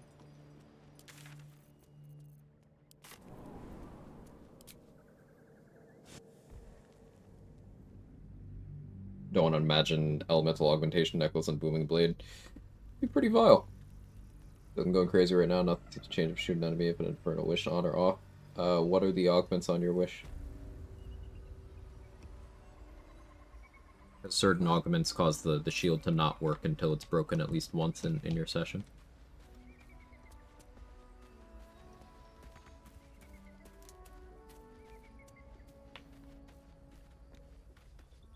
Don't answer in the next 5 seconds. I appear to be disconnected from my chat. I see it. Double reflect. There you go. Exclam wish in, like... I mean, I guess you could do it here, but the command works over in Discord if you want to see it there. I don't remember the list, but it's somewhere.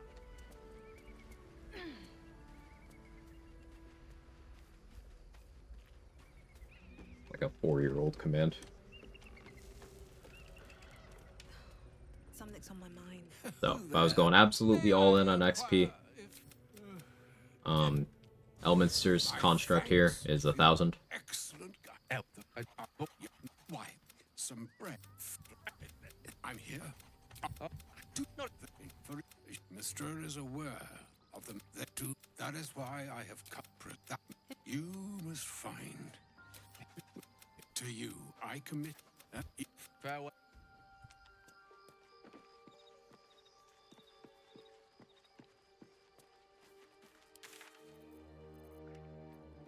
There's some magic milk Quag. Alright, fuck it, maybe I do kill boss.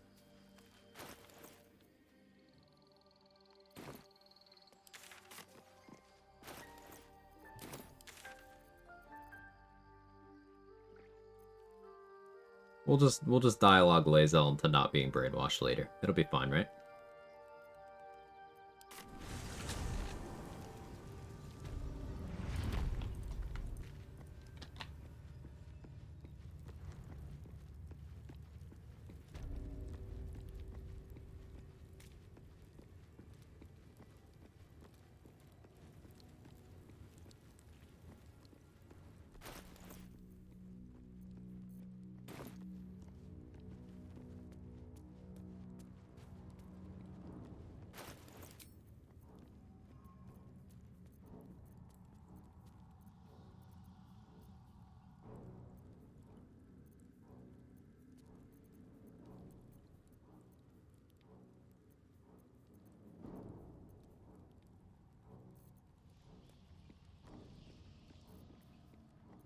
Trying to figure out if I want to go for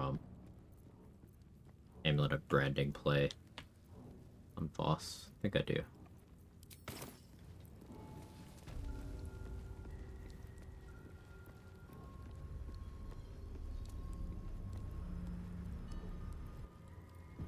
Maybe after work nap time, some well-functioning adult. So I'm out when you end. Thanks for the great stream today. Thank you, Kels, for all the support and hanging out. Hope you get an excellent nap. You could have a character like Goro from Mortal Kombat with 4 arms. Which weapon would you rock on it? Heat pulses out of the astral prison. Your mind burns a timeless. So I'm gonna pretend 4 magic clubs isn't an option. Let's go with Rat Bat and 3 Rhapsodies.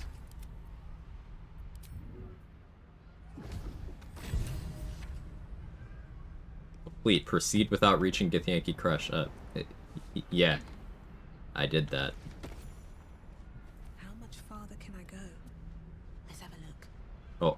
Oh, take bets on the scroll corpse. I almost clicked it. What are we thinking? Could be any scroll that's allowed to show up in random loot in the game. This could be Featherfall, could be Globe of Invulnerability, almost anything in between. Place your bets.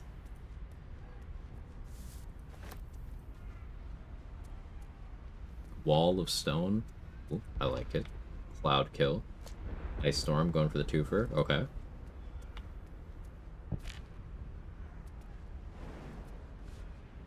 Light. Make it polymorph. Telekinesis.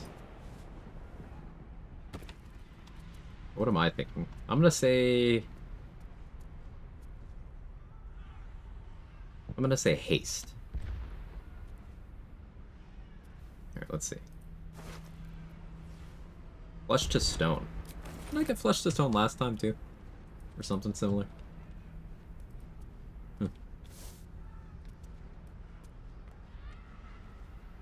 I mean, I guess flesh to stone, wall of stone, pretty close, right?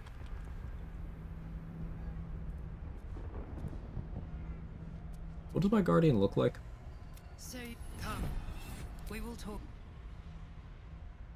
I may have made a Oh yeah, mistake. she's hot. I told... Very well. I'm... The Lich Queen fears, but since you spared me that fate, good luck. We're nice to the squid when the squid is hot.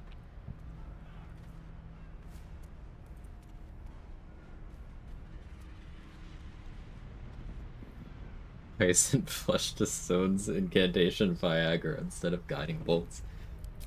I'm glad you came to your senses. Now leave, before the others come for us. Am I encumbered? What went into my inventory?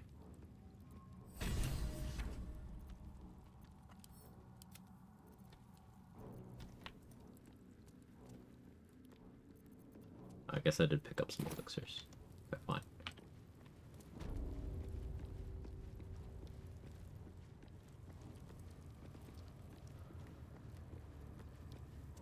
I don't know why I don't see BG3 companion integration. It's been broken since the last hotfix-ish around then. The current community theory is that them changing the name of the directory on Twitch is what broke it, but I don't know if that's true or not, but it has been broken for all channels for a couple of weeks now.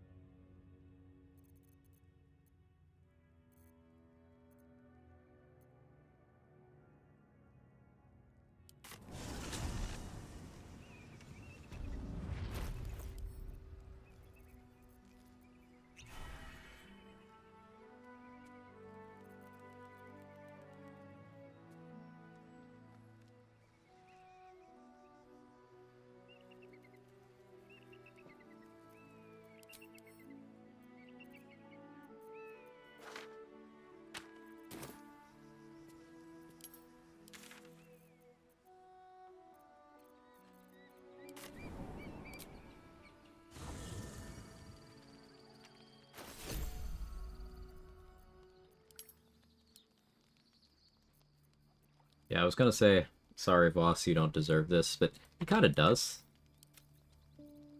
Just because he hasn't done anything to me doesn't mean he hasn't done anything to other people. So, kinda does. But I at least feel bad about it. Seems like a good moment to talk.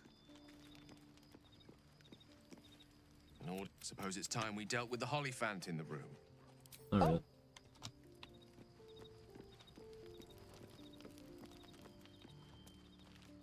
Oh, give their bastards.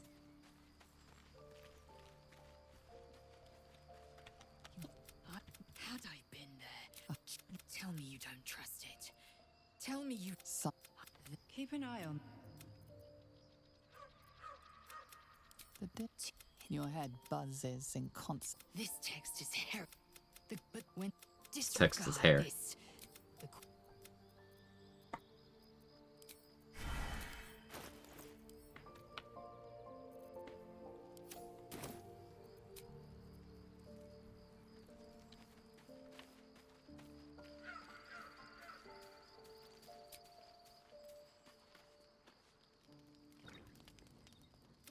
Such Skakek Kier Gith Shabeleth.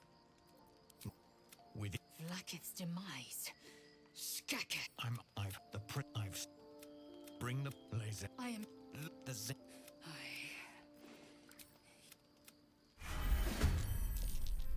Were our boat fight dark enough for a warlock in the shadows?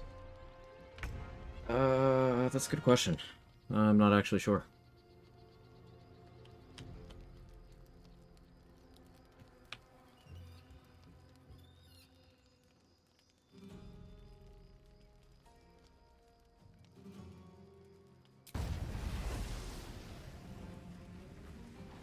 Death won't take me yet.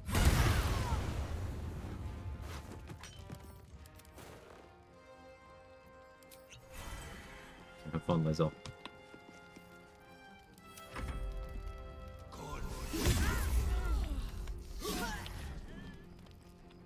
Did I hallucinate the existence of non-elemental dots via armament? Yes.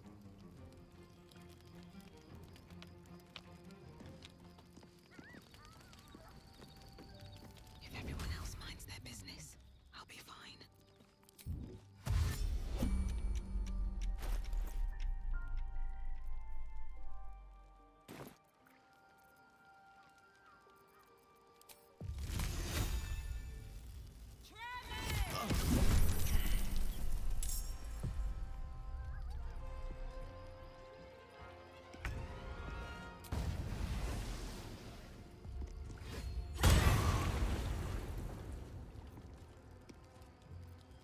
You okay?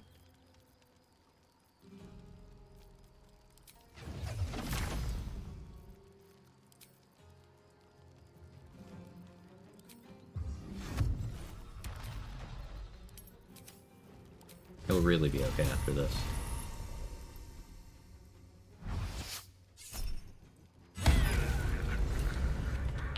Yeah, he's good. What an odd gadget. Voss's next destination was Baldur's Gate. We should check out Sharess's Caress when we get there.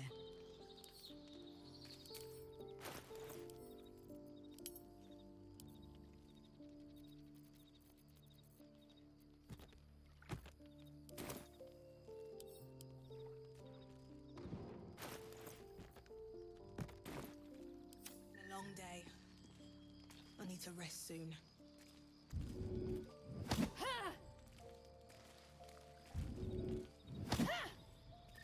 One day I'll catch a break.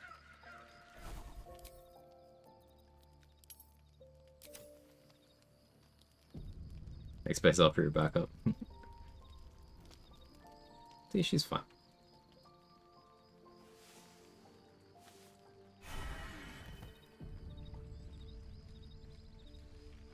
Now they have cantrips as their value, giving light crossbow to your companions who don't have a ranged weapon, you potentially replacing the short bow's laser on a star and carry.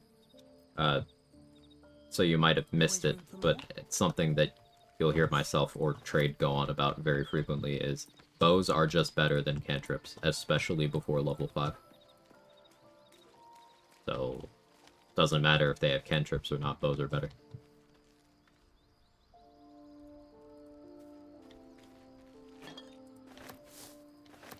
Even after level 5, with optimization, bows still do more damage. Cantrips no longer kind of suck almost across the board once you hit level 5. They're still not great, they're still definitely not competing with bows, but they're no longer bad. But even if that wasn't the case, you're just gonna leave a gear slot empty? No.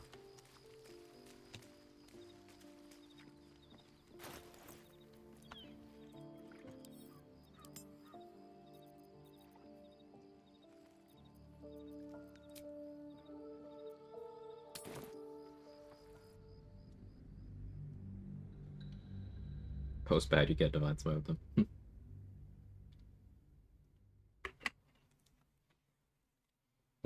Don't think I've heard the answer to that question before. Look at the damage die. And then look at the damage die of cantrips.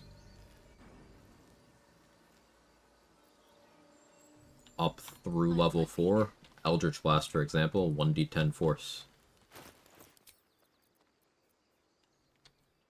Hunting shortbow here, it's only d6. But if you get a heavy crossbow, for example, well, that's more. Light crossbows are fine. The thing about light crossbows is, light crossbows have no uniques in this game that actually do anything. So if you just get a +1, congrats, you have the best light crossbow in the game. There's even a guaranteed one in Grimforge. Light crossbows are 1d8, 1d8 plus dex modifier. They can be coated, they can deliver special arrows. They can benefit from gloves of archery. They could benefit from anything that benefits a weapon attack. It's Colossus there, work on Rat Bat only once. Just chilling early Act 1 stuff. So if you grab a light crossbow, and you grab gloves of archery from the guy who sells them in the Goblin Camp, that's 1d8 plus 2 plus dex mod. So more than cantrips, both on average and at peak. And that is on a regular shot that doesn't require use of a special arrow. Level the cantrips go up a die, 5 and 10. If they have high strength, you can actually swap crossbows with throwing daggers. That's also true. That is a good suggestion.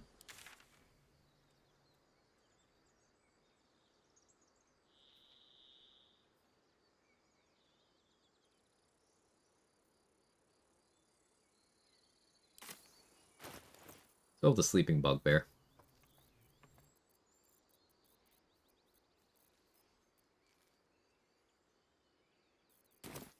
We have Tritascon to deal with now.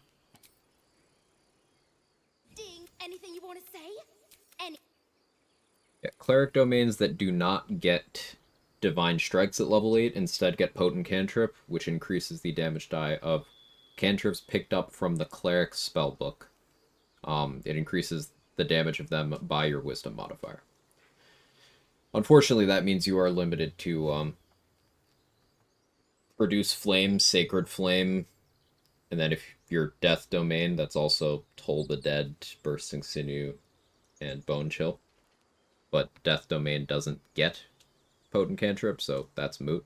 So what this effectively means is a couple of domains, instead of getting a good martial feature, they get slightly stronger sacred flame and produce flame, which isn't really a very good feature. But it's a thing. Piercing shot would have the potential benefit once per long rest landing. Short rest, not long rest. That is a short rest ability.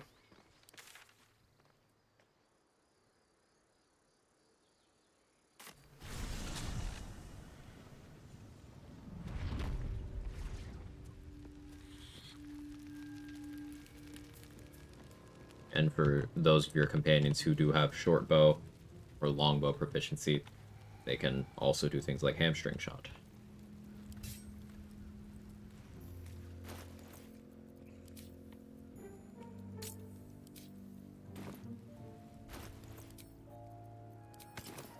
Did I go for the short hole? I don't remember. Looking for some odds and ends? I've scavenged all sorts. Lomp, my boy. Please give me the goods.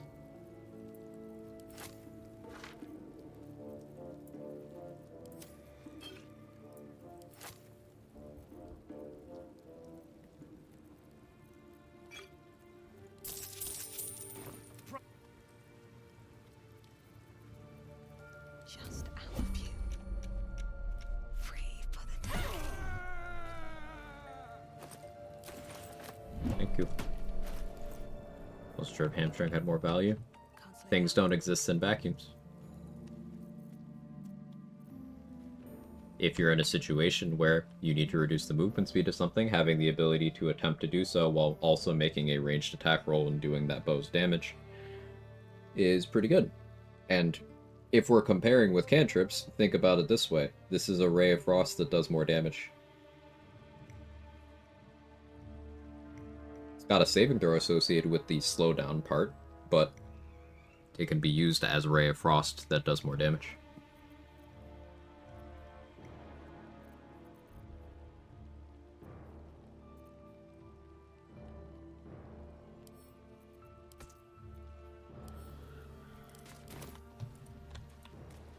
Base cleric gets Bursting Sinew and Toll the Dead. Not sure how adding your wisdom to those cantrips too much, to be honest.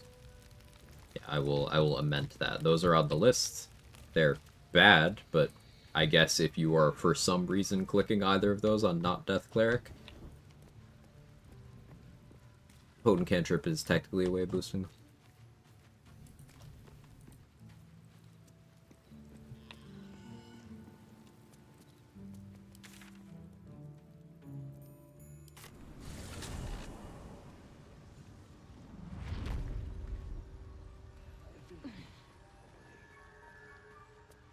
What else is left? There's Fall of Lastlight, there's Myconids and Iron Hand Gnomes. There's a couple things like Book of Dead Gods, the Short Hole, Perception spots that I missed and could bring a companion for if I really wanted. Owlbear Cub Recruitment.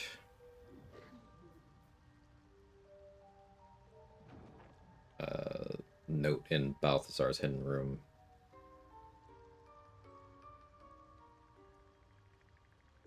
We could call all of that another 600 XP, maybe. Just for the sake of round numbers. That means I need to make about 6,000 XP. Get a mask. I haven't fought Tiscan yet. Welcome back. Have you made? I was on my way to do that. Bargain. If anything But in Tiscan. my private collection is to your liking.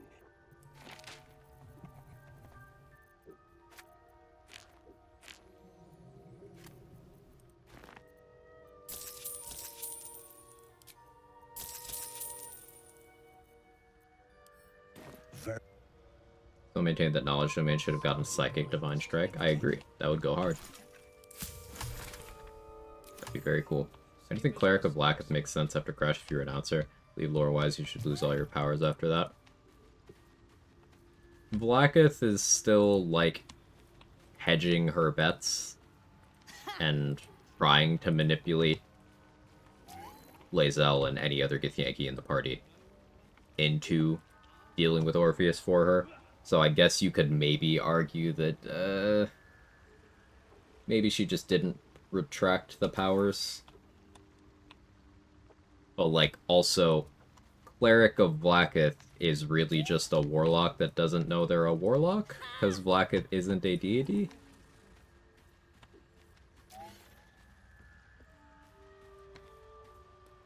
And I've heard it mentioned that the structure of Will's contract is an anomaly, and that, like, getting out of it doesn't necessarily mean you lose the powers, and that Mizora set it up that way for Will specifically. But I know less about that.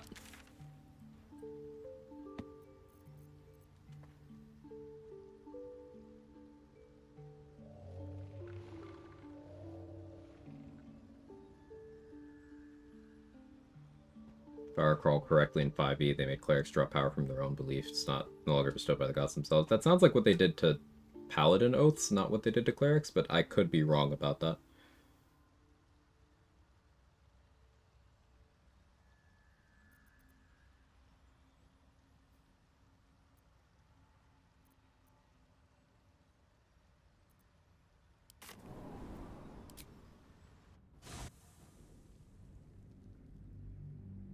Oh, did I forget to get Shield of Faith? That's fine. I don't need it. Just won't get hit. It's easy.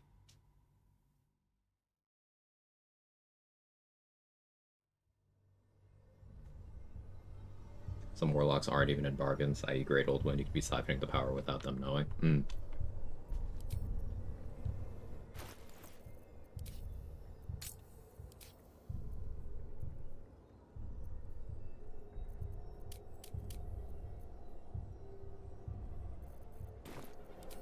These things have stayed interesting.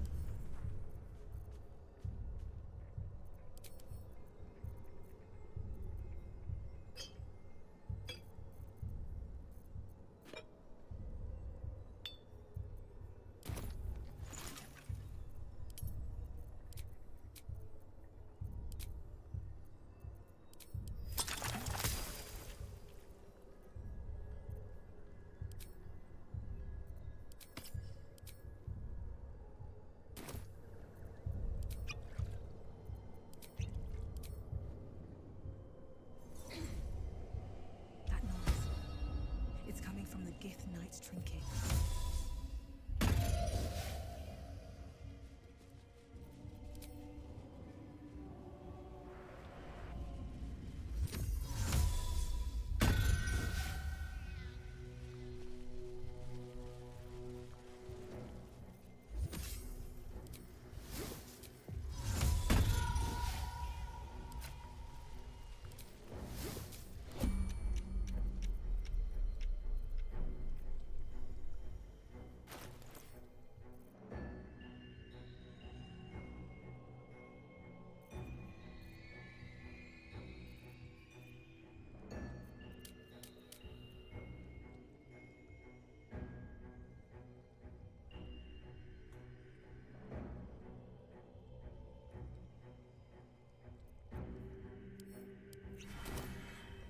particularly attached to in terms of elixir use right now, so go with that.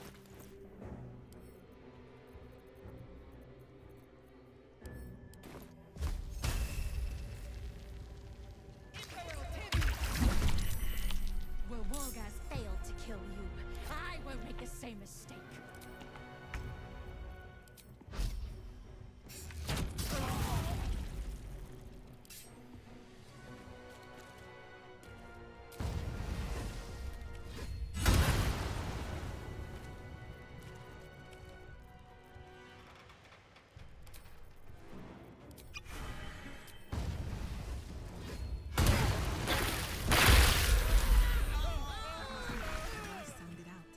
If I'd buffed up as much as I wanted to, I would have died. That's okay. Just do half my HP, you know? Health bar's a resource, use it. Clean 1000 XP off that.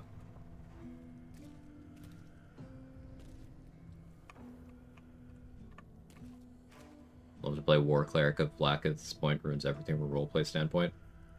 Pick Tiamat instead.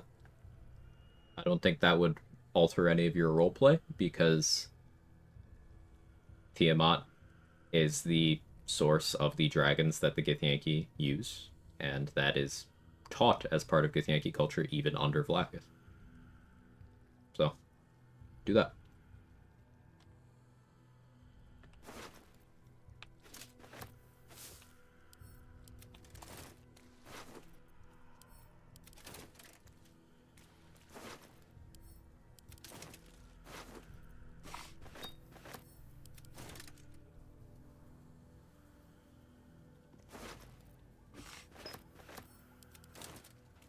Moving in.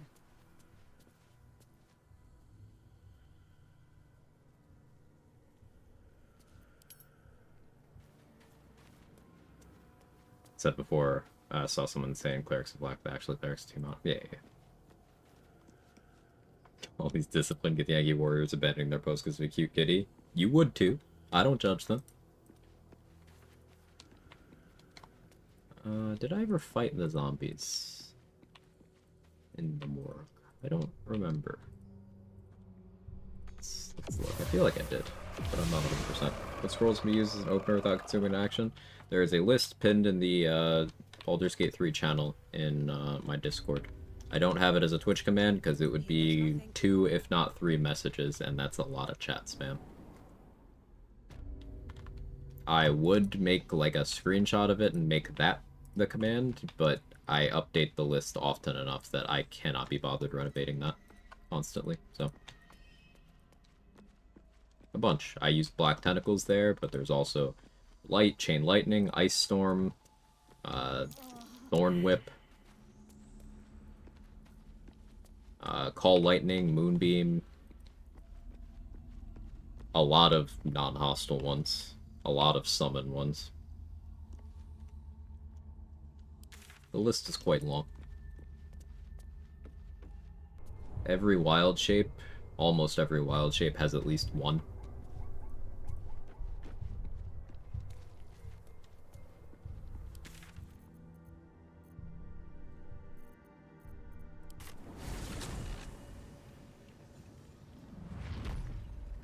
But, scrolls specifically, my go-tos will be Blight, Ice Storm, Black Tentacles.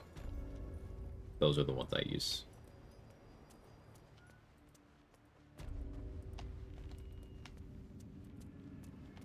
There are others that are available in scroll form, but they're more situational. The absolute war drums beat Or more loud in expensive. your chest. How may I serve?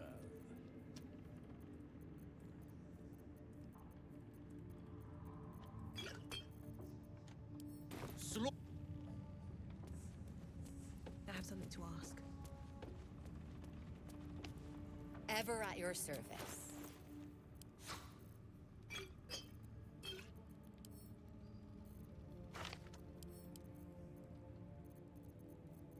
First is good news. Been starved for those for a while. Do you have Conjure Elemental? I feel like you haven't been stocking those, and I would like some.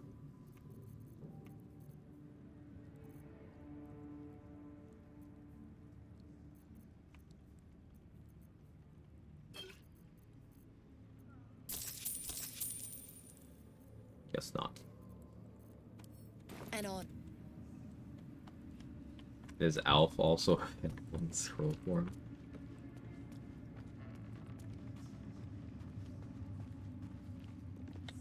It's probably a mod. There's always a mod.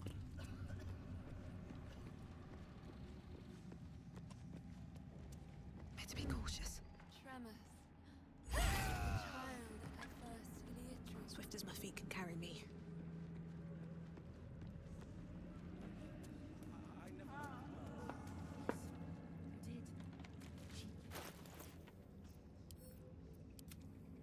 On this comment on Reddit, not gonna lie, give a lot of hugs. Someone hate Will. He's the blade of Frontier. Yeah. I like Will.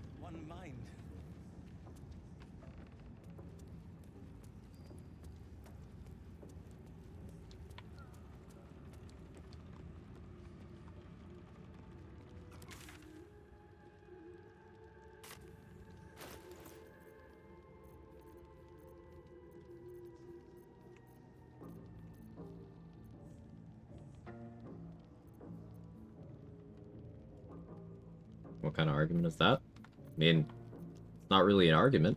It's them like saying that they find Will cool and the whole Blade of Frontiers thing is cool.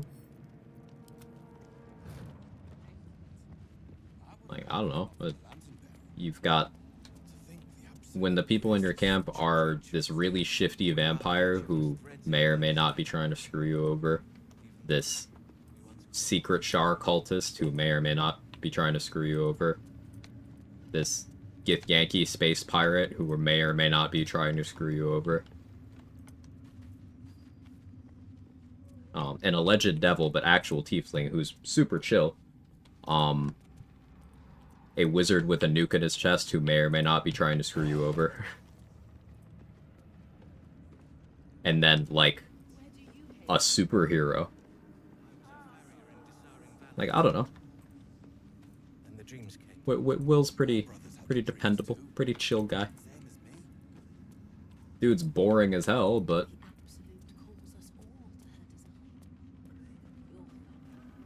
there's worse crimes.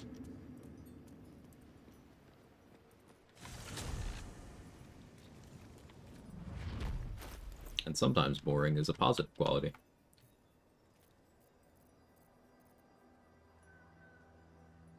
Can I be inappropriate? You may. What do you think are good races? Jack of all trades character? Think of Dwergar, Halfling, Half-Orc. I mean, this kind of run, you don't need weapon or armor efficiency, right? Halfling isn't good in any run. So just kind of throw that one out. Halfling is trash. It is overrated garbage. So just throw that one out. Disregard. Dwergar's good, but same things that are just kind of good in general. Like, Dwergar can go invisible, and that's useful. Half-Orc has extra crit die on their melee attacks. That's useful. Wood Elf gets extra movement speed. That's useful. No way, isn't their racial the best in the game? I don't know if this is bait or not, but no, it's garbage. Here's why it's garbage. Do you want 100% uptime on having bad movement speed, no dark vision, no relevant skill proficiencies, no additional spells? 100% uptime on that, in exchange for, realistically speaking, assuming you are planning your fights and encounters very poorly and going into everything with disadvantage, you have 10% uptime on the chance to roll better.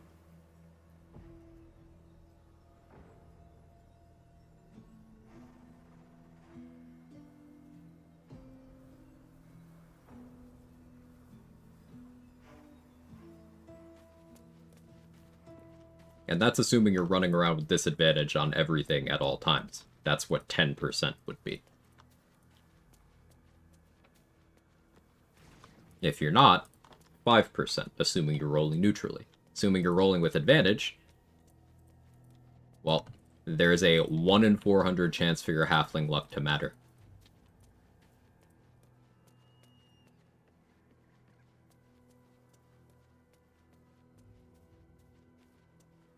After sleeping with Gale, I just shoved a nuke up my Lady Taffy. Nice.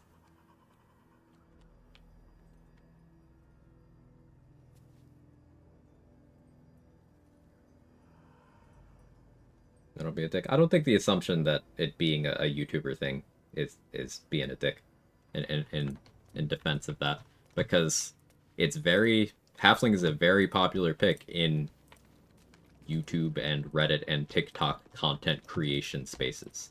And there's a lot of people who operate with a lot of the things that are popular in those spaces as their baseline assumptions of game mechanics.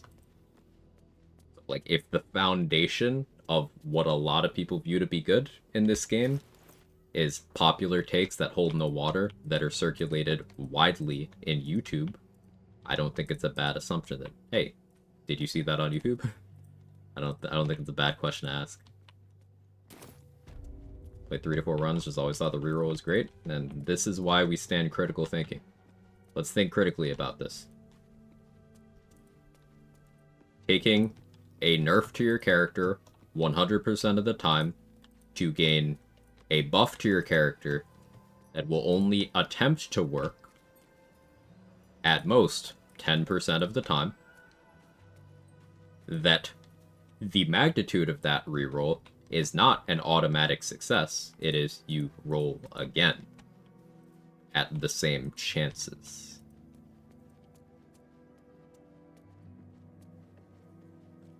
So you have at most 10% uptime on maybe rolling better versus, and this is also without the opportunity cost acknowledgement.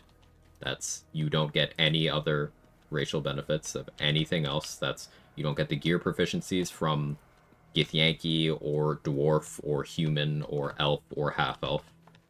You don't get the sleep immunity from elves. You don't get dark vision. You don't get the fire resistance from tieflings. You don't get the elemental resistances of dragonborn. You don't get the extra crit die from half-orc. You don't get the extra weight from half-orc and dragonborn. You don't get dragonborn breath weapon.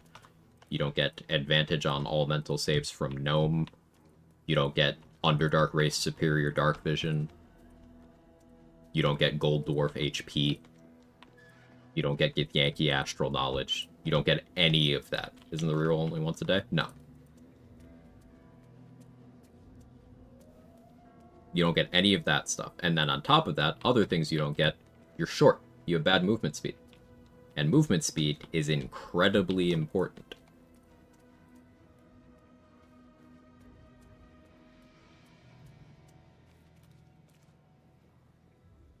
If the nerf is Dwargar as well, the other creature's just so good it counters it out. Exactly right, shame on you. There are races that have the short debuff that provide other features to make it worth taking. Like, dwarves have relevant positive features that are active all the time. Or active enough of the time to be like, okay, this is worth taking the penalty.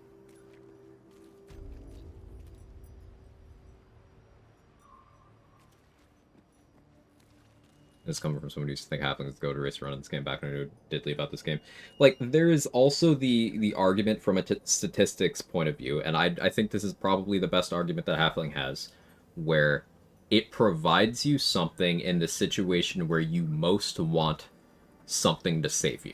And that's when you're going into something with very good odds, and then the dice gods just say no. And if you're the kind who gets really upset by those 5% or 1% or 0.2%, just divine intervention, fuck you in particular, this isn't happening. If you're the type to get really upset by that, then halfling can be there for you. But my forceful condemnation of halfling is to cover all bases, because there is a widespread assumption that it is good and that the reroll is good. And no, the reroll is something that some people find comfortable. It is statistically not good. The level of impact is low.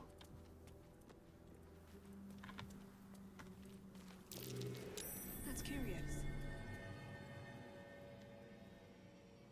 Like, if halfling luck was, when you roll a 1, you succeed instead, that would be good. But no. Crazy how YouTubers and content creators tend to just entirely ruin video game spaces through misinformation. 6 communities, like a stain that you can never get out. Well said, Gage. You know my issues with that in all sorts of fandoms from all sorts of kinds of content. There you go, Quag.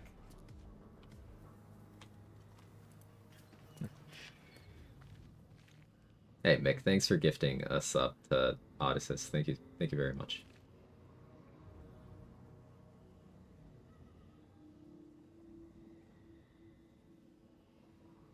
Gamer stank before YouTube. Yeah.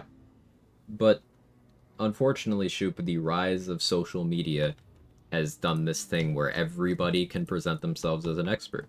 And because not everybody has critical thinking ability, there's going to be people inundated with information, and a lot of those people who are being inundated in that way are not equipped or are not under the impression that they need to be screening that information to see what's helpful, what isn't, what is accurate, and what isn't.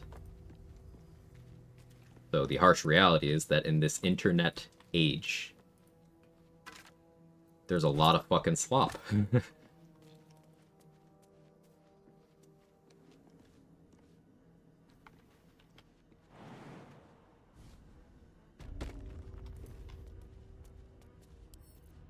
on, open up. And there's some bad attitudes about even questioning said slop. Like Chris mentioned earlier, sometimes people get very defensive when you even, like, ask for any amount of follow-up, even if you are not disagreeing with them.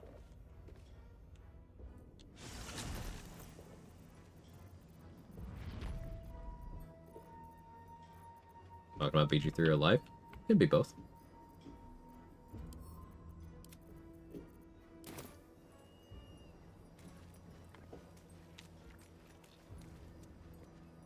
All about the metrics at any cost, disregarding any ethics or morality, all for the sake of clicks. Engagement-driven internet is one of the worst things to happen to humanity in the last 20 years, I'll tell you what.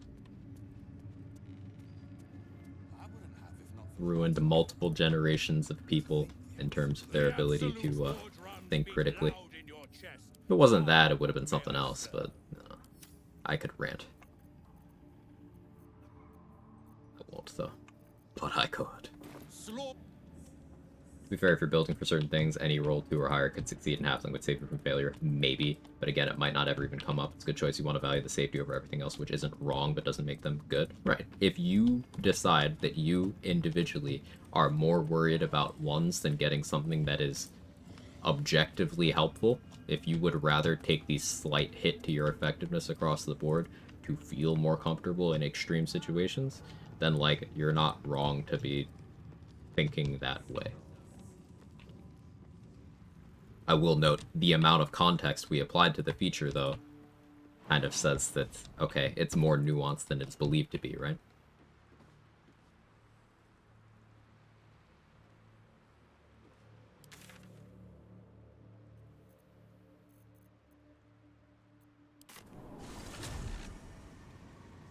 When I roll a 1, I throw an Alchemist Fire, checkmate Halfling Enthusiast.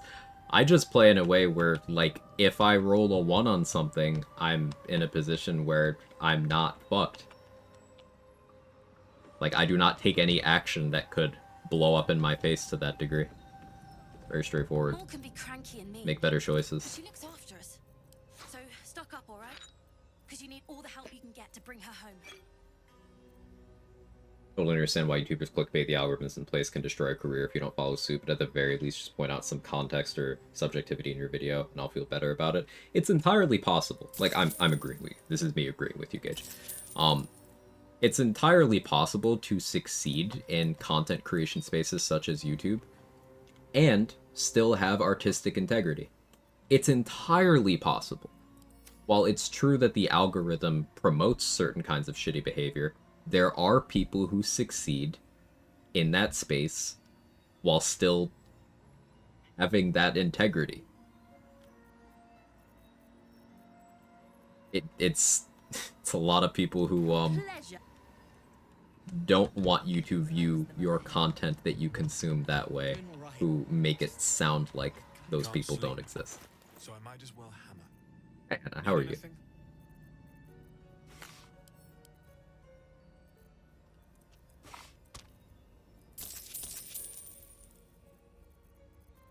Like in the BG3 space, a couple friends of the channel who do YouTube content, Morgana Evelyn, Friendly Lich, they pop in here from time to time, and I like their YouTube content because they're informational, focused creators who do their homework. They do creative things, but they also make sure that everything they're doing is accurate. They explain everything they're doing. And they do good work.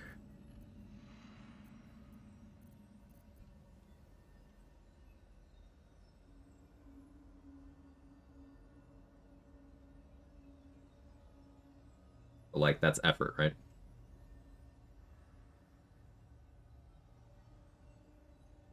Preparing for failure is why I've moved away from the haste spell. Lethargic as rough speed pots exist. Right. You can create situations where where the haste spell, excuse me, can be made safer, but those are preparations you have to make.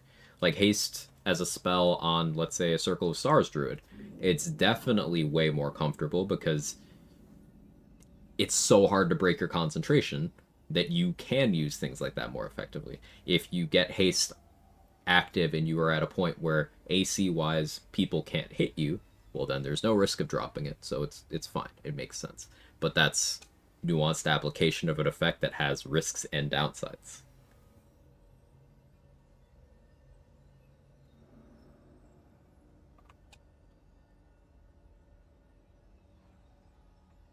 Send you a DM on Discord? Yeah, sure. Just in it, just say that it's you if your name doesn't match there, because I get a lot of DMs. I also don't get notifications, so if anyone has ever DM'd me and I have never responded, I probably saw it a month late.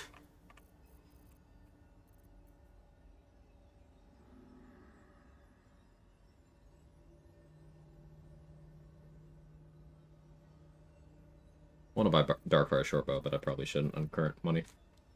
I'll be here if you need it. Just put this on the thumbnail of every vid, you got the algo.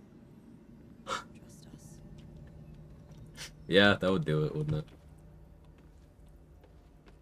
I don't want to commit to doing anything big in game right now, so I'm just kind of running around mindlessly, not accomplishing much. I'm just enjoying chatting with you guys.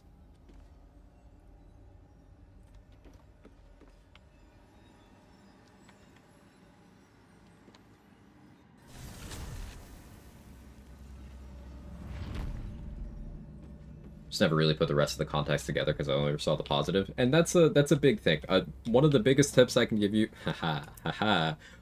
with build crafting in general, is acknowledgement of the concept of opportunity cost. And I know I say this a lot. I've said this so much that people have been like, "Hey, are you an econ major or something?" It's like, no, it's an important mechanism to keep in your head as you're thinking about things.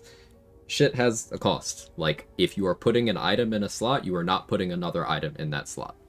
If you are selecting something that is mutually exclusive with anything else, you are doing it at the expense of everything else you could have taken in that slot. That doesn't always disqualify something. Hey, Cryptic, how are you? That doesn't always disqualify something, but that does mean you need to value what you're getting versus what you could be getting.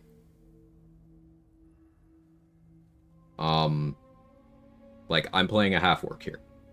And playing a half-orc, the thought process was getting savage attacks here for big damage. But this came with the caveat of I wasn't able to take Wood Elf for that comfortable movement speed the entire game. This meant I wasn't able to play any Origin characters because none of them are half-orcs. So I couldn't do like a Karlach for Soul Coin, or a Starion for Happy and then later his Ascended buff. This meant I couldn't play... I mean, Astarion's a high elf, but it meant I couldn't play a Dirge or Tav high elf for access to something like Booming Blade without having to get it from my class features. Opportunity cost. So if you're playing a halfling, you are not playing everything else that you could have selected in the box where you chose to click halfling. Replace with anything here. With build crafting in general, keep that in mind. This is one piece of the puzzle of why I don't like this idea of calling something best without getting super specific about the context, because, like, how could you determine that? There's a lot of moving parts. There's often multiple valid answers that could have directly equal or highly comparable performance that could swing in favor of one or the other, depending on any kind of, like, outside factors. Like this half-orc crit die that I built for, if I'm not critting, it's never working. So, if the question is, okay, who does more damage between half-orc and Karlach, I have to either give an answer that I know is incomplete, or I have to give you the context for when one wins versus the other. Do I have Discord? If so, how do I get in? Yeah, !mark Discord.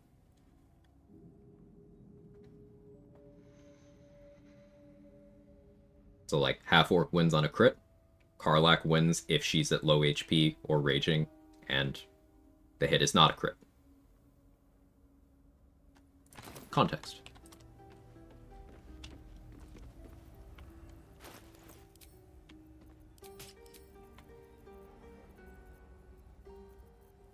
Let's do it from Barkus real quick.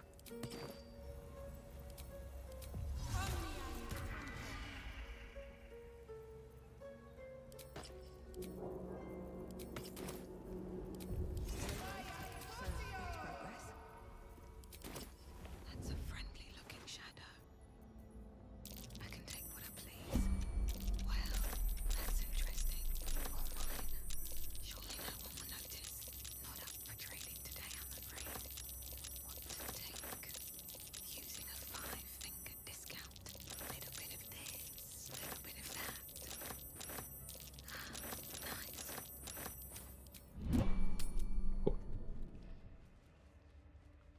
Updated my wagon wheel, build shenanigans, ran out of ammo fighting. Yeah, that'll happen.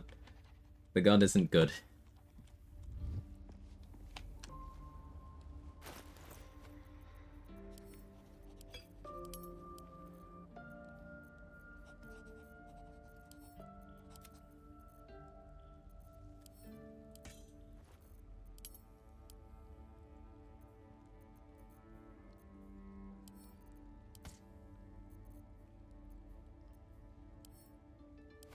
I do have way more than I need in terms of arrows right now.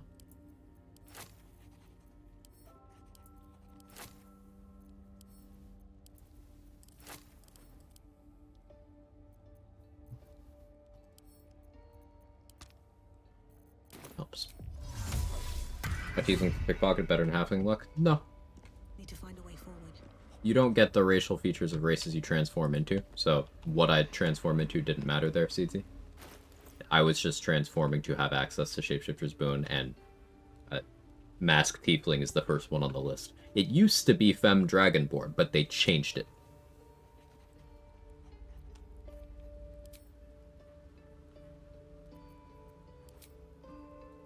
In Act 3, picking Gnome can be better because there's a pair of gloves that gives you +2 dexterity if you're a gnome.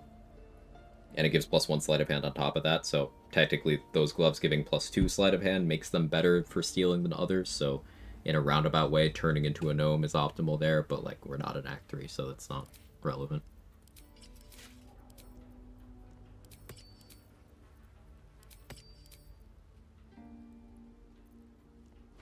What did Larian mean by that? Okay, so let's take mental inventory of what's left. Bring some of these partially for carry weight. With 11.6k left to the level, we have... There's no major combats left, like Fall of Last Light, I guess. But that's not really going to be major. The biggest combat remaining would be, like, clearing out the Myconid colony. But with all the stuff I can think of to fight that I haven't yet, probably looking at 2,500 XP. So that would take us to 9k and change left. There's about 6k XP in the act finale with the route that I'll be doing. It's more like 6.5k, but if I leave Balthazar alive, that's another 1,000 in the Shadowfell. So that means we're about 3,000 XP deficient. I include other non-combat stuff that I haven't done yet, like perception checks and stuff like that. Card a companion around with me. I could fill out maybe another, I don't know, 200, something like that. So we'll coal mine, I don't know, like 300 zombies next session, something like that.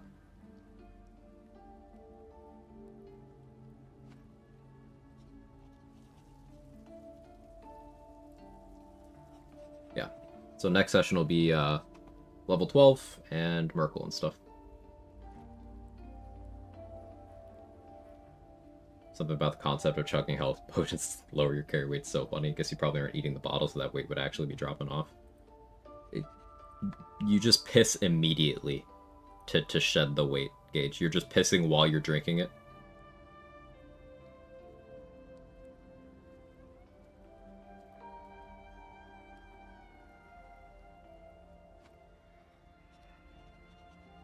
It's just all piss all the way down.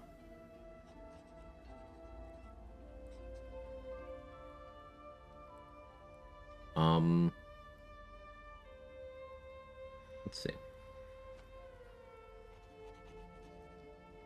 You know what, I actually, I don't feel particularly social. I don't think I'm gonna raid anyone today. We in here pissing? Yeah, Hazel, we pissing. Anyone else notice Fakors are consistently not using their jump action to prone you? They've been booking bleed on them. I've had them do it, so I don't think it'd be consistent. But... yeah, thanks everyone for hanging out. I got a bit of a headache, so I need to get some more water. Maybe a little caffeine. Stay hydrated. It's hot as shit. Thank you so much everyone for hanging out. More of this tomorrow. I might go live slightly early again. Like I was live maybe an hour early today. Maybe something like 30 minutes. Dull the impact of more coal mining. I expect us to make it to Act 3. Hopefully not too far into stream tomorrow. But yeah, y'all are awesome. Have a good one. Bye-bye.